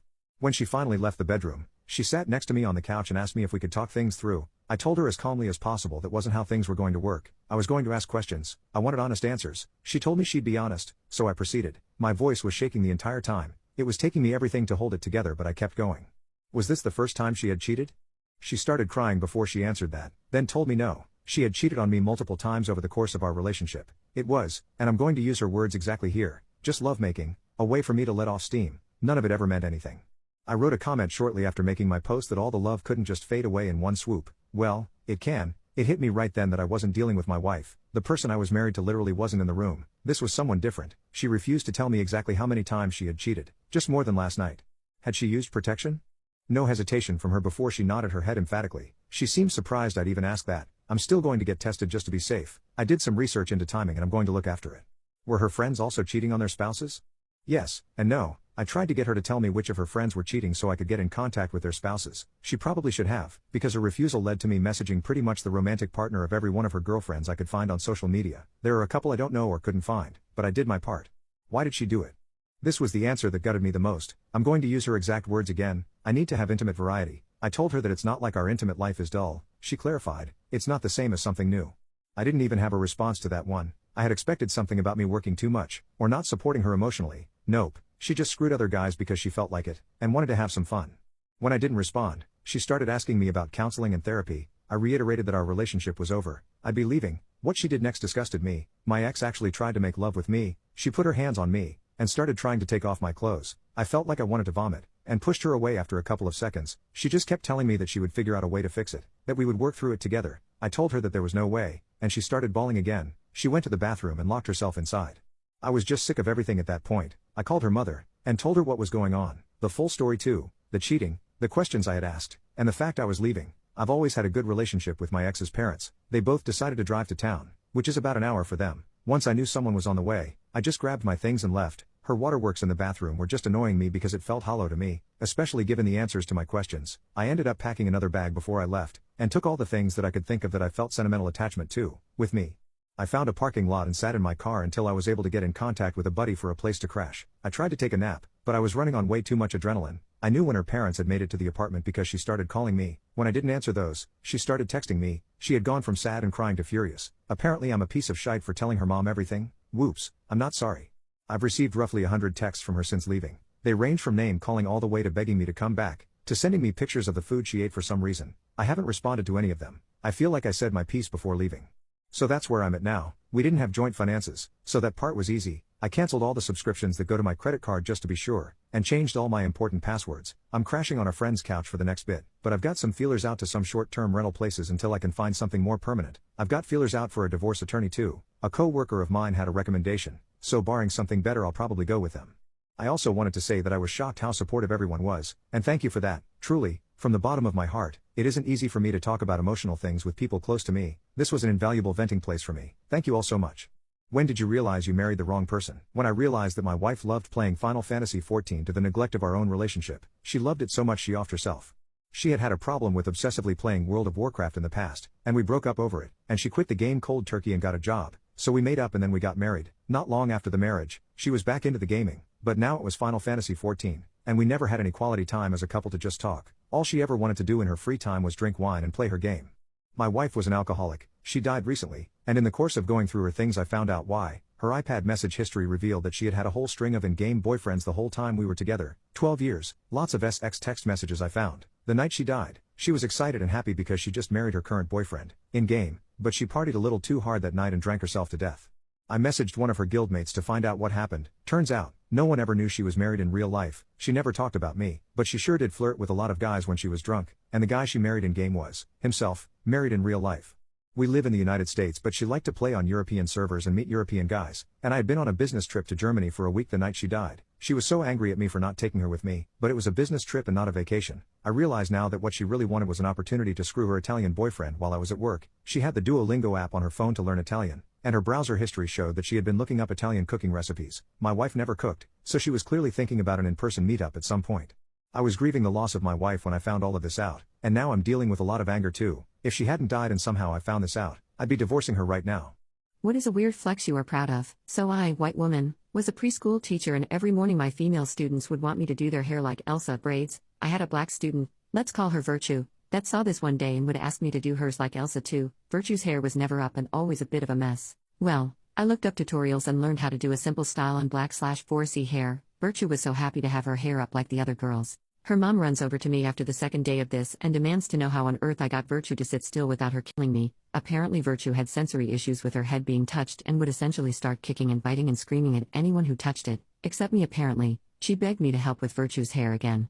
So I, whitest girl in town, became her stylist. Her mom brought in all these products and I essentially dematted her hair over the course of an hour and would do it up. Virtue was totally chill the whole time. Eventually she grew out of that phase and her mom was able to do it herself again, but for a time, my weird flex was that this precious little girl only wanted me to do her hair. I wonder if she'll remember when she gets older how much we adults all cracked up about. Miss Classic does my hair right. I inadvertently outed my soon-to-be ex-husband and our daughter won't speak to me anymore. We were together for 16 years. Nothing, and I mean nothing, prepared me for the fact that he was having unprotected lovemaking with men for the last 7 years of our marriage. There were no red flags. He was always caring, attentive, a good listener, a generous lover. I thought I found my soulmate. As cliché as it sounds, hardworking, responsible, encouraged me to finish my degree while he worked and daughter was in school. It's been 6 months of divorce proceedings and I still feel like I'm trapped in someone else's nightmare.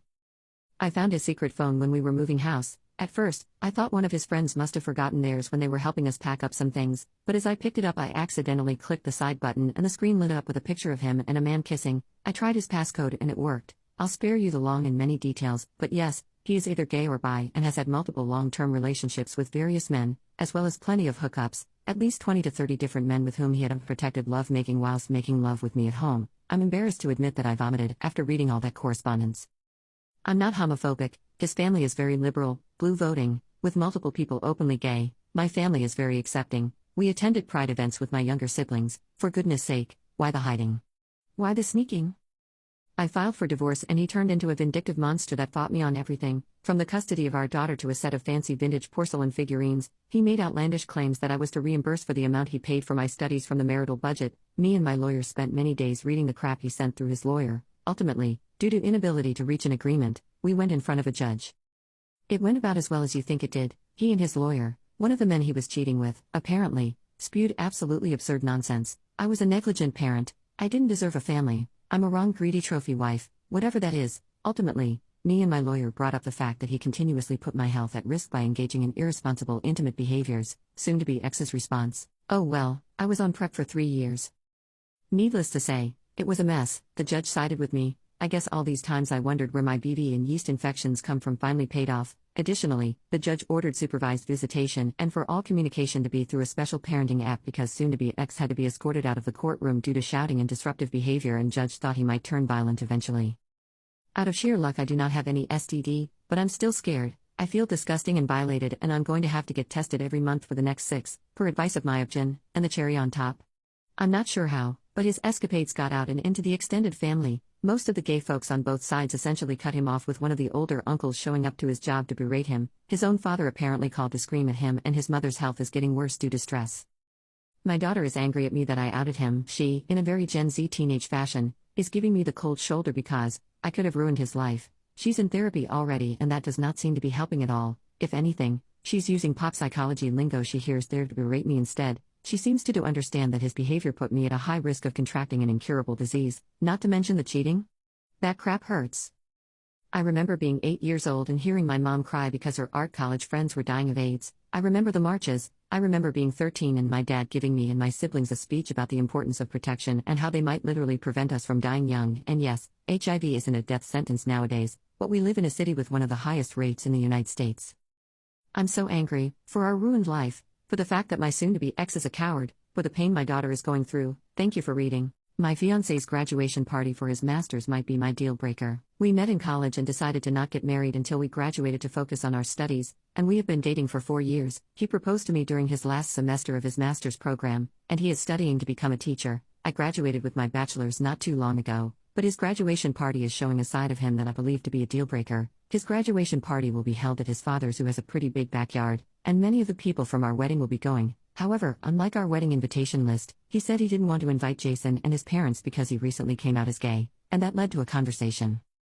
Jason and his parents were invited to our wedding, so that made me ask why he didn't want them at the graduation. He said that the wedding was an us thing and that he was willing to compromise because it was our wedding, but when it came to the graduation, he said it was a him thing because he was the one who graduated, so he didn't have to compromise because he did the school work. When I asked what he meant by compromise, he said he'd tolerate Jason at our wedding because that's what couples do, but the graduation was about him. When I asked if he'd support potential future children that came out, he said he tolerated for me, although he disagreed with it.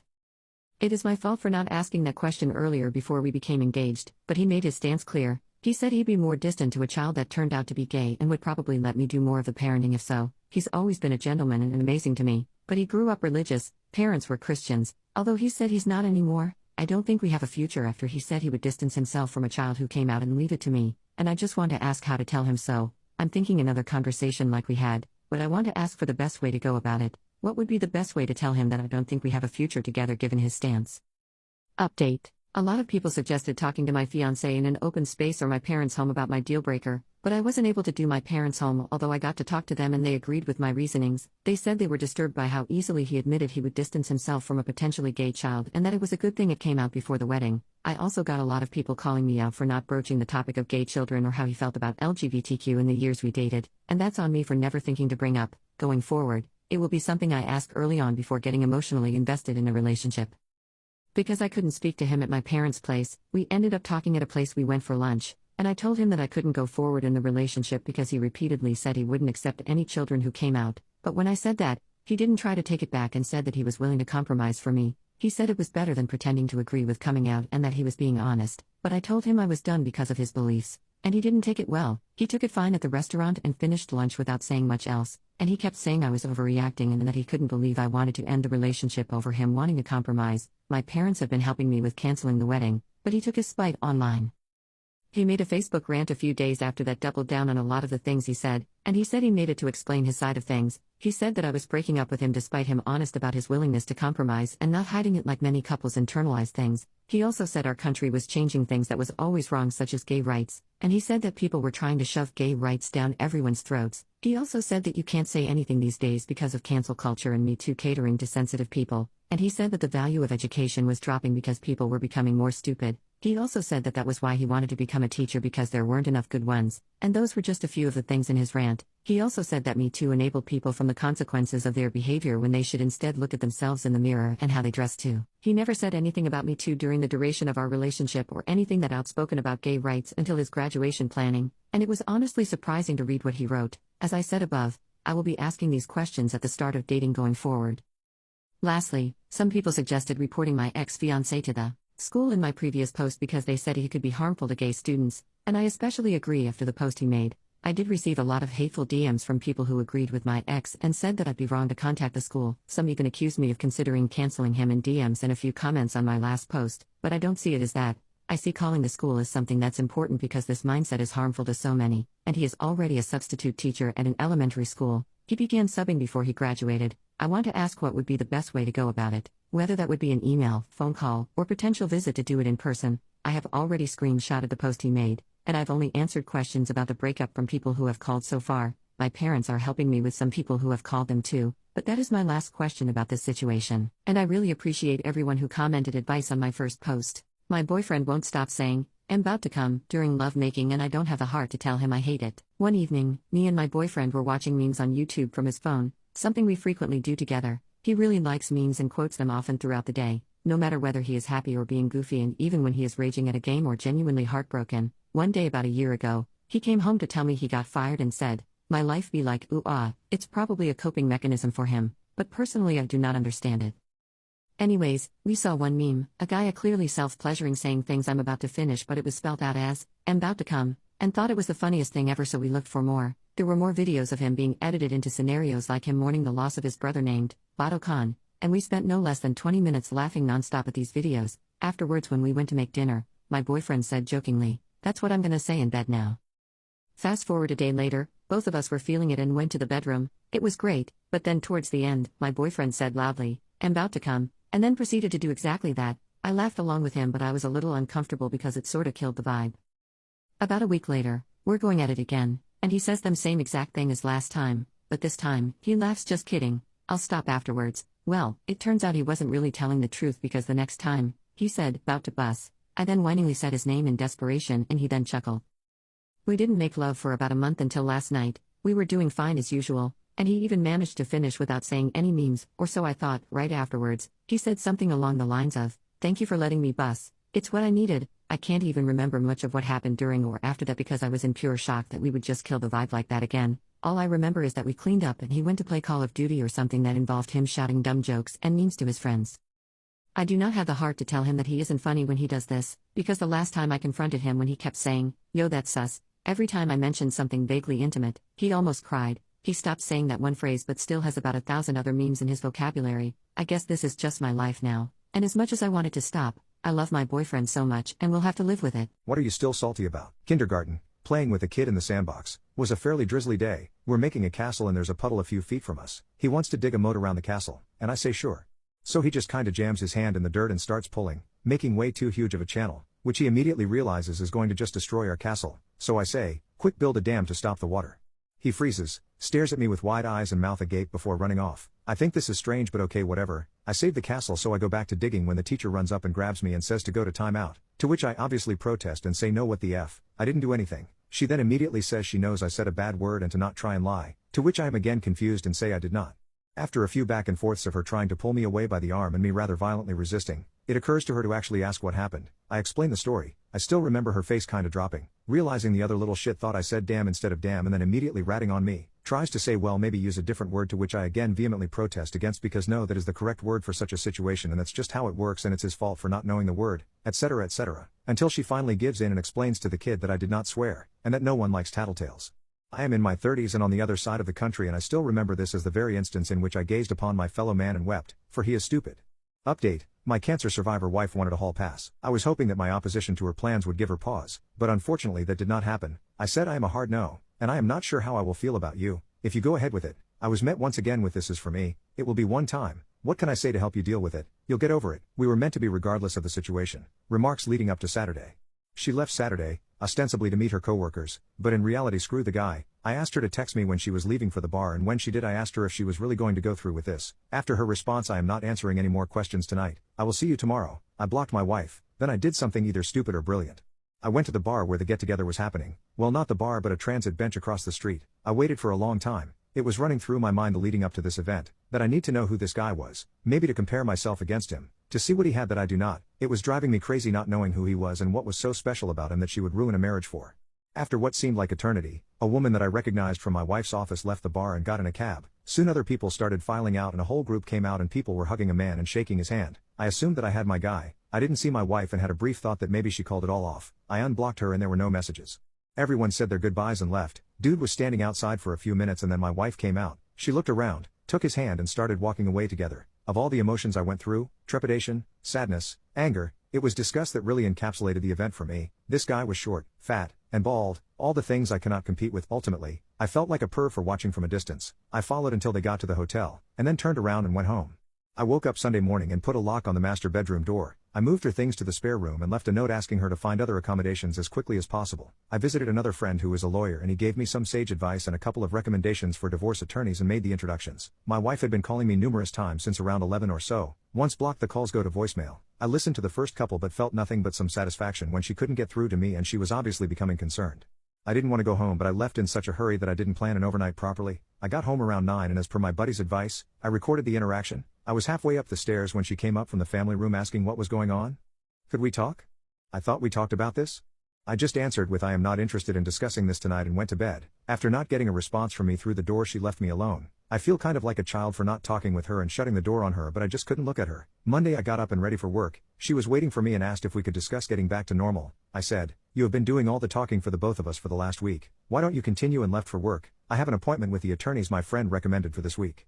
My relationship with my son is damaged and can never recover because he is a product of SA. My husband is and always has been a wonderful person. He is a kind and empathetic man who'd literally go out of his way to help anyone in need. We were childhood friends and neighbors growing up, so it was felt natural when we started dating in middle school. Our parents also had a big hand in us getting together as they set us up by arranging playdates when we were children. We are also each other's first in everything romantic from kiss to lovemaking. Neither of us have dated anyone other than each other.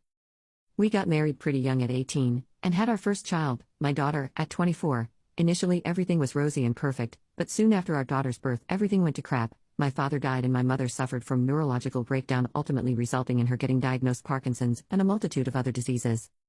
My husband's father too suffered from a brain hemorrhage resulting in his dominant half of the body getting paralyzed and the non-dominant half getting severely weakened. During that period I also lost my job, meaning that my husband's income alone had to support 5 people, 2 of whom were on heavy medication and 1 was a child, and on top of that we also had our student loans. Those 2 years were hell for us. My husband had to work 12 hours a day, sometimes even more, for 6 days a week, to deal with all the stress. He started drinking occasionally, even though he never drank. One day, he came home completely drunk and asked to make love. I was too tired and not in the mood, so I denied him, because of which he forced himself upon me. I was completely helpless as he essayed me. I couldn't even push him off of me. The next morning he begged for forgiveness at my feet after he realized what he had done the previous night. I forgave him on the condition that he'd quit drinking completely, which he did, but I could never forget what he had done. A month and a half later I found out that I was pregnant again. Because of my religious beliefs, I decided to keep the child even with all the issues plaguing us. Things started looking pretty well for us after our son's birth, as I managed to land a job again and my husband too had gotten a new offer with much better salary and work-life balance. My son's birth was a very traumatic experience, because of which I suffered from severe postpartum depression. I never took care of my son much. My husband and my mother-in-law took care of him mostly. My job became an excuse for me to neglect my son. Whenever I looked at him I was reminded of the pain of his birth and the night I was raped by my own husband. I mostly recovered from my postpartum depression by the next year, but I could never be as affectionate to my son as I was to my daughter. Looking back I realized that my son felt that even from a young age, which resulted in our relationship souring. My husband on the other hand was equally affectionate to my daughter and son. My son and I, bickered a lot during his teenage years. In one of our fights I said some things that can never be taken back. I told him that he was a product of rape, and that if I could go back in time I'd abort him. The shock and hurt on his face will forever haunt me. My son has never been much of a crier, and he had stopped crying pretty early in his childhood. That was the first time I had seen him cry from being heartbroken. It was also the first time my husband raised his voice against me. My husband and daughter dragged him out of the room, consoling him all the way. I was too shocked by what I had told him to do anything. The next day I begged for forgiveness, and he did say that he forgave me, but I am certain he never actually forgave me. My son became quiet, calm and introspective after that day. Our arguments died out completely as our relationship became cordial but distant. My son has grown up and has turned into a wonderful young man with a great girlfriend and a pretty good job now. We speak with him regularly, but every time I speak with him I realize that our bond will never be as close as his bond with my husband. Our talks are always civil and cordial, but it feels more like he's talking to a relative than his own mother. I know more about him from his girlfriend than I know about him from him. I'm afraid of the day when he tells her of that incident. I'm afraid that my relationship with his girlfriend would wither away and that they'd cut me off completely from their lives. I will forever regret my behavior and words to him while he was growing up. I just wish I could take it all back. My wife cheated on me and I work at the same job as the both of them. We got married at the beginning of the year. This has been a wild month. At the beginning of the month we were talking about having kids and getting a house together. June 15th she went out with other coworkers and didn't come back home until 4 a.m. She said she was just talking to the guy about our relationship problems and nothing more, no physical contact. Reluctantly, I wanted to believe her because I've never had a reason not to. She's always been loyal and open to me. She said she would make it up to me and that it wouldn't happen again, but also that it was fun to just be with friends instead of just being at home. She brought up couples counseling and for me to look up a counselor, which I did. 2 days later she goes out again and this time doesn't come home until the next day. I was already livid at this point. She played on my trust before she left, which was the worst mistake I've made. When she came back home she said she was moving out and that we needed to be separated to have time to think before I made a rash decision so quickly. Out of respect for the workplace we agreed to try to keep this under the rug at our job. We are usually very close at work and we did everything together, like eating lunch and coming to work together in the same car. Now we keep our distance and don't even look at each other. So people are catching on. It takes every ounce of my willpower not to tell people why I look gaunt and pale because I'm not eating. People are asking me why I started smoking again. I can't bear to be stronger any longer. I see nothing but rage when I see him at work. I feel nothing but worthlessness when I see her. She's already moving in with the guy. I don't know how much more of this I can tolerate. I want to seek help but I'm too scared about losing my job and not being able to pay my bills. That is all.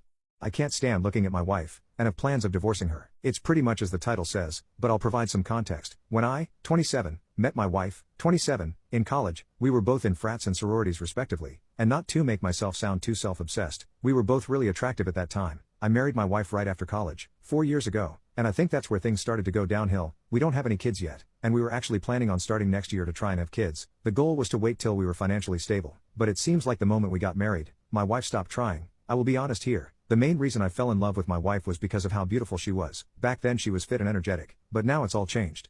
Since we've been married, she has steadily over time been putting on weight to the point where she has to be double the size she was when we got married. It's to the point where I can't even be intimate with her. Whenever she tries to get intimate sometimes, she'll put on some lingerie, and whenever she does, my stomach just twists. Due to her appearance, I hate the way her belly spills over, all the fat in her thighs, and her face isn't even beautiful anymore due to all the fat she's put on. I, on the other hand, even with a full-time career, my wife doesn't work, have continued to stay fit and in the gym, working out 5 times a week, for at least an hour. Whenever I try to get my wife to join me, she always talks about how she's too tired, which makes it hard for me to believe, because I cook and clean, simply because I love to do so, and all it seems that she does is sit on the couch and eat.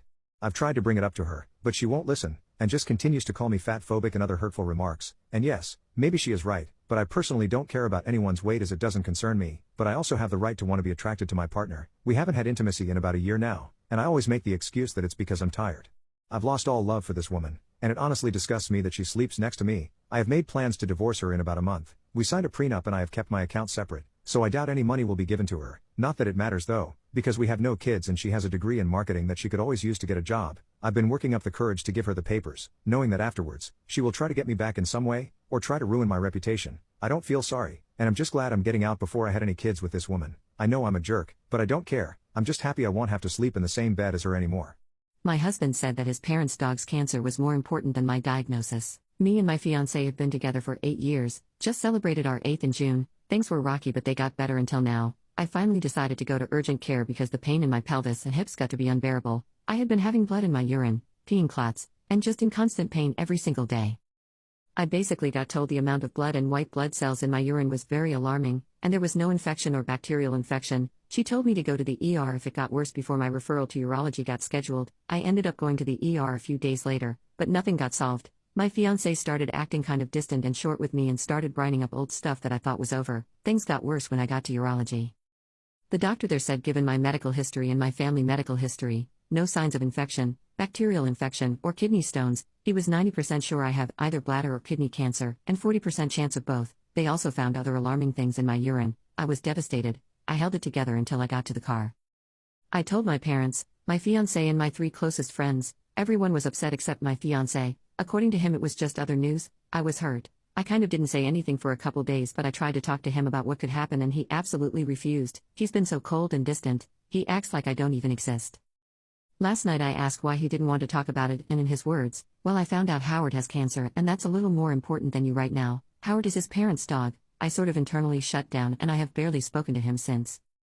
Of course I'm upset that their dog has cancer. It's heartbreaking and I know what that feels like to have a pet have cancer, but at the same time I'm hurt that he dismissed me like he did. I'm just venting because I do not want to let this consume me and stress me out worse than I already am. Today I messed up by telling my daughter her girlfriend is my ex. So I, 40 male, have a daughter, 21 female, who started dating her partner, 30 female, about a month ago. She called me to tell me about this new encounter when they went on her first date. Her mother has not been in the picture since she was an infant, so me and my daughter are very close, and now that she is an adult, I can proudly say we have a great bond. She has always been hard-working and after graduating high school, she decided to start working before choosing a college. About 6 months ago she moved out on her own.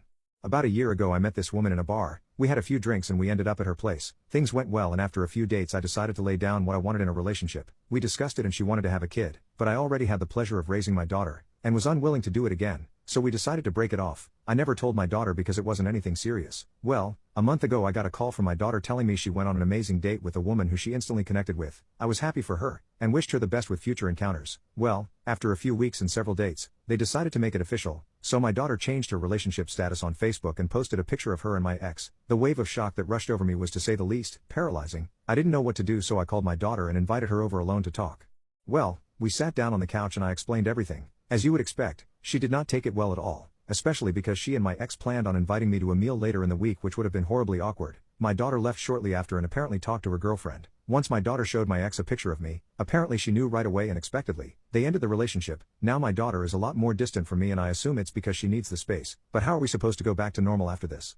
I doubt my daughter will look at me the same, considering we could barely maintain eye contact after I broke the news to her. Losing my job has made my boyfriend show his true colors. I was fired from my job last Monday. My boyfriend of a little over a year gave me 2 weeks to find a new one, and I don't know what he plans to do if I don't find one by next Monday. I've applied to probably 60 jobs since then and only heard back from one, Target, and that was just for the initial interview, which I completed on Thursday. I've yet to get an update from them. Since last Tuesday, he has been cold toward me. Up until last night, he had stopped hugging me. He's yet to kiss me again, even on the forehead. He quit tickling me until today. And he used to love tickling me. It was his favorite way to show affection. I've sat him down 3 times since Saturday to tell him how I'm feeling, how stressed out I am, how he always disregards my emotions as me being sensitive and dramatic, etc., and to address that he seems checked out of the relationship and that it isn't fair to me that he's robbing me of affection at a time like this. His defense is that he's overwhelmed because he thinks he can't keep both of us afloat indefinitely and that makes it hard to be affectionate toward me. He says I'm not being very affectionate either, and that I always seem to be in a bad mood. Today, when I sat him down to talk again, he said he doesn't think it'll ever feel right for either of us and that we have nothing in common. He seems to find my interests vapid. Meanwhile, his are cooking and playing World of Warcraft, and apparently have different goals. He doesn't have any goals besides moving up in the company his father owns. I told him I'm doing everything I possibly can to make this work, but that he seems to want more from me and I don't know what that is, and asked him to tell me what he wants. He said he doesn't know. He also told me to stop crying all the time and making myself miserable because it isn't helping either of us. I told him that he doesn't seem to know how to emotionally support anyone other than his mother. He worships the ground she walks on, spends multiple days a week with her, calls her at least once a day, etc. About 7 months ago, he broke up with me because he said I wasn't keeping the house clean enough and didn't communicate effectively. He sent me back to my grandmother's house for about a week before deciding he wants to try to make things work. I already had full-time job, the same one I lost, lined up in our suburban town. Since then, he's complained at least once a month about the state of the house despite me having come home from work every single day and clean for at least an hour, sometimes 2, while still taking care of our 3 cats. He works from home. He believes he shouldn't have to do housework because he buys the groceries and pays the bills that we split 50-50. It's also worth noting that his mother keeps her house immaculately clean, and also that we are living in his childhood home that his rich parents own while paying the property tax on it each month. I just feel like I will never match up to the standards his fucking mommy set for him, or maybe just match up to her. My good friend that recently moved back to her hometown in Ohio has offered to let me come live with her because I can't move back in with my grandmother since she's currently looking into senior living places. Ironically enough, when my friend lived down here, I'm about 3 states away from her currently, we were loosely planning on becoming roommates. We're both writers and love to read, like the same YouTubers, etc. So at least I have things in common with her. The problem is, my car is in his name, and I don't know that he'd let me keep it if I told him I'm thinking of leaving him as soon as I get my severance check. He might try to manipulate me into staying or tell me all the ways he thinks I'd fail. I think the only way to get to Ohio would be via a one-way ticket and Uber to the airport because my friend's car that she drives can be unreliable. I don't know how I'd get my things there. I'd have to leave behind my cats. Before he left to go to dinner at his parents' tonight, he kept hugging me for long periods of time. While he was making me a salad for dinner, he said that what he thinks would really help us is if I found something that interested me that wasn't books or TV related, wasn't so passive, and was outside of the house and around people. He gets upset when I go off with my friends. We even had a big fight on Saturday because my best friend drove an hour to come take me out for ice cream so that I could take my mind off of things, and because I hadn't left the house since Tuesday. He was mainly pissed off because he wanted me to stay home and clean the whole house, as though I hadn't been cleaning it since Tuesday. Anyway, before he left, he told me he was going to try to clear his head and think more about what he wants to do, but I think that just means he's going to talk crap about me to his mommy. Today I messed up by ignoring every hint that she wanted to sleep with me. Admittedly, this wasn't today but rather this weekend. So I, 26 male, had plans to meet up with my close friend, 29 female, this weekend, and I had caught feelings for her a long time ago, but she said she didn't think of me in that way. But she was super flirty during previous interactions, so that's why I thought she liked me too in the past. So to not ruin our friendship, I told myself I wouldn't try anything. Flash forward to this weekend, she lives like 3 hours away, so when she got here, She said outright, "Hey, I'm crashing at your place tonight." I say cool, no problem. We do our normal thing, get food, walk around a bit, then just chill in my apartment for hours. We ended up getting drinks that night and were both sloshed when we got back to my apartment. As we're getting ready for bed, she changes into her sleepwear in my room, me trying to be respectful. I didn't look or anything, but she left the door wide open for me to see if I wanted. After I get my stuff on for bed, we were gonna watch a little TV in the living room. As we were heading to the living room, she stopped and said, "Wait, don't you have a TV in your room?" So we both got in my bed too, watched TV, and me being drunk, I fell asleep not 5 minutes later. The next morning she decides to take a shower as I'm straightening up. To my surprise, instead of getting dressed like she said she was, she decided to throw on one of my shirts. Just my shirt. She told me that she didn't want to put on clothes yet and even said it was just my shirt and nothing else. Just my t-shirt. It's long enough on her to where it looks like a dress on her, so I didn't think much of it. We're spending all day in the apartment anyway, so why get fully dressed? We end up spending the whole day just talking, playing games, and enjoying each other's company. Admittedly, she cuddled up to me a little bit, and in hindsight there were a few times when she looked at me with do me eyes, but I thought she was just being friendly. As we're playing games, she was making a lot of innuendos, but again, I didn't think much of it. As it's time for her to leave, she gave me a longer than usual hug and just looked at me in my eyes with a smile. It looked like she tried to lean into me, but I stupidly didn't try to kiss her. Anyways, later that day she asked me why I didn't do anything with her or make a move, and that's when everything clicked. She was basically throwing herself at me and I didn't pick up on it at all. She's home now and we won't even be able to see each other for weeks because we're both so busy. I broke up with my boyfriend because I refused to pay his mom rent. Me and my boyfriend have been dating for 3 years. It's been pretty smooth, and up until now I could see us having a future together. We thought we would take it to the next step and move in together. And when I say move in together, I meant get an apartment together and sign a lease. He thought that meant I move into his parents' house and live in his childhood bedroom with him. To be fair, his bedroom is above their garage that's separate from the house, but I still refuse to live with parents. That was the point of moving in together, was to get away from our parents. I laughed when he brought that up to me, but when I realized he was being serious, I told him that's not an option for me. I'm done living with parents, and if he doesn't want to, I understand and we can wait till he's ready, but I don't want to wait much longer, and if it's a money thing I'm more than willing to help him save. He said he would think about it and look over his financial plan. A couple days later he said he talked to his parents and that his mom said it would be okay if I moved in, but she'd expect me to pay rent. He won't pay rent, but she'd expect me to pay $600 a month plus another $100 on groceries. I work at a restaurant and eat there 95% of the time, so there's no reason to spend $100 on groceries. I'd be paying for them to eat. I told my boyfriend that's ridiculous and I refuse, and that he's the only one who benefits from that deal. He refused to budge because he doesn't want to spend money and rather freeload off his parents for as long as he could. He threatened to break up with me over this, to which I just said, "That's fine. I can easily afford a place to myself, and although I wish you would be there with me, I understand that you're not ready to let go of mommy's hand." I also told him that if I have to get a place, he won't be living there since he wants to be with mommy so bad, and if he wants to live with me, he'll have to split half of rent. He tried to reason with me about spending the nights at my hypothetical apartment, to which I said no, and I'll start looking for myself, and if he wants, he can pay rent.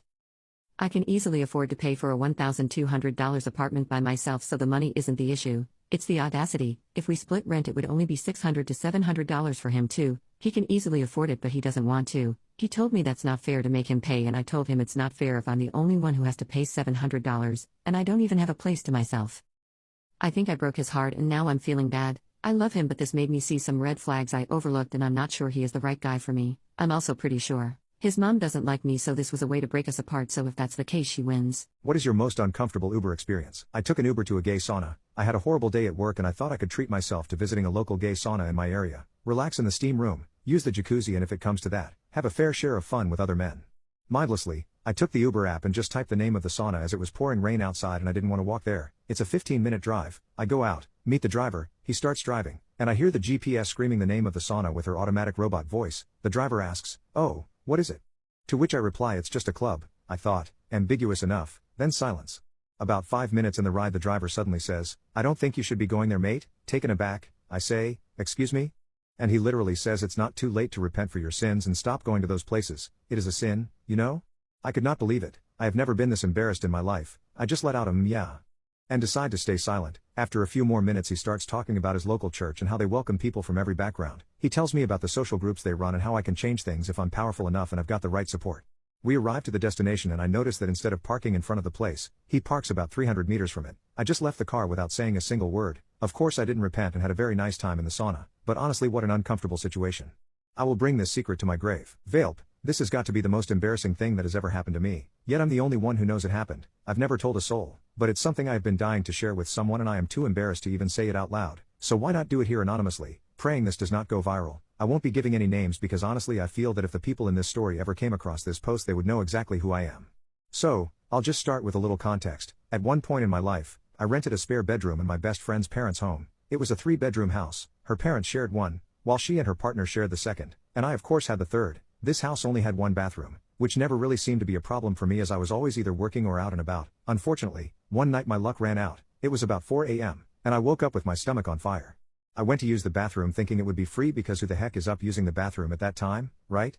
Turns out it's occupied by her dad, and I was not about to knock no matter how much of an emergency it was. I turned back to my room and I'm sitting on my bed, legs literally shaking. I thought he'd be out soon. I went from legs shaking to now pacing my room. Mind you, my stomach has now been burning for the past 15 minutes.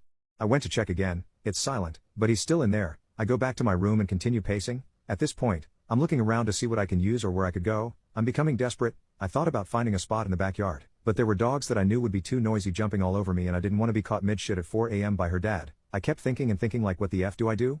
It's now been well over 20 minutes and he's still in the bathroom. I make a desperate decision to quietly walk out the front door and look to see if there was a spot I could hide to relieve myself from this hell. I look out into the street. It's dark and scary and this wasn't the greatest neighborhood, so I decided to go behind a porch swing they had placed in the corner of their yard. I practically ran over pulling my PJs down as I go because I knew once I got there I wouldn't have a second to spare. When I tell you I have never felt such relief in my life, my God, once I finished I cleaned myself up. Yes, I took some paper towels with me, and decided I would water it down with the hose in a couple of hours as I'm leaving for work. The last thing I wanted was for her dad to come out of the bathroom and hear the water running and find me watering his grass at 4 a.m. like some kind of spun out weirdo. I went back to bed and when it came time for me to leave for work, you guessed it, I forgot. I went to work without a care in the world, and then it hit me. I thought about it the entire freaking day, hoping and praying that no one had noticed. I kept thinking the moment I got home I would immediately spray it down and it would be over. No one would ever know. I finally arrive home from work. It's already a little past 6 p.m. I walk over to where I left the crime scene. It was gone. Mortified, I walk straight to my room. Luckily, no one was in the living room so I didn't even have to see anyone as I did my walk of shame. A few hours go by, and I get a text asking if I'd like to join a smoke sesh with my best friend and her partner. I go out to meet them on the front porch and sit on the bench next to my best friend. They're acting completely normal. We're all talking and passing this joint when all of a sudden she says, "OMG, guess what happened today?" My heart dropped. I instantly knew what she was going to say, but really no I didn't because what came out of her mouth next I never would have imagined. She then tells me that she and her partner had gone out to smoke on the porch swing in the front yard earlier in the day. Yes, that porch swing. She tells me that as they are smoking she is playing fetch with her dog. The dog was obsessed with squeaky toys. She got lost in conversation with her partner when she realized she hadn't seen her pup in a little while, so she starts calling her name. She looks behind the swing, and as she locked eyes on her, her dog was smelling something and before she could yell at her to get her away from it, her dog proceeds to roll in it. She flipped out and grabbed her as quickly as she could while her partner runs to grab the water hose to spray her down. Then her partner says, "Dude, something took a poop in our yard, and that poop did not smell like dog poop, it smelled like human poop." They both continue to explain to me how horrible and disgusting it smelled while I sat there with the best poker face I could make. I was dying inside. Then she says once he started to spray the dog down, it got all over her arms, while also making the hand gestures of how covered her arms were in my poop. Oh my God, I'm dead on the inside at this point, trying so hard not to make any suspicious expressions. They both kept saying how they have no idea what animal could have made a poop like that, all the while I sat there knowing the animal was me. It's been a few years since this has happened, and I don't think I could ever bring myself to tell her the truth. I will probably take this to my grave, but now it's off my chest. Thanks for reading this far, lol. My brother-in-law called me the one who got away in his speech and my husband is very hurt and it is all my fault. I don't know what to do. I think I have done serious damage to my marriage before it even began. I met my husband through his brother, Chris, who I had a crush on in college. I never was clingy or never acted on my feelings and I never really allowed myself to get too close to him because I knew that my feelings weren't reciprocated. Chris knew however I had a crush on him or at least he felt it. He would always say that I was girlfriend material and how he wouldn't want to lead me on. He wanted to have fun before that. He would say this to others but even once to me. On 2 occasions he would text me that he had feelings for me, only to apologize later and retract his words, but on Christmas 4 years ago he texted me that he was in love with me and wanted to take me out on a date. He said he was done playing around and wanted a relationship. He was invited to New Year's Eve party that my then roommate and I had. He told me he wanted to talk to me then. When he came to the party he had his brother with him. Chris spent the party going out of his way to ignore me and later I saw him making out with my roommate and they spent the night in her room. I decided there and then that I will drop it. Enough is enough. Next morning he told me that he messed up. I messed up big time, yeah. And he apologized. During the party I got to know his brother who was the opposite of Chris. He was shy and hated attention and he was just the best, and soon after he asked me on a date. We are married now. Our wedding was last Wednesday. I want to make 2 things clear. I never went beyond a crush on Chris, and only after I fell for my husband that I understood what love is. He is everything to me and I love him more than anything. I never told anyone about my crush, and when I met my husband I didn't tell him either. Chris wasn't happy I was seeing his brother and he's been cold towards me since, even when it got serious between my husband and I.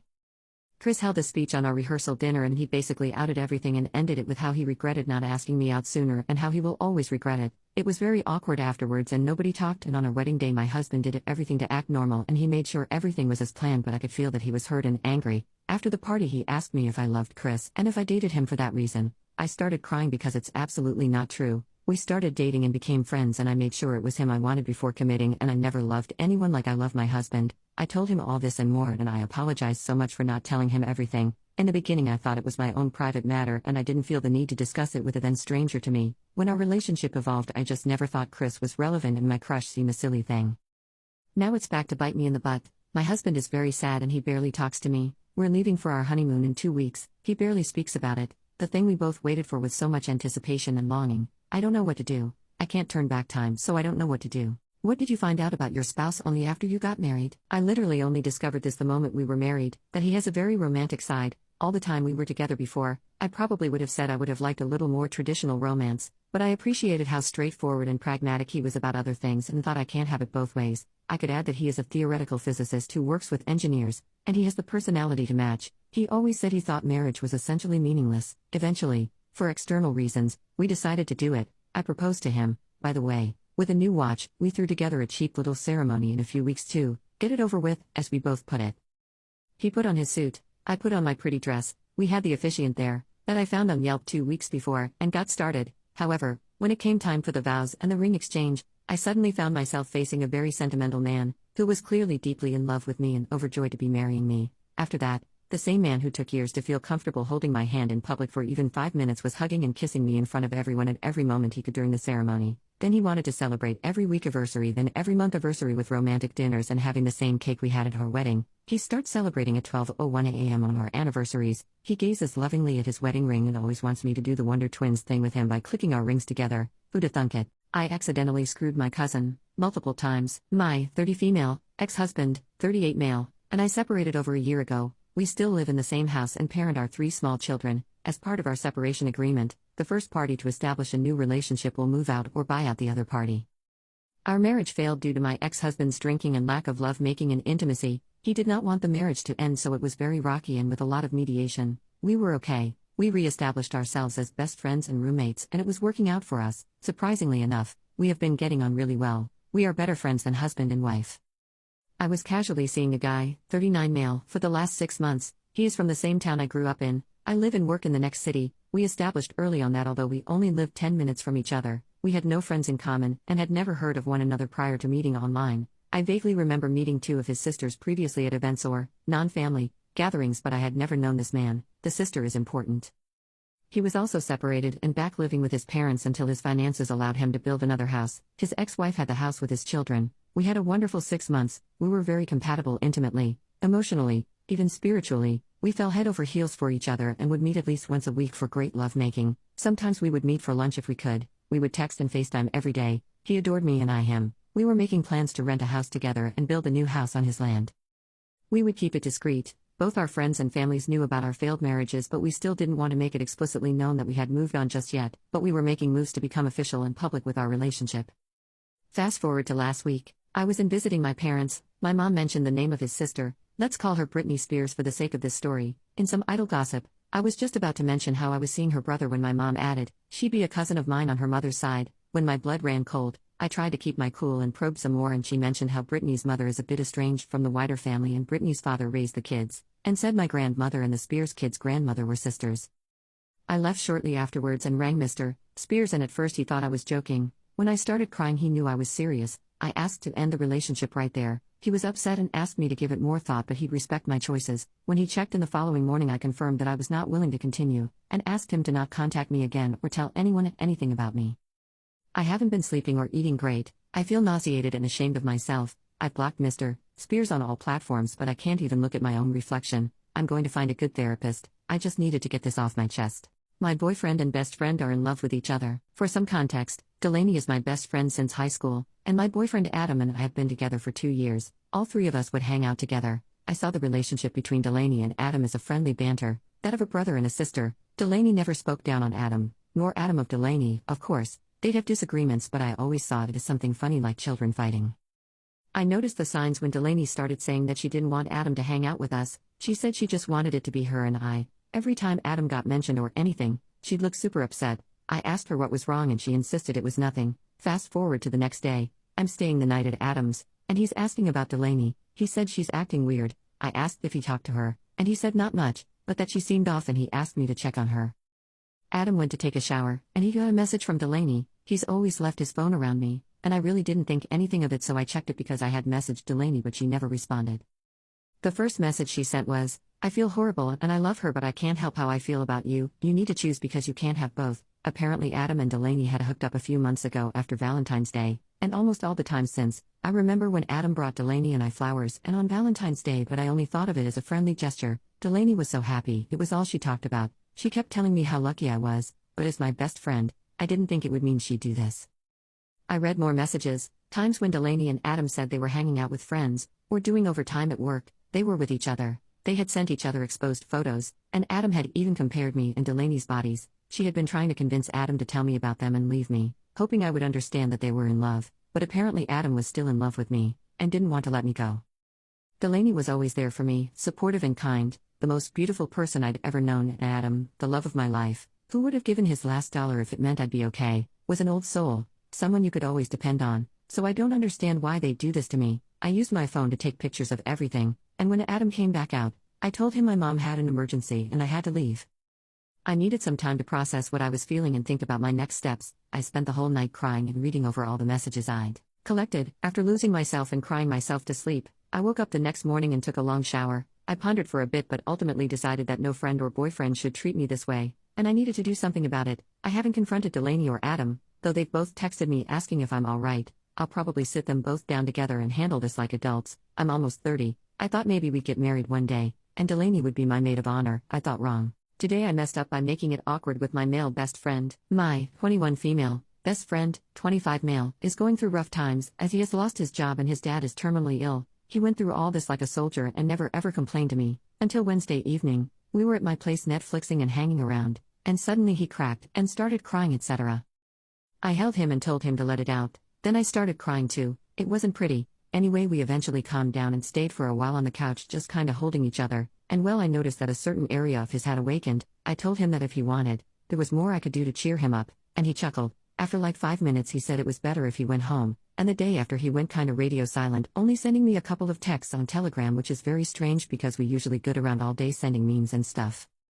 Now, I meant what I said and it really was out of love because I wanted him to be happy with all my heart. I had friends with benefits before, not him, so I would not have felt weird by doing stuff with him. We have known each other since forever. Now, I didn't take him for a guy who could be weirded out by something like this, even if to be honest he never ever tried anything with me in all these years, not even half jokingly. I'm afraid I hurt him, but what do I do? Do I wait and pretend this never happened or do I confront him? My kids hate each other because of social media. My husband and I have 2 amazing children who happen to be twins. 15, towards the end of the school year my son asked at the dinner table, "Dad, can I go to the gym?"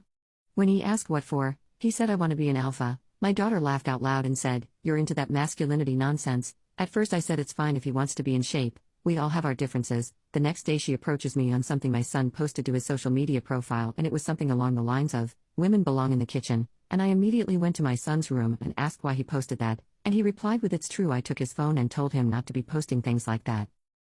After a while my daughter and him get into an argument. She says that men are nasty pigs who use women all the time, while he replied with, "Women are hoes." I immediately got angry and grabbed both of them by the arm and brought them each to their rooms without any electronics. I asked my husband what's gotten into them and all he could say was social media. My son and daughter both got into their last heated argument about gender. She said he'd grow up to be a misogynist, and he replied better than a lonely feminist. Eventually it got to the point where she threw the remote at him and all he was saying was, "Real men don't fight with women, they call the police." He did in fact call the police and they did say my daughter might be held accountable for the next time this happens. I'm just lost at this point. I can't take this anymore. I'm leaving my wife. My wife and I have been married for a year now, and I can't handle her crazy anymore. We lost a baby back in January, and that triggered her having a complete mental breakdown. She got diagnosed as bipolar a few months back, and when she was taking her medication everything seemed like it was back to normal. She hasn't taken the medication or been to therapy in a very long time, and everything has gotten worse. I am genuinely afraid for my life and her life way more often than I should be. She refuses violently to take her medication or to anything to get treatment. She will yell and scream and chew me out for an hour straight and then try to cuddle up to me or get intimate like nothing happened. Her mood swings are getting extreme. She's unpredictable at best, but I have to walk on eggshells just to avoid getting hit on the back or the shoulder. I have bruises now, The worst of it was only last night, when we were in bed and I didn't want to cuddle in the position she wanted to. She sat up, straddled me and hit my chest, neck and face. She full on quit her job. I now have the only income stream in our family. We barely have enough money to live and we can't afford to do very much extra. She barely leaves the house without me, and just stays home and naps or watches TV or pee all day while I'm at work. She manipulates me into making love. Yes, it is very much manipulation now, for hours after I get home, and guilt trips me when I want to go see my friends or go to the gym or church. I am not taking summer college courses, so I have a little more free time than I did in the spring, and she has made sure that I spend every single minute of it with her. I feel less like her partner and more like her slave a lot of the time. She obsesses over me to a ridiculous degree. I found an Apple AirTag in my car, and in my work backpack. She's controlling, she's manipulative, calculating and really cruel. Almost every single thing she does is like scientifically designed to either get something from me or to punish me for not being enough. I found a chart and some notes on her phone of ways that have worked to get me to do things for her, like intimacy or household chores, or to get me to buy her a gift or take her out. She has an extensive list of my daily schedule and activities. Like if she wants lovemaking or to watch a particular movie, or to go out to eat, or get me to buy her jewelry or perfume or clothes or shoes. She has this system of ways of asking me and coercing me into do it, with rewards and punishments to get me to mentally associate doing things or not doing things. It's like training a dog, except I'm her effing husband. I feel like every day it gets worse. I'm living in a nightmare. I can hardly look at her anymore. It's been 3 days since I found the list. I printed it out and I'm taking it with me. She makes me sick. I'm going to leave the AirTag in my work locker and visit a divorce attorney today. I already have the appointment. I'm going to call her parents and tell them everything too before I tell her. My big issue is I don't know how she's going to react when she gets the news. I'm thinking I might maybe get my documents and valuable stuff out of the apartment when I get home and pretend I'm taking them to a storage unit, and then call her from a hotel. I'm also going to have the cops on standby if she even makes any indication that she's going to hurt herself. But yeah, I'm done. I can't do this anymore. Maybe I'm weak, or not tough, or a jerk for not sticking with her, but I can't keep living like this. Today I messed up by impregnating my female friend's wife. I did not mess up today. I messed up on February 20th, 21st and 22nd of 2020, but the results are going to be hitting me soon. My wife and I have been married for 15 years. We married right out of high school and had been together for what seemed forever as we grew up together. Having stayed in the same small town, we naturally maintained contact with many of our childhood friends. One of those friends, let's call her Rosani, met and married her wife while at school and returned to live where she grew up. In 2019 her wife got artificial insemination because they wanted to have a baby. Sadly, she had a miscarriage in the first trimester. They could not afford another procedure. They hosted a New Year's Eve party and we attended. While at the party the conversation turned to kids and the fact that we do not have any by choice, mainly my wife's. After a while, Rosani told my wife about the miscarriage and seemingly joked about borrowing me to father a baby since they could not afford to try again in a clinic. My wife, who by this time was well on into being drunk, agreed. A few weeks later Rosani approached me and told me that her wife was monitoring her ovulation cycle and they would call me. It was made clear that it would be as clinical as lovemaking could be. I told my wife and she reacted poorly, stating that it had been a joke and that we could not be serious. And I messed up. I could not find how to break this to Rosani, who seemed so excited at the shot of having a baby. I went to her home 3 days in a row and the lovemaking was underwhelming. She really did make it as unsatisfying and clinical as possible. Everything went fine. In mid-November she had a baby who slightly resembles me. Fast forward to last week and Rosani calls me to tell me they are divorcing, and since there is no father on the birth certificate and her wife is a stay-at-home mom, she was advised to name me as the father. Lo and behold, I got a court summons to determine the paternity of the 20-month-old child, and of course I have no doubt he is mine, and I have no idea how to even tell my wife, much less explain my thought process. My husband is mad that I have a higher IQ and he says that he is not attracted to me anymore. As the title says, he came home one day and gave me logins to some IQ test, and I scored higher than him. First he was in disbelief, then a bit sulky. I thought the whole thing was stupid and I never thought or experienced that I'm smarter, and I never understood the logic of these tests.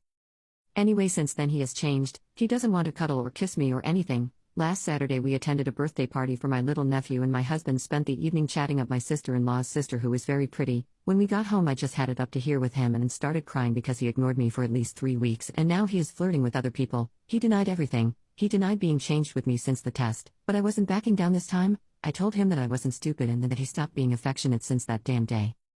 He finally admitted that he was turned off by the fact and wasn't attracted to me. I asked him if he still wasn't attracted to me and why. I haven't changed. I'm still me. He apologized and said that he would put his crap together and that he knows how silly this is.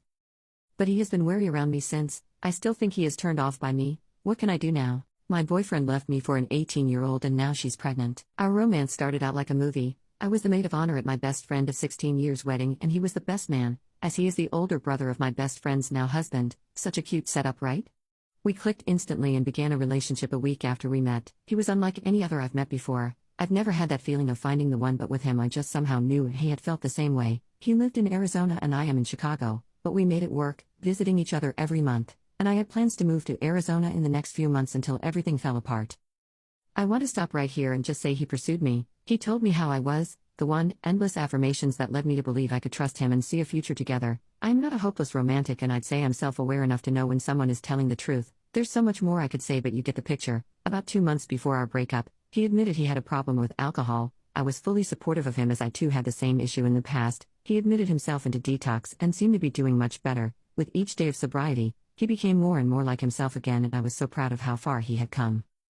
Then he relapsed and decided it was best to go into detox again. I did everything I could to show I cared. I sent care packages and gifts and made myself available any time of day or night for him. He started telling me about another patient there, 18 female, and how she reminded him of his 16 female daughter. He said he felt protective of her because of this and because of an incident that happened between another patient and her. Again, he left detox, but this time things were different. He started to ignore me at first for several hours to days at a time. Every time I'd finally talk to him, he'd tell me he's sorry and he's going through something right now. I told him I understood and I respect if he needs his space, but he does need to respect me by at the very minimum just letting me know he's okay. Normally, I'd be out the door if any guy did this to me, but I figured he really is going through something incredibly tough, and we had true love, so we'd get through it together. On our anniversary, May 18th, he was ignoring me again. I was set to fly out the following week and needed to know if I should still keep the Airbnb reservation I got for us as a treat because he had expressed some concerns the previous day. If I didn't give the host an answer by 12, I'd lose the reservation. I didn't hear from him until 2 p.m. "Happy anniversary, baby," he said. I had already told him this earlier and let him know that the reservation was cancelled because he did not answer me. What he said next shocked me to say the least. "Okay, well, maybe we should just be friends, don't sweat it." As if I were some random girl he barely knew, not the girl he had promised he'd love forever. Everything spiraled after that. I found from my best friend that he cheated on me with a young girl he met in detox. He had her move in with him after she was released from the program. He told his brother he's so in love with her. Then, she's pregnant. Life has been a roller coaster for me since this happened. I go from heartbreak to anger back to sadness and regret. I gave my all for this relationship and was willing to sacrifice things to make him happy. I prioritized him above myself.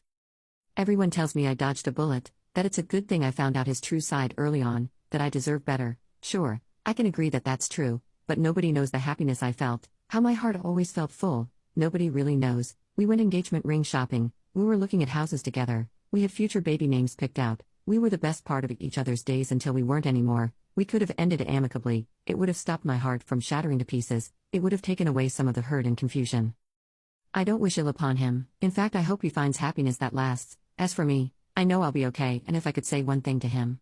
Don't sweat it. My husband and I are child-free by choice. Now I found out his reasoning and I'm heartbroken. I have known that I'm child-free since I was a child myself. It has been a challenge finding a partner because eventually every relationship ended when the guys understood that I was serious about my decision. So when I found my husband and after a few months dating both realized we wanted the same thing, it was an amazing feeling. We have been together for 12 years, married for 3. Happy 12 years. We are an interracial couple. My husband is white and I'm brown. My husband's sister has a 1-year-old and we were at his birthday party last month. When we got back from the party we were talking about our nephew and my husband said that I would never have a blonde child anyway. I mean, duh. I know how genetics work. So it turned out that my husband's reasons for not wanting children is because they would be mixed and not blonde. He and his family are blonde, Scandinavian blonde. When I looked dumbfounded, he further explained that it was because he didn't want them to be discriminated against. When I was quiet afterwards, he pulled me to him and told me what difference it made, what his reasoning was, since the goal is the same. The bottom line is that we don't want children. If he is right, then why am I so heartbroken? Heartbroken about my non-existent babies? A woman from high school and college expressed interest in me romantically today and I felt a strange new type of anger. I'm 32 and we met in high school. We were both pretty academically inclined and we ended up taking many of the same classes, AP Literature, AP Physics, AP Calc Ab, AP Chem, etc. So we ended up taking many of the same courses together, which led us to be friends. After a while I had a pretty serious romantic interest to her, but she was fairly clear she wasn't interested when I discussed it with her. I completely respected her boundaries and we remained friends until we gradually lost contact in college. Her taste in partners was always never particularly good in a traditional sense. One of her boyfriends in high school had absent parents and would chronically throw parties and sell substances there. Another guy just basically skipped classes routinely and would bully other kids. She ended up getting into the University of Maryland and on track to attend medical school after. I ended up majoring in physics and ultimately getting a master's in data science and now working as a software engineer. I later learned that she ended up pregnant to a college athlete and dropped out of college entirely. From what I gathered, he ended up failing to make a career out of his collegiate experience and ended up as a high school coach. They got married and had another kid, and ended up divorced a couple years later. She then had another kid after her marriage to a boyfriend and now works as a nurse's assistant. We recently reconnected at a party with mutual high school friends and decided to stay in contact as friends. I thought that's all she wanted out of this. But after texting tonight she informed me that she had always been interested in me and wants to date. Given how she dismissed me earlier, I found this hard to believe. It's easy to notice that she's now a single mom of 3 with a low-paying job. She also knows I'm doing well and knows what I do for a living. She saw my house by the water with a boat. It feels like she wants me only because she has crippling responsibilities now and thinks so little of me that she doesn't think I deserve to be with someone who genuinely loves me and not for my things. I'm leaving my husband because of his pee addiction. My husband has a pee addiction. We've been together for 6 years and married for 4.5. We have 3 small children together. He didn't start out with this addiction. It seems to have developed during my last pregnancy. It was rough and extremely high risk for me. Because of how much pain I was in daily, I didn't really want to engage in lovemaking, which led to him watching pee daily. I hadn't realized the extent of the issue until a few months ago. This man has thousands of videos downloaded and saved to his desktop. He goes to these sites during work hours. On top of morning visits and night visits, he shirked his responsibilities with the kids to watch pee. We're also no longer making love because he would rather watch pee. His views on our relationship have become more incel-like as well, which is also concerning. My breaking point came this past weekend when he said that I was disgusting because I didn't look like the women in his videos. When I mentioned there's plus-sized and curvy girl videos, he said I was wrong and there wasn't any videos like that out there. The only women who make them are small with big chests. I then got petty and showed him pages upon pages of free bigger girl videos online. I've always been more curvy, and I'm not ashamed of that, but he can't come back from calling me disgusting. I'm done.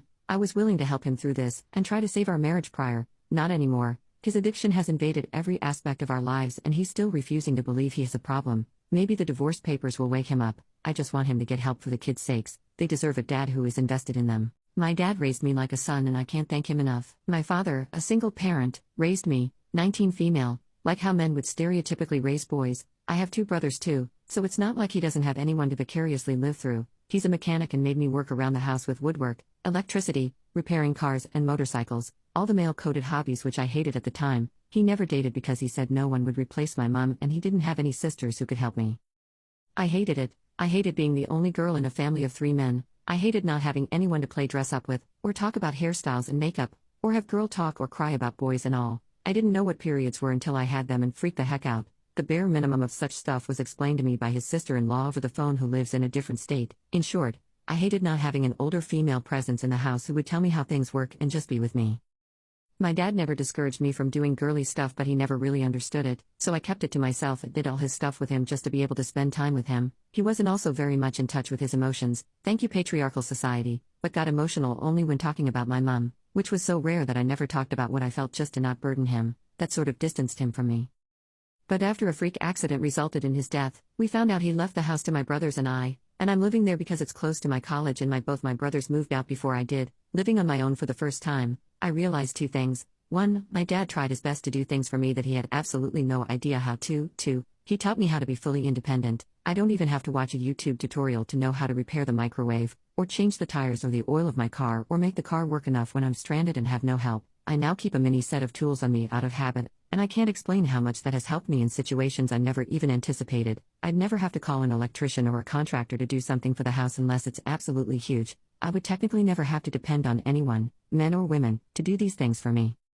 Dad, I'm sorry for you having to deal with all my teenage angst without mum. You have taught me more than what most people don't learn despite having both parents in the picture. Your life has set a standard for me regarding my lifestyle, my studies, my love life, everything. The way you brought up brothers and me has helped all 3 of us so much in our life. I'm sorry I never got to say this to you, but I hope you know how I turned out to be. You have made me into a woman who wouldn't have to depend on others for things just because her father never taught her that. You raised me to believe in love despite mum never being around. I hope you are with her wherever you are. I miss you and I love you. Today I messed up by thinking my boyfriend brought protection to our Las Vegas vacation together and refusing to talk to him for a day because of it. My boyfriend and I are in Las Vegas for our first ever vacation together. Today was the 3rd day and we were returning to our room. My boyfriend goes to takes his wallet out of his pocket to get the hotel keycard and a small, black, square packet that looks exactly like protection falls out. My heart immediately sinks because my boyfriend and I have never used protection, so this clearly isn't meant for us. My boyfriend immediately grabs it and shoves it in his pocket, then continues to open the door, obviously hoping I didn't notice what just fell out. I ask him what that was and his face immediately gets bright red and he starts acting extremely nervous, which I've never seen him do before. At this point I am so flustered and angry that I just leave the room while I hear him calling my name behind me. I went down to the pool for a few hours ignoring his phone calls and I don't know what I'm gonna do. I spend all day just trying to distract myself with random things to do around Vegas. When I get back to the hotel, he tells me he's sorry but that doesn't understand why I was so angry over it. I tell him of course I'm angry about it, because clearly that protection wasn't for us, so what in the world was he gonna use it for? When I said this he gets a puzzled look, then immediately goes to his suitcase and grabs a bunch of these tiny black packages like the one I saw fall out of his pocket. I take one and look at it. They are individually packaged butt wipes, not protection. He said he's been having really bad diarrhea the last couple days and snuck off to buy these at one of the convenience stores in the hotel, but got really embarrassed in the moment when it fell out. I ignored him for a whole day on our vacation cause he wanted a clean butt. I apologized, and it ended up being hilarious to us. I accidentally found out I am adopted and now my dad is threatening to sue me. For background, I, 39 female, grew up in a family marked by DV and child abuse. My father, Hank, used to hit my mother until one day when I was old enough and I stepped in front of him. From that day forward, he took out all of his anger on me and my mother was all too ready to let him. He's been arrested for DV and we moved around every 2 or 3 years once CPS in our new area was called.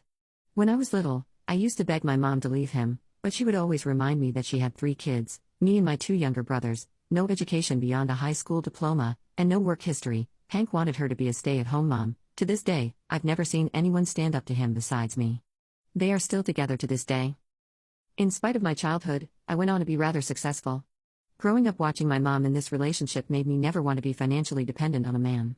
I earned 2 full-ride scholarships to college and took out student loans to put myself through the rest of my schooling.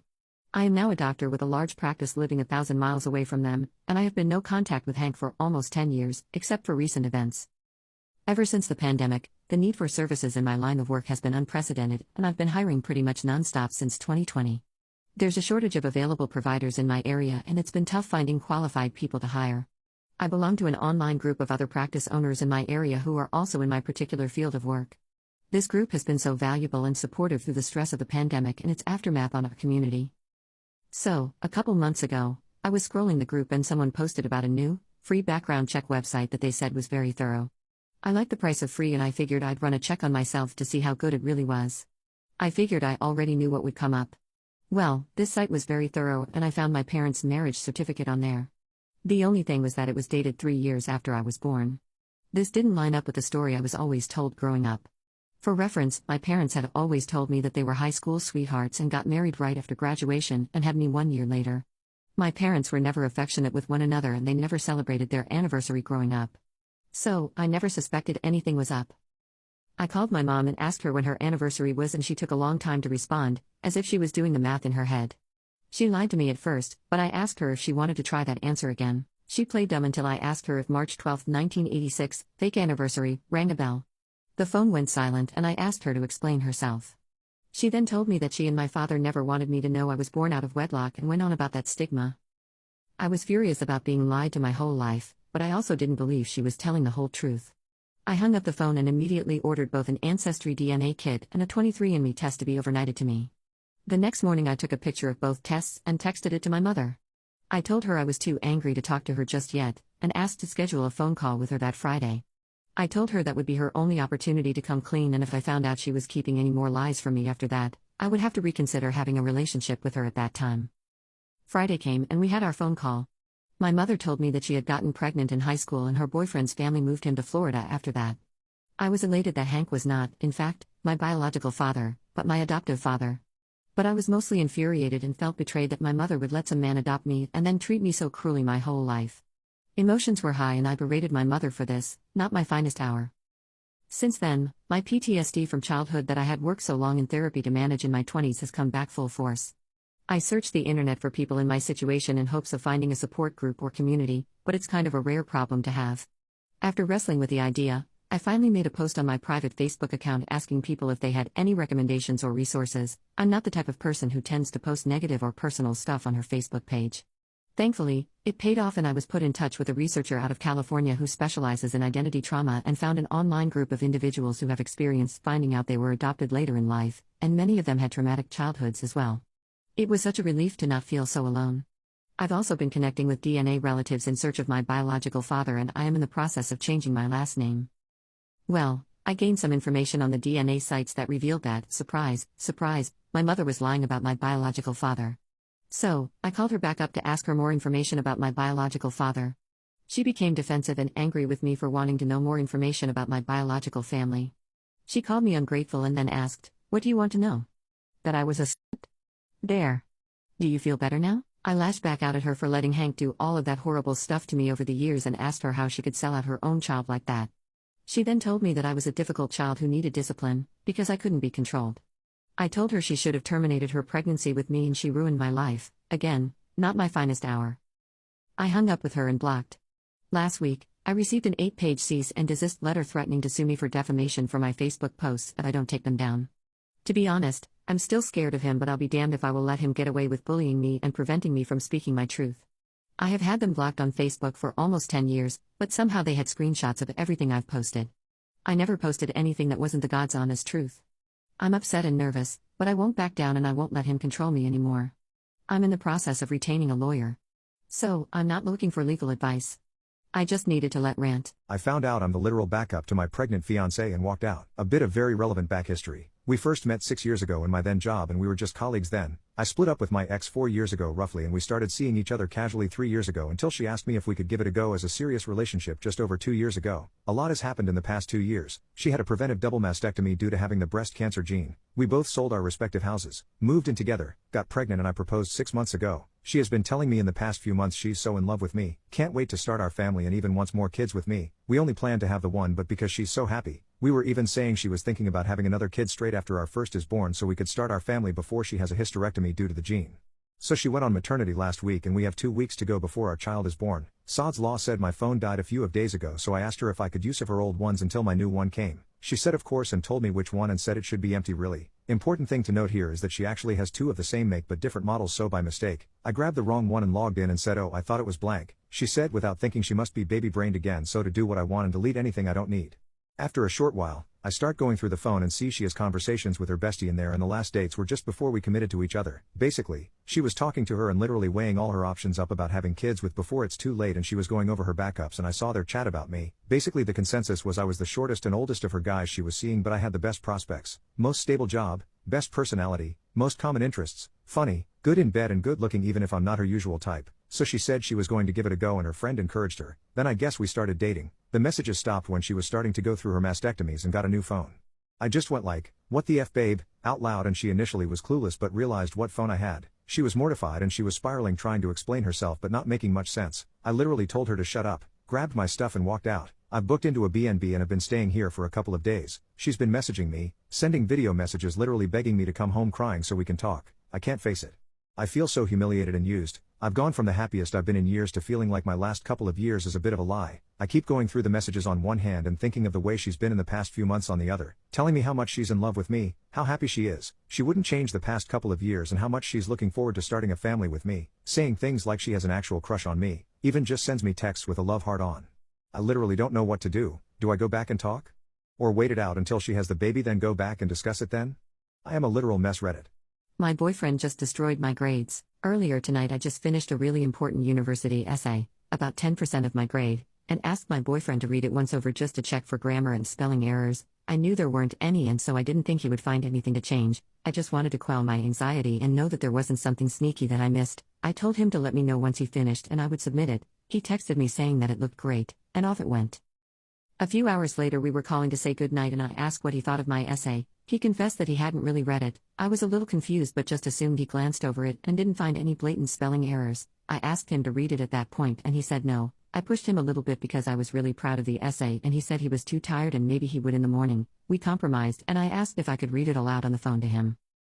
I hadn't looked at the essay since he had proofread it, because I assumed he didn't change anything, but after the first sentence of reading it out loud I stopped abruptly. I didn't understand how there were already 3 grammar and punctuation mistakes. I quickly pulled up the revision history and saw that he had edited my entire essay to be illegible. I confronted him about it and he said that he just clicked the Grammarly suggestions and didn't read what they were. I feel so defeated. I know it's my fault because I submitted the essay without looking to see if he changed anything. I just assumed he hadn't. I haven't felt so worthless in a really long time. I'm on a college scholarship and I need to keep very good grades or I lose my money for food and rent as well as tuition. Do I email my professor and explain what happened?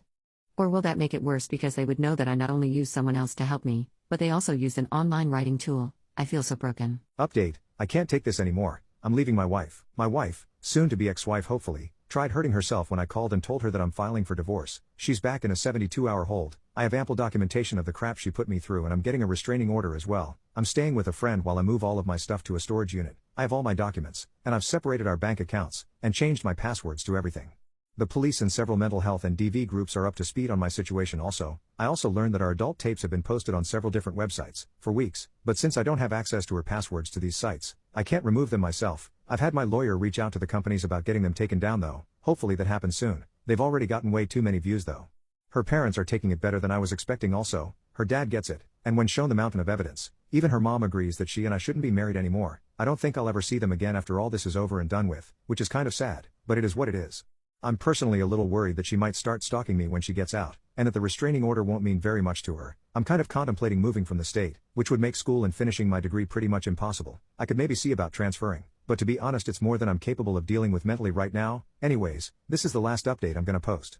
Today I messed up when I offered my coworker a ride home. Last night I offered one of my coworkers a ride home after work. My coworker is an intern, an attractive intern, not gonna lie. However, I've never been tempted to cross that line because A, we work together and B, the age gap. That being said, despite my professional and platonic relationship with my coworker, I still managed to end up in a temporary love triangle somehow. To pick up where I left off in my opening line, she accepted my offer to drop her off at her apartment when we were done working. On our way, she answered a phone call from her boyfriend. I had no idea what the boyfriend was saying, but based on my coworker's unexpectedly candid responses, it became obvious that her boyfriend was upset at her for posting a photo on social media of her drinking somewhere with random guys.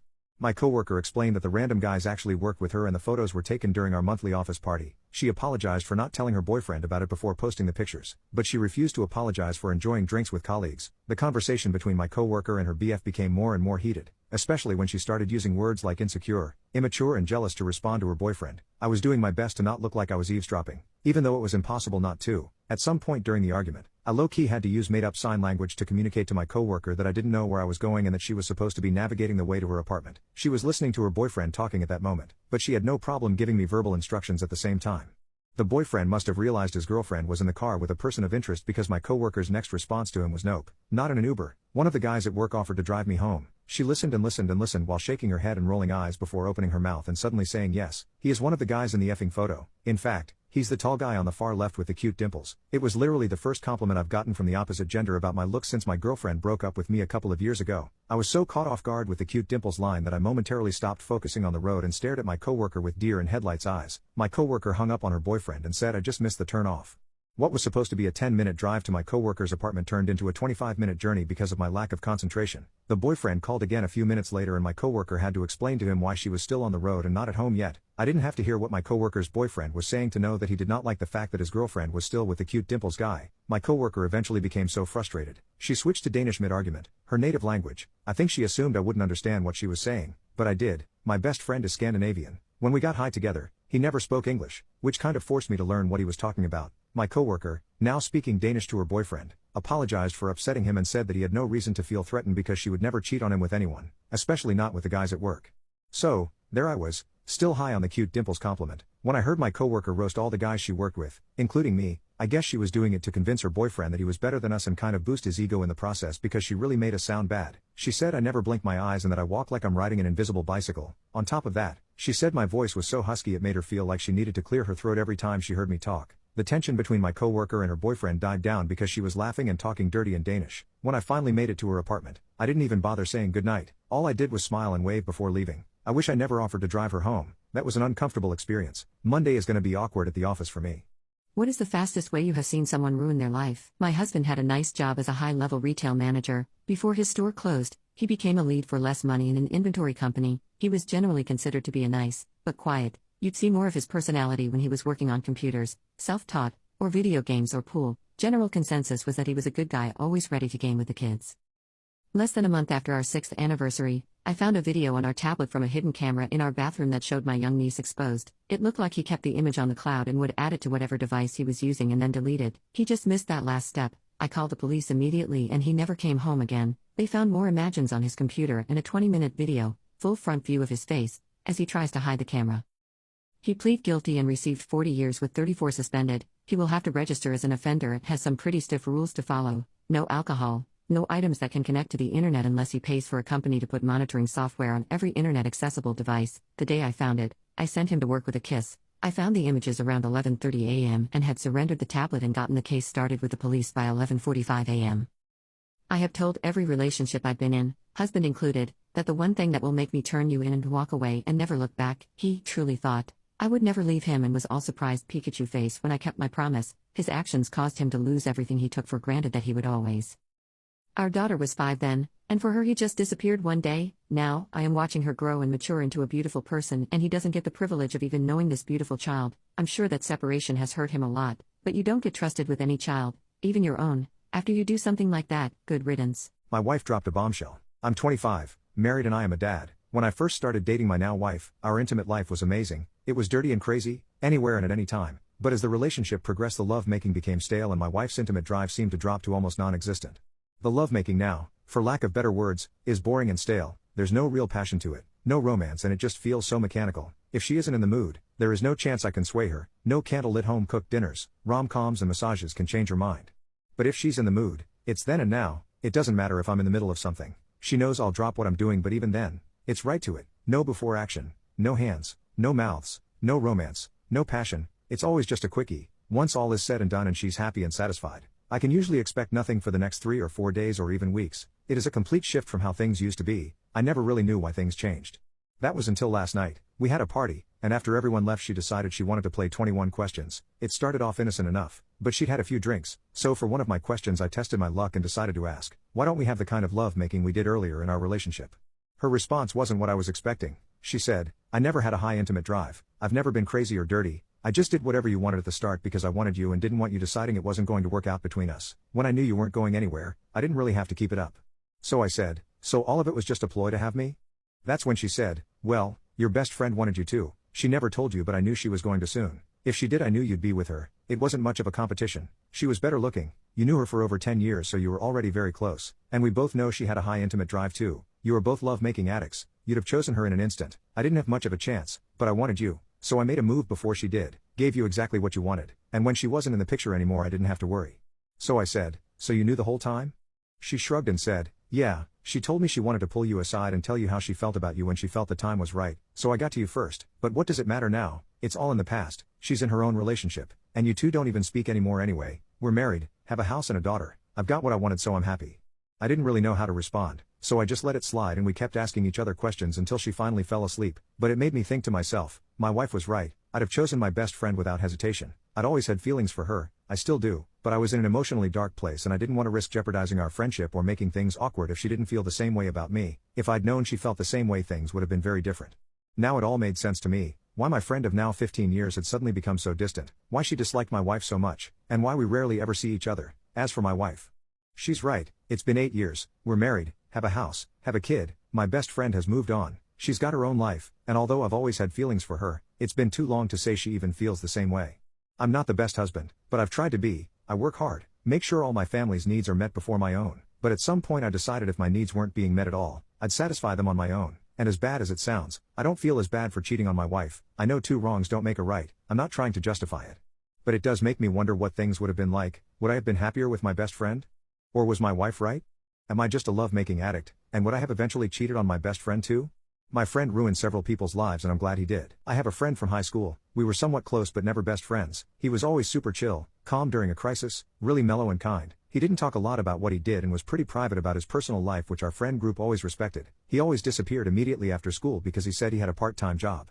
In 10th grade, a girl who we sort of knew was SA'd and the 3 people who did it were never charged. Everyone knew they did it, but they were on a sports team and got away with it. She committed self-destruction later that year. My friend and I are in college now and we've gotten a lot closer. One night he asked me if I remembered that girl and I said yes. He asked me if I remembered the guys who did it and prodded me about how I felt about them. Obviously I hate them and said so. I was drunk and this was the first time we'd ever really spoken about this, so I was loud about it, and he got this sort of bizarre look on his face and showed me their Facebooks, Instas, other socials, news articles, public info, etc. It was a really effing in-depth investigation of their lives and I admit I was weirded out at first. Apparently none of them are in college now. One is working minimum wage, one is serving time, one isn't doing anything except bumming around at home. He told me that he'd actually been friends with the girl before her self-destruction, which I never knew, and that he'd quit his part-time job and started, in his own words, obsessing over getting justice. The main thing I remember was just how drunk I was and how weirdly calm he was. It still feels really fuzzy to me. He pulled up a drive with literal years of evidence. For one guy, he used his reputation as a teacher's pet to lower his grades, since the teachers believed him when he said the other guy didn't pull his weight on a major group project. That ruined his sports chances because he didn't make the GPA cut and the coach dropped him. He managed to find one of their private emails by reading it over his shoulder and used this Spokio-like site to dig up more info. He anonymously emailed screenshots of their essay threats to the school counselor and got one of them investigated. He wasn't charged, but it made his team drop him because he couldn't show up to practice anymore. There was so much more I won't go into. There was a bunch of little things too, like how he sometimes shared cheat sheets in the class group chat that had wrong information to keep their grades lower. I also used those sheets. He apologized for making my grades worse, or how he convinced a few upper year friends of his not to tutor one of them and they failed physics. He swore that he never made up any rumors or false information and worked as legally as possible since he was still hoping the courts would charge them. That never happened, but he did end up tipping the scales enough to ruin their lives. According to him, they ruined their own lives. He just documented it and sent it to the right people. When we were done, he told me not to tell anyone and I promised I wouldn't. We sat there for a while and my head was spinning because I had no idea he'd done all of this. He thanked me for listening and said he'd never admitted any of this before, and went to bed. I admit I'm still disturbed by this, but it's not like he can unruin their lives now, and at least they face some sort of consequences. The more I sit with this, the more I think that I'm glad something happened even if it was like this. We're still friends, I still trust him. He admitted that he's probably got a mental disorder that made him this way and he's been in therapy for a long time. To this day, none of them ever faced justice for what they did to her, but their lives fell apart anyways. I'm glad that happened. I'm glad he did what he did.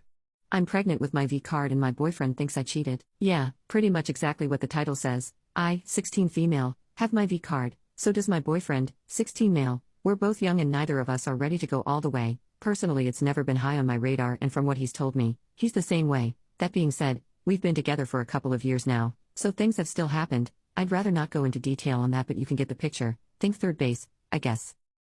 Anyways, a couple of days ago I went to the doctor because I've been feeling really sick lately. I did a urine test and finger prick, and my doctor told me I was pregnant. Of course I laughed at first because I thought she was joking, but no, I'm really pregnant. I kind of fell silent. She started talking about things like ultrasounds, prenatal vitamins, etc., but I cut her off and told her that wasn't possible because I've never made love, therefore have never conceived. She explained to me that very few women can get pregnant by outercourse, but it's still possible due to lady part anatomy or something. I was, and still am, in complete and utter shock, so I kinda just left without any further explanation. I had driven myself because both of my parents work. I went straight to my boyfriend's house and he was the first person I told. I hadn't even texted or called in advance because I was crying, completely distraught. I don't know why, but it didn't even cross my mind that he would think I cheated. I would never do something like that. I explained everything to him about how we'd never technically had made love, but we got really close, and stuff can happen. He seemed pretty lost until I eventually told him I was pregnant, which is when he, rightfully, got pissed at me, because how in the world does that even happen without us having had gone all the way? I tried so hard to explain myself and assure him that I'd never do that, ever. I told him I'd take a DNA test or something to prove that, but he didn't believe a word and made me go home. The last thing he told me was, I really trusted you. He looked like he was about to cry. Now I'm blocked on everything so I can't text or call explaining myself. I'll respect his decision if he wants to break up, but I need him to know I was never with anyone else. It's been killing me, knowing how hurt he must feel. Luckily he hasn't told anyone that I'm pregnant, because I haven't even told my own parents yet, but he has told people that I cheated on him, and now I'm losing friends and everything's gone to crap. This was already the worst, lowest point of my life, and it seems to be getting worse. I've basically locked myself in my room. I feel so depressed. I just need him to know. I started going to a male massage therapist just to feel a man touch me. I, 29 female, have been married to my 33 male husband for 3 years and we have a 1-year-old. When we first met, there was so much passion. I felt he was my soulmate and I knew I wanted to spend my life with him. Things changed after marriage. He never initiated and I stopped initiating too because I wanted to feel desired by him. So, I changed my diet, changed the food I eat so my lady parts taste sweet. But I was told my lovers before my husband that I have a delicious lady part and I'm Asian with the ABCC11 gene mutation, so I don't produce body odor. I lost weight. I keep my skin soft and moisturized, very high level of hygiene, and spent thousands on sexy clothing, so that he would want me, want to please me, want to have a fun and vibrant intimate life with me, but it's all failed. When he does initiate, it's usually so clumsy and unsexy. Before play is non-existent, and the lovemaking lasts 2 minutes before we have to stop because he's finished. Lately he hasn't even put it inside before finishing and it's over. I would say the climax ratio between him and I is at 40-1. I have tried to make things better. I have talked to him and explained what works. He doesn't believe he has any sort of ed, so he won't seek help for that. I asked for more before play, but his fingers are so clumsy he ends up scratching me and it being quite painful to the point where I'm pretending to finish so that it's over. He doesn't use his mouth because he finds my lady parts repulsive after giving birth. As for the toy, he won't learn how to use it, so I'm basically just self-pleasuring with him lying there next to me. Now I don't desire him anymore because of how unfulfilled I feel. I understand that I need more time and patience to reach the finish line than him, but I wish he cared about me enough to try. I turn him down because of this, and I think our relationship is turning to a place where lovemaking might only happen for functional breeding purposes because we both want more children. And so now I see a male massage therapist, just to remind myself of how it feels to be touched, not in an intimate way, by a man who knows what he's doing, and whose priority, albeit because I'm paying him, is me. All my ex's children are mine, and her husband is oblivious. My ex-girlfriend and I dated in high school but went our separate ways after graduation, but were on amicable terms. I met up with her after she graduated college, I did trades, and we slept together. 2 years later, we did the same thing, and the year after that. This whole time I was unaware she wasn't on birth control, and more importantly that she was married. Last week, I met her 3 children, 7, 5, 4, and husband by chance, and I immediately suspected they were mine. I'm stockier with typical Anglo features while my ex and her husband are darker and lanky. Her children look like younger versions of my siblings. I asked her the next day fairly upfront via text, and she confirmed. She says she hates her husband and did since the week after their wedding. She explained she stayed since he could provide a better financial situation than I could, but wanted to have my children since I'm free-spirited and easygoing, and wanted them to be like me and not her husband, who's not the man she fell in love with. She said she'll tell her husband one day, but doesn't want me to be involved whatsoever with the children. This is by far the most surreal experience I've ever had. I've considered getting institutionalized. This is so bizarre to the point I'm concerned about my grip on reality. Should I tell the husband? I don't wish for him to think I was aware of this or to inflict this sort of turmoil upon him. Should I respect her wishes? I wish I had never found out, but now I feel a paternal obligation to children I never knew existed. My girlfriend cheated on me for the dumbest reason. I can't believe it. Let me start off. In high school there was this girl that had a crush on me and eventually asked me out. She couldn't believe it after I agreed because she always mentioned that I'm out of her league. I would always tell her that it's not important and that I love her, or else why would I agree on a date, right? The date went great and we stayed together until she was 22 female and I was 23 male. We both have decent paying jobs and we are living in a house and we were planning to get married, etc. The thing I didn't like was that she still always mentioned that I was out of her league. I told her I wasn't comfortable with that and I asked her why she would always mention it. She said that she was scared I would cheat on her. I will describe my life. No female friends, just 5 best friends since my childhood. I don't go partying, and if I would go I would never go without my girlfriend. I usually go 2 to 3 times a week without her, with my buddies mostly to the gym. She does go partying without me, but I don't really mind because I have trust in her and I am not this kind of jealous partner. She would always come back at around 3 a.m. but I would usually be sleeping because I have work at 5 a.m. I am pretty active in Instagram and I would always post pics of me with my buddies or my girlfriend, or just pictures of me on the holidays. I would have many people in my DMs but I would always ignore them, tell them I have a girlfriend, or just block them. Now one day I was at the gym with my friends and one of them invited me to his house because we were very tired. He asked me to stay for the night and I agreed. I immediately told my GF and sent her my location. She just read it and everything went on normal. So the other day she came home later than usual, around 4:30 a.m. I was awake because I had to go work. After I saw her I just asked why she came so late and she answered with, "I have just forgotten the time." I didn't think much about it and went to work. Later that day I got a message from her saying that we have to talk. I just said that I have to work and I am coming home later. Later that day I came home and she was sitting on the couch crying. I thought someone died and I went to comfort her. I asked her what's wrong and she told me that the day she came late, she had hooked up with her ex. I just looked at her and then asked, why? She said that she is insecure because I'm out of her league and that she is pretty sure that I have cheated too, at least once. I just continued looking at her and I said that I needed a moment and I ran out of the house. I didn't know what to do, so I just went outside and drove away. I am not an emotional person, so I didn't really cry, but I was just thinking the whole time, she effing cheated on me. After I came back home I saw her just acting like everything is normal and she tried to give me a kiss but I refused. I don't know what to do right now. I told her that I am staying at my friend's for a few days. What should I do? My best friend's mistress doesn't know that he is actually broke. My wife's reaction to the whole thing really bummed me out. My 41 male best friend Jack, 41 male, since kindergarten, cheated on his wife Anna, 39 female, with a girl half his age, Max, 25 female. Anna is one of the best human beings I've ever met. She is very beautiful, kind and caring. She is very successful too. When Jack met her, he was so in love that he wrote an ironclad prenup just to be with her. In other words, Jack has nothing to his name. He met Max on a work trip and it was then that he cheated on Anna. The affair lasted for 2 months until Max made an ultimatum to leave his wife for her. Jack refused and tried to end the affair, so Max told Anna everything. This broke Anna beyond repair and she told Jack that she couldn't forgive him. They're in the process of divorcing now and Jack lives in a small studio apartment near his work. After Jack lost hope to reconciliation with Anna, he started seeing Max again. Now they're officially dating. My wife Pat, 32 female, knows all these details. She is a more forgiving and understanding person than I am and I love that about her. She is way more tolerant because I am team Anna and there's nothing Jack can say to make me change my opinion. Now everything is settled. My wife said that she wanted to invite Jack and his new girlfriend to our place. I was very reluctant at first, but my wife insisted that my friendship with Jack is important. We are basically brothers and we should accept people we love even with their flaws. It made sense and I trust my wife to always make sense. The dinner was awkward. I couldn't see past these two cheaters. Jack pretending to be happy and Max overexcited over the fact that she won this prize named Jack. I understood then that things won't be the same, but my wife was right. I love Jack and that's the most important now. Max talked about her upbringing and the hard life she had growing up. She talked about her future with Jack and all the fun they would have. It dawned on me that she didn't know that they couldn't do half of what she is dreaming of with Jack's salary. It dawned on me why she chose him and why she was so willing to hurt an innocent woman that way. She had learned to know the Jack who lived in fancy hotels and drove a fancy car.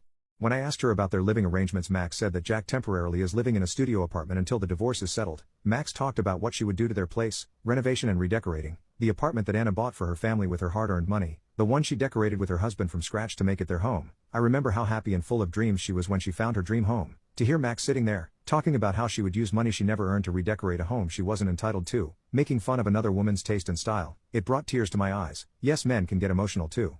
Jack has not told Max the truth. When they left, Pat and I started discussing our dear friends. I was very surprised when Pat angrily told me that I was cruel and callous for not wanting to enlighten Max about her new situation. My wife thought that Max had a tough life and she deserved to have a good life now. I was taken aback by my wife's logic. I told my wife that I will not tell Max anything but that if she wanted them be my guest. But now I don't understand my wife and I'm turned off by her morals. Anna was a great friend to my wife, but my wife doesn't seem to give a rat's ass about her. My wife then got very angry and accused me of caring too much about Anna. That's when I ended the discussion because I realized that this was going below the belt. My spouse came out as trans-masculine non-binary after 7 years of marriage, and I'm struggling to cope. My partner, who is assigned female at birth, recently came out as trans-masculine/non-binary. They've started using they, them pronouns, wearing a binder, planning for breast reduction surgery. They've begun exclusively buying and wearing men's clothing, cutting their hair to a mannish hairstyle, and have stopped any kind of shaving. They came out in the middle of me experiencing several other very stressful life events concurrently, losing a job, finding a new one, really serious family stuff outside of our marriage. So thinking through this has been on the back burner for a while. Now that the other stuff in my life has been settled, my partner's new gender identity has moved more to the forefront of things to think about, and I'm struggling to accept how the transition fits into my life now. I fully support them in their transition, as I do any other LGBT+ folks in my life, but myself, I never planned to be in a queer marriage, and I married someone I thought was a cis woman, which is the gender identity I am most attracted to and interested in being in a romantic relationship with. I'm not even sure if it stops at being non-binary or continues to full female to male transition, because they've been pretty dodgy about their goals, which, understandable. I know it's a big and challenging step for a person to take. Some of the things that have been stressful on my end, I know this is stressful for them too. I'm not trying to downplay their experience by thinking about my own feelings. If we go out to eat, it seems like servers are going out of their way to ma'am or miss my partner. When that happens, it puts them in a bad mood and puts a damper on the whole outing. It's also been stressful because they're only out to certain people. So I have a whole collection of people to whom my partner is still their old pronouns and name, and another whole collection that would skin me alive if they heard me slip and misgender or dead name the person I've been calling these other words for over a decade. This one feels sillier than some of the other stuff, but they also will get upset at small gender norm things, like they'll get grumpy if I hold a door for them in public or if I in any way don't let them hold one open for me, and our intimate life has practically disappeared because it is just not working for me, because I'm just not intimately attracted to the more masculine presentation they've been working toward. My partner says they're never planning on coming out to family. We haven't been back home to see them since my partner came out, and it's causing me pretty strong anxiety to think about visiting and navigating them, looking and acting pretty different while not being out to our families and still getting misgendered and dead named nonstop. I am not really interested in a separation, or, I guess it's not something I want to deal with, but it seems like more and more of a possibility. Much like the gender transition, divorce was not on my radar 6 years ago when we got married, but at this point, I feel completely stuck between several options that are only bad for me. I currently live very far away from home in a new city where I have no family and only a few new friends so far, just started a new job, and can't really afford a divorce and its after effects, like paying for rent alone. I'm also not at a place in my life where dating again feels like something I could do, because I'm emotionally drained from this and the other stuff I mentioned earlier, plus a global pandemic we just did for a few years. But I also don't want to spend the rest of my life in a marriage where I no longer view my spouse as a romantic partner and more just as a close friend I live with, like a roommate I share a bed with instead of sleeping in different rooms. And I also don't want to be alone forever. Divorcing over a gender transition would alienate me from literally everyone who isn't family in my life right now because they'd all decide I was a bigot, but staying in a marriage where I feel this way feels unfair to my partner and unhealthy for me long term. So I feel I can only either bottle it up and deal with an unhappy and unfulfilling marriage for the rest of my life, or I can get divorced and be romantically alone while also socially alienating myself from all of my current friends for divorcing a non-binary person. I slept with my wife's affair partner's wife and I am divorcing her soon. We got married almost 3 years ago. She started having an affair with her coworker 1 year ago. I got to know that because I saw his car outside my house one day. I had my suspicions. I hired a private investigator and gathered evidence that she was having an affair with him. I was angry. Then I got a call from the coworker's wife that she came to know about the affair. She only had texts they used to send, but I have all the receipts of their hangouts. Together we decided to confront them. We used to meet up a lot. She told me she had suspected his affair since her pregnancy. They have 3 children together. One day we had an idea that we should hook up with each other as revenge. We did, and I'm not going to lie, it felt good. We have been meeting and making love for a while. She is an amazing woman. I would say she is better at some things in bed than my wife. Mostly, I am very angry towards my wife, because in some of her texts with her affair partner she and affair partner made fun of affair partner's wife, saying things like she has gained weight, her lady parts was destroyed and other disgusting stuff. I cannot believe that she would say something like this while being a woman. She even made fun of my fertility issues, saying that I am not a man because the chances of me having kids is very low. I do not feel bad about my affair. I like the intimate life I had with affair partner's wife way more than my wife. She hardly ever gives me top but expects it from me. At least affair partner's wife was more enthusiastic about it and it was the best I ever had. Affair partner's wife wants to tell her husband, I guess we are both tired about carrying out the revenge affair. We both got carried away. We were both so driven by the revenge that we got addicted to it. I will confront my wife soon. I already have the divorce papers ready. Since we do not have a joint account or marital assets, it will be easy for us. Affair partner's wife might have some problems because they have kids, but she has the power to take him to cleaners. I know I sound like an awful person, but I am already checked out of my marriage. I might lose my boyfriend because another man slept in my bed without my knowledge. So the title is pretty much self-explanatory, but I will give you a few details. I, 23 female, have been dating my boyfriend, 27 male, whom we will call L, for almost 2 years. I met him on a dating app, and even though I wasn't looking for a relationship at the time, we quickly hit it off and began dating about 3 months after. Even though we were both hesitant to enter a relationship after past treatment, it was clear there was something forming between us, and so we gave it a try. I have never been happier, and I know he feels the same way because, well, he tells me almost every time I see him. Now to explain the title, I am currently living at home with my father, brother and brother's girlfriend because I am taking a break from university, but I work almost 6 days a week. Student tuition, am I right? In the 2 years I have been going out with L, he has only stayed at my house twice. I managed to get last Friday through to the following Tuesday off of work, so decided to surprise L by showing up at his house. He almost cried because he was happy to see me and was even happier when I told him I'd be staying the weekend. The weekend went great. We hung out, relaxed and basically just caught up. Fast forward to Sunday, I say goodbye and head home because I wanted to spend some time with my family and he had to work. One thing to know about me, and this may seem childish, is that I am real fussy when it comes to people sleeping in my bed or being in my room. That's my safe space. Unless I know you on a personal level or you have my permission, my bed is off limits and everyone who knows me knows this, including L. So I get home and notice that my blanket is not how I left it, so I asked my brother if someone has been in my room. He said yes, his workmate stayed the night and he didn't want to sleep on the pull-out couch that we have, so I said he could sleep in your bed. I was furious and honestly a little creeped out because a man I have never met before has been in my room and slept in my bed. I shrug it off, go to change my sheets and pillowcases and vent to L about it.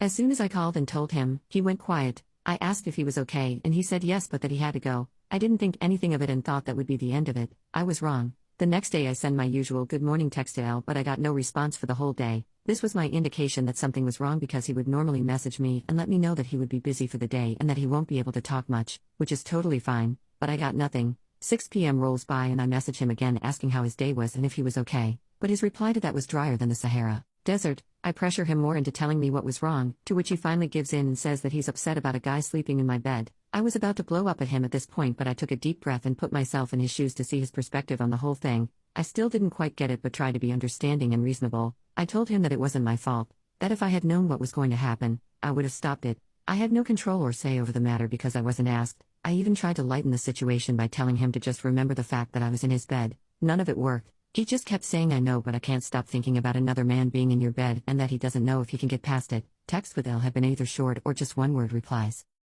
I don't want things to end with L because I do love him. I'm just stuck on what to do and don't know how to help him get past this. I thought he stood me up on our date, turns out he died. Literally what the title says. I'm in shock right now. I don't even know what to say really. We've been on 4 dates and instantly clicked and had so much in common and constantly talked and he was just awesome. We made love on our 3rd date and it was amazing as well. I really thought I had found a good one. And then right before our 5th date he went radio silent and promptly stood me up at the restaurant. Or so I thought.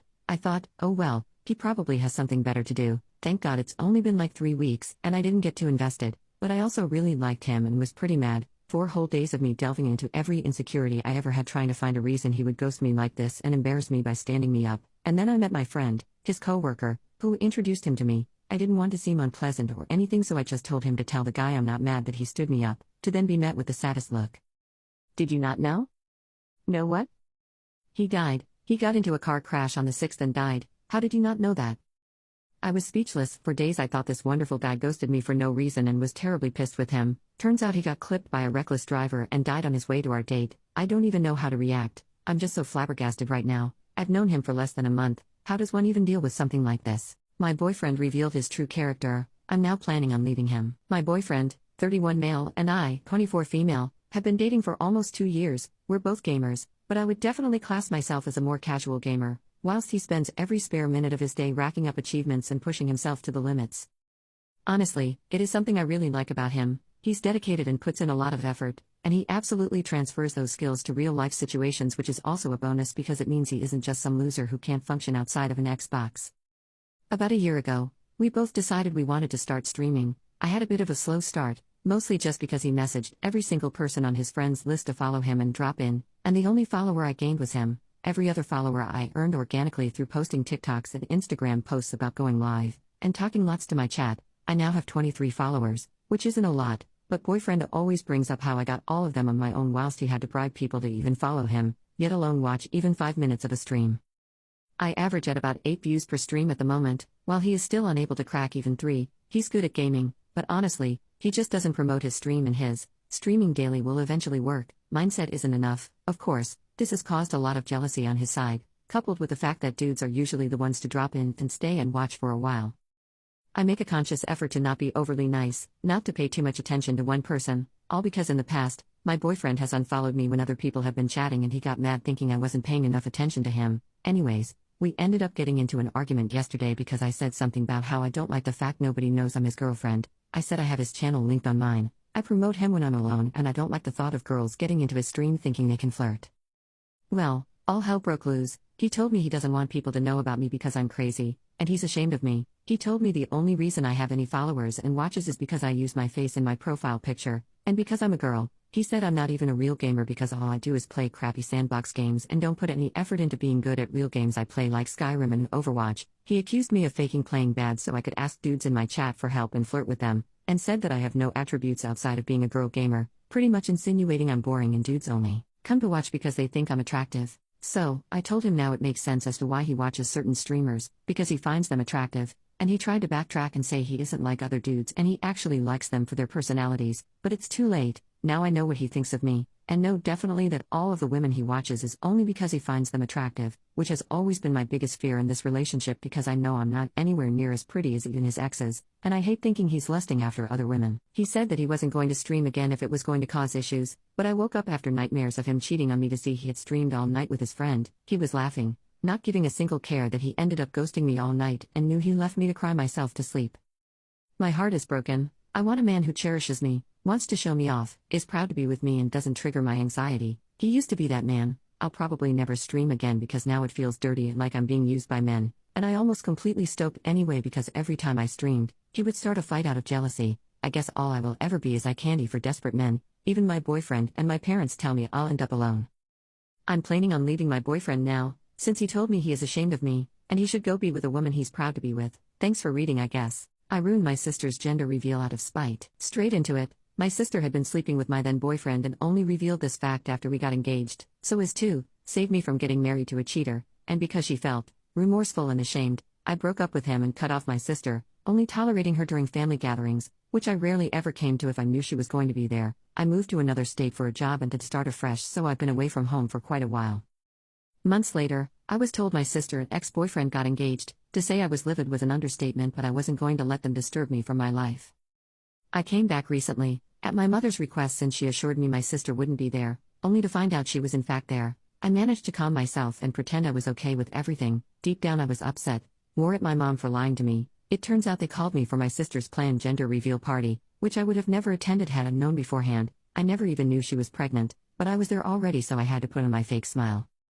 Night came, and for the first time in a long time, my sister engaged me in a conversation and apologized for everything and wanted to make up. I wanted to bite her head off and tell her to go to hell because the frickin' audacity, but then she told me about the gender of her baby. She already knew, to try and rekindle the times where we used to tell and trust each other with everything. At some point as we were talking, I was reminded of when we used to be best friends, and honestly, I was tired of the bitterness and wanted to let bygones be bygones. I watched her plan out everything, spend a ton of money, excited and all, but just the night before the gender reveal, my ex-boyfriend showed up and it took me right back to the past. It kept playing over and over in my head how I was betrayed by them, and I got absolutely pissed at how they were happy even after what they did to me. I realized I never had the intention of ever forgiving them, so in an attempt to get back at them, I told everyone the gender of the baby right then and there. One glance at her and she was on the verge of tears, staring at me with the cheating scumbag. She didn't say anything and just stormed off. It was awkward. Everybody immediately knew why I did it, so it didn't come as a surprise. Nobody said anything and we all called it a night.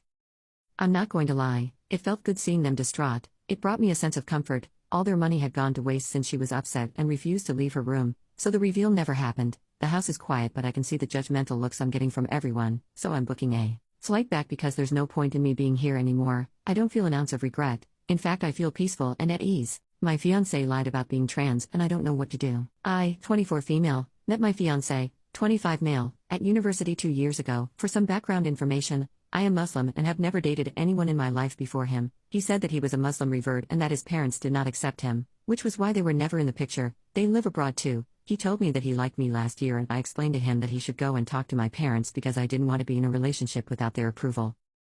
Religion is important to me, like very important, as I feel calm when I pray, and I find that I've been a lot happier since I started focusing on it, hence why I asked him to go talk to my parents. It took my parents a while before they agreed because they didn't really know him and couldn't talk to his parents, because they weren't in the picture, according to him, but eventually, they got to know him and we started dating last year and got engaged in January of this year. Everything was great, he was amazing and spent time with me regularly, he always went out of his way to make me feel comfortable. I guess what I'm trying to say is that he's an amazing person and I have nothing against him. Here's where the issue comes in. We were hanging out with a couple of friends casually before one of his friends, who I'll call Jay, started naming everyone's red flags as a joke. Then he got to me and said, "Is religious but is planning to marry a trans man." At first, I laughed it off because I thought he was joking, but he was serious. I have nothing against the LGBTQ+ community. I believe that they are humans just like us and should not be discriminated against at all, but I didn't understand why he didn't tell me. I asked him about it after we were leaving and he confessed. His family knew about his transition and were in fact, in the picture, fully supportive. He would call and message them regularly and they knew that he was engaged. They knew he reverted to Islam. They paid for this surgery that helped make his voice deeper and paid for his gender reassignment surgery. I asked him if he was planning to tell me that he was trans, to which he responded, "Not until the marriage was over." I don't know what to do. Religion is important to me and as per religion, I can't marry him, but I love him so much, and at the same time, he lied to me. He told me that his family hated him for being Muslim and cut him off completely. He told me he was from a poor country and had issues gaining weight. I never thought that he was lying to me, not once. I really don't know what to do. I want to tell my parents, but I'm scared they'll cut him off for good. I'm scared I'll lose all of my friends because they'll think I left him because I couldn't handle marrying a trans man. I don't know what to do. I feel dumb. I guess I just needed to get this off my chest for now. I've realized my wife is a predator. I never used to really think too much about it or find it weird, but seeing my daughter grow up, it's been harder to ignore. She's 13 and it kind of finally dawned on me how wrong our relationship is. I haven't said anything yet and don't know how to really deal with it. My high school had, I guess you could call it a mentor program, where they had some older students come help the new ones adjust to high school. The idea was that we would be able to talk to older students about things and get advice that teachers wouldn't, though it wasn't intensive or huge or anything. I had just started high school, so I would have been 12, while she was 18. I was a shy kid and struggled with school, but she basically took me under her wing. No other mentor student acted like she did, but she made it seem like it was about helping me. She first said I reminded her of herself when she was younger, while later on she would say it's because she loved me. It started normal, but slowly got more inappropriate. When I was 14 we started secretly dating, and started openly dating when I was 16. We married and had our daughter at 19. My parents didn't care. They liked her, and still do. They think I'm lucky to have a wife like her. For me it all seems so normal. I loved her. I still love her so much. Our relationship has been so happy. Yet just imagining it happening to my daughter makes me feel so disgusted. The more I think about it, the more conflicted I feel. I love her. I'm so happy with her. I don't want to lose her. But I feel so angry and disgusted. I don't know how she could do that. But then I can't imagine life without her and especially our daughter. It feels so horrible, but it's not like I can do anything about it. I don't even know if I want to. It's just not fair. Edit, because I've already had like 5 comments on it. Not all school systems are like the US. Year 7 is high school. Most kids are 12 turning 13.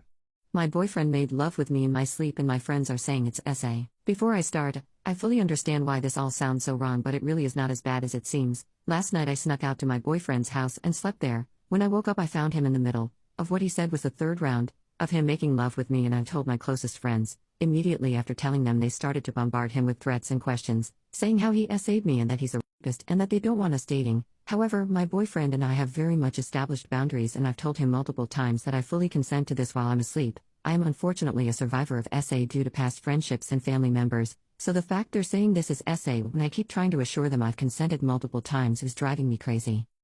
They know how much I love him and know that he is the only partner to have ever treated me like a human being, the only one to not judge my literal hundreds of self-harm scars, and only partner to not have body shamed me. I truly feel so special with him, and because of my past I never feel safe around any male except my dad, my uncle and him, and I don't want to lose him. I understand they care for me a lot and don't want me to get hurt, but they refuse to hear me out. I know intimacy with an unconscious person is classified as rape as they cannot fully consent, but like I've stated, I have gone over the fact that I am okay with it multiple times before. I love my friends to death but they won't listen and I feel so alone. I also feel horrible for the fact I'm putting my boyfriend through all this, and looking back really shouldn't have said anything. I just wish my friends would listen and that I hadn't said anything. Important, the both of us have set boundaries before. All the stuff I don't want to do, he has no interest in doing in the first place, and he has set his boundaries which I will never cross. We have safe words and always ask for each other's full consent. The both of us have established what to do if either one of us ever revoke our consent. I was the one to bring up this idea as it intrigued me, but he was a bit hesitant because he was scared that it wasn't full consent. He had given me melatonin not to get me to fall asleep to make love with me, but because I asked for the melatonin, because I needed it or I was going to have a meltdown, as I need melatonin to sleep. And if I don't get sleep, I'll have a meltdown and I'll feel like I'm having a sensory overload. My friends and I are very open about our private lives and open about our intimate lives, but no, there's some things we don't talk about. I don't know what to do about my husband not respecting boundaries with a female. So, here we go. My husband doesn't respect my boundaries when it comes to a co-worker of his. He works mainly with females, and only treats the one any differently or better than anyone else at his job. I just need to vent / possibly get advice. I sometimes feel crazy or like I'm wrong for asking him to change certain aspects of his relationship with her. They're around the same age, both married. So they've worked together for years, and I only just noticed an issue probably about a year ago at this point. I got pregnant 10 months ago, and my husband didn't want children. This spiraled into some very hurtful and horrible things to be said to me by him, and him ultimately telling me he fell out of love with me and hasn't been happy in the relationship for quite some time, and he's been lying to me about him being happy in the relationship. Those things aside, throughout my pregnancy, I felt very alone and contemplated getting a divorce many times just simply because of his treatment of me, let alone how he put his co-worker on a pedestal and seemingly liked everything that she posted or that was posted about her from their jobs page. He stopped reacting to anything I posted at all, and she added me on social media because I decided before I found out I was pregnant that I would try to become comfortable with her friendship and be friends with her. I found out these things from doing investigating and being present during certain conversations. 1. He helped her pick out a dress to wear to a wedding, and then she video messaged him while it said wedding, stating this is her dream wedding. If I ask him his opinion about any article of clothing, I get either nothing from him, or he will say, well, I wouldn't wear that. 2. He bought her 2 Apple Watch bands that were designed specifically for her, that he paid for with his personal credit card so I would not see the transaction, and had the items shipped to his job, so I would not see the package. 3. They went to a convention together for their job, and it said convention, apparently. He got her mom's phone number and now he apparently communicates with her mother also. 4. He has had her on Life 360 for months. After I asked him a while ago if he would be willing to sign up with me so we can location share, he told me no. Then I found out from a notification on his phone's lock screen that those two share location on the app. He didn't add me onto the app until 3 weeks later, after I had to hound him to add me. 5. She recently deleted and blocked me on social media, and when I asked him about it, he said it's because I told him I didn't want her at the hospital after I spent 3 days in labor and hadn't showered or slept after having our baby. 6. He has her mother on social media as well, and she has his sister on social media. This alone wouldn't be weird if he didn't tell me that they've only met a handful of times, but he also reacts to her mother's posts frequently as well, also about her. 7. We were outside of church one day when he recognized her from behind and called out to her. We had a short conversation, in which she pretended to not remember our niece's name, when she's met our niece a handful of times, but also, as I said, she follows his sister on social media where his sister obviously posts about her child, and she wants to go with his sister, his mom, and our niece, to Disney. Obviously she would know our niece's name. 8. They call and text each other every single day, sometimes about work, sometimes not. He has her name saved in his phone as just one letter. He says it's a joke between them, I don't know. All of this to say, when I tell him I'm uncomfortable with things between them, he tells me to get over it, to deal with it, to move past it. He swears nothing is happening, but I just can't help but feel like there might be. Why else would she feel so bitterly towards me enough to block me on social media? Why else hide the Apple Watch purchase?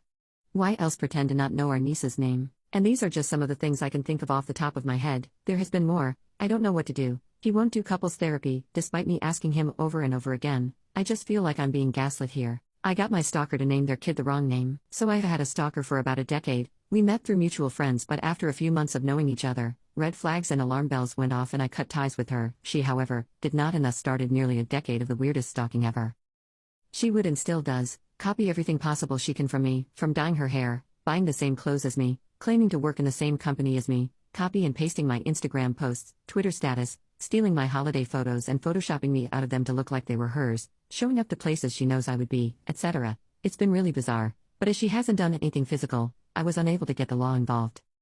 In 2020, my husband and I got pregnant but unfortunately suffered a miscarriage. Before we lost our baby, we had put up an announcement on Facebook saying we were going to have a baby. I'm pretty good with graphic design, so I designed it myself. I was heartbroken after the miscarriage, so took it down a week after the loss.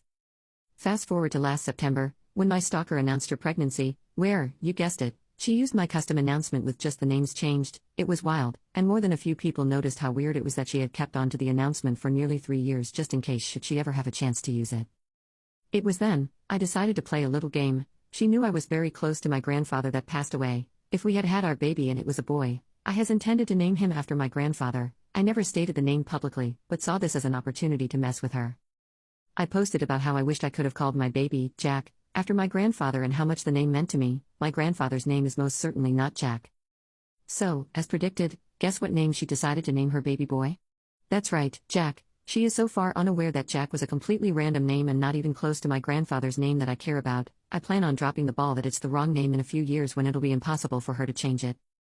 Anyway, it's just made me laugh so hard that she would go that far and in turn named a whole other human being a random name just out of spite. Thought Reddit would enjoy the bizarreness of it all. People who slept with a coworker. What happened after? Back when I was in college and had recently been hired by a company and was enjoying my new position. Of some note to the story is that I was hired by the general manager as the human resources manager was on stress leave. Fast forward a few months and I hit my end of probation, which meant I got a small raise to celebrate having a bit more spare cash. But really, who needed a reason at that age? Some friends from school and I decided to go out for drinks. We ended up meeting some friendly women and getting to know them over a few drinks. One thing led to another and I ended up going home with one. She was a lovely woman of 3 or 4 years older than me. We did the deed and said our goodbyes.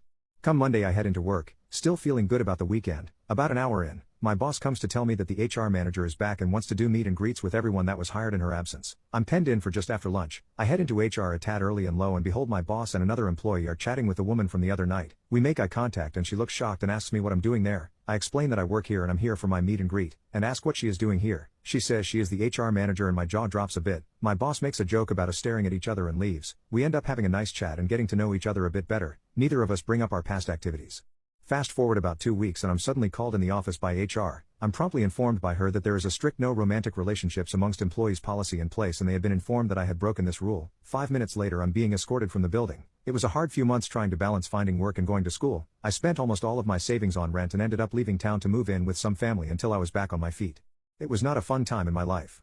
I stalked my husband for 2 years before I formally met him. I, 24 female, married my husband, 28 male, about a year and a half ago. The first time I saw my husband I was a freshman in high school. He was a freshman in college. He was walking his dog at the park when he stopped to talk to my brother, 27 male, because they happened to go to high school together. That was the moment I became hooked. That same day I found his Instagram, his family's social media, and also where he lived since my brother offered to walk him home while I tagged along. When I got home that day I knew I wanted him, but of course I was only 14 while he was 18, so I came up with a plan. I found out his younger brother was only 1 year younger than me and would be attending my current high school. I figured that I had to befriend his younger brother by any means possible next year when he moves up as a freshman while I become a sophomore, and I did. It took around halfway of my junior year where we became best friends and he invited me over regularly to his house to hang out. This is where I was able to befriend my current husband's mom, and God did she love to talk about him from her. I found out what college he goes to, his past girlfriends, what his elementary and middle school was, his favorite and least favorite foods, his pet peeves, what he likes, etc., etc. Eventually, when my visits started getting more and more frequent, I formally met current husband again. Current husband, I'll call him Evan, would come over every other week and stay for either Friday to Sunday, or Saturday to Sunday. On those days specifically I would wear my cutest outfits to impress him, and also joke around with him a lot. Eventually I befriended him as well. A little background on Evan: he is the school record holder for a certain sport at my school, which I just so happened to do, and around halfway through my senior year Evan came back during the season to help coach the current high school athletes, which included me, in order to get some more volunteer work hours in, and I got to spend a lot more time with him. I loved every second of it. We were friends before, but then we became much closer since I got to spend lots of extra time with him after school, where sometimes he would even drive me home since we lived relatively close.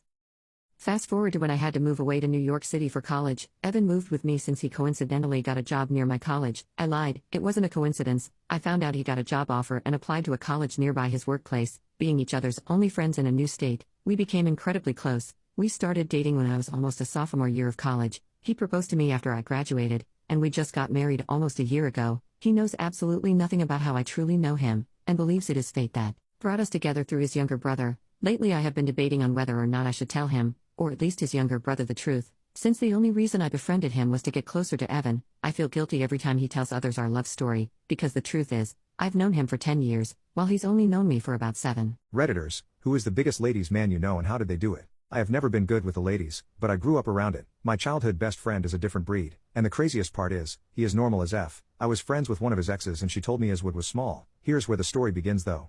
Last weekend when we were walking out of the bar, I saw my best friend talking to a girl. Next thing you know, we are all in the Uber back to her house. I found out on our way to this girl's house that he had been talking to this girl for months, but had never met her. When we got to the house, we sat in the living room for a bit, but I could tell they were wanting me to head out, so I ordered another Uber and sat outside. This was a normal occurrence for Aiden to end up spending the night with random girls. The next morning I went to see if he had made it home. So I knock on the door, nobody answers. So then I open the door and see him in bed with a completely new girl. I couldn't believe what I was looking at. He was just with another girl just a couple hours ago. Finally the newer girl leaves our place. I walk to my boy's room to talk to him about this fiasco, and he nonchalantly tells me that he spent a couple hours with the first girl, but the entire time had been getting texts from another girl he had been talking to from Hinge. He hadn't planned this all out the night before, it just happened.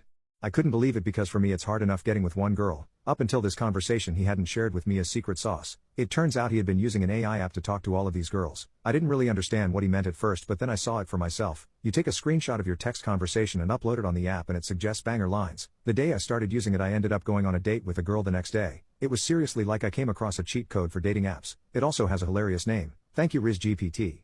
My boyfriend faked the apologies from his friends. 3 of his friends teamed up and pulled a prank on me on behalf of my boyfriend's ex, who they are really good friends with. It was my boyfriend's birthday and they decided to throw a birthday dinner for him and insisted that they pay for it at an expensive restaurant. There was about 20 people there in a private room, and the steakhouse has 4 money signs on Google, so you know it was freaking expensive.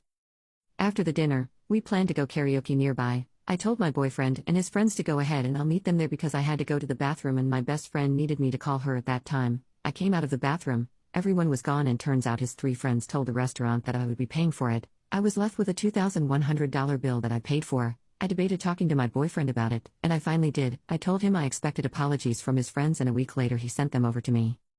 I just found out that they never wrote or sent those apologies, but it was from my boyfriend. It was also him who transferred me the $2,100 for his own birthday. He told me that they had transferred it to him and he was transferring it to me. Also, my boyfriend and his ex broke up 2.5 years ago and we've been together for over 1.5 years. I'm just really mad right now and I feel betrayed and hurt. Update: my brother-in-law called me the one who got away in his speech and my husband is very hurt and it is all my fault. Hi again. Yesterday my husband and I were invited to my in-laws for a cookout. When we arrived Chris saw us and tried to scrape her. Well, nobody expected us to show up and my husband wanted to decline but I insisted we go. I caught Chris however and loudly said, "Oh, I'm happy you are here because I want to talk to you." I said that since the people at this cookout were all in the rehearsal dinner, I wanted them to listen to. Chris looked like he was about to cry but my father-in-law was grabbing his arm when he tried to excuse himself. I told Chris that what he did was a crappy thing that didn't just hurt me, but it hurt his brother even more, and that the only reason I didn't speak up was because I was in shock, but also I didn't want to ruin our day by arguing back and forth with an arrogant and selfish man who always hid behind alcohol to explain his bad behaviors like he's some tween.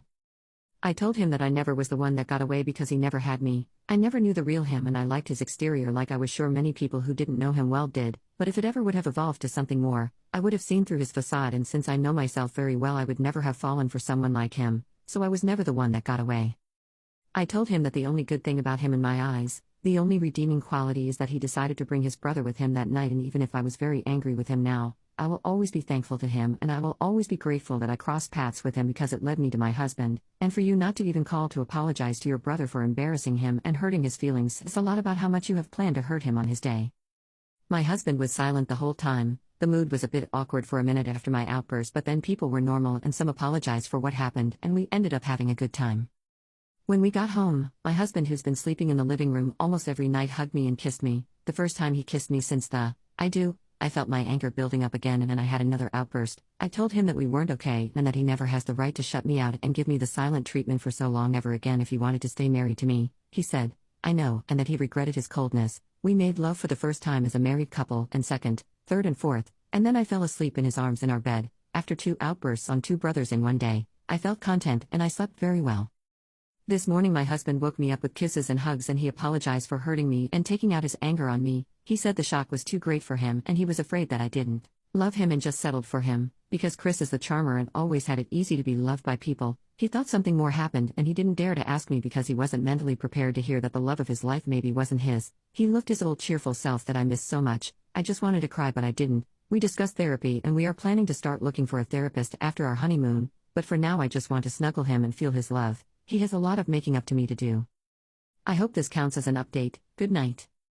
Edit. Many asked about Chris's reaction. He just cried and mumbled that he had somewhere to go and left. No apology or anything. Wasn't expecting that either. Mother-in-law was angry with me, but I was just so angry everything just came out. I hate my wife's BFF, and I'm thinking of divorcing her over this. I hate my wife's, Katie, BFF, let's call her Lisa. Some backstory: I met my wife when we were in high school and we had the same friend group. After a few months of knowing Katie, I fell in love with her. I ended up confessing my love for her. Since then we went on many dates. We dated for about 6 years and then I proposed to her. We both were extremely happy with each other. We told our family and friends. Lisa, my wife, has known since they were 7 years old, wasn't so happy or congratulated us. At that time I didn't think of why she wasn't happy that her BFF got engaged. My wife asked Lisa to be her maid of honor. After 4 years of our marriage, I noticed that my wife for some odd reason changed her mind about a lot of stuff. For some reason Lisa started to visit my wife 3 to 4 days per week, but after every time Lisa visited us, me and my wife would have a disagreement over small things like her wanting to become a housewife and that I have a problem with it. I don't have an issue with it whatsoever. After 2 months my wife moved back in with her parents for some space. After she came back out of nowhere, she stopped trusting me with simple tasks. After Katie became pregnant since May of this year, I noticed that when Lisa came to our house my wife started to change. A month ago I came home early and I couldn't help myself but overhear their conversations without their knowledge, and I heard Lisa talking bad about me and telling my wife that she should abort the baby, so the baby's sign wouldn't be Aquarius. My wife is a Cancer sign. My heart broke when I heard my wife saying that she will consider doing that, but since I trust my wife I said nothing. But after a month she talked to me about aborting the baby, and I disagreed with her and she said nothing. Yesterday I noticed that my wife lost a lot of weight. She broke down sobbing, telling me that she aborted the baby a week ago without telling me. I was livid at what she said, so I shouted at her and told her she shouldn't listen to all of Lisa's bullcrap, and she started defending Lisa, saying that I shouldn't talk about her BFF like that. I ended up yelling at her more, saying that Lisa did nothing but brainwash her. I ended up packing all of my stuff and asking my older brother if I could stay with him for a few weeks. I told him everything and now I'm thinking of divorcing my wife over this. I am glad that my wife's ex cheated on her. I know the title sounds bizarre, but hear me out. My wife and I used to be neighbors. I was working as an electrician at that time. I saw her the day she moved in. She looked really sad and lonely. I decided to help her move in because there was no one to do that for her. From then we used to bump into each other a lot. I wanted to speak more to her, but she never seemed interested in me. One day I saw her crying in front of the stairs. She looked really devastated. From there I got to know her story. She has dealt with a lot of health issues. She had multiple cysts in her chest that she had to go in operations. She was also suffering from PCOS, which actually affected her fertility. She used to be married to a man, but he cheated on her with her best friend and got her pregnant. Then he kicked her out and slapped her with divorce papers. I sat there with her because I know she needed a real friend. I wasn't really expecting anything in return. We got closer and closer and I finally grew some balls to ask her out. I didn't care if she could give me kids or not. I just wanted to be with her because she is an awesome lady and life wasn't fair towards her. We dated for a few years and then got married. She has been my rock. I wanted to go back to school and finish my diploma and she has supported me through it. I always tell her that I am really lucky to have her in my life. I never knew what family felt like until I married her. I grew up in an abusive family. It took me years of therapy to cope with it, but with her I feel like I have peace in my life. I love her so much that words are not enough to express it.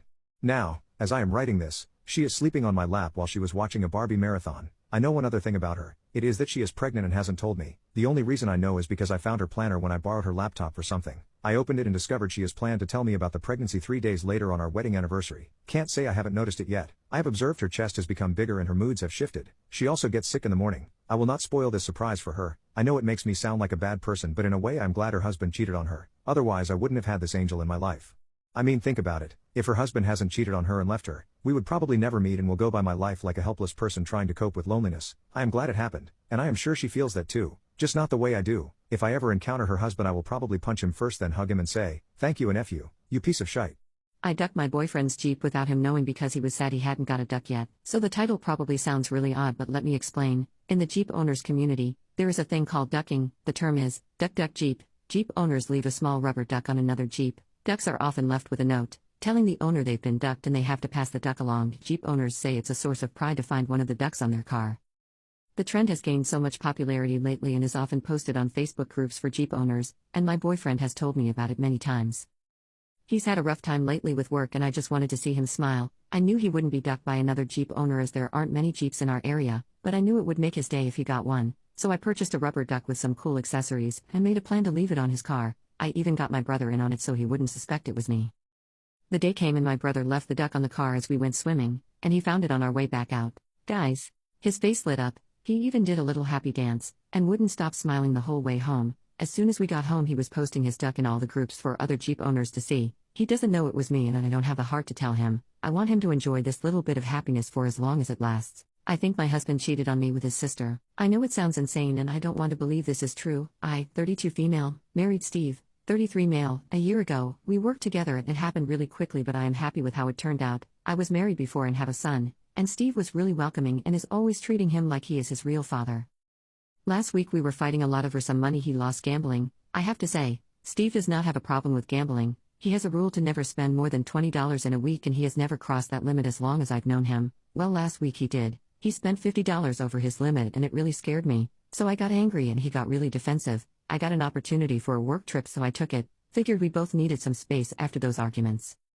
I left and finished my work earlier, so I went back early. I wanted to see Steve and my son. I didn't tell him that I am coming back. I don't know why, maybe I'm crazy, but I just didn't. I traveled all night and got home early this morning when Steve is usually at work, so I didn't expect to see him home, and I didn't. Instead, I saw his sister, completely exposed, in our bed, sleeping. I was shocked. We texted a lot during my trip. He didn't once mention his sister coming over. It's also obvious he slept in that bed since the living room was clean, no blankets or pillows, and I saw his dirty socks next to the bed. I just left the room and sat on the couch in shock for like a half an hour. When she finally woke up, she was weird and awkwardly happy to see me. Even though we only met once before, on our wedding day, she told me her car had some hiccups and was nearby, so Steve invited her to stay over until he tries to fix it. Needless to say, Steve doesn't know anything about cars, and she quickly packed her things and left, get this, in her car that started without any issue. I didn't text Steve. He is still at work. I don't know what to make of this situation. I get all these crazy ideas in my head and I don't want to make my husband into a freak. I just don't know who to call or what to do.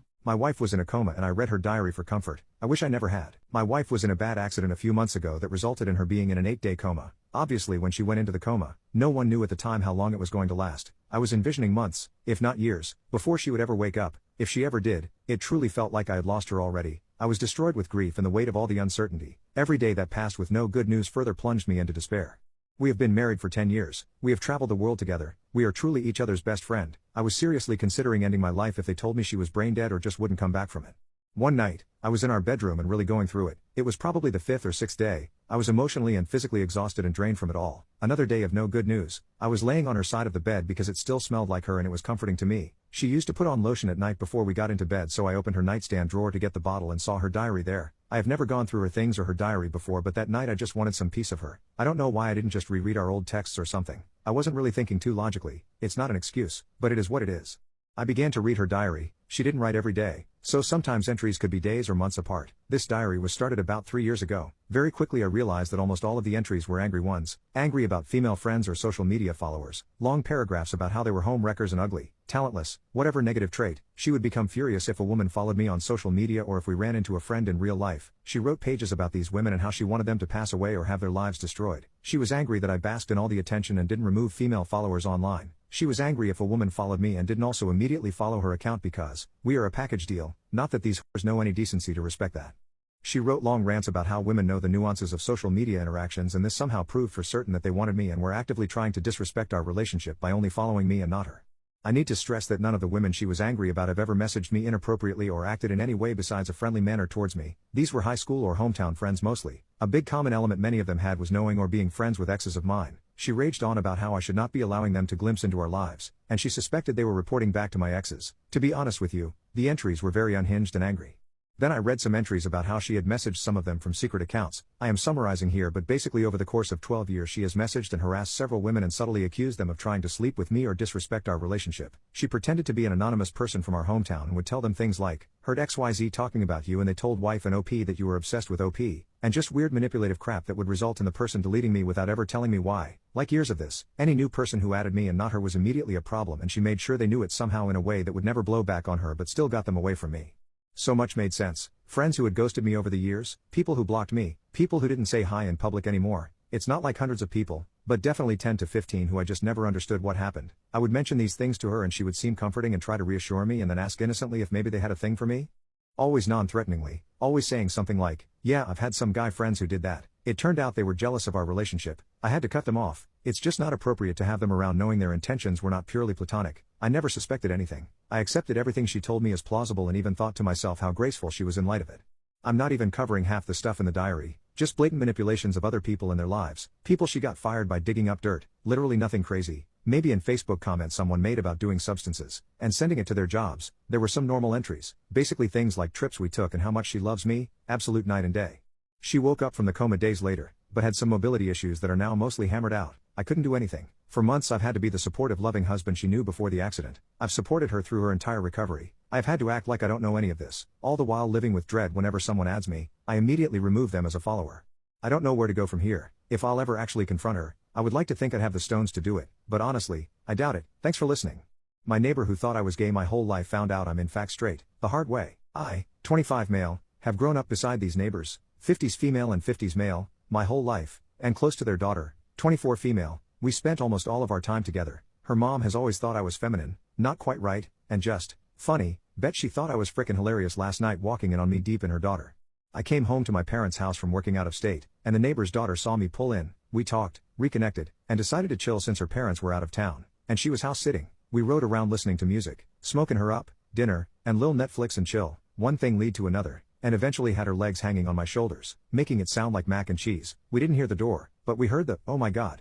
I'm diving for my clothes, her mom's freaking out, and she's covering herself with a blanket. I go running out of the front door with just shorts on as her dad's carrying stuff to the door. I hopped into my car, and drove off like a bat out of hell. Now I'm sitting here beside the lake in my car. My mom texted me saying neighbors are furious, and we all need to talk this out. My dad called trying to be stern, but knowing that we were both adults, and grew up together, he just said he's surprised it didn't happen sooner. Instead of his plan to propose, he broke up with me and went off the rails. I was just forced to cancel my August 2-week Mexico vacation with my boyfriend of 4 years because he was planning to propose, told all our friends, parents, co-workers and my boss, who pushed me to take the time off because apparently he'd known for several months now. Because my boyfriend did not plan the ring order properly, he had a link to the exact ring in his phone for 2 years. He asked me to send it a long time ago as we have discussed marriage down the line with no hard expectations on timeline or how he does it or whatever. It was a platinum lab diamond oval, all pre-chosen, so he only had to click order. He just contacted the jeweler who told him the lead time is at least 3 weeks, up to 7. It also says this word for word on the ring's webpage. Obviously, our vacation was supposed to start in less than 3 weeks. Here's the thing, I didn't know about the proposal and he didn't want me to find out, so he freaked out at home a couple nights ago and just told me to cancel everything. I was shocked and asked him to triple confirm that's what he wants me to do. I booked it all through my travel card, and he confirmed. We got in a huge fight over it because I couldn't understand where this was coming from, and parts of it were non-refundable, so we likely can't rebook it as it was at a later date due to cost and timing with work. The fight continued through yesterday with him breaking up with me in a moment of rage, and me saying I will follow through with that and move out if that's what he really wants. He said he wasn't sure. He took a moment, still angry, and then he spilled the beans about the proposal and is contacting the jeweler, but said it's too little too late, because we got in this huge fight and he broke up with me. And now he didn't like how matter-of-fact I was being about the breakup because I was in shock, upset and in the dark about the entire why behind him wanting to cancel the vacation entirely, which I think was dumb because he could have proposed with a string and I would have been elated, and then we could have received the ring when we returned.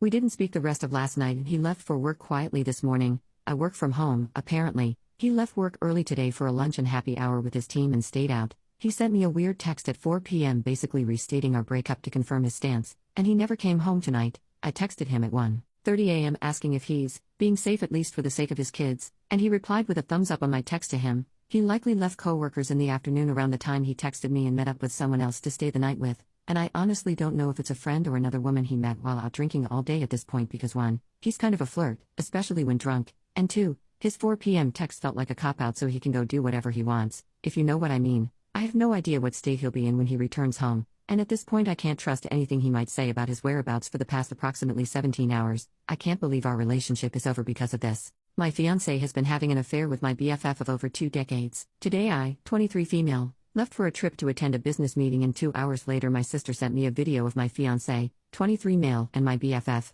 23 female, making out outside Starbucks. I am absolutely heartbroken, and I have no idea how to process this. We were together for 3 years, and our wedding is in 2 months, and this girl has been by my side since birth. I don't have memories without her. I'm trying to explain the pain I feel right now, but I can't. How am I supposed to express this crap? I've gone over my relationship and my friendship a million times this past 3 hours, and I just can't understand. I also didn't get how you can backstab someone who is paying for your college, rent, and car. Her parents couldn't afford it, so I've been financially supporting her for the last 3 years, and him? He lives in my apartment free of charge because I wanted him to save his paycheck so he can start his own business like he always wanted. I'm doing 90% of the chores because I wanted him to relax after work, and I'm 100% responsible for our 4 dogs. Plus I've been paying his mom's mortgage for a year. I am so stupid. How could I be so stupid? We never had any fights, and until now I was under the impression we were happy. I mean, he made me breakfast every morning and always made sure to tell me how happy and lucky he feels to have me in his life and how he can't imagine not being with me. This man has been sending me I love you texts every damn hour. I don't get how he can do this, and with my BFF out of all people, how can she do this? It's not like it's some random girl that didn't know he has a girlfriend, it's my BFF. She has been helping me plan the wedding all while having an affair with my future husband.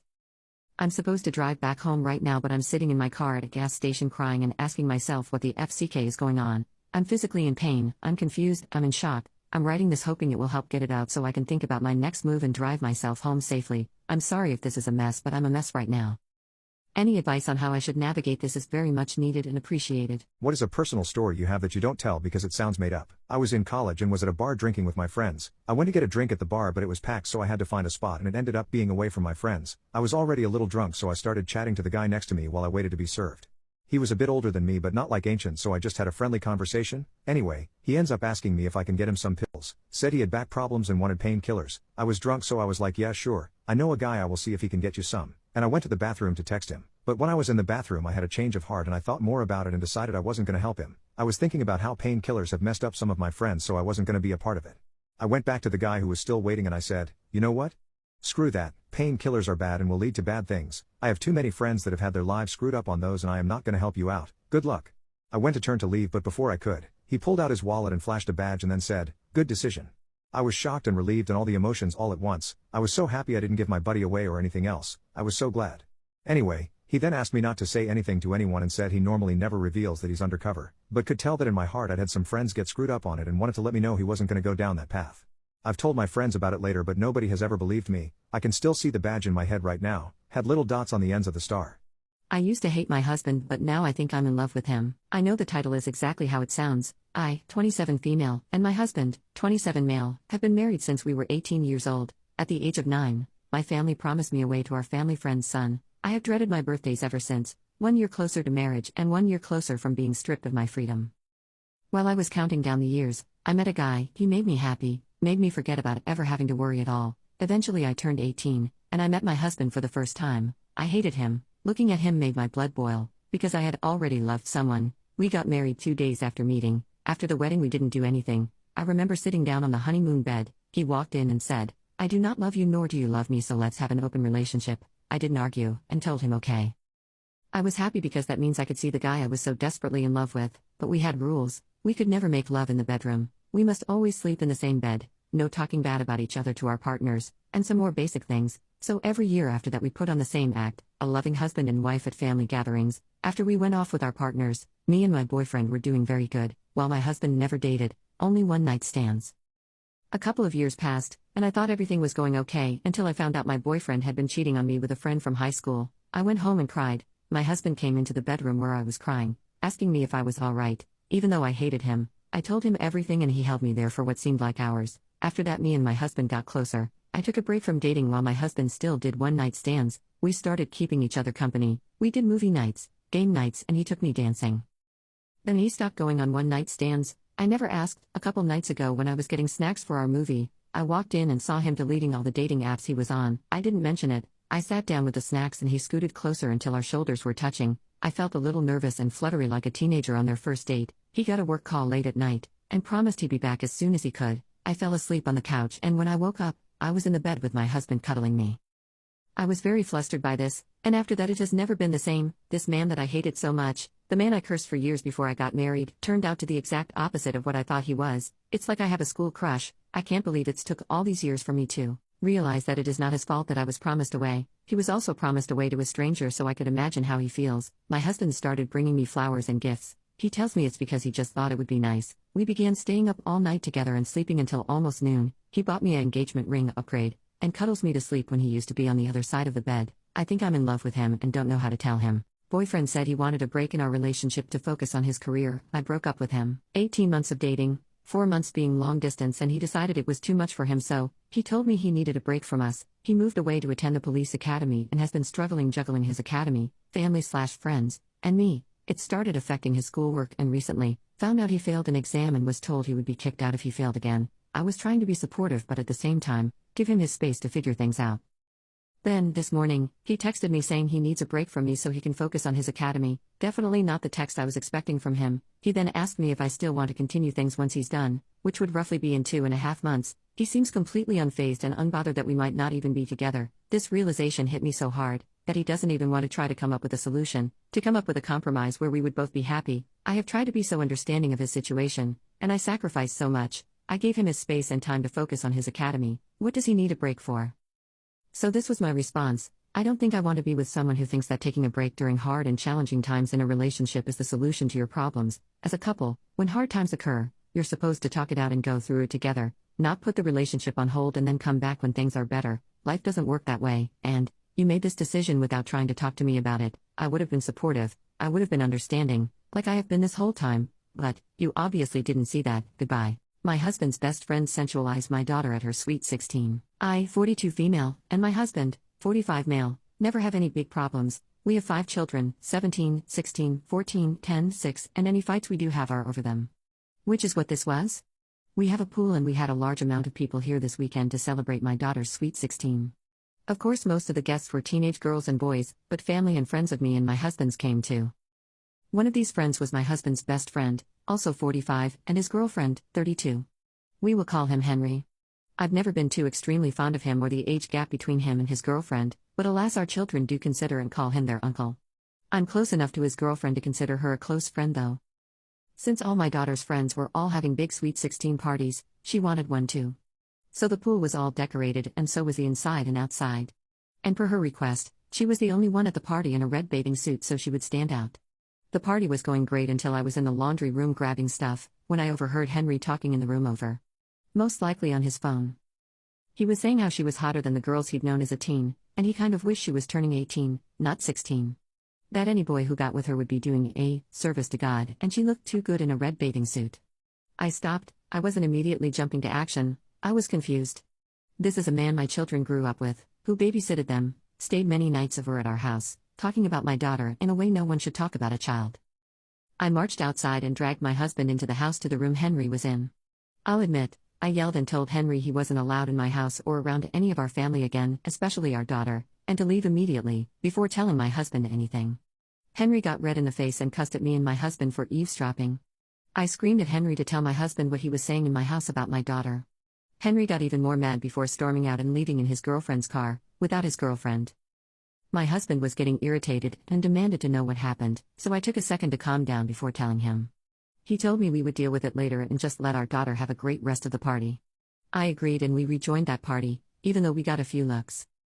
Henry's girlfriend came up to me towards the end asking why Henry was spamming her phone telling her that I was basically all the derogatory terms you can think of, even going as far to say I was a whore just like my daughter. I was extremely appalled and dragged her over to my husband who gave me an exasperated look. He told me to let it die for just a bit and he will talk to Henry after the party. That was yesterday afternoon and my husband just recently came home after meeting up with Henry and staying the night. He said I was overreacting, that Henry wasn't even talking about our daughter, that I shouldn't have acted the way I did all day and I was connecting dots that weren't supposed to be connected. I was upset and told him even if it wasn't our daughter he was talking about, he's still talking about a 16-year-old in an inappropriate way. We argued for a long time before eventually he left again, saying he was going to drive to blow off steam. Now I'm in the bathroom shaking and crying. How am I supposed to just sit back and allow this creep near any of my children? I love my husband and I think he's just been blinded by his loyalty to his friend.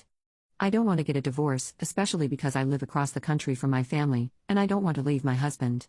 I love him, but he isn't taking me seriously in a serious situation. I keep thinking, even if he wasn't talking about my daughter, he was still talking about someone the age of my daughter. It's wrong in so many ways. I would have still acted this way if it was about someone else at the party. I keep thinking this is a nightmare, I'm going to wake up, but no, it's reality. I'm just overwhelmed and don't know what to do. Please help me. My girlfriend lied about being autistic and I am so grateful and so ashamed. So I'm on the spectrum, recently diagnosed at almost 30 years old. I'm glad to have language and answers for my life experiences, but I've been struggling with a lot of shame around my diagnosis and it's really hard for me to be honest with people about it. My girlfriend knows I'm autistic, and she is an absolute angel about it. We were out to dinner last night at a ramen restaurant, and were initially seated at the counter. Normally I can handle myself well in public, but there was so much noise and light and conversation that I started to panic, and I ran off to the bathroom to compose myself. While I was gone, my girlfriend spoke to the waitress and had us move to a table in the corner. I was so overstimulated still, but the table was such a better environment for me. We had a good time in the end, and all was well. Towards the end of the night my girlfriend confessed that while I was in the bathroom, she told the waitress that she was the one on the spectrum, and that she was getting overstimulated and would benefit from a change in seating. I am so grateful to have a partner who understands my needs and advocates for them. She even understands my shame and embarrassment I'm still grappling with, but I'm so upset with myself for not being further along with my self-acceptance journey. I'm so ashamed that I can't just accept this part of me, and be open about it. I need to double down on working on myself, and I need to spoil this woman rotten in the process. Sometimes I feel like she is too good for me. My boyfriend wants to break up with me because of my lack of bazookas. Some weeks ago, my mom was diagnosed with breast cancer. It's not too late, but it could have been diagnosed earlier. Still, radiation and chemotherapy is needed, and we're worried about her. When she got diagnosed, in tears, she finally told me something I didn't know. My grandma passed away from breast cancer, almost at the same time my aunt did. I have 5 aunts, 6 if I count the one who passed away years ago, and all of them got checked. 2 of them even found some early bumps who without much struggle they got rid of. The others still need to check every couple of months, my cousins too. She told me this so I can get checked immediately. I was, and still am, pissed at her. She decided not to tell me that cancer is something that apparently runs through our family, and waited just because she's the one suffering now. She said she was in negation, and that she never thought it would happen to her since she got checked only once and everything seemed normal. I got checked and, yes, you guessed it, I have a high risk of getting breast cancer. One of my cousins also had very high risk of breast cancer, so she decided to extirp her chest and deal with the problem right away. I talked with her and she didn't encourage me to follow her steps, but I asked, and she answered, and that's how I ended up deciding to get a mastectomy for my own health. My mom surprisingly was very accepting of my decision, and we both agreed with the pros and cons of the surgery. Here's when my boyfriend enters the scene. He was with me the whole process, from my mom's diagnosis to my own, and he was with me all the time, reassuring me that he's with me and he's on my side so no matter what I want to do, but getting a double mastectomy wasn't part of deal, I guess. When I told him to say goodbye to my bazookas because they're gonna leave eventually, his face dropped. Really? Was the one first thing he said. I explained to him everything, how my cousin also got a mastectomy and how it's not 100% sure that I'm going to be cancer-free, but it's the best option for me and the one I decided to pick. He said, oh, cool I guess. He seemed in shock and tried to play it off, but I could feel the shift on his attitude and eventually I felt so uncomfortable I had to leave his house. This morning I woke up to some screenshots from one common friend we have, and said he cannot hide this from me knowing how in the wrong my boyfriend is. My boyfriend basically said that he looked up aftermath photos of mastectomies and he's grossed out by the scars, and how weird and masculine my chest is gonna look like after it. He said that he loves me and my body, but he's a bazooka guy and that the fact that his perfect girl is now gonna lose the best part of herself, it's a big turn-off for him. After explaining his dumb reasoning, he also asked my friend on how to bring this up to me without looking like a jerk, but my friend called him out and told him that there's absolutely no way to explain his reasoning without looking like a jerk, and my boyfriend decided to suck it up and just not bring it up to me ever, and that eventually he's gonna find an excuse to break up with me without making it obvious. I'm devastated, my life is literally in danger and his biggest worry is that he's not gonna be able to touch bazookas again? What? My surgery is in 5 days. I'm nervous and now I'm depressed because the person who supposedly supported my decisions is planning on how to break up with me, because I decide to look up for my health. He's an idiot, a dumb childish idiot, but still he managed to twist and add an insecurity that wasn't there. I didn't mind the operation, I couldn't care less not having bazookas again, but now all the thoughts of scars and blood, and the masculinization of my body is taking a toll on me. I just wanted to vent here, that's all. Thanks for reading. I have decided to leave my husband without a word. We got married in our early 20s and are now in our mid-20s. We met as freshmen in college and graduated 3 years ago, but tonight was the breaking point. I had already developed an exit strategy before this incident, and I initiated it 20 minutes ago, just after he went to bed. What was the final straw? He damaged my self-esteem one last time, making me feel as though I was irreparable to him, as though I wasn't worth the effort it would take to mend what he had broken. We've been trying to work on our marriage, but after a trivial argument over what I was going to wear for an outing, I was completely ready except for choosing my outfit. He said to me, no matter what you wear, you're still going to be the same fat person. We still had 2 hours before we needed to leave. So, how is my exit plan unfolding? 1. I know his cruel words will be his last to me because he will leave for work in a sour mood without uttering a word. 2. I have arranged for movers to arrive at 9 a.m. for a rush pack of my belongings. 3. I will leave the divorce papers on his side of the bed, already signed by me, along with my lawyer's contact information. 4. A close friend will take me to the airport under the pretense of me visiting family.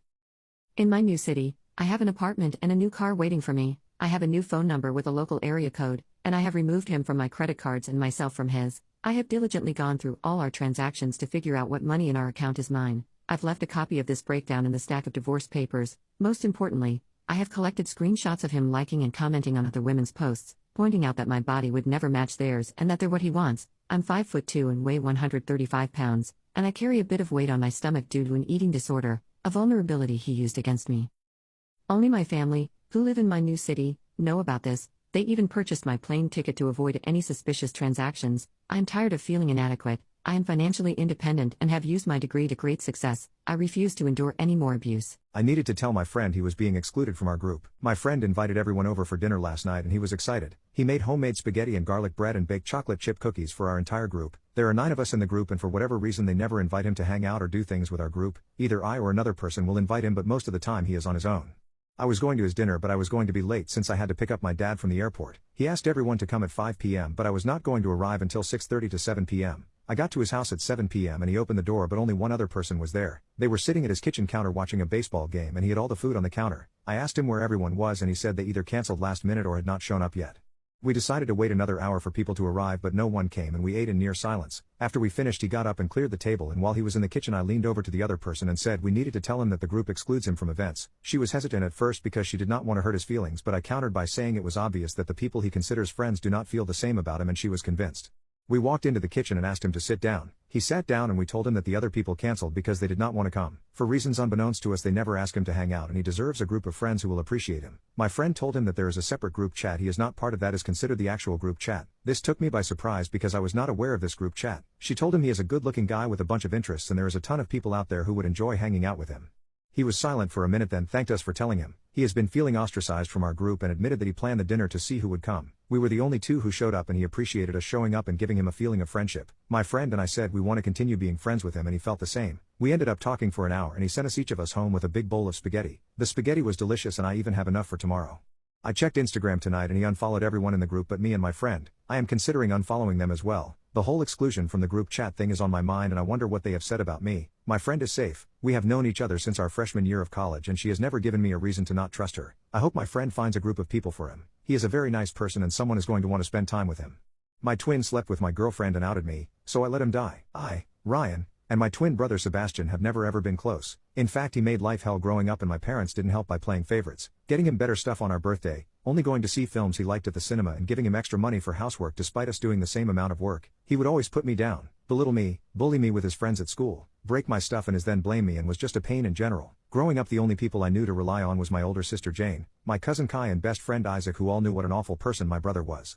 Anyway, cut to when I was 17 and I had my first girlfriend, someone I loved very much. We didn't make love because she wanted to wait till her 18th birthday to lose her card, but it turns out that she was having an affair with my brother behind my back for half the time we were together and only got caught when it was revealed she was pregnant. I was crushed. She knew how much I hated my brother and she saw some of the awful things he did to me, but she still went and did that. Cheating is bad enough, but to do it with him of all people. I whacked him in the face and broke his nose and made him lose a tooth, but according to my parents I'm the one in the wrong and now we have to help this girl who is carrying my brother's child and have to help support them. My brother then said he had no intention of being a father and told my girlfriend to get an abortion. She then ran out of town and I never saw her again. Don't know if she had the baby or aborted, all I know was that she was gone and my folks were still praising my brother as the golden child. I was still the black sheep and failure as usual. Another year goes past and me and my brother still despise each other, but I had started dating again. Was a long while, but I found someone. Found a boy I liked. I am bisexual and this new guy Daniel I had met at college caught my eye. He was deaf and I studied sign language out of boredom, so we got talking and things just seemed to click. We date, fall in love, bring him to my friend Isaac's party to introduce him to friends and all feels great. At this point the only one who knew I was bi was Isaac, but one day walking into a cinema holding my boyfriend's hand I bump into my evil twin. He points, laughs and says some homophobic remarks. I tell him to go F himself and I go see a movie with my arm round my boyfriend. When I got home after dropping my boyfriend home I knew I'd be facing something as I walked through the front door. I saw both my parents on the sofa, my mother crying about how on earth could she have given birth to someone so disgusting. Was it too much to hope she saw the light and was talking about my brother? But nope, she was talking about me and how I'm a stain on our family's name. My father gets up to yell at me, spout homophobic remarks and slurs. At this point I see my brother up the staircase with a grin on his face. He then comes down and says he's uncomfortable with sharing a room with a F slur, and my folks kick me out there and then, with what little clothes and money I had, I went to Isaac's house and his family took me in, where I stayed for 6 months actually experiencing familial love and affection. And Isaac's mother and stepdad I consider my own parents now. Eventually me, Daniel and Isaac all get a 2-bedroom flat together and all is good for the time being. So cut to December last year. Me and my boyfriend, now husband Daniel, are married. Isaac was my best man. My sister and cousin Kai walked me down the aisle. I have a brilliant job in graphic design, have my own house by the sea, and life has never been better. However, I got a call from my sister that my brother was in the hospital. I hadn't thought about him that much over the 9-year period since I was kicked out, but being reminded of his existence brought up a lot of painful memories for me. I was told by my sister that Sebastian wanted to see me and that it was urgent. So I went to the hospital he was in and met my sister outside the front entrance. I ask her what this is all about, but she doesn't tell me and that I need to ask my twin. So I arrive to where my brother is, who have my parents at his side, and my folks actually look happy to see me. As if what they did to me hadn't happened, and Sebastian also looked really pleased to see me. It's safe to say something was off. Eventually I ask what's going on and why was I even here, to which my brother tells the family to leave us two alone. He looks so weak, as before he used to intimidate me so much. He told me that he was dying from kidney failure and has been for the past few years, but now he didn't have long left. I knew immediately where this was going. He then said he always regretted that we never got along, at which point I told him, no. He looked confused and asked what I was on about, so I simply told him I wasn't going to donate my kidney to save him. He looked as if I had just pooped in his food. He then went on about how bad the situation was and that he really was sorry for all the things we did to each other growing up. Like, excuse me? We did to each other? I told him that I just wanted a brother growing up that cared and loved me, who wouldn't try and break me every day for 18 years. He then called in our mom and dad and told them that I wasn't going to give up my kidney. They then started to spout off that I owed them for my existence and that I have a duty to look after family. I asked them where that duty was when they kicked me out of the house, or where that duty was every time my brother gave me a black eye, or their duty was to look after their grandchild when Sebastian decided he didn't want to be a father. I said for all the things he's done, from outing me to having an affair with my girlfriend and abandoning his child, that this was the universe's and my way of finally giving back what he dished out to bite him in the arse. I then turned around and walked out of the room, having that be the last time I ever saw Sebastian again. Not sure why they'd want a gay kidney anyway. I walked past my sister, who gave me a look. I gave her a look back, who then in turn gave me a look that said, I understand. After leaving the hospital, I felt as if a great weight had been taken off my shoulders. I went home and never looked back, pleased with my decision. Now last week I get a call from my sister calling to inform me that Sebastian had died. She asked if I was okay and I said I was, that I didn't really feel anything in all honesty. She said she understood to a degree, as Sebastian hadn't been all that kind to her over the years either. I had my husband and Isaac there to support me. Honestly, at this point Isaac may as well be our adopted child, since he's living with us till this whole situation with the world is over. The next day I was getting calls and texts from family members I hadn't spoken to in years, telling me that I'm going to hell for being a bad son, being a bad brother, and for being gay, and that me and my husband don't deserve children. Hubby and I have been looking into adoption and surrogacy. This makes me second guess my choice of not giving my brother my kidney. Even in death he's making things harder for me. I did wonder if I was a bad person and if I made the wrong decision, but I knew that if I was in that position I would have been left for dead. Screw him. 10 years ago I gave dating advice to an incel and still think about him. So this happened when I, now 30 female, was in college on OkCupid. I was messaged by an incel looking guy. In his profile picture he wore a fedora, had a beard, was overweight, etc. His opening message was something along the lines of, I know there's no way you'd ever be into me, but you seem really cool. I knew I wasn't interested in him romantically, but I checked out his profile because I was also looking for friends and wanted to see what we had in common. What I saw on his page broke my heart. Just paragraphs of him saying self-deprecating things about how he's lame or ugly, or a loser that no one would ever want to date. He was practically apologizing for existing. I think what hurt the most was knowing a lot of what he wrote down was probably said to him in the past, and as someone who's been bullied before and also had self-confidence issues, I couldn't turn a blind eye. I replied to him and politely told him I'm not interested in dating him, but asked if I could give him some advice for his profile. He agreed to hear me out and I began typing away. I think I spent a solid 15 to 30 minutes writing my reply. I explained that if you write paragraphs about how much you think you suck and aren't fun to date, people will believe you and not give you a chance. I said he should try to talk more about his interests and what he likes to do so that he's more likely to appeal to someone with the same interests and hobbies as him. I emphasized that he should try and put his best foot forward and talk more about his good qualities, being a good friend, or a good listener, or open-minded, etc. Once I clicked send, I waited for his response with bated breath. I don't remember exactly what he said, but it was something along the lines of, honestly, I was expecting you to tear me apart and make fun of me, but this sounds genuinely helpful. Thank you. We wished each other luck and never spoke again.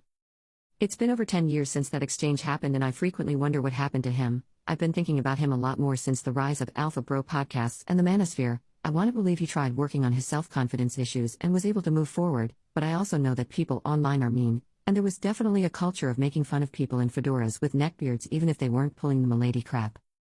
I know that even if he's on Reddit, the odds of him finding this post are slim to none, but if you're a guy who wore a fedora in Maryland or DC 10 years ago and got online dating advice from a lady who was an art major, I hope you're doing well, and I hope you're doing better. I hope you learned to love more about yourself, and I hope you found love too. What's the craziest thing you've overheard on a plane? Not something I overheard, but something semi-interesting nonetheless. I once went and got sushi with my mom and I noticed a guy and a girl at another table very clearly on their first date. They were both dressed very nice, lot of awkward laughter. The guy was being ultra gentlemanly, like pulling her chair out for her, just the usual stuff that tips an observer off that they were still very much getting to know each other and wanting to make a good impression.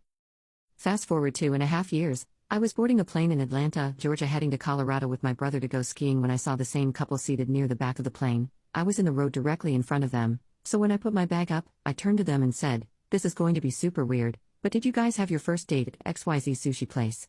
They both got wide-eyed in shock and laughed and told me that they had in fact had their first date there. I told them I was there that night and just happened to recognize them when I boarded the plane. It was friendly and we chit-chatted for a bit. They were going skiing at the same place we were. so it was cool and all. Day 2 of our trip, my brother and I decided to go to the top of the mountain and take a few of the more advanced slopes down to the bottom. There were maybe a dozen or so people up there, and before taking off we decided to look at the trail map to make sure we were going to get back to where the shuttle could pick us up without having to hike our gear for 2 miles. About 20 feet away from us, a guy got down on one knee and proposed to his girlfriend, and everyone clapped as she jumped up and down with excitement and said, yes. They took off their helmets and goggles to kiss, and it was the same freaking couple.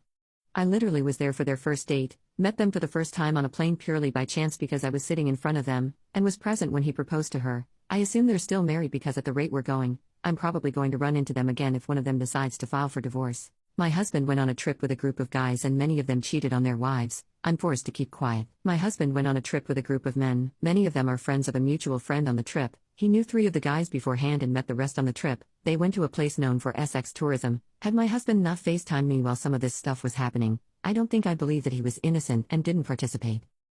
Most of the men are married with kids and one has a long-term girlfriend. Of the group of men, my husband and one other guy were the only ones who didn't take up the offer of SS workers from their tour and security guy. That term is used loosely as he was also the guy offering them party favors and women.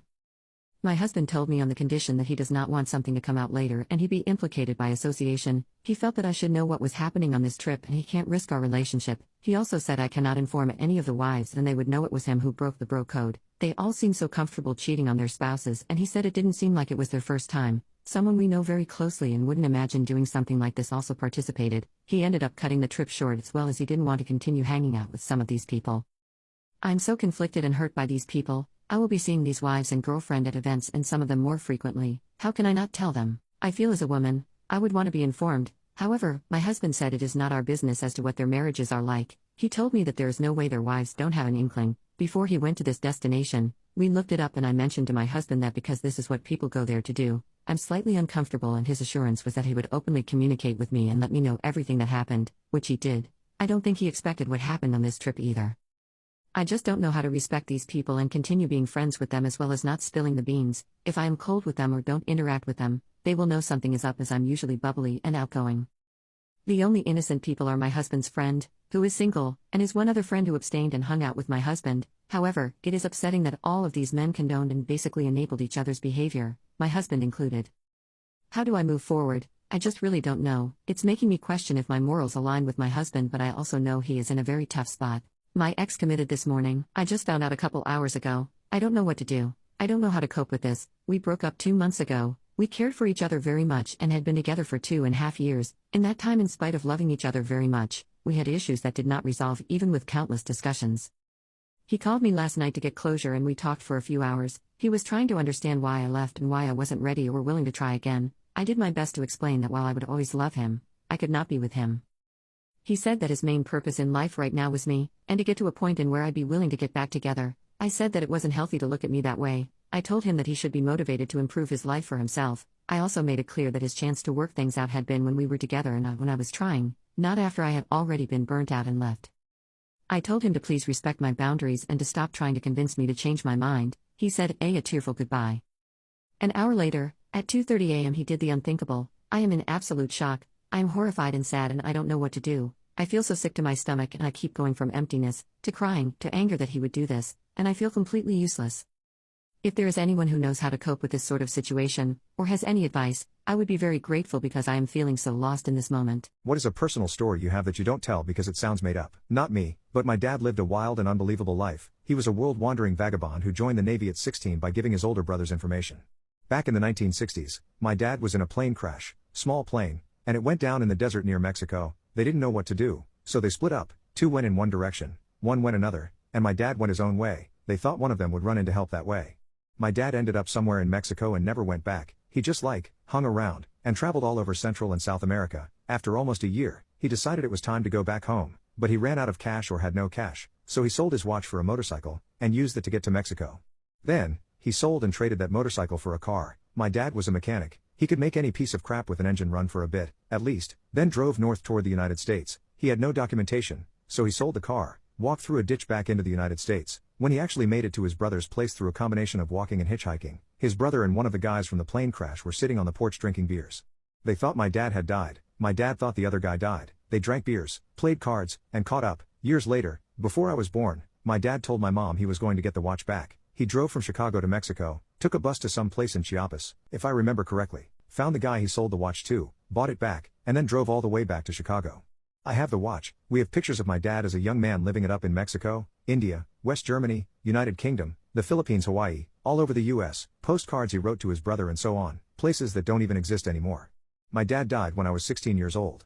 I cheated on my boyfriend and now he's a millionaire. I cheated on my boyfriend when I was 21. I'm 33 now and I still think about it pretty much every day. I've also never been unfaithful since, and I think it's because how he reacted to finding out. I drove over to his house, sat him down at the table, looked him in the eye and said, "Jake, I'm really sorry but I've been unfaithful to you." If I was in his situation I would go absolutely crazy. I'd say something like, "Who is it?" or, "How could you do this to me?" Instead he got up, walked to the door and just said, "Get out." I said, "You're not gonna yell at me?" And he said, "What's the point?" So I got up and as I walked to the door I said, "I'm really sorry." He just looked at me and said, "I don't ever want to see you again. Don't text me, don't call me, don't come to my house, and I wish you the best of luck." Remember, this guy is only 21 at the time and he was that mature about the situation. I really messed up and I didn't realize how much of a catch he was until he was already gone. He owns a business now and has a beautiful wife and kids making 3 times more than I do. I'm just happy he's doing good and I hate myself every day for doing that to such an amazing guy. I guess the main point of this post is to show that no matter how bad things are now, it's only temporary and you should use it as fuel to help you be a better person in the future. My husband almost unalived me last night. Yes, it is that bad, but before you start calling for his head, please listen. My husband is an Iraq War veteran, spent almost 750 days there. This was way before I met him. When he came back and was finally discharged, he suffered from severe PTSD and night terrors where he'd wake up screaming. Years of therapy and getting a service dog helped him out tremendously, and the night terrors and PTSD blackouts became less and less. We started dating towards the end of his treatment with the doctors, so I never really saw him at his worst. When we first slept together he warned me that it could potentially happen and the best thing for me to do is to not touch him when it's happening, to let it ride itself out. Well, it did not happen for the first, I'd say, 18 months of us dating, until one night while we were visiting my sister and brother-in-law it happened. I did what he said and backed away from him and waiting for him to come back down to earth. It lasted maybe a minute or two, I'm not sure, but watching him suffer like that was heartbreaking to see. It happened again a few months later and this time it was worse. It lasted maybe a whole 10 minutes. It felt like hours, but it did eventually end. It has been almost 5 years since it has happened again, until last night. Last night I was awoken by him tossing and turning and mumbling military talk. I went over and started to talk to him in a soft voice to try and help him get through it. Then I made the mistake. I touched him to try and wake him up out of it. It had been so long I had forgotten what he had told me. He shot up and the next thing I knew, hands around my throat and he was squeezing as hard as he could. I was truly terrified. I could not breathe and it felt like my head was gonna explode. I think it lasted maybe 30 to 45 seconds before he came around and realized what was going on and stopped, but my God, was that the scariest moment of my life. I truly thought I was going to die because moments before he stopped, I was starting to lose consciousness and everything was going white. He immediately apologized and hugged me and helped me catch my breath. This was around 5 a.m. so we really didn't get a chance to go to sleep because we were both so shaken up. He brought me to urgent care this morning to have me looked at. My neck looks bad. I have bursted blood vessels in my eyes and I have a terrible headache. I am wearing a turtleneck to hide the marks, but there is nothing I can do about the eyes. I know he didn't mean it and he has apologized profusely, but holy crap, I am scared of him now. I spoke to his mother and she told me that he did this once to his father a while ago, but his father being a man was able to kinda subdue him. I had no chance. He's 6'5", 230 pounds of muscle. I'm afraid to tell people because I don't want them to judge him or get angry with him, but at the same time I want to talk about it because it was truly scary. I've scheduled an appointment with my sister's therapist, which I use from time to time, but I'm still in so much shock. I'm not going to lie, there is a small part of me who is angry at him for doing this. Am I a bad person for feeling angry at my loving husband, a man who has not once raised his voice at me, never mind lay his hands on me in the 8 years we've known each other? I know it wasn't his fault and I myself did touch him when he told me not to, but I am feeling resentful towards him and it makes me sad. I don't know why I'm sharing this, maybe just to vent and to see if anyone else has experienced this. My cousin falsely accused me of SA. Now my family is contacting me after almost 10 years. Hi, I grew up in what was probably the most normal of normal households. Parents worked a lot, but still managed to care for me and my 3 older sisters. We were never super close as a family, but never had any issues either. Same goes for my extended family. They always lived a few hours away, but we saw each other during summer holidays or Christmas and always got along great. But when we got older we naturally grew apart as everyone had their own lives. I'm 31 now. In 2014, when I was 22 and attending uni, I got a phone call from my mother that turned my life upside down. I remember I didn't even answer at first, because I was gaming with friends, but she called again immediately after the first call. This was an unwritten rule in the family. If you call twice like that, it's important, like someone died important. So when she called again, I excused myself and answered, only to hear chaos in the other end, like people were arguing. But when my mom realized I had answered, it sounded like she went to another room and closed the door. I just asked what was going on and I heard she was crying. My memory of this conversation is a bit blurry, but she basically asked me if I had something to confess to regarding E. E is my cousin on my mom's side and is 7 years younger than me, 15 at the time. At that point I hadn't even seen E for several years. I just said no and asked what this is about. She just cried even harder and started accusing me of saying E back when we were children, that E had told everything to my sister, and that my sister told my mother and my aunt. E had told them that back when she was 9, and I 16, she'd been playing in my room when I came in and started feeling her and kissing her. My mother screamed at me to say something, but I couldn't even speak. It was all so absurd. I remember thinking that must be some bad joke. The last thing I remember saying was that it's not true and that E is lying, but then my mom goes on saying that how E gave such a detailed description of where and how. Then she kept asking something like, "Did you do this? Did you do this?" And I just screamed back at her no each time. It all ended with my mom putting me on speaker and both my mom and dad saying that they don't want anything to do with me and never to contact them again. Two of my sisters texted me later that day, pretty much saying that I'm disgusting and then blocked me. I know it's weird, but after that call I went to have a long shower. To this day I still don't know why I did that. After calming down, I started calling and texting everyone, even E. No one answered and the ones who hadn't blocked my number by then quickly did so. The only thing I heard back was from my father who texted me to stop contacting them and that they need to heal. That was 9 years ago and I haven't spoken to anyone in my family since that day. To say this messed me up is an understatement. I was living in a haze for weeks after that and hardly ate at all. It didn't help that this was right before I was supposed to defend my bachelor's thesis and was already stressed out. Luckily my co-writer sensed something was up and saved me by controlling the conversation so that I got the easy parts. Without him I sure I would have failed. Needless to say, no one came to my graduation. Then started the worst period of my life. I spent the first year expecting the cops to knock on my door and arresting me for SA. I didn't land any jobs, just living off my saved money. I drank a lot and did substances. I also grew resentful and violent. The only reason I didn't hurt anyone is because no one was around. My neighbor called the cops on me once after I had smashed a glass, but I managed to convince the officers that I had just dropped it, and they went away since there were no others inside my apartment. Instead of sleeping, I spent my nights planning how I could hurt E and make sure no one ever found out, even thinking how I could actually do the things she'd accused me of. But much worse, I know, I'm not proud of that. I landed my first real job in my field in late 2015. Only then did things start to improve. I focused all my time on my job, as it gave me something normal to do. Recovery was a slow process, but I drank less, sober now for 4+ years, and smiled more. I lived cheap and earned good money, so I made a point of buying myself a nice gift for my birthdays, a VR headset, a motorcycle, Lego etc. And last year I moved from my crappy apartment and bought a small house. It was an old dream of mine to have my own garage and a garden to care for. This has boosted me even more. So my life is okay now. I still got problems. I've been on antidepressants for the last few years and while they help, it's not in a happy way. They simply remove the dark thoughts and replace them with dead ones. My trust in other people is close to non-existent. I've tried dating, but only been on 2 dates with 2 different women. It's really hard to speak like a normal person when it comes down to it. And what would I tell a potential partner when she asked about my family? Oh, you know, they accused me of a heinous crime and we're not talking anymore, but I didn't do it, I swear. My field is very male dominated, so the only woman I really speak to is my therapist, who I like a lot. A few days ago, I received a text from my mother. It felt unreal and I was scared to open it at first, so I just stared at the notification for hours before opening it. Yesterday, another text followed. Translated, they basically say. Text 1, "Hi, my name. It's been so long since we talked. We miss you and want to know how you're doing." Here she writes a long text about my sisters and how my nieces and nephews are getting big. I didn't even know I was an uncle. Know that we love you and always will, from mom and dad. Text 2, "Hi, my name. We understand if you don't want to talk to us after what happened, but please listen. Last month, the subject of you was brought up at a family gathering. During this, E was downplaying everything that had happened to her. It got so awkward that she finally admitted that nothing happened and that she probably just dreamt it. We were all appalled by this. When we last spoke, we wanted to protect E and did the only thing we thought we could do. We know that's not excusing how you were treated. What E did was wrong and we're all angry at her. We have called everyone that knew and told them the truth. We all want to speak with you and your sisters want you to meet their families. Please write back if you can find it in you to forgive us. From mom and dad." So yeah, that's my situation right now. I haven't answered, but they no doubt know I've seen it. Truth be told, I'm seething. So many old, crappy memories are now stirring again. I don't want to forgive them and I wouldn't trust myself to be in the same room as them right now. Part of me wants to call my family and unleash everything on them. To guilt them with everything I went through until they all hit their rock bottom. Then dedicate my life to make my cousin's life as miserable as possible. The other part wants to ignore them and continue with my okayish life with my motorcycle and my garden to keep me company. I don't have any friends. The only people I speak to are my coworkers, but we're not really close. I've called my therapist's clinic, but they told me she's on vacation and won't be available for weeks, and I don't want anyone else than her. So that leaves internet strangers. So please, where to go from here? Do I ignore them and continue as is? Or do I answer? And if so, what to even write?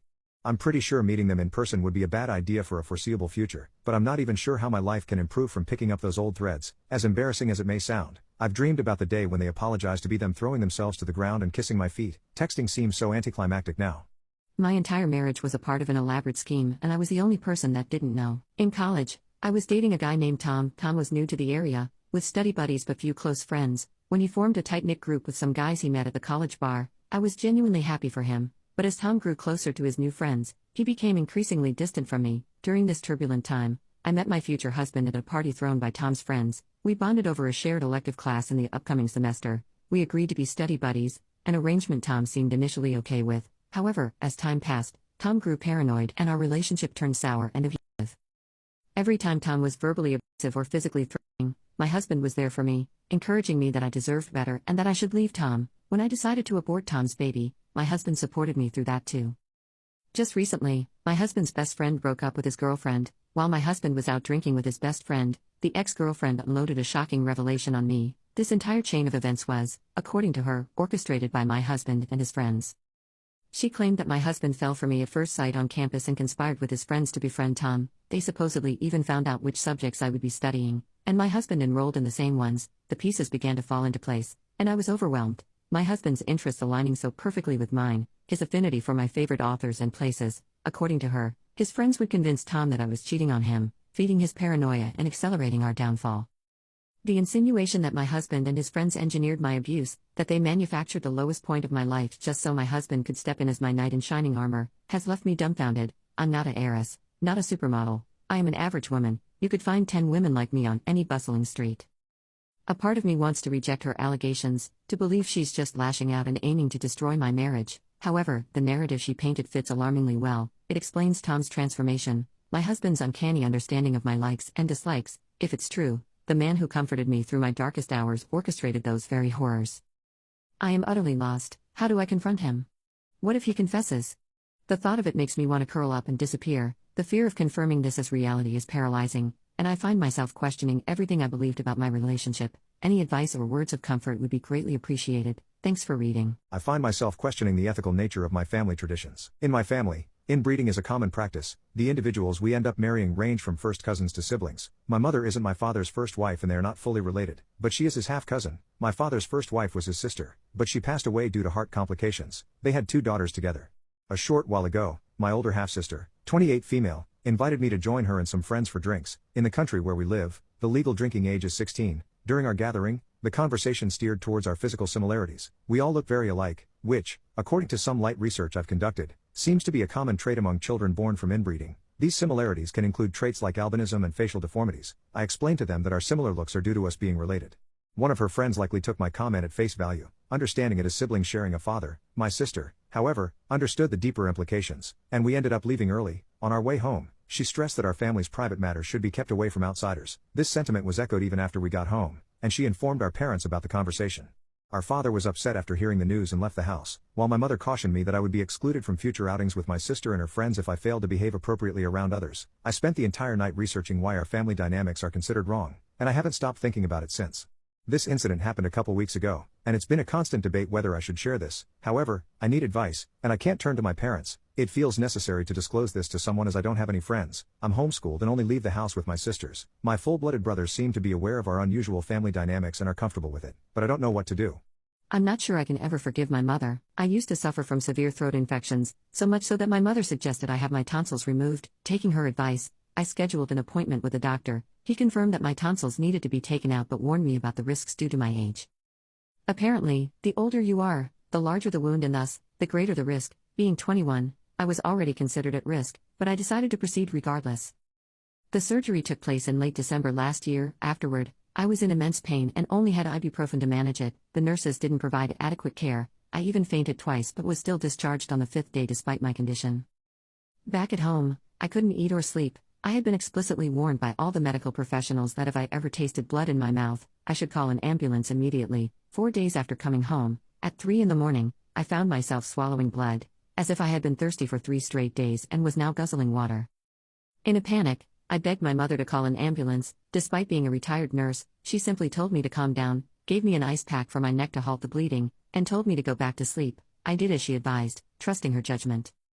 3 hours later, the bleeding returned, worse than before. Again, I pleaded with my mother to call an ambulance or to take some action, but my speech was so distorted by then, I couldn't do it myself. My mother called a local doctor, and after explaining the situation, the receptionist on the phone shrieked at my mother to call an ambulance immediately.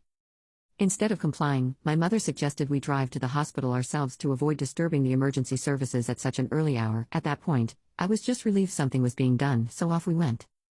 Upon arriving at the emergency room and explaining my situation, I was quickly ushered into a room with a doctor hot on my heels. My mother seated herself in the corner while the doctor began removing the blood and clots from my throat.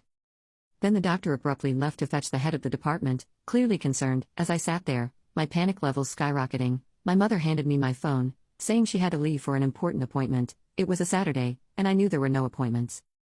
As she walked out, 2 doctors walked in. The senior doctor took one look at my throat and ordered immediate surgery. Now in full panic mode, still swallowing blood, I had to sign multiple forms, one of which included consent for a potential blood transfusion, all while knowing I could potentially die within the next few hours. I tried calling my mother, but she turned off her phone. I was rushed into surgery, and thankfully, it went well. However, when I woke up, I was alone, no one was there. I had to endure having my stomach pumped and a blood transfusion. Later, my surgeon revealed that had I waited another hour, I would have died. My mother never apologized or acknowledged her negligence. I understand I could have called the ambulance myself that morning, but I trusted the one person I thought would know better. The whole ordeal made me feel foolish and as if I lost my mother that day. His reaction to a photo of me 35 pounds heavier surprised me. A few months ago, I started seeing this wonderful guy. From the moment we met, our chemistry was undeniable. He's the kind of person I've always dreamed about. He's kind-hearted, has a great sense of humor, treats me with utmost respect, and our connection is electric. He's everything I was looking for and more. Our connection isn't only emotional, we also enjoy the pleasure of each other's company, exploring different cuisines and eateries around the town. It's a ritual we look forward to every week, dining out at least once or twice, indulging in appetizers, main courses, desserts, and the occasional drink. We also love the tradition of our leisurely breakfasts the morning after. It's safe to say our foodie adventures have contributed to my gaining a few pounds over the past couple of months, perhaps somewhere around 6 to 10. Today, as we were reminiscing about our culinary escapades, I jokingly mentioned that I've gained some weight. However, I also confidently asserted, it's a good thing I look good at different weights, whether it's 120, 140, or 170. His eyes widened at the mention of 170. 170? No way you've ever been 170, he exclaimed, clearly taken aback. I pulled up a photo from 2019 when I was indeed at that weight. He looked at the picture, and I was taken aback by his reaction. His gaze was filled with awe, and I could see a certain sparkle in his eyes. He seemed so excited, and he enthusiastically asked to see more photos of me at that weight. He even jokingly asked if I had any exposed ones, which made me burst out laughing. His response stunned me, but in a good way. So often, I felt the pressure to be small, to conform to certain societal standards of beauty, but his reaction was a breath of fresh air. It reminded me that it's okay not to be teeny tiny and that my worth is not defined by my size. His acceptance and admiration for me at all stages made me feel safe, loved, and truly appreciated. His reaction was not only unexpected but also an affirmation of my self-worth, making me realize that I am enough just as I am. It was an empowering moment, a gentle reminder to embrace myself fully, at every weight and every stage. My husband suggested polyamory a few years ago and I love it. We're 5 years into our marriage with 3-year-old twin girls. After the girls were born he pushed for a polygamous relationship and at first I was against it. He kept pushing and I finally said yes. At first when he would be out with someone else I would cry. I debated divorce for a while. After I cried and processed everything, I realized how over him I was. I also realized that leaving him would put me in an awful position and the girls would have to live their whole lives moving houses every other weeks. Then while I was deciding what to do, I realized the perks. He works full-time, and I do part-time teaching a few yoga classes in the morning. I get great insurance through his work, a great place to live, and barely pay any bills. He worked from home most of the days but I convinced him slowly into going into the office after I get home from my morning yoga classes, around 9 a.m. I then pushed him to go out on more dates and I would do whatever I wanted with the twins. We go out on play dates with my mom friends, we see movies, go to parks and do anything we want. He's almost always gone at this point on multiple dates with multiple women. I get to pick what I want to watch every night after the girls go to bed. I rarely have to clean up after him because he's gone all the time. I basically get all my bills paid for. I get a free place to live. If I want a night off I just tell my husband I have a date and he takes care of the girls or takes them to his parents' place. I typically don't have a date. I just go shopping, eat at a place by myself, read a book at Starbucks. I'll even do girls' nights and get us hotel rooms so none of us have to Uber home. I've gone on a couple dates but honestly, I don't really care to date. Our relationship is basically over but I enjoy the perks of it now. I hated growing up with gay parents. Right away, I want to make it clear, I'm not a homophobe, my sister is gay, and many of my friends are gay too. In fact, even though I'm straight, having same-sex parents made me more comfortable with people in the LGBTQ+ scene. The reality of my family being different from most others didn't hit me until the 3rd grade when the bullying started. The word spread around the class that I had 2 moms, and before I knew it, I was being taunted for it on the playground. Back then, my relationship with my parents was happy and loving. so I shrugged the remarks off. However, as puberty hit, I became increasingly aware of the absence of a father figure in my life. Although my relationship with my parents was already straining due to other factors, I found myself yearning for a male role model, someone to talk to about guy things. My parents had no male friends, and their conversations about males were usually negative. I would hear that men were inherently violent, selfish, and unhealthy, and I began to believe them. Growing up in such an environment, I developed more feminine tendencies and lacked traditional masculine attitudes. My situation was exacerbated by homeschooling during middle school, leaving me without exposure to how guys my age behaved or looked. I didn't have any contact with male relatives either. Both of my parents had severed ties with their families. When I returned to public school for high school, I found myself intimidated by my straight male peers. Eventually, I learned to talk and dress like them, but I never truly became comfortable around them. To be clear, my parents were extremists, and I acknowledge that. They even refused to let my younger sister attend sleepovers if fathers were present, fearing they might harm her. To this day, I'm still unsure where their anti-male sentiment came from, but they never seemed to acknowledge the impact it might have had on me, a male. Around the age of 12, I began to comprehend more about my conception. My mother conceived me through artificial insemination from an anonymous donor. Lacking a named father has put me in a perpetual existential crisis. I feel as though I was not conceived out of love. I was conceived because my parents could afford to purchase the necessary ingredient. I will never know half of my biology, half of where I come from and why I exist. I feel as though I've been deprived of an experience almost everyone else in the world has. The worst part is, I feel utterly alone in this state of being. Orphans and adoptees are entitled to want to know their biological parents, and they receive support for that desire. Children who have deceased or absent fathers at least have their mother's memory, pictures, and stories, a name, even. I will always have nothing, and never felt supported for wanting more. Whenever I would bring up these feelings to my parents, they would be dismissed as pointless and ungrateful. I was told I was simply fortunate to be born. Over the years, I've tried to make peace with this reality. I've managed to connect with some of my half-siblings on my biological father's side online, who are spread across the United States. They don't have any idea who our biological father is either, but they all grew up with fathers in their homes. I don't think I'll ever find peace knowing my biological dad might be out there somewhere, and my mom doesn't even know what he looks like. I feel entirely alone in this sorrow. I spent my teenage years envying my friends with fathers, wishing that I'd been born into their family instead. As conceited as I know this sounds, I never felt validated as a straight male growing up. My parents wanted a daughter instead, and they got one a few years after me. I felt guilty and wrong for being a boy because there was no one in my family like me, and I was told time and time again that men were the devil. Once I became aware of it, Father's Day became one of the worst days of the year. I'm not trying to say that same-sex individuals shouldn't be parents. I'm only saying that they should be conscious of the impact that it will inevitably have on their children, and that they should try to provide them with role models of their gender. However, I am against anonymous donation clinics. Those anonymous donors are leaving their offspring to be with a question that will haunt them for the rest of their lives. I left my drunk husband at home and he probably offed himself. It was a good day yesterday. We had plans to go out to get our reserved collector's item things, watch a movie later in the day. It was 3 a.m. when I woke up and he started screaming. He was drunk. I was disappointed, but most of all scared. I'm a smaller female, compared to his taller, bigger, heavier frame. He gets blackout drunk and argumentative when he had much to drink. He scares me when he gets his drunken fits. We've talked about his drinking before. He struck me in the face the last time, had bruises where he grabbed me the last time. I told him, once he was sober, that I would leave for the sake of my safety if such an incident were to occur again. Unfortunately, it happened once more last night, seemingly without any trigger. He was drinking beer, he always did, but promised me he wouldn't go overboard. It's been half a year since the last time, so what happened tonight, I didn't see coming. I was already in bed, asleep when he started screaming, probably enough to wake the entire floor. We live in a condo. I confronted him and he started arguing, challenging me what it is he did this time. He wasn't aware he was shouting. I didn't want to talk and argue with a drunk man, so I start packing. He didn't like it, so he lashed out and pushed me to the floor. I finished packing regardless. In his drunken state he accidentally locked himself out of our unit. When I opened the main door to leave, he was begging me to stay and talk it out. I wasn't having it. He then pushed me outside and told me to leave. I left. There were some moments where he followed me to the lobby and talked crap at me about how I didn't care for him, that all I wanted was to go live with my parents again. I'm staying with my family to sort myself out and give each other space. He's been texting me, telling me we're done and he's going to off himself. He's always been threatening to off himself. There were several times I had to push or block him out of the balcony with my puny frame so he wouldn't jump. He's a huge man compared to me. I always stayed and did my best for him not to off himself. I always get myself hurt in the process, but this time I left, and he texted me he's going to do it. He hasn't replied to my messages and calls since.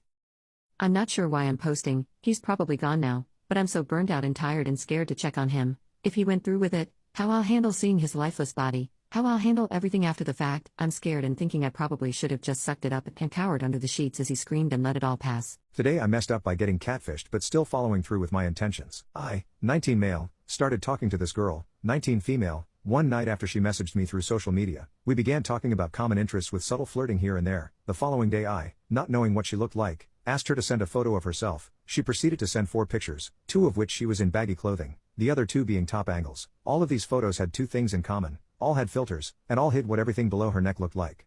After talking for a little while, our conversation shifted to a more intimate context, sparing the whole conversation for discretion reasons. The important part is that we had planned for her to sneak over while my parents were out of my house the next day. Well, the next day rolls around and we talk about her coming over, which she later does, after waiting an hour for her bus to get to my house. I wait outside so she knows which house was mine. Here is where this story goes downhill. As she walks to my driveway, I notice something about her. Not only was she hiding her body, she was also very unattractive in person. To put the cherry on top of the cake, she smelled like a mix of body odor and cigarettes.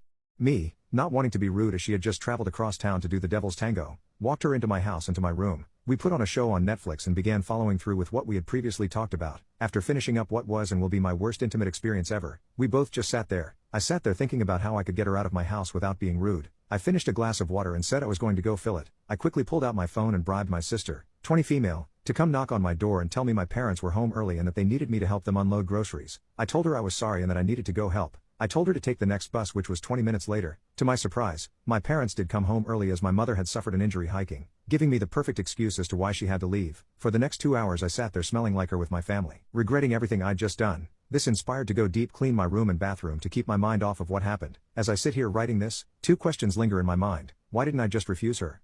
And how do I stop feeling this disgust and regret? I discovered that my parents hate me. Now, I'm going to college and never coming back. It's been a few days since I found out that my parents hate me, and I still can't understand it very well. To explain, let me share a bit of my story. I live in the United States, and I just graduated from high school. I was accepted to several prestigious universities, and some of them offered me a full scholarship. My family is poor, and I will be the first person in my family to go to college. I'm not sure if my parents understand the importance of being accepted into such prestigious universities. I believe it should be a source of pride for them, but the most they did was congratulate me with a handshake when the application results were released. Throughout my school years, I was bullied, both physical and verbal. I was always ashamed to tell my parents, and they apparently thought everything was fine at school because my grades were perfect. Due to the bullying, I never got a date with any girls because I was considered ugly. The bullying caused them to isolate me. Even at the graduation party, no girl agreed to go with me. This summer, I've been working, and one day I arrived home without my father noticing. I overheard him talking with his friends. They were talking about me. My father referred to me as a piece of crap. He said he was sure I was gay because I had never brought a girl home. He said I had always been weird, and he knew that other boys hit me but he never did anything, so I could learn to defend myself. He also pitied me for believing that the universities would really fulfill their promise of giving me a full scholarship. At the end, he said that the good news was that I'm leaving home. I was devastated. I've always known that my father and I never had many common interests. He wanted me to be part of a sports team, but I've never been interested in sports. But now, I saw him speaking hatefully about me and spreading lies, like me being gay. Earlier this week, my father wanted to know how much money I had saved for college. I didn't want to share the exact amount, but he asked in such a threatening way that I told him. He asked if I was doing something illegal to have saved so much money, and I told him that I had been saving since I was 12, and the amount was actually quite small. He called my mother into the room, and for the first time in front of me, he called me a piece of crap just like he did with his friends. My mother agreed with him, saying that I must have stolen the money. I didn't understand anything, and I asked them to leave my room and started crying. Yesterday, I was babysitting my cousin for my aunt and mother to go out. Before they left, I overheard them talking in my aunt's room. My mother said to my aunt that she believed I was stealing, just like I had deceived to get into college. She said that I would end up in jail for stealing and lying to colleges. She also mentioned that she had always been embarrassed by me because I was strange and different from other boys. My aunt tried to defend me, saying that I had always been obedient and affectionate. I locked myself in the bathroom and cried alone so that my cousin wouldn't see me crying. Now, I want to go to college as soon as possible and never come back to visit my parents. I can't understand what I did for them to not like me and want me far away. Now, I never want to return home again. My parents disowned me for ruining my sister's relationship, but I'm happier and healthier than ever. My older sister was going out with a guy who worked as a psychologist. She used to pressure me into booking an appointment with him for the longest time, until I informed him about her antics, which put a strain on their relationship, as accepting me as a patient would be an ethical violation and he could easily lose his license over this. My parents were mad at me for not going along with my sister's demands, but things calmed down when she made up with her boyfriend. It didn't last long. After some time my sister started bragging about knowing some spicy details from her boyfriend's therapy sessions. I thought she was bluffing at first, since she has a tendency to just say whatever to make herself look more important, but I was apparently wrong. During one of the family dinners, in the presence of all the aunts and uncles, my sister started to talk about her boyfriend's patients with a lot of details. As someone who is currently attending therapy for over a year, I was appalled. I didn't know what to do with this for the longest time. I thought about reporting her boyfriend, but I didn't. I couldn't do it since there was no physical proof of what my sister said, and I'm pretty sure no one would attest to what happened at the dinner, for the sake of keeping the peace, as always. But oh God, I'm glad I haven't reported this poor man, since he himself was pretty much unaware of everything. Since this post is already long enough, I would try to keep it as short as possible. I contacted my sister's boyfriend and told him about her gossiping about his patients. I had no physical proof, but I told him the informations I managed to remember. He didn't confirm or deny that those details are true, but I guess they were, as hearing about it was enough for him to break up with my sister. All hell broke loose. She had to move out from his house back to our parents' place, which made my parents really unhappy. From what I learned before my parents decided they hate me for what I did, my sister somehow got access to her, now ex-boyfriend's work laptop, which is a crime, by the way. She almost jeopardized his career and I know he tried to sue her. I don't know the details, because by then I was already officially disowned and blocked by my parents. The rest of my family also isn't too thrilled with me, because everyone was wishing for a doctor, lawyer or psychologist to join the family. Honestly, at first I was grieving the loss of my parents and even sister, but as months go by I feel better and better. I'm currently attending the university almost 4 hours away and living in a dormitory, and while I do miss coming home to my parents, I've realized they had a lot to do with my mental health deteriorating due to their obvious favoritism. I'm happy to get it out of my system. I told my mother this morning that I would never forgive her, and everyone thinks I'm making a mistake. My mother and I, 21 male, used to be very close, closer than my father and I for sure, though I love my father. We're just very different people. He's a blue-collar outdoorsy type, and I've been working and volunteering at my local theater since I was 5. My mother always loved the theater, and we bonded over that love, along with a love for cinema, whereas my dad only ever watches National Geographic on the cable that he still has lol. Not to say that my father was unsupportive, just that he was different. My parents got a divorce when I was 17. They tried to keep the reasons for it from me, but I eventually found out that my mother had been in a long affair with one of my father's friends. As soon as I found out, I confronted her at her apartment. She pushed me out the door and said she wouldn't talk to me when I'm acting like this, and that is the last time I had spoken to her for years. I still saw her sometimes, in public areas, but I left before she could say anything. My dad still says that he doesn't want to be the reason that I lose someone I'm so close to, but I can't stand to look at her anymore, knowing she was doing something so vile for years. The effect that it had on my father is palpable. Like his life is over. They had been together since they were 14, and my father used to tell the story all the time that he knew even then that she was the only one for him, that they were soulmates. I used to wish I could find a love like that, and now I know it was always half a lie. Today she came to my work, and demanded to know when we were going to work past this, to know when we can make things what they used to be. As I walked her out of the building for a private moment, I got incredibly angry and asked her when she was going to uncheat on my father. She insisted that we could work through this, and that what happened didn't affect me, to which I laughed and said, unlike you, I'm affected by people I love being in pain. We kept going like that, until I eventually went off on her that we would never be reconciling because I don't want someone of such low class and character in my life. She didn't take it well, to put it frankly, and when I went back inside she was still sobbing in her car. Part of me feels bad, but the rest of me feels that maybe now she understands that she effed up. My dad and friends are upset with me, and say that I shouldn't push her away, for my own sake, but she's a collection of painful memories now, and she had her chance to tell her side. She didn't want it.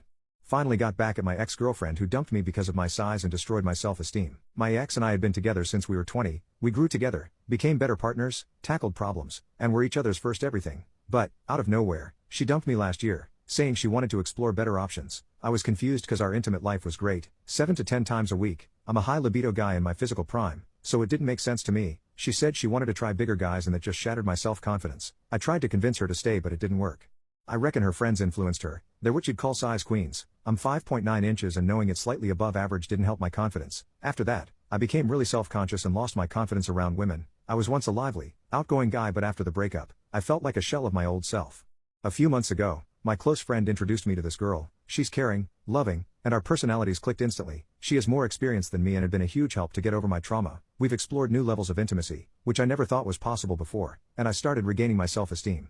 Then, out of the blue, my ex messaged me from a friend's number. I had blocked her everywhere, saying she regretted leaving and wanted to get back together. I didn't reply. My new girlfriend noticed I was upset and asked what was going on. After I told her, she laughed and told me to get my best suits and clothes. I asked what she wants to do and she just told me to do what she said. She made me wear those suits and pose. She took my photos and short videos with her camera and I did the same for her. She also got dressed up. Then, she edited the photos and videos to mimic a meme video that parodies a Dior ad with Robert Pattinson.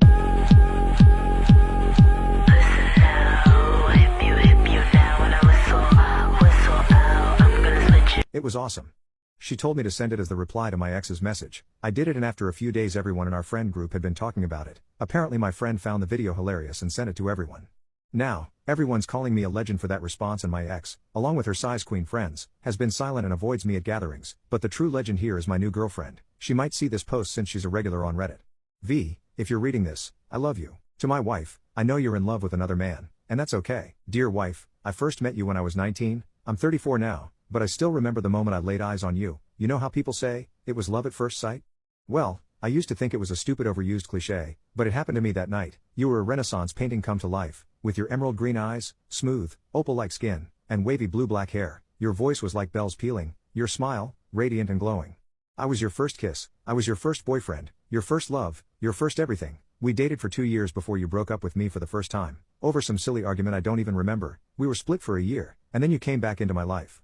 We dated for nearly 3 years this time around before you broke up with me again when I was 25. You were scared by how fast our relationship was moving and wanted to be free, so I let you be free, but God, how it hurt me. We were practically engaged by that time. I was sketching out designs for a ring.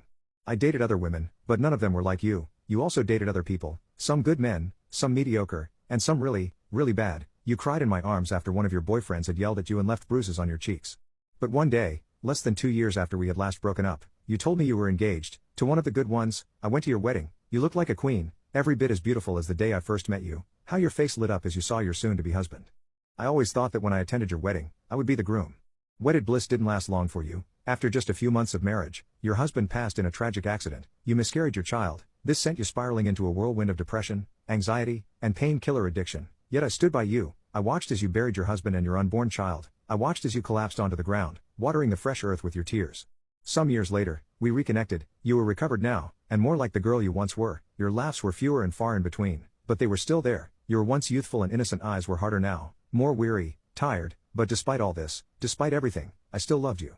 And deep down, you loved me too. For the second time before you turned 30, you were married. To me, this time, sometimes, it hardly feels real. I wake up in the middle of the night and hear you breathing beside me, and a wave of pure joy washes over me when I realize that it's you. Still, I know that I don't have your heart completely. I know your heart is fragmented, and a piece of it is buried in a small graveyard by the sea. Your name is written on that tombstone as well, with your year of birth and a foreboding blank space after the hyphen. Some nights you wake up crying, and you will not tell me why, but I know why. Sometimes I know that when I wrap my arms around you, you close your eyes and pretend that it's him. I know that, and it's all right. I love you and that's all that matters. So as long as you love me too, love is an infinite resource, and your love for him cannot deplete your love for me. I know that. My family warned me I was dating a gold digger and I ignored them. 10 years later, I see they were right. I met my wife, Annabelle, when we were in college. My family was lower middle class and I was hustling to make sure student loans didn't kill me post-graduation. At first, everything seemed great. She was truly my rock through some really hard times. I struggle with anxiety and depression, as well as imposter syndrome. She had her own struggles too and I thought we fit well. My parents and sister always told me that while she seemed nice enough, something was off. This only increased when Annabelle dropped out of college and shared her plans to become a housewife and stay-at-home mom one day. So she didn't need a degree. Back then, there was no guarantee that I would have a high-paying job, but I also didn't mind her staying home with our future kids. Then, I got an offer for my dream job, 6 figures, company car, travel, the works. They'd also pay for me to obtain my master's, something that seemed out of reach considering I was drowning in student loan debt. I could finally move out of my parents' house and get one of my own. I used part of my signing bonus to buy an engagement ring for Annabelle. Because I began dating her prior to the money, I never imagined that she was with me for anything else. She loved me when I was a broke college student. We had planned our futures back then. How was it different? My family tried to point out the red flags. Annabelle planned an over-the-top, expensive wedding. She wanted the biggest house she could find. My signing bonus was drained rather quickly and I was worried about not saving enough. I constantly told her to slow down. We don't need the best of everything. And she would, for a while, then it'd pick up again. We had 2 children together, who are now 8 and 4. The big spending got worse when they came along, but again, I was okay with it. I was making good money, we could afford it. Annabelle grew up in a similar situation as me, so I figured she just wanted to spoil the kids. Then, I got laid off from my job. It wasn't out of nowhere. The field I'm in has slowly begun to dwindle over the years. I stayed on as long as I could, but at this point, the company is going under. Annabelle was worried when I relayed the news, but I informed her that we had our savings. We'd be okay until I found work again. I was hired at a new company in a similar but different field within a month. The catch? I am making significantly less. It's enough to live off of. We can stay in our house, but things need to change. I pointed out our kids can't go to private school anymore. We can't take multiple lavish trips a year. No more frivolous spending. She wasn't happy, but again, I gave her grace. It's a big adjustment, even for me. Just 2 months after I started at my new job, Annabelle came to me and said, "I don't think I can do this anymore." I was taken off guard and we had several discussions. That amounted in her taking the kids to be with her mother while we took a break. I already knew our marriage was over. No one can come back from a break unscathed. Sure enough, a few weeks after she moved out, she told me she wanted a divorce. She claimed we had grown apart, said I worked too many hours at my last job and I was never around. While it's true, I did work a lot. I was home every night for dinner. We had all of the weekend together. I traveled often, but she always came with me up until our oldest started elementary school. She never complained about a damn thing. In fact, I once said I was tired from working a long week and I felt guilty that she was home alone with 2 kids, but she assured me she was happy. I asked her several times if it was about me losing money. She denied it up and down. She, married me so young and needed to see what was out there, she put it all on me. Naively, I told myself that this was what happened when you marry your college sweetheart, you grow apart. I didn't want to believe that my entire marriage had been a lie. Within 2 weeks of filing for divorce, she was with someone new. The reality came crashing down. She tried to play it off as they just so happened to meet, but they moved fast. She was moving in with him within 3 months. They were engaged before our divorce was even final. This guy is a surgeon. He makes 6 figures a year. I don't know if the cheating began when I got laid off or before. I suppose it doesn't matter. We're divorced now. Due to my schedule, I only see my kids every weekend and I hate it. I regret not making Annabelle sign a prenup as she got half of everything. My family is aware that she's moved on and I know they have their suspicions, but we've never spoken about it. In the 3 years since the divorce, they have never uttered "I told you so," even though I deserve it. I went from loving Annabelle to despising her. I love my children very much, but I hate that I wasted 10 years on a woman who only wanted me for my money. I should have so much more saved, but she either squandered it on useless junk when we were married or took half in the divorce. God, I hate her.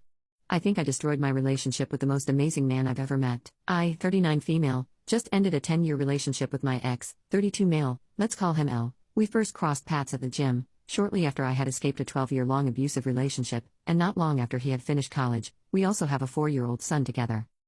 L was amazing. He's intelligent, attentive, and incredibly considerate. He remembered every little detail about everything because his memory was uncannily accurate, a great advantage since I tend to be forgetful. There was just one issue that caused friction between us, and that was his high intimate drive. Not that mine was low, but it was nowhere near his level.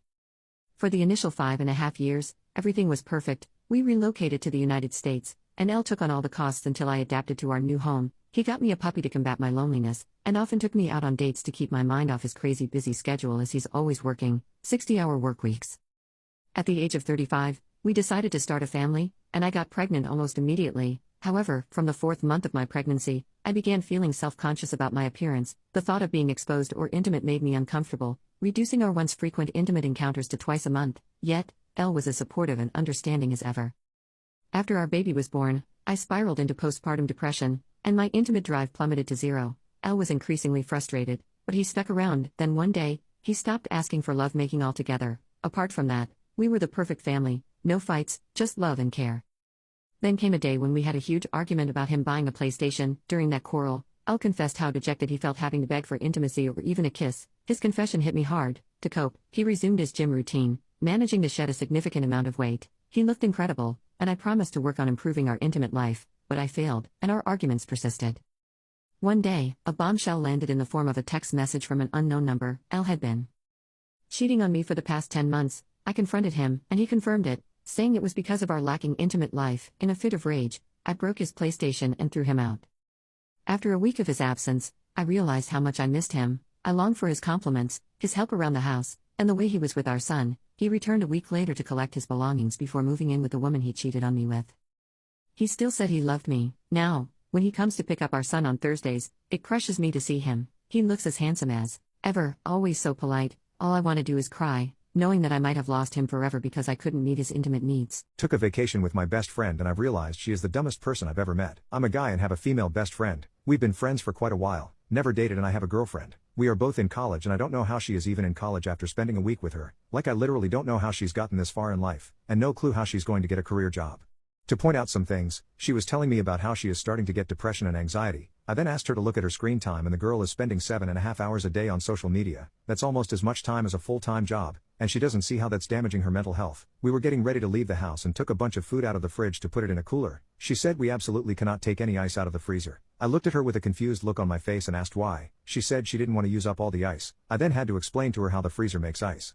We had some beers left over in the fridge. I asked her if she wanted to split the beers between us. She had no clue what I meant, so I had to explain to her that she would take half of the beers and I would take the other half. She drove through some mud that was on the road from some contractors in the neighborhood and then parked on the driveway. It rained the next day. Mud from the car got on the driveway. No big deal. She went to hose it off and then asked for my help. She said it wasn't coming off, and I had to tell her that it's not like a pressure washer where it will remove the dirt in a few seconds, and that she just has to hold it there for a while and eventually all the dirt will come off the driveway. I checked the oil in her car since she drove 8 hours to this place and it wasn't reading on the dipstick. I told her she needed to add a bit of oil, but she said she didn't need any because it's not due for an oil change yet. I had to explain to her that older cars will burn oil, and she's at risk of blowing her engine with it being this low on oil.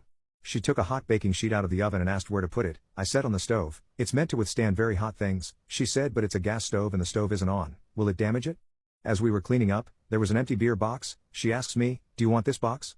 Me, what in the world do I want an empty beer box for? I will still probably be friends with her, but I don't think I will ever be able to go on another trip with her again. I literally lost brain cells from spending a week with her. She is oblivious to every single thing and what I call clinically dumb. She wants to be a police officer, but I do not see that happening. I once had her handle my 9mm handgun, and once it went off she started screaming and waving it in every direction with her finger still on the trigger and fully loaded. The girl needs so much growing up to do. I don't know if she will ever get super far in life, sadly.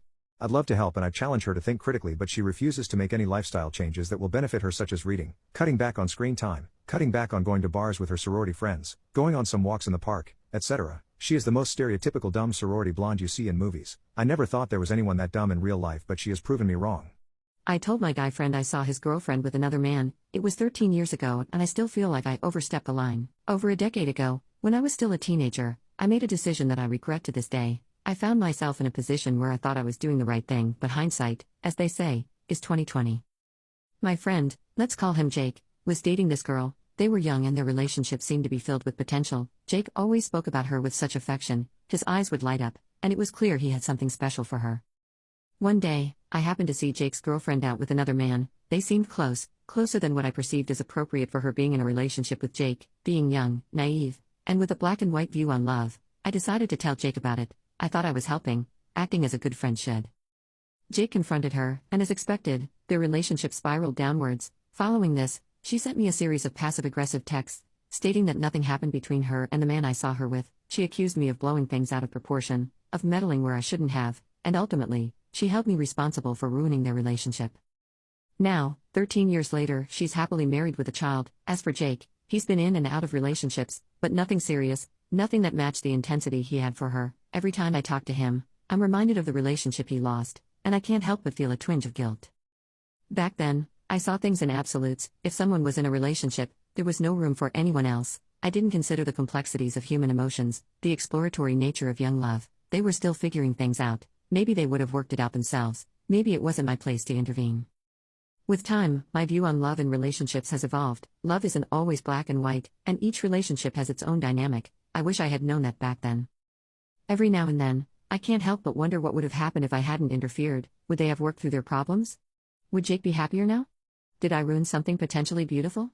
And although it's too late to change the past, I can't help but feel a lingering sense of regret, a reminder of a line that was perhaps crossed. My little sister dated a 27-year-old man, and I don't know what to do. My little sister is 15, she's in grade 9, and the man she supposedly dated is 27. This is very weird, so trigger warning. I don't know what to do. Last night around 2 a.m., my little sister called me and cried about how she had a fight with her boyfriend. I tried to console her, and I told her that it'll pass since most teenagers in relationships often have petty disagreements. She told me he wasn't a teenager, and that he was actually 27. I kept quiet on the phone for a bit before asking her what the situation was and how she managed to be with a 27-year-old man. She told me they met here in Reddit under this subreddit, and that they started talking at the end of April, early May. I tried to explain to her that she was being groomed, and she told me he wasn't grooming her, and that she consented to everything in the relationship even though she knew that she could not consent to anything like that under 16. And I'm sure as hell that he knows that too.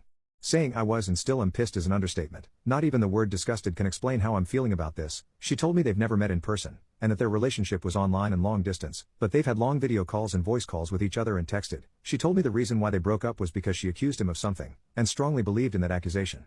I asked my little sister what she accused him of and she told me the whole story, and how they have been fighting and that he has been very upset with her because of it. She said he called her manipulative, crazy and lonely. I don't know why he's talking when he's literally perving on my little sister. I told her to send me their chats. She was hesitant at first because she was scared I would expose him because he didn't deserve whatever consequences he'd face for speaking to a minor. I told her I wouldn't and that I just wanted to have a better understanding of what their relationship was like. She sent me almost everything, screenshots of them talking about traveling the world, meeting up, having a family together, their fight and even some personal information I didn't even know about my sister. They already said I love you to each other. He called her names like baby, babe, my love, cutie, hun, and their chats had endless red heart and pleading face emojis. The more I read, the more disgusted I became. I found chats of essing, chats of him telling her his size, how magnums don't even fit, and even you know what kind of pics. They had been sending exposed photos to each other, talking about how he fantasized about her and self-pleasured to the thought of her every morning before he started his day. I feel angry, disgusted, sad. I can't find proper words to explain my frustration. I don't know what to do, or to say. I haven't spoken to my sister since she called me and I don't even know what I'm going to tell her when I do. I just needed to vent about this. Thank you for reading, and if you have any advice that I can give to my little sister, please share. Bye. My cat, missing for 11 years, has been found. It's a miracle and now they won't give him back. Back in 2012, my family and I moved to Oklahoma, bringing along our cherished feline friend, Shadow. He was just under 5 years old then. A mishap led to him escaping from our new home, and despite our relentless searching and holding on to hope, Shadow never returned. As the years passed, the painful realization settled in: Shadow was likely gone forever. Fast forward to 9 years later, a series of unfortunate events had us relocating back to my hometown. Among the aftermath of a devastating tornado, financial difficulties, and the struggle to get our lives back on track, an unexpected call brought a shimmer of hope into our lives. Shadow had been found. For the past 6 years, he had been living on a residential street, being fed by the locals, but never truly belonging to anyone. A recent encounter with some animal had left him needing minor medical attention, and that's when they discovered his chip, leading them straight to me. My joy was indescribable. After nearly a decade, my beloved cat had been found. The woman who had taken him to the vet was understanding of our financial situation, knowing that we couldn't make the trip to get him until the start of the next month. In the meantime, we pooled resources, scrimped, saved, and managed to scrape together enough funds to make the journey. But before I could bring Shadow home, I was hit with a shocking blow. Shadow had been given to another couple in the neighborhood. They had apparently fallen in love with him and decided to keep him. My attempts to contact them since have been met with silence. We had already mourned Shadow once, thinking him dead. Now, we were mourning him again, knowing he's out there but just out of our reach. This second loss is a devastating blow, one that makes our financial struggles seem insignificant in comparison. We'll recover financially eventually, but emotionally, this ordeal has left a lasting scar. Shadow, if only you knew how much you are loved and missed. We were so close to bringing you home, and it breaks my heart that we won't get to see you again. It's like losing you all over again, and it's a wound that may never fully heal. My wife's friend answered the door in her underwear. The other day I, 35 male, had an odd encounter that I can't seem to shake from my mind. It involved my wife's close friend, 37 female, the mother of one of our child's friends. We've always maintained a cordial relationship with them, having attended several gatherings at each other's homes, and we've known each other for quite some time. However, the incident that occurred at their house was not one I expected. My son had accidentally left an item at their house, and being the closest, I was the one to retrieve it. It was just a casual day, nothing special, so I anticipated nothing more than a brief exchange and a return trip home. When I reached their home and knocked on the door, I was greeted by a sight that left me taken aback. The door was answered by my wife's friend, dressed only in her underwear and an open button-down shirt. It was a startling image, certainly not something I was prepared for, nor had I ever seen her in such a state before. Despite my visible surprise, she didn't seem flustered in the slightest. She ushered me inside without a second thought, not even bothering to adjust her barely buttoned shirt. It was as if my presence was of no consequence to her current state of undress. She then proceeded to retrieve the forgotten item from a desk. Rather than simply bending her knees or lowering herself slightly, she chose to bend over in a way that made her open shirt rise, revealing her bottom. It struck me as odd and unnecessary, given the item was on the desk, not on the floor. After handing me the item, she casually struck up a conversation about our plans for the day, seemingly attempting to prolong the interaction. I responded with politeness, but made it a point to keep my responses brief, eager to end the awkward encounter. The whole episode left me puzzled. Was the interaction intentional on her part? When I mentioned it to my wife, she dismissed it, saying, she probably thought I was going to pick it up. Don't flatter yourself yet. I can't help but feel that her friend's lack of alarm at my presence during her state of undress was unusual. I got the impression that her actions were deliberate, and her attempt to keep me there longer only added to my discomfort. As I continue to ponder over the incident, I can't help but think about what if the roles were reversed? What if it had been her husband in a similar state of undress with my wife as the unsuspecting visitor? I sincerely doubt I would have been comfortable with such a situation. The whole ordeal has left me with more questions than answers and a lingering sense of unease. My daughter is having a baby with my best friend. I don't know what kind of response I'm expecting, or if I'll even get one. I want to start this with some backstory, and I'll be changing names for privacy reasons. I'm a 38-year-old female and my best friend, Jamie, is 37. Jamie and I have been friends for most of our lives, and at one point I considered him to be my soulmate. He was always by my side when I needed him and he comforted me when I got my heart broken. I got pregnant with my daughter, Sam, when I was in high school. I was pregnant in my graduation photos, standing next to my current boyfriend. Jamie never liked him, but he never liked any of my boyfriends. I didn't know at the time, but Jamie was secretly in love with me since we were 14. When Sam's father left me, Jamie was there. I was so grateful to him for helping me as a single teen mom. He always made sure our fridge was full, and he would help out with things around the house when I was just too tired. He would watch Sam when I would go to work and he loved her like his own daughter. She even started calling him Uncle Dad. This tenderness towards my daughter made me see Jamie in a different light. We started sleeping together every night and eventually he moved in. We never officially called each other boyfriend-girlfriend, but we were something. We were blissful for 3 weeks. What separated us was me. I made a mistake. I went to Sam's father's house for his birthday. He whined to me that he would be alone for his birthday and he wanted me and his daughter with him and nobody else. I agreed. Our daughter fell asleep early so we watched a movie and started drinking. One thing led to another and we slept together, unprotected. I kept it a secret from Jamie but I couldn't any longer when I found out I was pregnant. I knew it was my ex's because Jamie and I used condoms and the timeline fit from his birthday. I told Jamie that I would be going back to my ex. He was furious, but begged me to stay, said maybe the baby was his. We knew it wasn't. I apologized, took my daughter, and left. We lost contact for a while. He met a woman and had 2 kids with her. When she was pregnant with her second, Jamie found and reached out to me through Facebook. We started up our friendship again and it felt like when we were kids. I really miss this Jamie. I'm married to a different man than my kid's dad. My husband is Jerry. Jerry knows nothing about Jamie and myself in the past, but Jamie and I kept boundaries. Jamie was happy in his relationship when we reconnected. However, after the second baby, the relationship fell apart and he became the single man of our friend group. My husband acts like he grew up with Jamie in a sense that they act like they've been friends forever. Jerry and even calls Jamie my son. Although they are the same age, they became very good friends. Jamie was even there for us when Sam told us at 17 she was pregnant. I cried in Jamie's arms because my daughter was pregnant in her graduation photos. I was ashamed of myself and of my daughter for following my same path. Jamie pulled me out of my depression. I had to take care of Sam's daughter, my granddaughter, after she was born.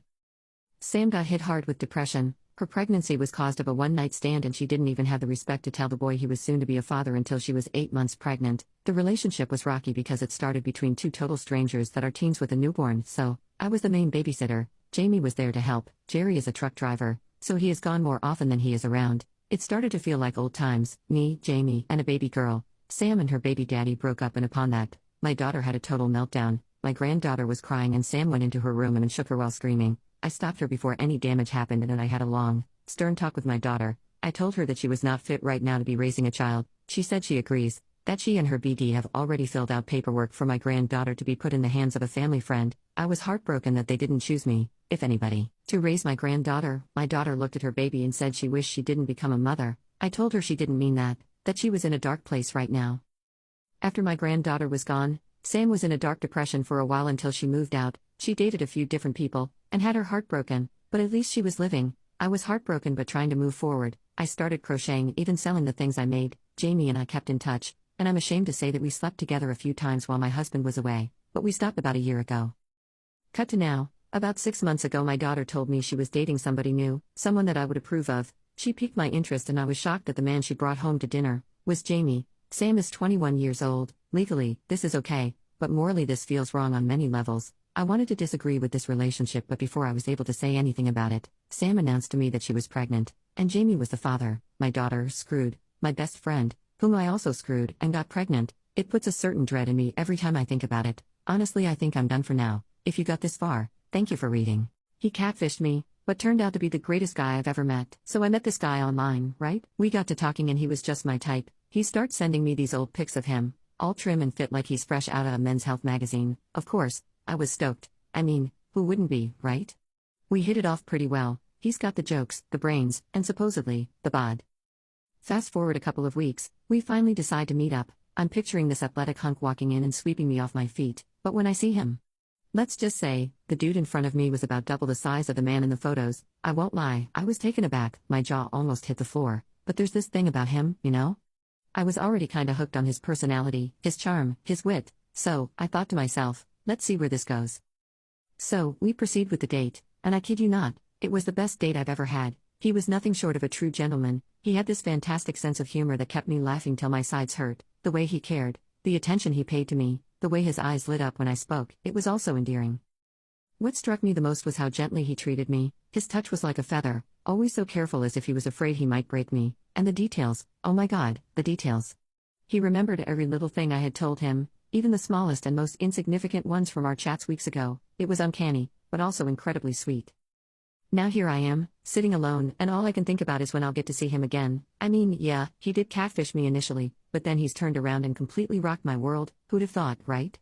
I'm excited to see what's next. My friend is bothered by me using pads and not tampons. My friend and I were hanging out in my apartment. We were watching a movie on Netflix and everything was fine. I got my period yesterday, so obviously I need to switch pads occasionally. I tell her to stop the movie for a second, that I need to do something. She did, and I went to the bathroom. The noise of a pad opening is very loud, as well as tossing away the old one in the bin. I don't think anything of it because she's a female too. We both get periods.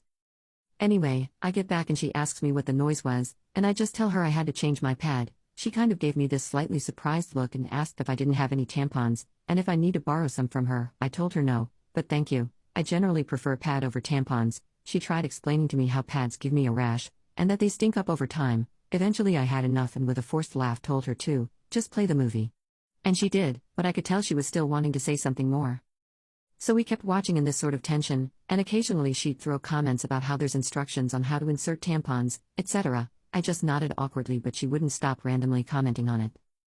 She finally made a remark on how it will be less complicated to wear, and I finally told her to just drop it. Pads have worked out fine for me since high school. She sort of let out an annoyed sigh and said, "Okay, stick to your adult diapers." I don't know why that remark bothered me so much, but it did. I'm very hygienic with the pads. I wrap them in paper before I throw them out. I switch them when I need to and never had a smell. Maybe it was just the hormones, but I just turned the TV off. She said I'm making a big deal out of nothing, but I just brushed her off and told her to leave because I have work to do. She did begrudgingly, and later I saw a story she posted on Instagram. It said, "People really get upset at you for giving them basic hygiene tips," with a skull emoji at the end. I know she posted it knowing I'll see it. I'm so angry and hurt right now. I was forced to witness the girl who falsely accused me celebrating her graduation, while I'm a failure. So, it was a year ago when I'm at this party. You know how things go. You get to talking about likes, dislikes, weird kinks, all that personal stuff. Then things take a turn. I'm talking about a kink I have, and this friend of mine, a girl I thought I was crazy about, catches part of the conversation. And then bam, she's on her feet, yelling at me, calling me a rapist. I'm there trying to wrap my head around it, but all she caught was a fragment of the conversation. She didn't get the whole context, but she was causing such a scene, nobody wanted to question her. Next thing I know, I'm getting kicked out. This all happened at a time when my life wasn't exactly sunshine and roses. I was already having a hard time, and that night just made things worse. Any excuse to numb the pain was welcomed back then. Fast forward a bit, and it's been a hell of a year. After that party, I felt like an outcast. I didn't want to be around anyone. I probably wouldn't have made it through 2022 if it hadn't been for my girlfriend. She's a light in my life, truly. So, this past week was her graduation. It was meant to be a great day. I was meeting her family for the first time, and we were all going out to celebrate. Turns out, her graduation was on the same day as the girl who accused me, so there I was, meant to be celebrating, but instead, I'm watching this girl, this liar who'd turned my life upside down, strut across the stage, shake hands, and act like nothing happened. Meanwhile, I'm here feeling alienated, dropping out because I couldn't bear the thought of who might know me as the rapist. The one good thing in my life was watching her graduate, but the one who almost ruined it was there too.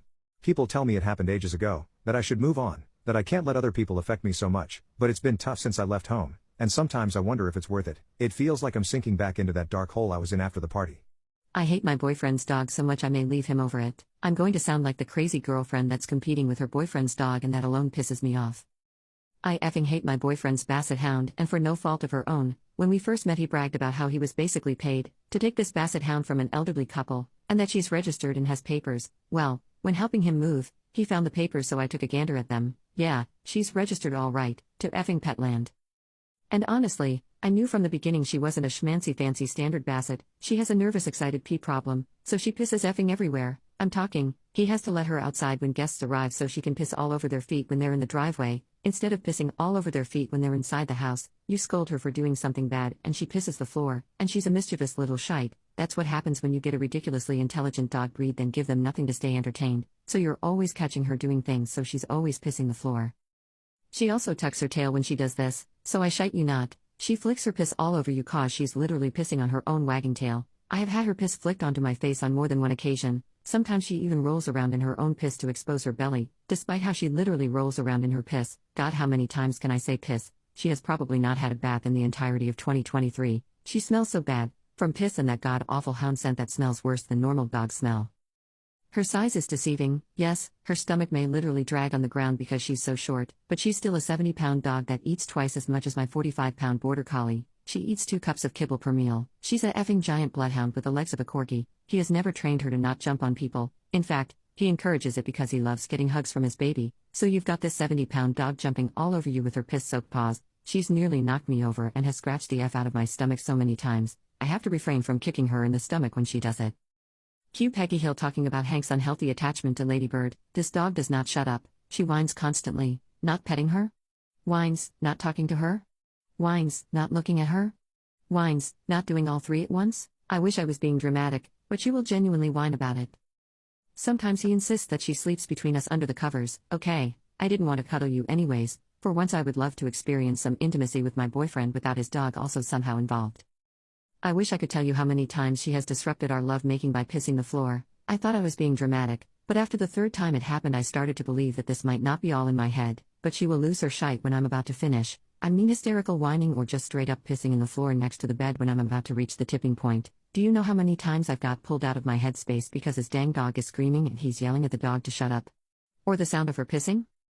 I got new carpet installed a couple years ago. My dog never pees or poops inside. My boyfriend moved in a couple months ago and the entire carpet has been pissed on at some point already. And I'll be damned if I train his dog that he has owned longer than we've been in a relationship. It doesn't matter anyways when he actively ignores the advice I give him. I can't train a dog myself. Everyone in the dog's life needs to train her. I finally get her to keep all 4 paws on the ground when taking a treat, then he just lets her literally leap 4 inches off the ground to get treats from him. I'm over it, and I'm tired of being with someone who makes me wish their dog would die sooner rather than later. My straight best friend became my F-buddy. My straight best friend, 20 male, that rejected me, 21 male, when I confessed to him that I liked him asked if we could be F-buddies. He told me that he didn't want to have an accidental pregnancy scare when hooking up with women, so he asked me instead since he knew that I had a previous crush on him and said that he would be fine on doing things with me, except for taking it in the rear. I said yes, but we both agreed that whatever happens, it's just for pleasure. Our friendship still remained the same, except for the times that he'll ask me to help him out. Things started taking a weird turn when he suddenly treats me as if we were in a relationship. He was always taking care of me, being all sweet, making sure that I know that he loves me. I asked him what he meant when he does those things and he replied by saying that he meant all of those as a friend and that I shouldn't read into it that deeply. I said okay, but there were times that it was really hard to disregard some of the things that he says and does. He keeps telling me that he loves me and would always want to make me happy. He tells me that I mean so much to him and that I make his day feel complete. I just keep reminding myself that he's straight and just needs help with his intimate needs, but, honestly, all this thinking is tiring me out. I want out, but I'm scared that our friendship will change and I'll lose him. Update: when I met up with him again, he greeted me with a hug and a kiss on the cheek saying how much he missed me and all that. I didn't let those sweet things hold me back and I told him that I just wanted to talk and not do anything. He was a little confused and sad for a bit but said he was fine with just talking. I brought up and asked if he was starting to get feelings for me because some of the things he said and were doing felt that way. He was confused and asked for some examples, and I immediately pointed out the things he did and said as soon as I entered his room. I also brought up and asked if he was sure that he was straight and clarified to him that straight people don't get turned on and ask other men to do things with them. I told him that it felt like he was leading me on to something and I wanted to make sure what he really meant with those. He responded that he really just meant everything as a friend. He did try and imagine us dating, but he was sure that it wasn't the future that he wanted for us and for himself. He said that he only did those things to me because he wanted to reciprocate the way that I was making him feel. He said he felt special when I confessed to him and found it admirable that I was willing to risk our friendship just so that he knew how special he was to me, which he is. So, he thought that it was the right thing to do to make me feel special the same way I made him feel special, of course all with platonic intentions. He said he didn't know how to show his gratitude for me accepting to be his F-buddy since he sees those things as me doing him a favor and nothing more. He said that he enjoyed the things that we did, found pleasure in it, and that he wouldn't ask any other guy to do it with. He did admit that he had the courage to ask me this since he knew about how I felt for him and apologized for abusing my feelings. He admitted that he did question his sexuality, that maybe he was bi or something. But when he got soft when we wanted to try and do it, that was the moment that he realized that he really was straight. He said he felt bad that we weren't able to do it and tried redeeming himself by acting extra sweet towards me but didn't realize that it was leading me on. I told him I understood and that I wanted to stop the intimate aspect of our friendship because it wasn't really bringing us any good. Sure, it was pleasurable and I did enjoy myself doing stuff with him, but it just ended up being exhausting. He said it was fine and apologized again for anything that he did that made me feel the way I felt. He also thanked me for bringing this up to him because he never really intended to make me feel uncomfortable. He said that I was special to him, of course as a friend, and he would have never wanted to put me in a situation where I didn't want me to be in and hoped that we could still be friends. I laughed and told him that he'd always be my friend. Just minimize the sweet stuff and save it for his future partner. He agreed, laughed, and asked for permission if he could get a hug. I said sure and he hugged me tight before I left. Overall, I guess I'm happy with how things ended. He really is a dear friend to me, but I have moved on from him and have let go of those old feelings. I really hope that we could go back to our old friendship after all this. Admittedly, I did make the huge mistake of falling for him and agreeing with the whole thing. Yeah, not denying that it's my fault that this whole thing even began. Thank you all so much for the support and the courage you gave in confronting him. I didn't really want to push him in questioning his sexuality since it's his own journey of realization. I'll update if anything else might happen. But yeah, I think this'll be the last for now. I am a woman who was falsely accused of a sex crime. It ruined my life. Every time I've read about false rape accusations on the internet, it's always been a story about a woman accusing a man. I want people to hear my story. When I was 18, I took a high school photography class with mostly freshmen. Since I was a transfer student, I had to make up credits most seniors had already finished. I had my locker in the freshman hallway, ate lunch with the younger students because that's where the school had space for me. Most of my friends were freshmen and sophomores, and I didn't think anything of it. My mental illnesses has left me a bit emotionally stunted, so I always felt immature for my age. At the time, my psychiatrist was trying to find medication that would cure my panic attacks. I was taking a lot of prescription sedatives that made my brain fuzzy. It was hard to focus or retain detailed memories. It felt like I was a little drunk all the time. One day when we didn't have school, a boy from my class invited me to hang out at his grandma's house. He had some chairs and a TV set up in the garage. I remember him being verbally flirtatious, and in the next moment, I was on the floor with my pants down. I tried to get up but felt the weight of him holding me down as he inserted something I couldn't see, fingers, into me. He was younger, but taller and heavier than me. I tried to shake it off like a bad dream, But the next day I was bleeding and in pain, not from a period, so I went to the school nurse and told her what happened. Biggest mistake of my life, she told the police. I gave my side of the story to a female officer and she went to interview the boy, who told her I wanted it. Imagine my surprise when I got a notice in the mail that I was being charged with felony criminal sexual conduct with a minor. The boy was a few months under the age of consent. A year of legal battles followed. My therapist defended my innocence, mentioning her concern about my unusually low intimate drive. The boy's own parents spoke in my defense as well, telling the judge that he had brought other girls home when he wasn't supposed to. It didn't matter. The prosecuting attorney told me that if I really believed I was innocent, I could take the case to trial, but if I lost, I could face 5 years in prison and time on the sex offender registry. If I pled guilty, I'd get a stay of adjudication, the charge would drop off my record after 5 years, and I could continue my life on unsupervised probation. I was 19 then and had just been accepted into college. I took the plea because I was terrified of being locked up. I just wanted to move far away from that place and be a normal teenager. I didn't fully grasp that the charge would never really go away. During the pandemic, my grandpa died and I inherited enough money to apply for an expungement. I defended myself and won my case in a virtual hearing, but it's still not completely gone. My FBI background check states there may be arrest data on file, though it doesn't say why. I'm now in a long-distance relationship and worried we will never be able to live in the same place. His country requires a clean police certificate, and if I apply to sponsor him to come to the United States, I have to declare my SX charge on the application and prove that I'm, without a reasonable doubt, no danger to my partner. I'm not a danger to anyone. This event left me so scarred that I've never been able to let someone touch me intimately without pain. My current boyfriend has been very patient and understanding, but many other relationships have ended because of my lack of desire. The guy who hurt me is married now. He gets to be with the person he loves. It's not fair. My partner and I both cheated on each other with the same person. Me, 21 female, and my partner Emma, 23 female, have been dating for a little over 3 years. Both of us are close friends with this girl Vanessa, 21 female, who is considerably attractive, and has previously hinted that she likes me as more than just a friend. One day, Vanessa sent me a couple exposed pics of herself out of the blue. This was during a time when Emma and I were having a major fight and agreed to go no contact for a bit. I was feeling particularly lonely and selfish, so I sent some back, and it all went downhill from there. We then texted for a week or so and eventually ended up sleeping together. I immediately regretted it after the fact, and didn't know what to do. This was about 2 weeks ago. Fast forward to yesterday. I still hadn't confessed my infidelity. Vanessa adds all 3 of us to a shared group chat and immediately sends out a bunch of screenshots and evidence of me cheating. I'm so screwed, I thought. I started panicking when Vanessa suddenly sends out even more screenshots, except these showcased Emma sending her exposed pics and discussing how they had made love, and how amazing it was. Vanessa then leaves group chat. Needless to say, I was in shock. Neither Emma nor I had said anything to one another until the end of the day. She showed up at my apartment at about 10 p.m. but wasn't mad. Instead of talking about what had happened, we just cuddled on my couch for a couple hours as if everything was fine. At some point she said, "We need to be in an open relationship." I agreed with her and that was that. We eventually fell asleep in each other's arms afterwards. We woke up this morning, exchanged a few "I love yous," and started our days. Neither the cheating incident nor the big fight before that have been addressed, and something tells me that they never will be. I had to type this out because I can't stop thinking about how we are both incredibly toxic individuals, yet somehow perfect for each other. So, my boyfriend knocked up his cousin. My boyfriend, 23 male, and me, 22 female, we've been seeing each other for about a year and a half now. About 6 months ago, we decided to take the plunge and move in together. He moved from a different state and brought a bunch of his stuff, including a box I had never bothered to check out till today. I was just doing some cleaning around the house, and knocked over this box. Curiosity got the best of me, and I started poking around in it. It was like one of those memory boxes, full of old pictures, concert tickets, boarding passes, that kind of stuff.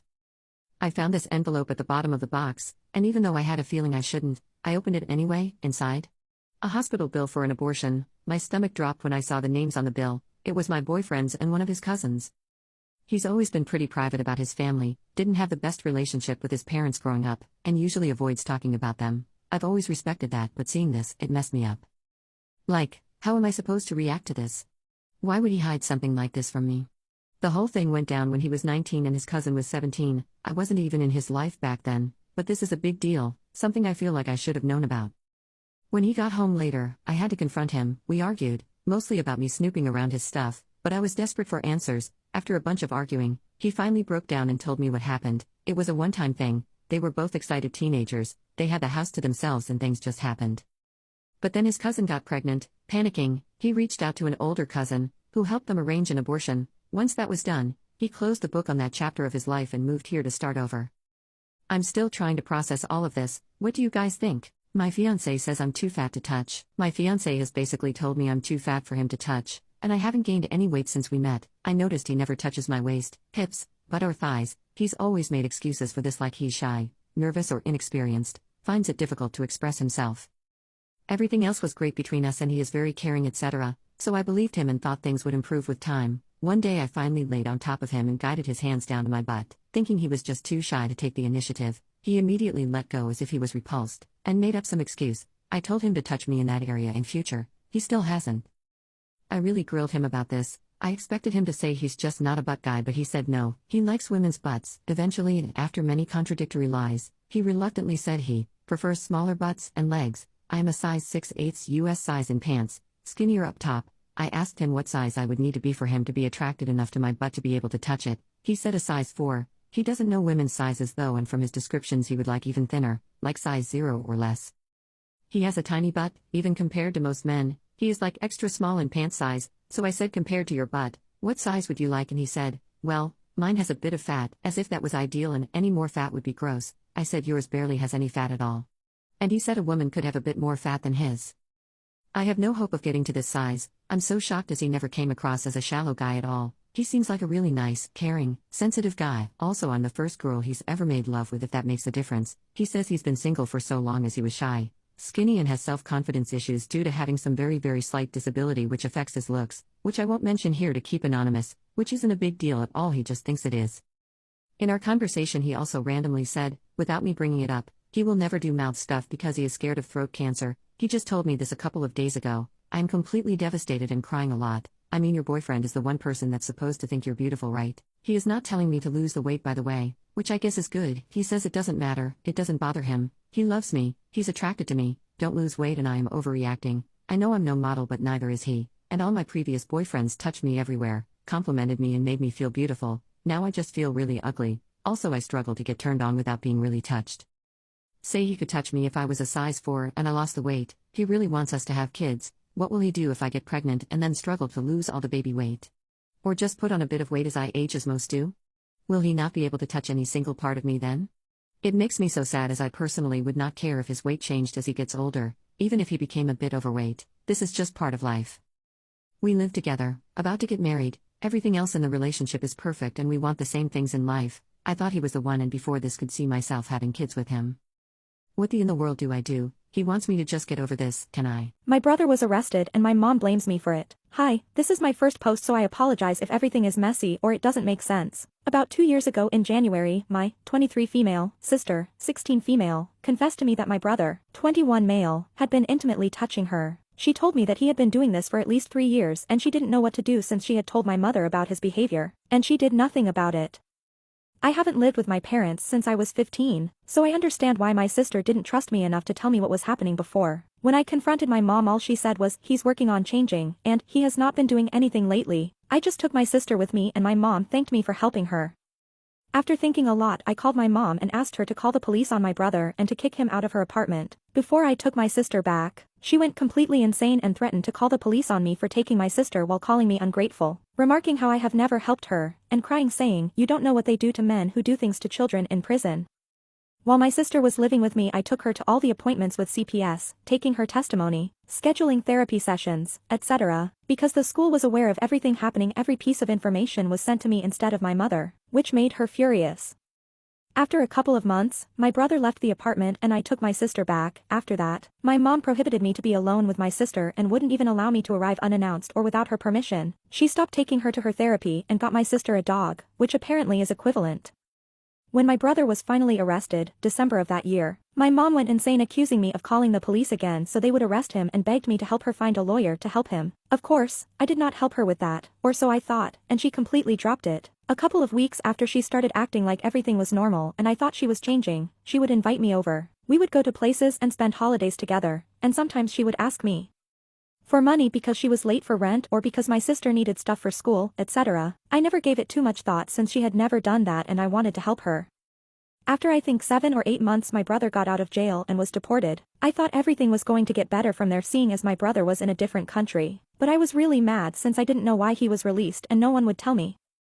Fast forward to 2 months ago, me and my sister were talking in my car and she told me about everything that my mom had been up to. 1. My mom had been paying several different lawyers to try and get my brother out of prison. That was the reason why she needed money. 2. She kept in contact with my brother a lot and would send him money and care packages, while my sister didn't have underwear.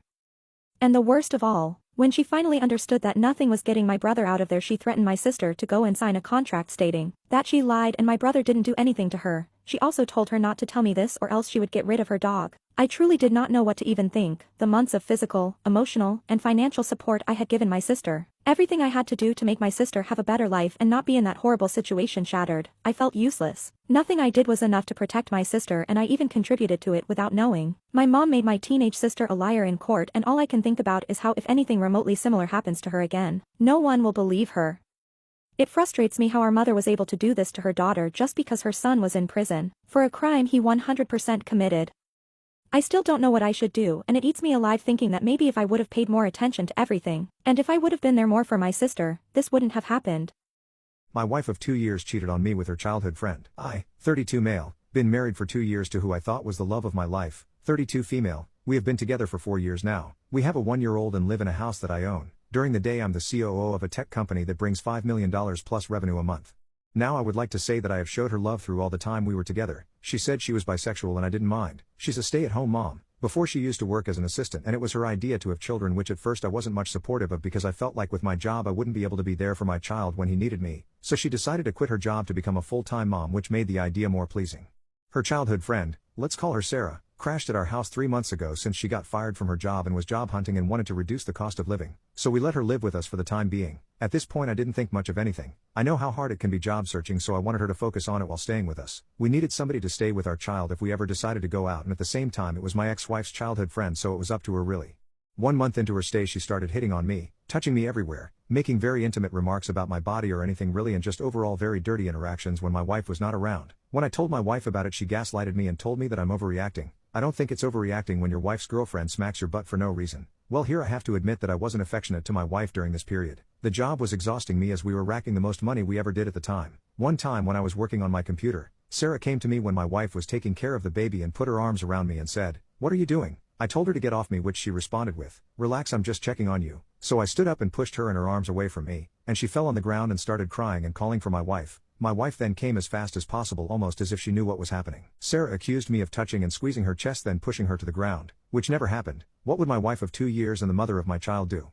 Start berating me and calling the cops on me. Now these two bitches didn't realize one thing. I have hidden cameras around the house. See, I didn't trust that her friend would do a great job in looking over our child, so I set up hidden cameras and made sure they didn't find out about them. They were cheating on me, and I knew for at least a month before this incident. I was just trying to build a case with my lawyer just so we can benefit the most out of the situation. I wanted to keep the house and have full custody of my child, so we decided to let it play out. Now, without going into much details, I was arrested after the cops were called because my wife lied as well and said I beat her too, that I had a maniac episode and did all that. All of what happened was caught on cam. Again, I can't mention more than this at this point, but we're working on the case with my lawyer right now.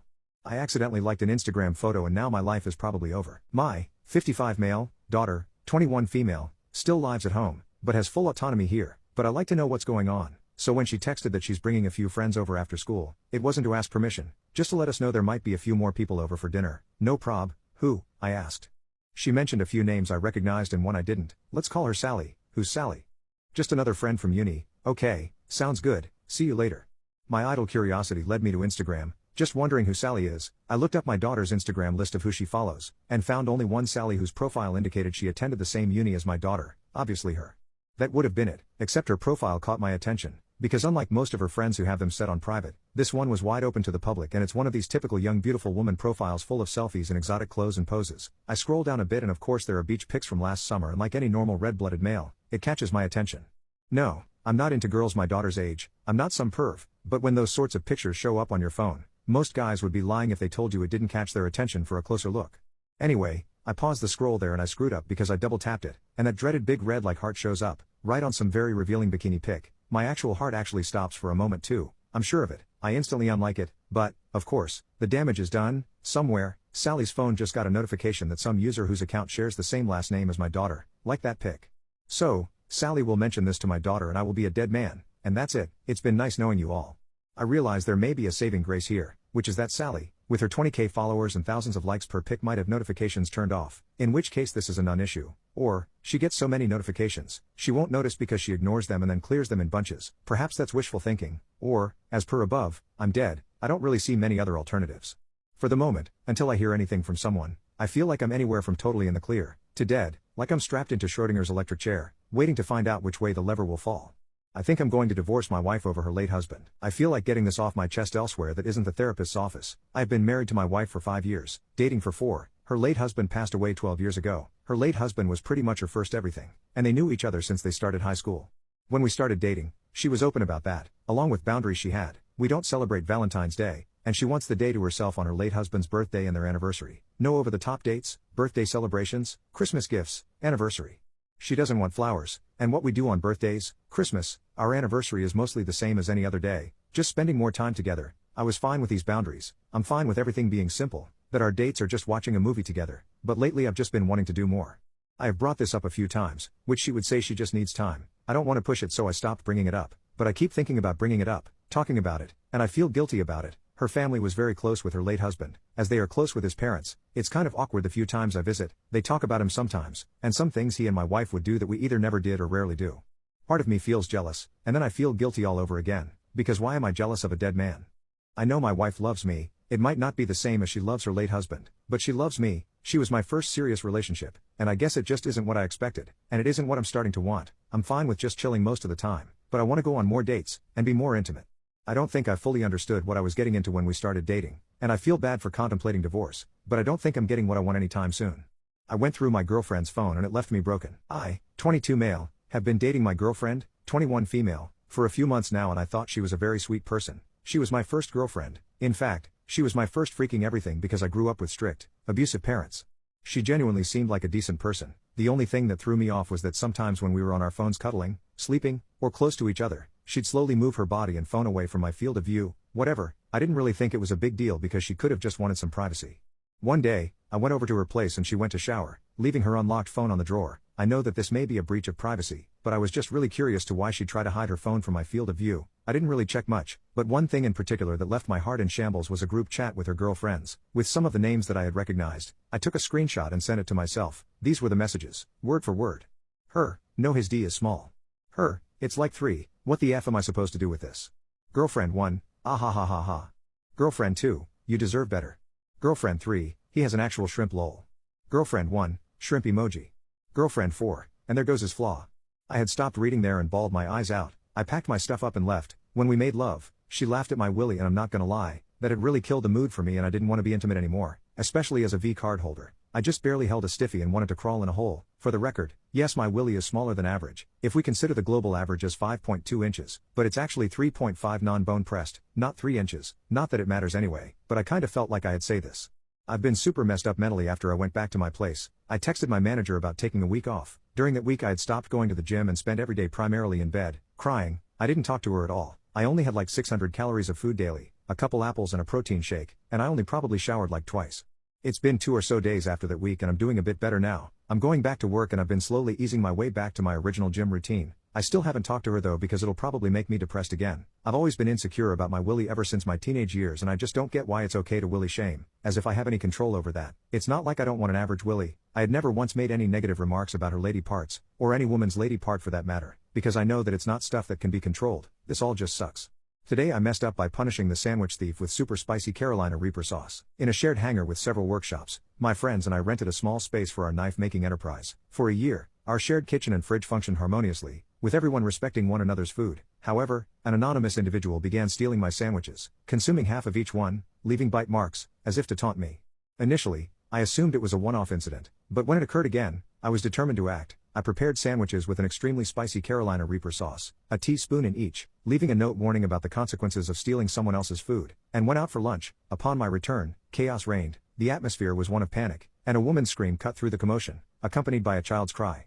The culprit turned out to be our cleaner's 9-year-old son, who she had been bringing to work during his school's disinfection week. He had made a habit of pilfering from the fridge, bypassing the healthy lunches his mother had prepared, in favor of my sandwiches. The child was in distress, suffering from the intense spiciness of the sauce. In my defense, I explained that the sandwiches were mine and I'd spiked them with hot sauce.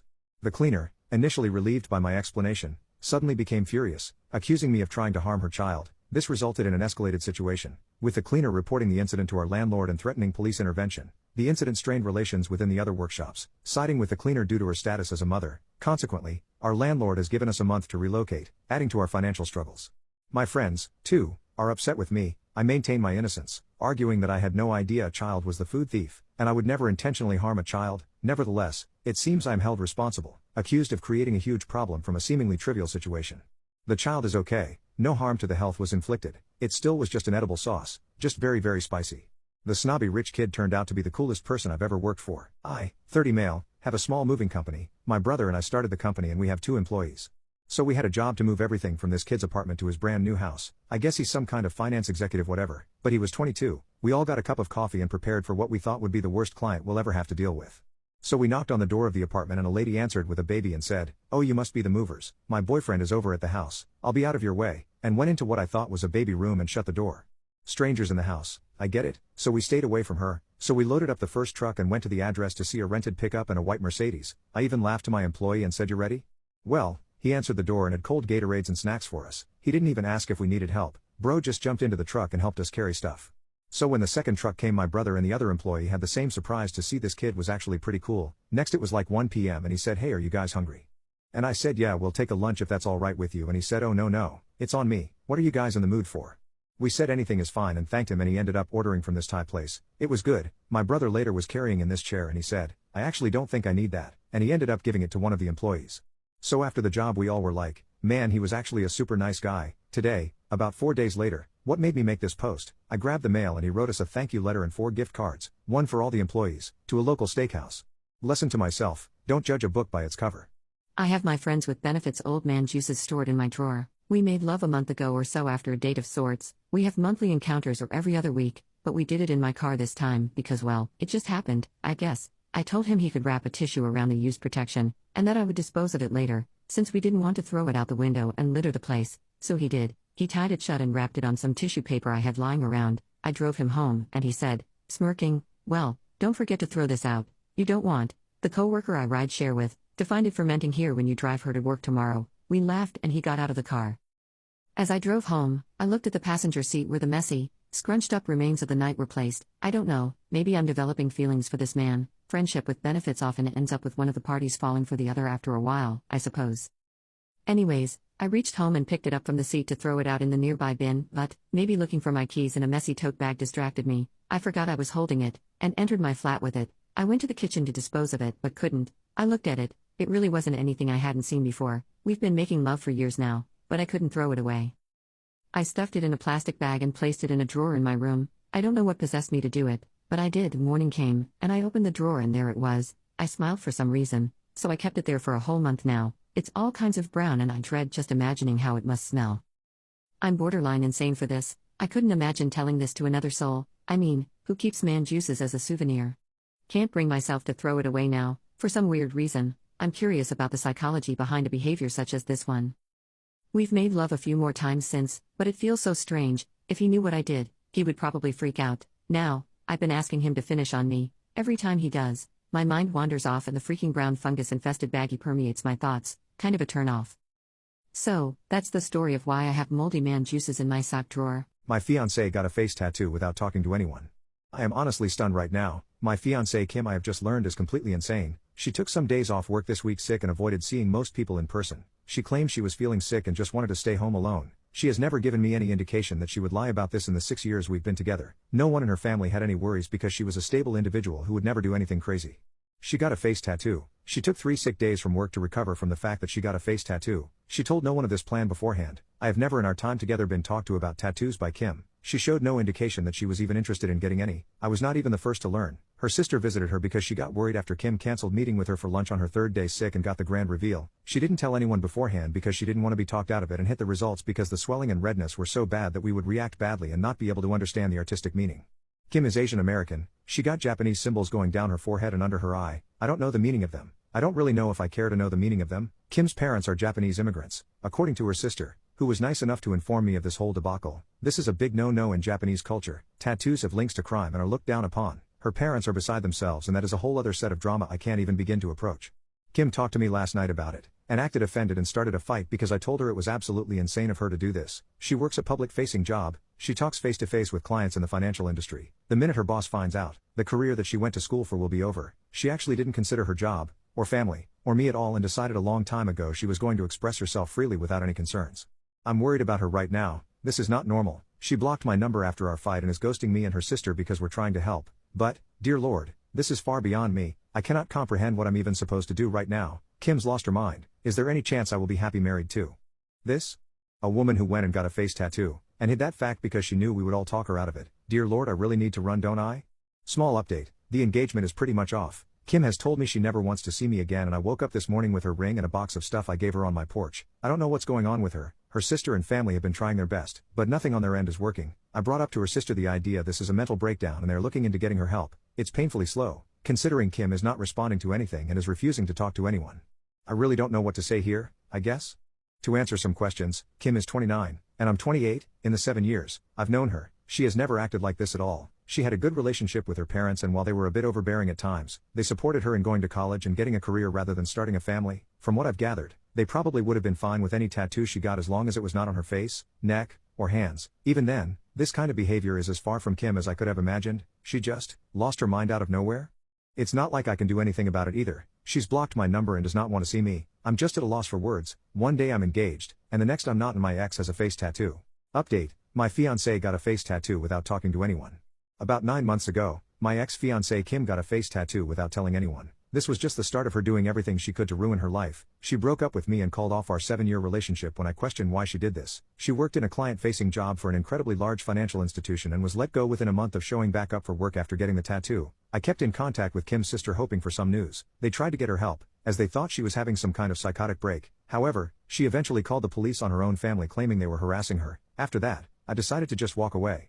Kim didn't just destroy her own life. When she broke up with me, I felt numb. I knew this wasn't Kim doing this. I wanted to believe deep down that Kim was always like this, always this impulsive crazy who would ruin her life by getting a face tattoo. I tried to convince myself that I had not lost a wonderful woman who I had spent 7 years of my life with. However, the person who made these choices was not Kim. The woman who told me over the phone she hated my guts for not supporting her. The woman who wrote she hated me and only ever stayed with me out of pity. That was not the woman I asked to marry. That was not Kim. That was someone who I came to find out was having a mental breakdown that resulted in months of bad decisions that will affect the rest of her life. The day I walked away and told her sister I could not deal with it anymore was the worst day of my life. It hit me like a train. The numbness and denial of what I lost hit me all at once. I almost quit my own job and moved back home to my parents. I can only thank my boss for being so understanding that she let me take 4 weeks off to deal with what happened. She and the rest of my team went far beyond what should ever be expected of coworkers and management, that it makes me realize how close I was to leaving a job I actually enjoy. I never moved on from Kim, but I came to accept what had happened. I thought I was okay, until 2 weeks ago. I got a call from Kim. She had blocked my number, and done everything she could to remove me from her life. My mind just blanked when I saw it was her calling. I picked up, and it was actually her. We didn't talk. I did not know what to say to her. We decided she would come over to my place, and we talked.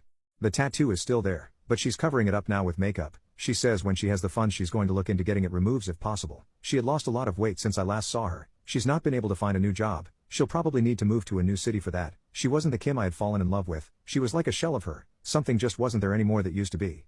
Kim told me what had happened. The year leading up to the tattoo was awful for her. The stress of everything seemed to pile up more and more. I'll respect her, and keep much of what she told me secret. However, the thing that is important is that she secretly started doing methamphetamines to keep her performance up at work and to deal with everything. And one day, she just out of nowhere decided she hated everything about her life. She explained why at the time she wanted the tattoo. It doesn't really make much sense, but a lot of what she was thinking at the time didn't. And from there, she just lost control of everything. I won't talk about what happened after she disappeared, but it is not pretty. There are things she did that will follow her for the rest of her life. It explained a lot, but it did not make things any better.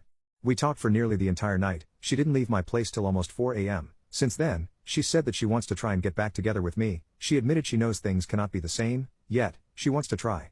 I haven't talked to anyone about what I'm about to say yet. I've held off on talking to Kim about it because it feels selfish. But, there's something about the way Kim acts, about the way it affected my life, that irks me. When we talked that night, she said that I was lucky she cut me off. I was lucky I didn't get put through any of this. I was lucky that my crazy ex wasn't at my door screaming or showing up to my work and causing a scene. She acts like my life wasn't affected at all. I told her what happened after she left, how much it hurt, how I almost quit my job and moves across the country. Her response was dismissive, like because I didn't go through with it I don't get to complain. She acted like because I was not the one with the tattoo on her face, I don't get to act like it had long-lasting effects on me. She didn't even apologize for the explicit and hateful note she left with my things when she returned them, or for the phone call where she called me a manipulative selfish jerk who only wanted her for her body, or even just for breaking up with me. She knows she was wrong to do it, but it's almost as if she's acting like because she had a breakdown, I can't hold her accountable for what she did to me because it wasn't long-lasting.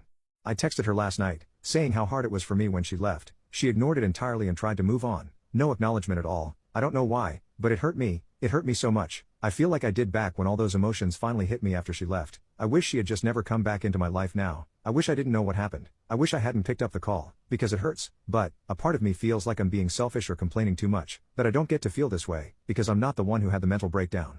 Today I messed up by walking in my son's room without knocking. So I messed up by going to tell my child, 14 male, good night. This actually happened a few weeks ago, but I am now strong enough to tell the tale. Everyone else was asleep, and I wanted to pop in and tell my oldest good night before bed. I opened the door and instantly made eye contact. I noticed his eyes were twice the size of normal, almost in a cartoonish manner. Then I noticed his hand, and what it was doing. For about a second, we were both frozen in a what do I do state while staring at each other, and I shut the door and ran to bed thinking maybe he doesn't need a good night after all. I lay in bed thinking, my eyes, debating on whether sleeping would remove this image in my brain or just using a Brillo pad directly to them would. I mean, who needs their vision anyway, right?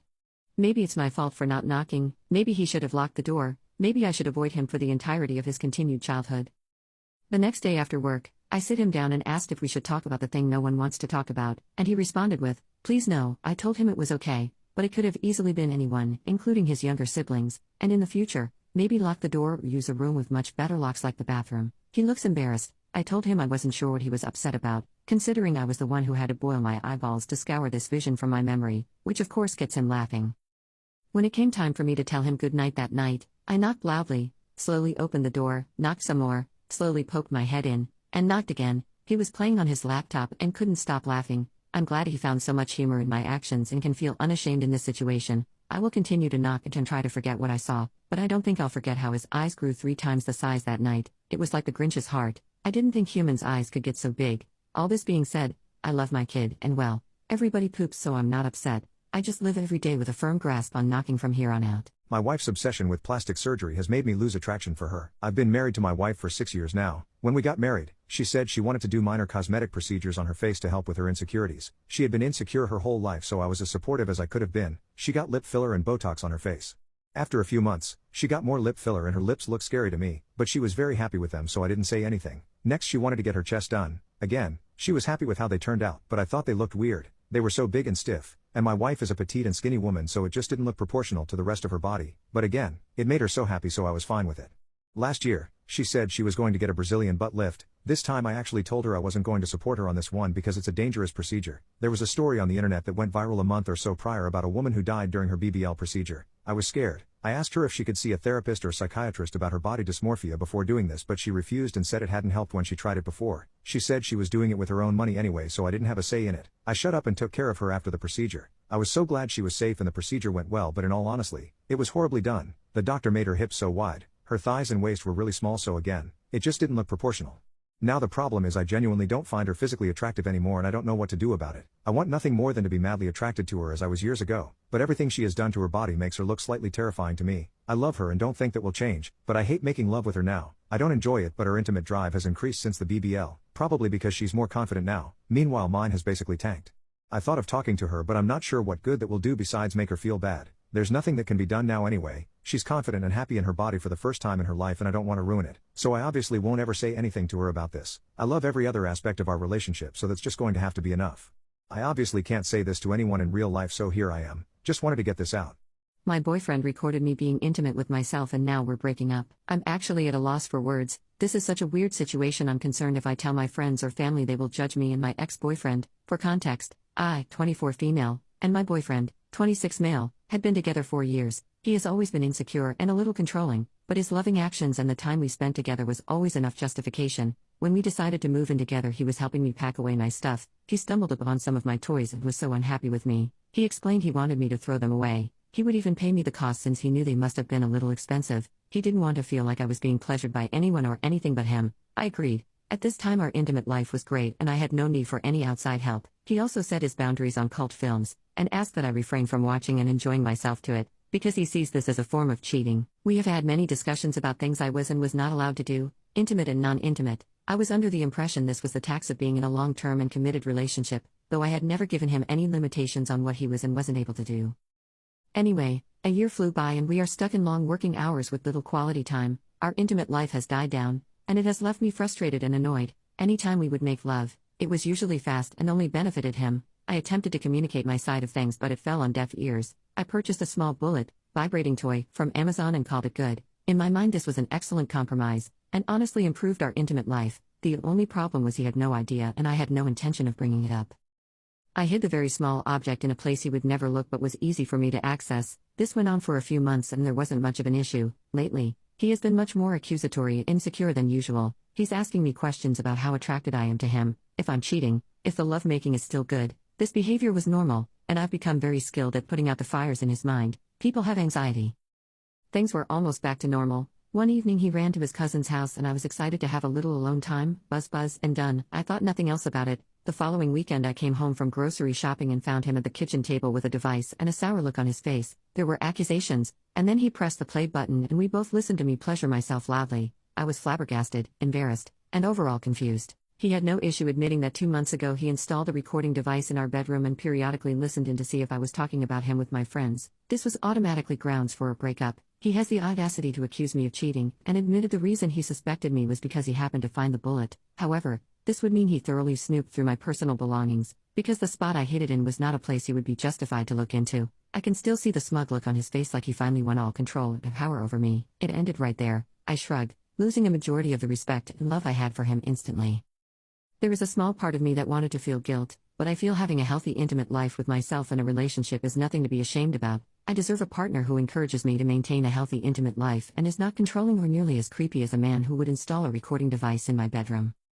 I have since moved out, quit my job, and moved far away. Me and my new collection of toys are free to spend time together openly, and I have never been more relieved to be single and alone. If there is any advice I can give, if you suspect your partner is controlling and you are being limited on what you are allowed to do, leave immediately. You will lose years of your life. I just realized I was S8 by my OBGYN ages 15 to 19. When I was 14, I hadn't hit puberty yet.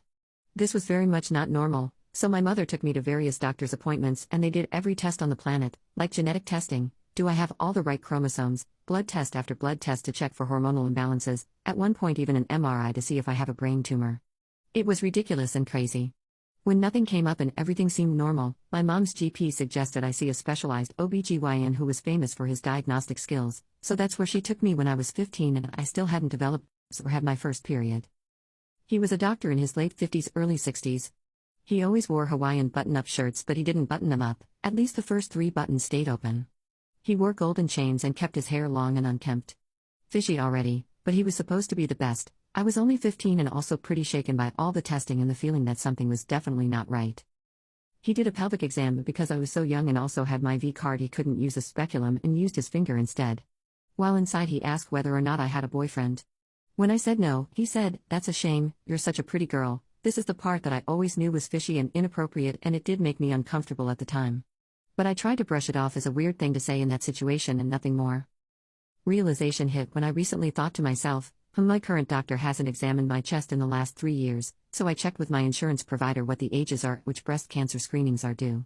The website said that service is typically not covered by insurance until you're 30, which is not okay if you ask me, but that's beside the point. Since I live in Germany and all insurance companies offer roughly the same services due to the law that everyone must have health insurance and it's largely publicly funded. This doctor, however, used to examine my, then almost non-existent, chest every time I was there, which was like every 2 months between the ages of 15 and 19. It was always an uncomfortable experience, but as I said, I thought that's just how it is. In line of that, I also thought about everything that followed. When I was 16, this doctor performed surgery on me. I don't even really remember why, but it was abdominoscopy, so a laparoscopic surgery that is being done around the belly button, so nothing involving genitalia. It was a procedure done under general anesthesia. When I woke up, the doctor told me he had also done a laser surgery to remove my hymen, so whenever I would make love, it wouldn't hurt. At the time I didn't know how to react, but the whole ordeal of finding out what's wrong with me had a major impact on my self-esteem, and I was immensely struggling, still am, with the question of what it means to be a woman and my own femininity, so I didn't really have the capacity to grasp what was happening. In hindsight, This was incredibly violating as he altered my lady part without me consenting or even knowing. He touched my chest regularly and unnecessarily, and he didn't even charge for it, and didn't document it either, otherwise insurance would likely have declined coverage. After all that, there was never a diagnosis, by the way. Nobody knows to this day what was or is wrong with me, but I was told that I'd likely never have children anyways. They just put me on the pill, which did induce physical development, so at least now I look like a woman, and that's that. It just all feels extremely icky, and I'm starting to understand why I, to this day, struggle with intimacy a lot. So yeah, that's just something I needed to put somewhere. I don't know how I will handle this moving forward. I should probably be angry, but right now all I am is devastated for little me. My husband's family doesn't approve of me. Today, his mother tried to murder me. I, 25 female, and my husband, 27 male, have been in a loving relationship for almost 6 years. We got married around 1 year ago on our 5-year anniversary, and the backlash from his family has been excessive. They mostly insulted my appearance, saying I'm an ugly and how my husband deserves better than a who is using him and is going to leave him in a year or two for another man. Although my husband has never believed these allegations, it's gotten to the point where I can tell he's starting to become suspicious of me. Lately, he's been very insecure about himself. He always asks me to check my messages, and whenever he sees me texting another man like a coworker, he gets incredibly agitated until I show him that the chat is mostly professional. He's also been asking me questions about random men I see on social media, like, would you sleep with him if you had the chance? And, do you think he's hotter than me? I can tell that his family's words are influencing him, as we've never had that type of problem before. I decided that with time, he'd gain more trust for me and stop asking these questions, but a week ago, he invited his mom over. We've had several conversations and arguments about how I don't like his mom, and we came to a mutual agreement that if his mom was staying over, he'd defend me if she said anything bad about me. And while he did, eventually he had to go to the bathroom, and his mom took the chance to unleash her rage on me. She kept calling me terrible names and making jokes that imply that I've cheated on my husband. I got very upset at these jokes, and finally, I decided to stick up for myself. We got in an argument about why she doesn't trust me, where she called me even worse names, and it got very heated. My husband intervened and defended me until her mom took her stuff and left. Not long after, I started crying. My husband had to comfort me and tell me his mom didn't mean that stuff and she was just looking out for him. I wish that was the case. Yesterday, I ran into his mom on the way to the store. I was already very nervous to see her, as this was an empty street where not many cars ever come through, and it got even worse when she initiated small talk. The conversation slowly got more aggressive until eventually she started yelling at me, calling me a dirty and attacking me. She eventually picked up a glass bottle from the floor and threw it at me, shattering into tiny pieces and impaling my skin. I was very bloody and decided to run away, but she managed to catch up to me as I'm not a very fast runner. She tripped me and attacked me until I passed out. When I woke up, I was in the hospital. I had to get many stitches and I had fractured my ankle. I guess some pedestrians had seen me laying there hurt and decided to call for help. My husband was there, asking me what happened. When I explained the entire story to him, he seemed skeptical. He looked at me suspiciously and I could tell he was doubting the story. He said he'd talk to his mother and sort this issue out. He hasn't contacted me since then, and I'm very worried. I'm still in the hospital while typing this. I don't know what to do. I've tried contacting my husband many times, but he hasn't responded. I don't know if I did something wrong or if he believes his mom more than me, but I need advice. Today I messed up by agreeing to a trio with my best friend, I, 19 female, and my best friend, Eva, 19 female, have been inseparable since 5th grade. Her and I are polar opposites. I'm mixed, on the shorter side, with brown eyes and hair, and a bit chunky, I'll admit, while Eva is white, blonde hair, green eyes, with a lanky athletic build. She's very extroverted. I'm on the shyer side. She's the one that got all the boys' attention. I was the supportive best friend. I've always thought she was the most attractive girl I've had the pleasure of meeting. Earlier last week, Eva said she's been watching a lot of trio adult films, and started having thoughts about being with another girl. I'm bisexual myself, and pretty shy when it comes to intimacy, as I only lost my virginity last year and have had one intimate partner since. Eva, again, is the exact opposite. She's been intimate since her early teens and has been open about her intimate life. We have always joked about being gay for each other. We give each other a quick peck on the lips when we have to go after hanging out, and we even made a pact that if we're married by 30 we'll marry each other. So this led me to jokingly saying we should have a trio with someone to find out if she's bi or not, and she seriously agreed, which I obviously didn't turn down. We decided to make a Tinder account with both of us, explaining how we just want someone, preferably a guy, as to her request, to join us, no strings attached. After finding a suitable match, we met up beforehand to explain the boundaries and rules we talked about. The next day would be when it all happened. For me it was a great experience, and afterwards Eva agreed. Now, as much as me and Eva are opposite, one thing we absolutely do have in common is our taste in men. I don't want to sound pretentious, but I do feel the man paid a bit more attention to me than Eva. Later the guy we were intimate with gave me his number afterwards while Eva was cleaning up in the bathroom. I thought he did the same with her. This is where it all falls apart.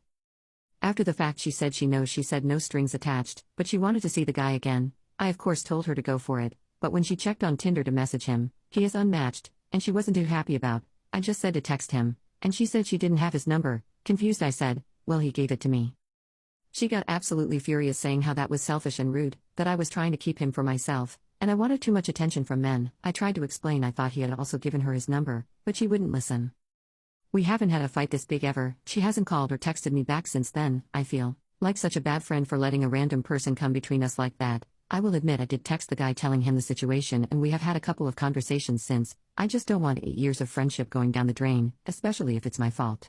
I take every opportunity I can to sabotage my coworker's assaulter. It's over a period of time, so forgive me. 3 years ago, I, 23 at the time, had a coworker, Sarah, 19 at the time. We are both in the military. Halloween that year, one of our other coworkers, 30 male, kept trying to get in her pants, and she kept trying to be polite about rejecting him, as she had gotten married to her basic training beau.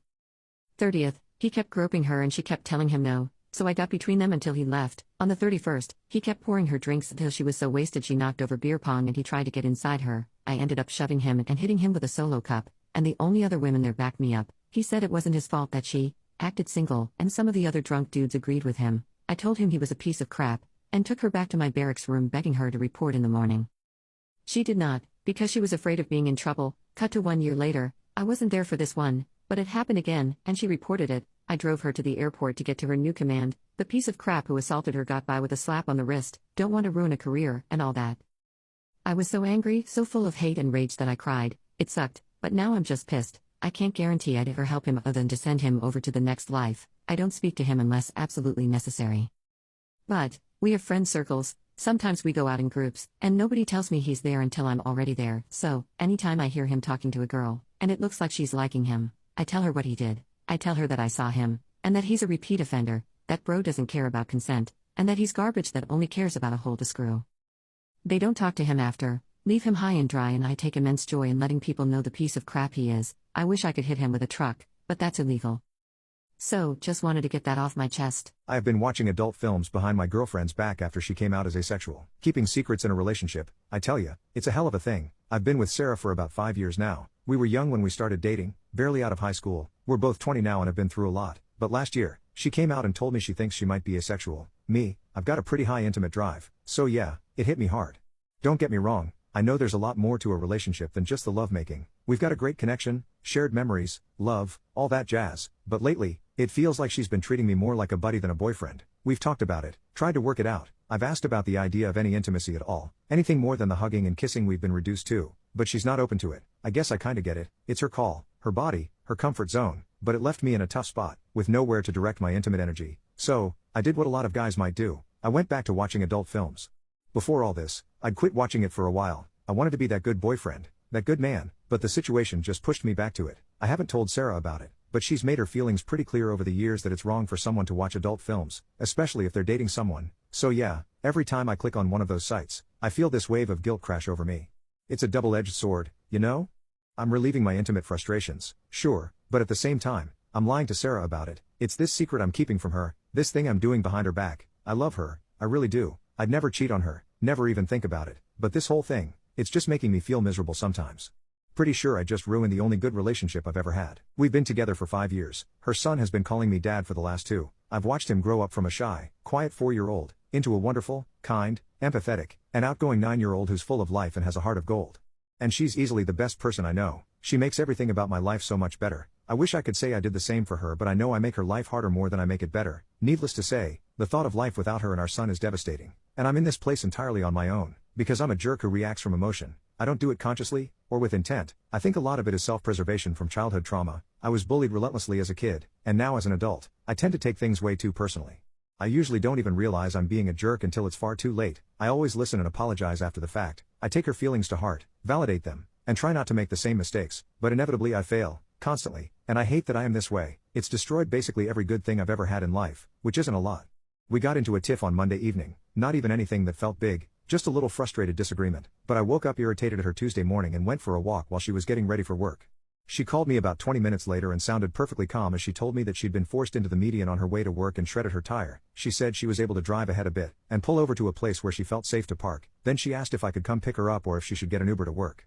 The way she described the events, and her calm tone made it all sound fairly minor, so when she asked about a ride, my initial response was to try and talk things out. I was 20 minutes from home and would need a few minutes to get my wallet, keys, etc. when I got back to the house, then another 15 minutes to get to where she was at, then another 15 minutes to drive her to work. It would take me almost an hour to get her there, and she was already running late.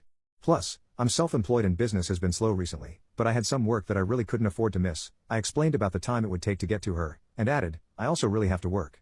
She cut me off fairly quickly, said she would just take care of it herself, and then hung up on me. I replied with a text that said, well, that was rude, and pretty soon we were going back and forth over the next hour, eventually all leading up to her getting very upset about me not physically asking if they were okay right away, accusing me of not caring about them, calling it disgusting, etc.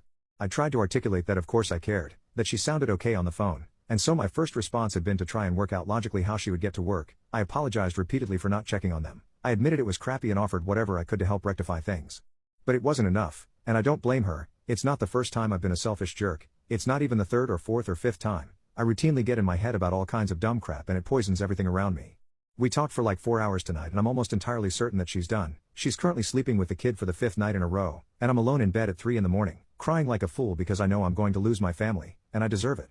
I tried to explain all my reasons for things happening the way they did. I tried to reiterate how much they both mean to me, how crushed I would have been if anything had happened to them, but ultimately she said she doesn't care and she doesn't want to hear it, and I don't think there's any changing it, so I'm just sitting here with knots in my stomach and tears in my eyes, rambling on Reddit like an idiot. Please, people, if you really love someone, treat them the way that they deserve, don't be like me. I just realized I destroyed an art piece in a gallery 10 years ago. Well, this event happened 10 years ago. I literally just realized an hour ago what I actually did. In 2014 I was just completing my master's degree in design. Now, the way the degree was set up, it was one course of 40 people, but we were all doing different areas: dance, architecture, sculpture, textiles, everything and anything. We'd have lectures together, and present the progress on our projects every couple of months. So end of year comes around and we start setting up our final gallery show. The space we were using was the first year art students' workshop, which we cleared out and prepped and painted fresh.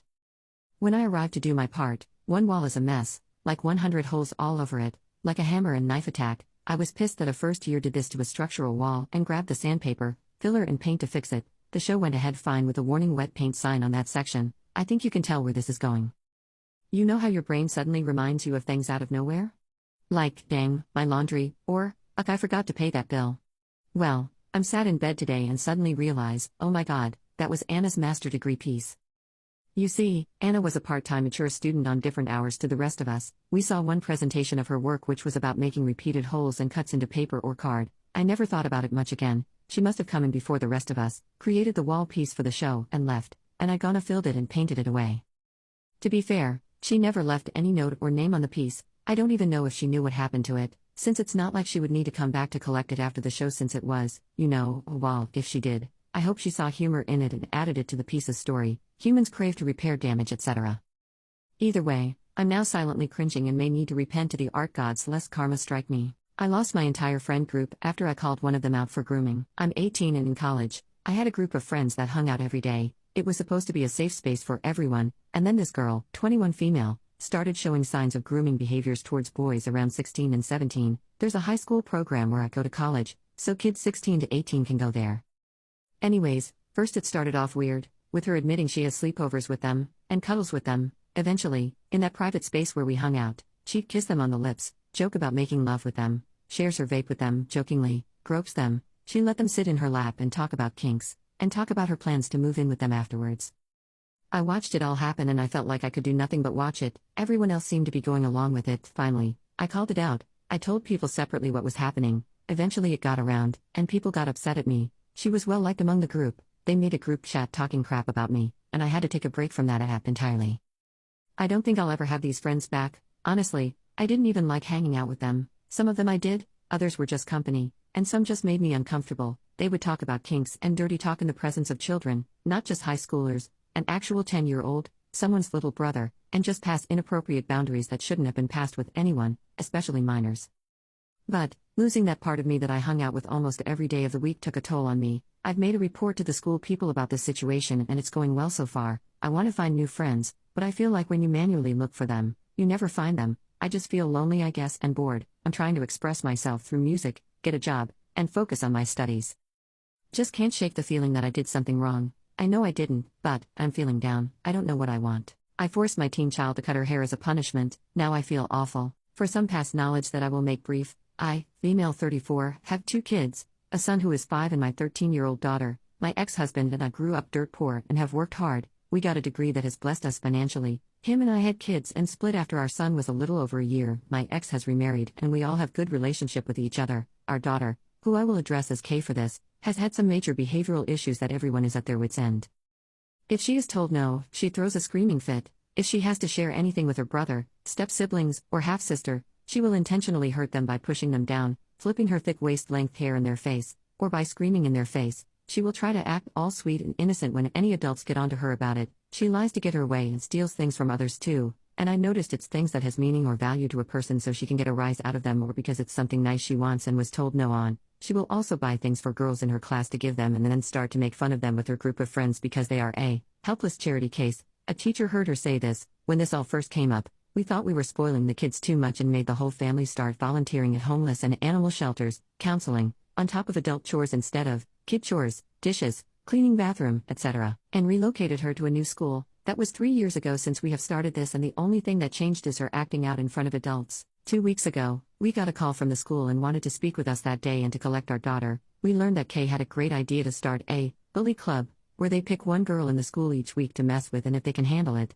they can join their group and be friends. They actually only targeted a classmate for the past few months, who currently has cancer, and has been doing treatments. She is now at the point that she is losing hair and it's noticeable. I will call her H. I've met this girl and her parents. They are all amazing and no one deserves to be bullied, especially in their hard times. On that day, one of her friends brought a chargeable clippers and Kay ran a swipe with it on the back of H's head, cutting off a lot of her hair and leaving a huge bald area where the clippers went through. Her friends recorded the whole thing on their phones as they laughed and all the other students watched. I heard Kay tell H, "No one with short hair is beautiful." I was beyond livid that she said and did that, and it shocked me to my core. I felt helpless, like I had failed as a mother, and never felt that much anger than I had in that moment. I no longer saw my daughter but a monster and a mistake I had made. I grounded her from all electronics, took her home, told her to plant her butt on the kitchen stool. I grabbed a pair of scissors and cut that waist-long hair to her shoulders. She started screaming and crying. I told her thanks for joining your mom, stepmom, dad, and siblings on the ugly side, as we all have short hair now. I then told her we are turning her hair. I just cut into a wig and she will be giving it to H when Kay goes back to school, in front of everyone. She then started hyperventilating and crying worse.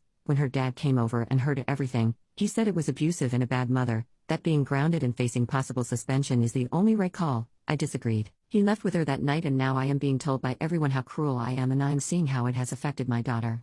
My husband is going to be either pleasantly or unpleasantly surprised when he gets home. I'm not the best at keeping secrets, so it's killing me inside and I wanted to let it out somewhere, so here I am. Yesterday, I overheard my husband talking to his friend over the phone about how much he missed his mother's homemade meals. We're both Indian second-generation Americans. Since we got married a little over a year ago and moved in together, we've mainly been cooking easy-to-make meals. We split the cooking 50-50 and keep our meals as healthy as possible while trying out different stuff, but we barely dipped our toes in our own culture's cuisine. There aren't any Indian grocery stores near us, so it's hard to find certain key ingredients, but we figured it was no big deal and gave up on the idea. I had no problem with it, but I didn't know how much he was craving my mother-in-law's food until yesterday.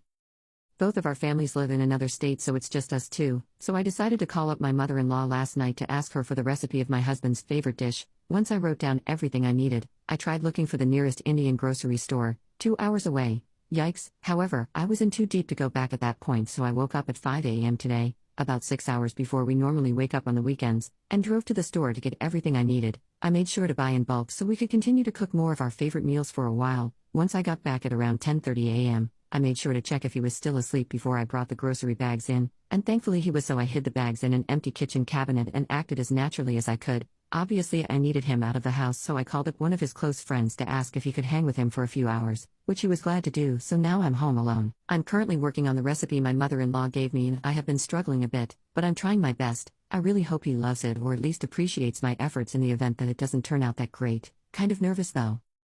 Update. I had finished cooking and setting the table a mere 10 minutes before he got home, so I started cleaning up the kitchen as I waited. I had the pleasure of seeing his reaction as soon as he walked in. Since there's a perfect view of the front door from the kitchen, he was instantly taken aback because the aroma of most Indian food is very much distinct. His eyes shot back and forth between me and the food for a few seconds before he asked what was going on. He's usually very calm and collected, so it was endearing seeing his emotions written all over his face. He reluctantly inched toward the food, and once the realization hit him that it was his mother's recipe, he wore an expression that I hadn't seen before. His voice cracked and it turned into a sob when he thanked me and embraced me in a bone-crushing hug. I'm still sore from it. He hasn't cried in front of me in months, so I was just as much, if not more, taken aback than he was.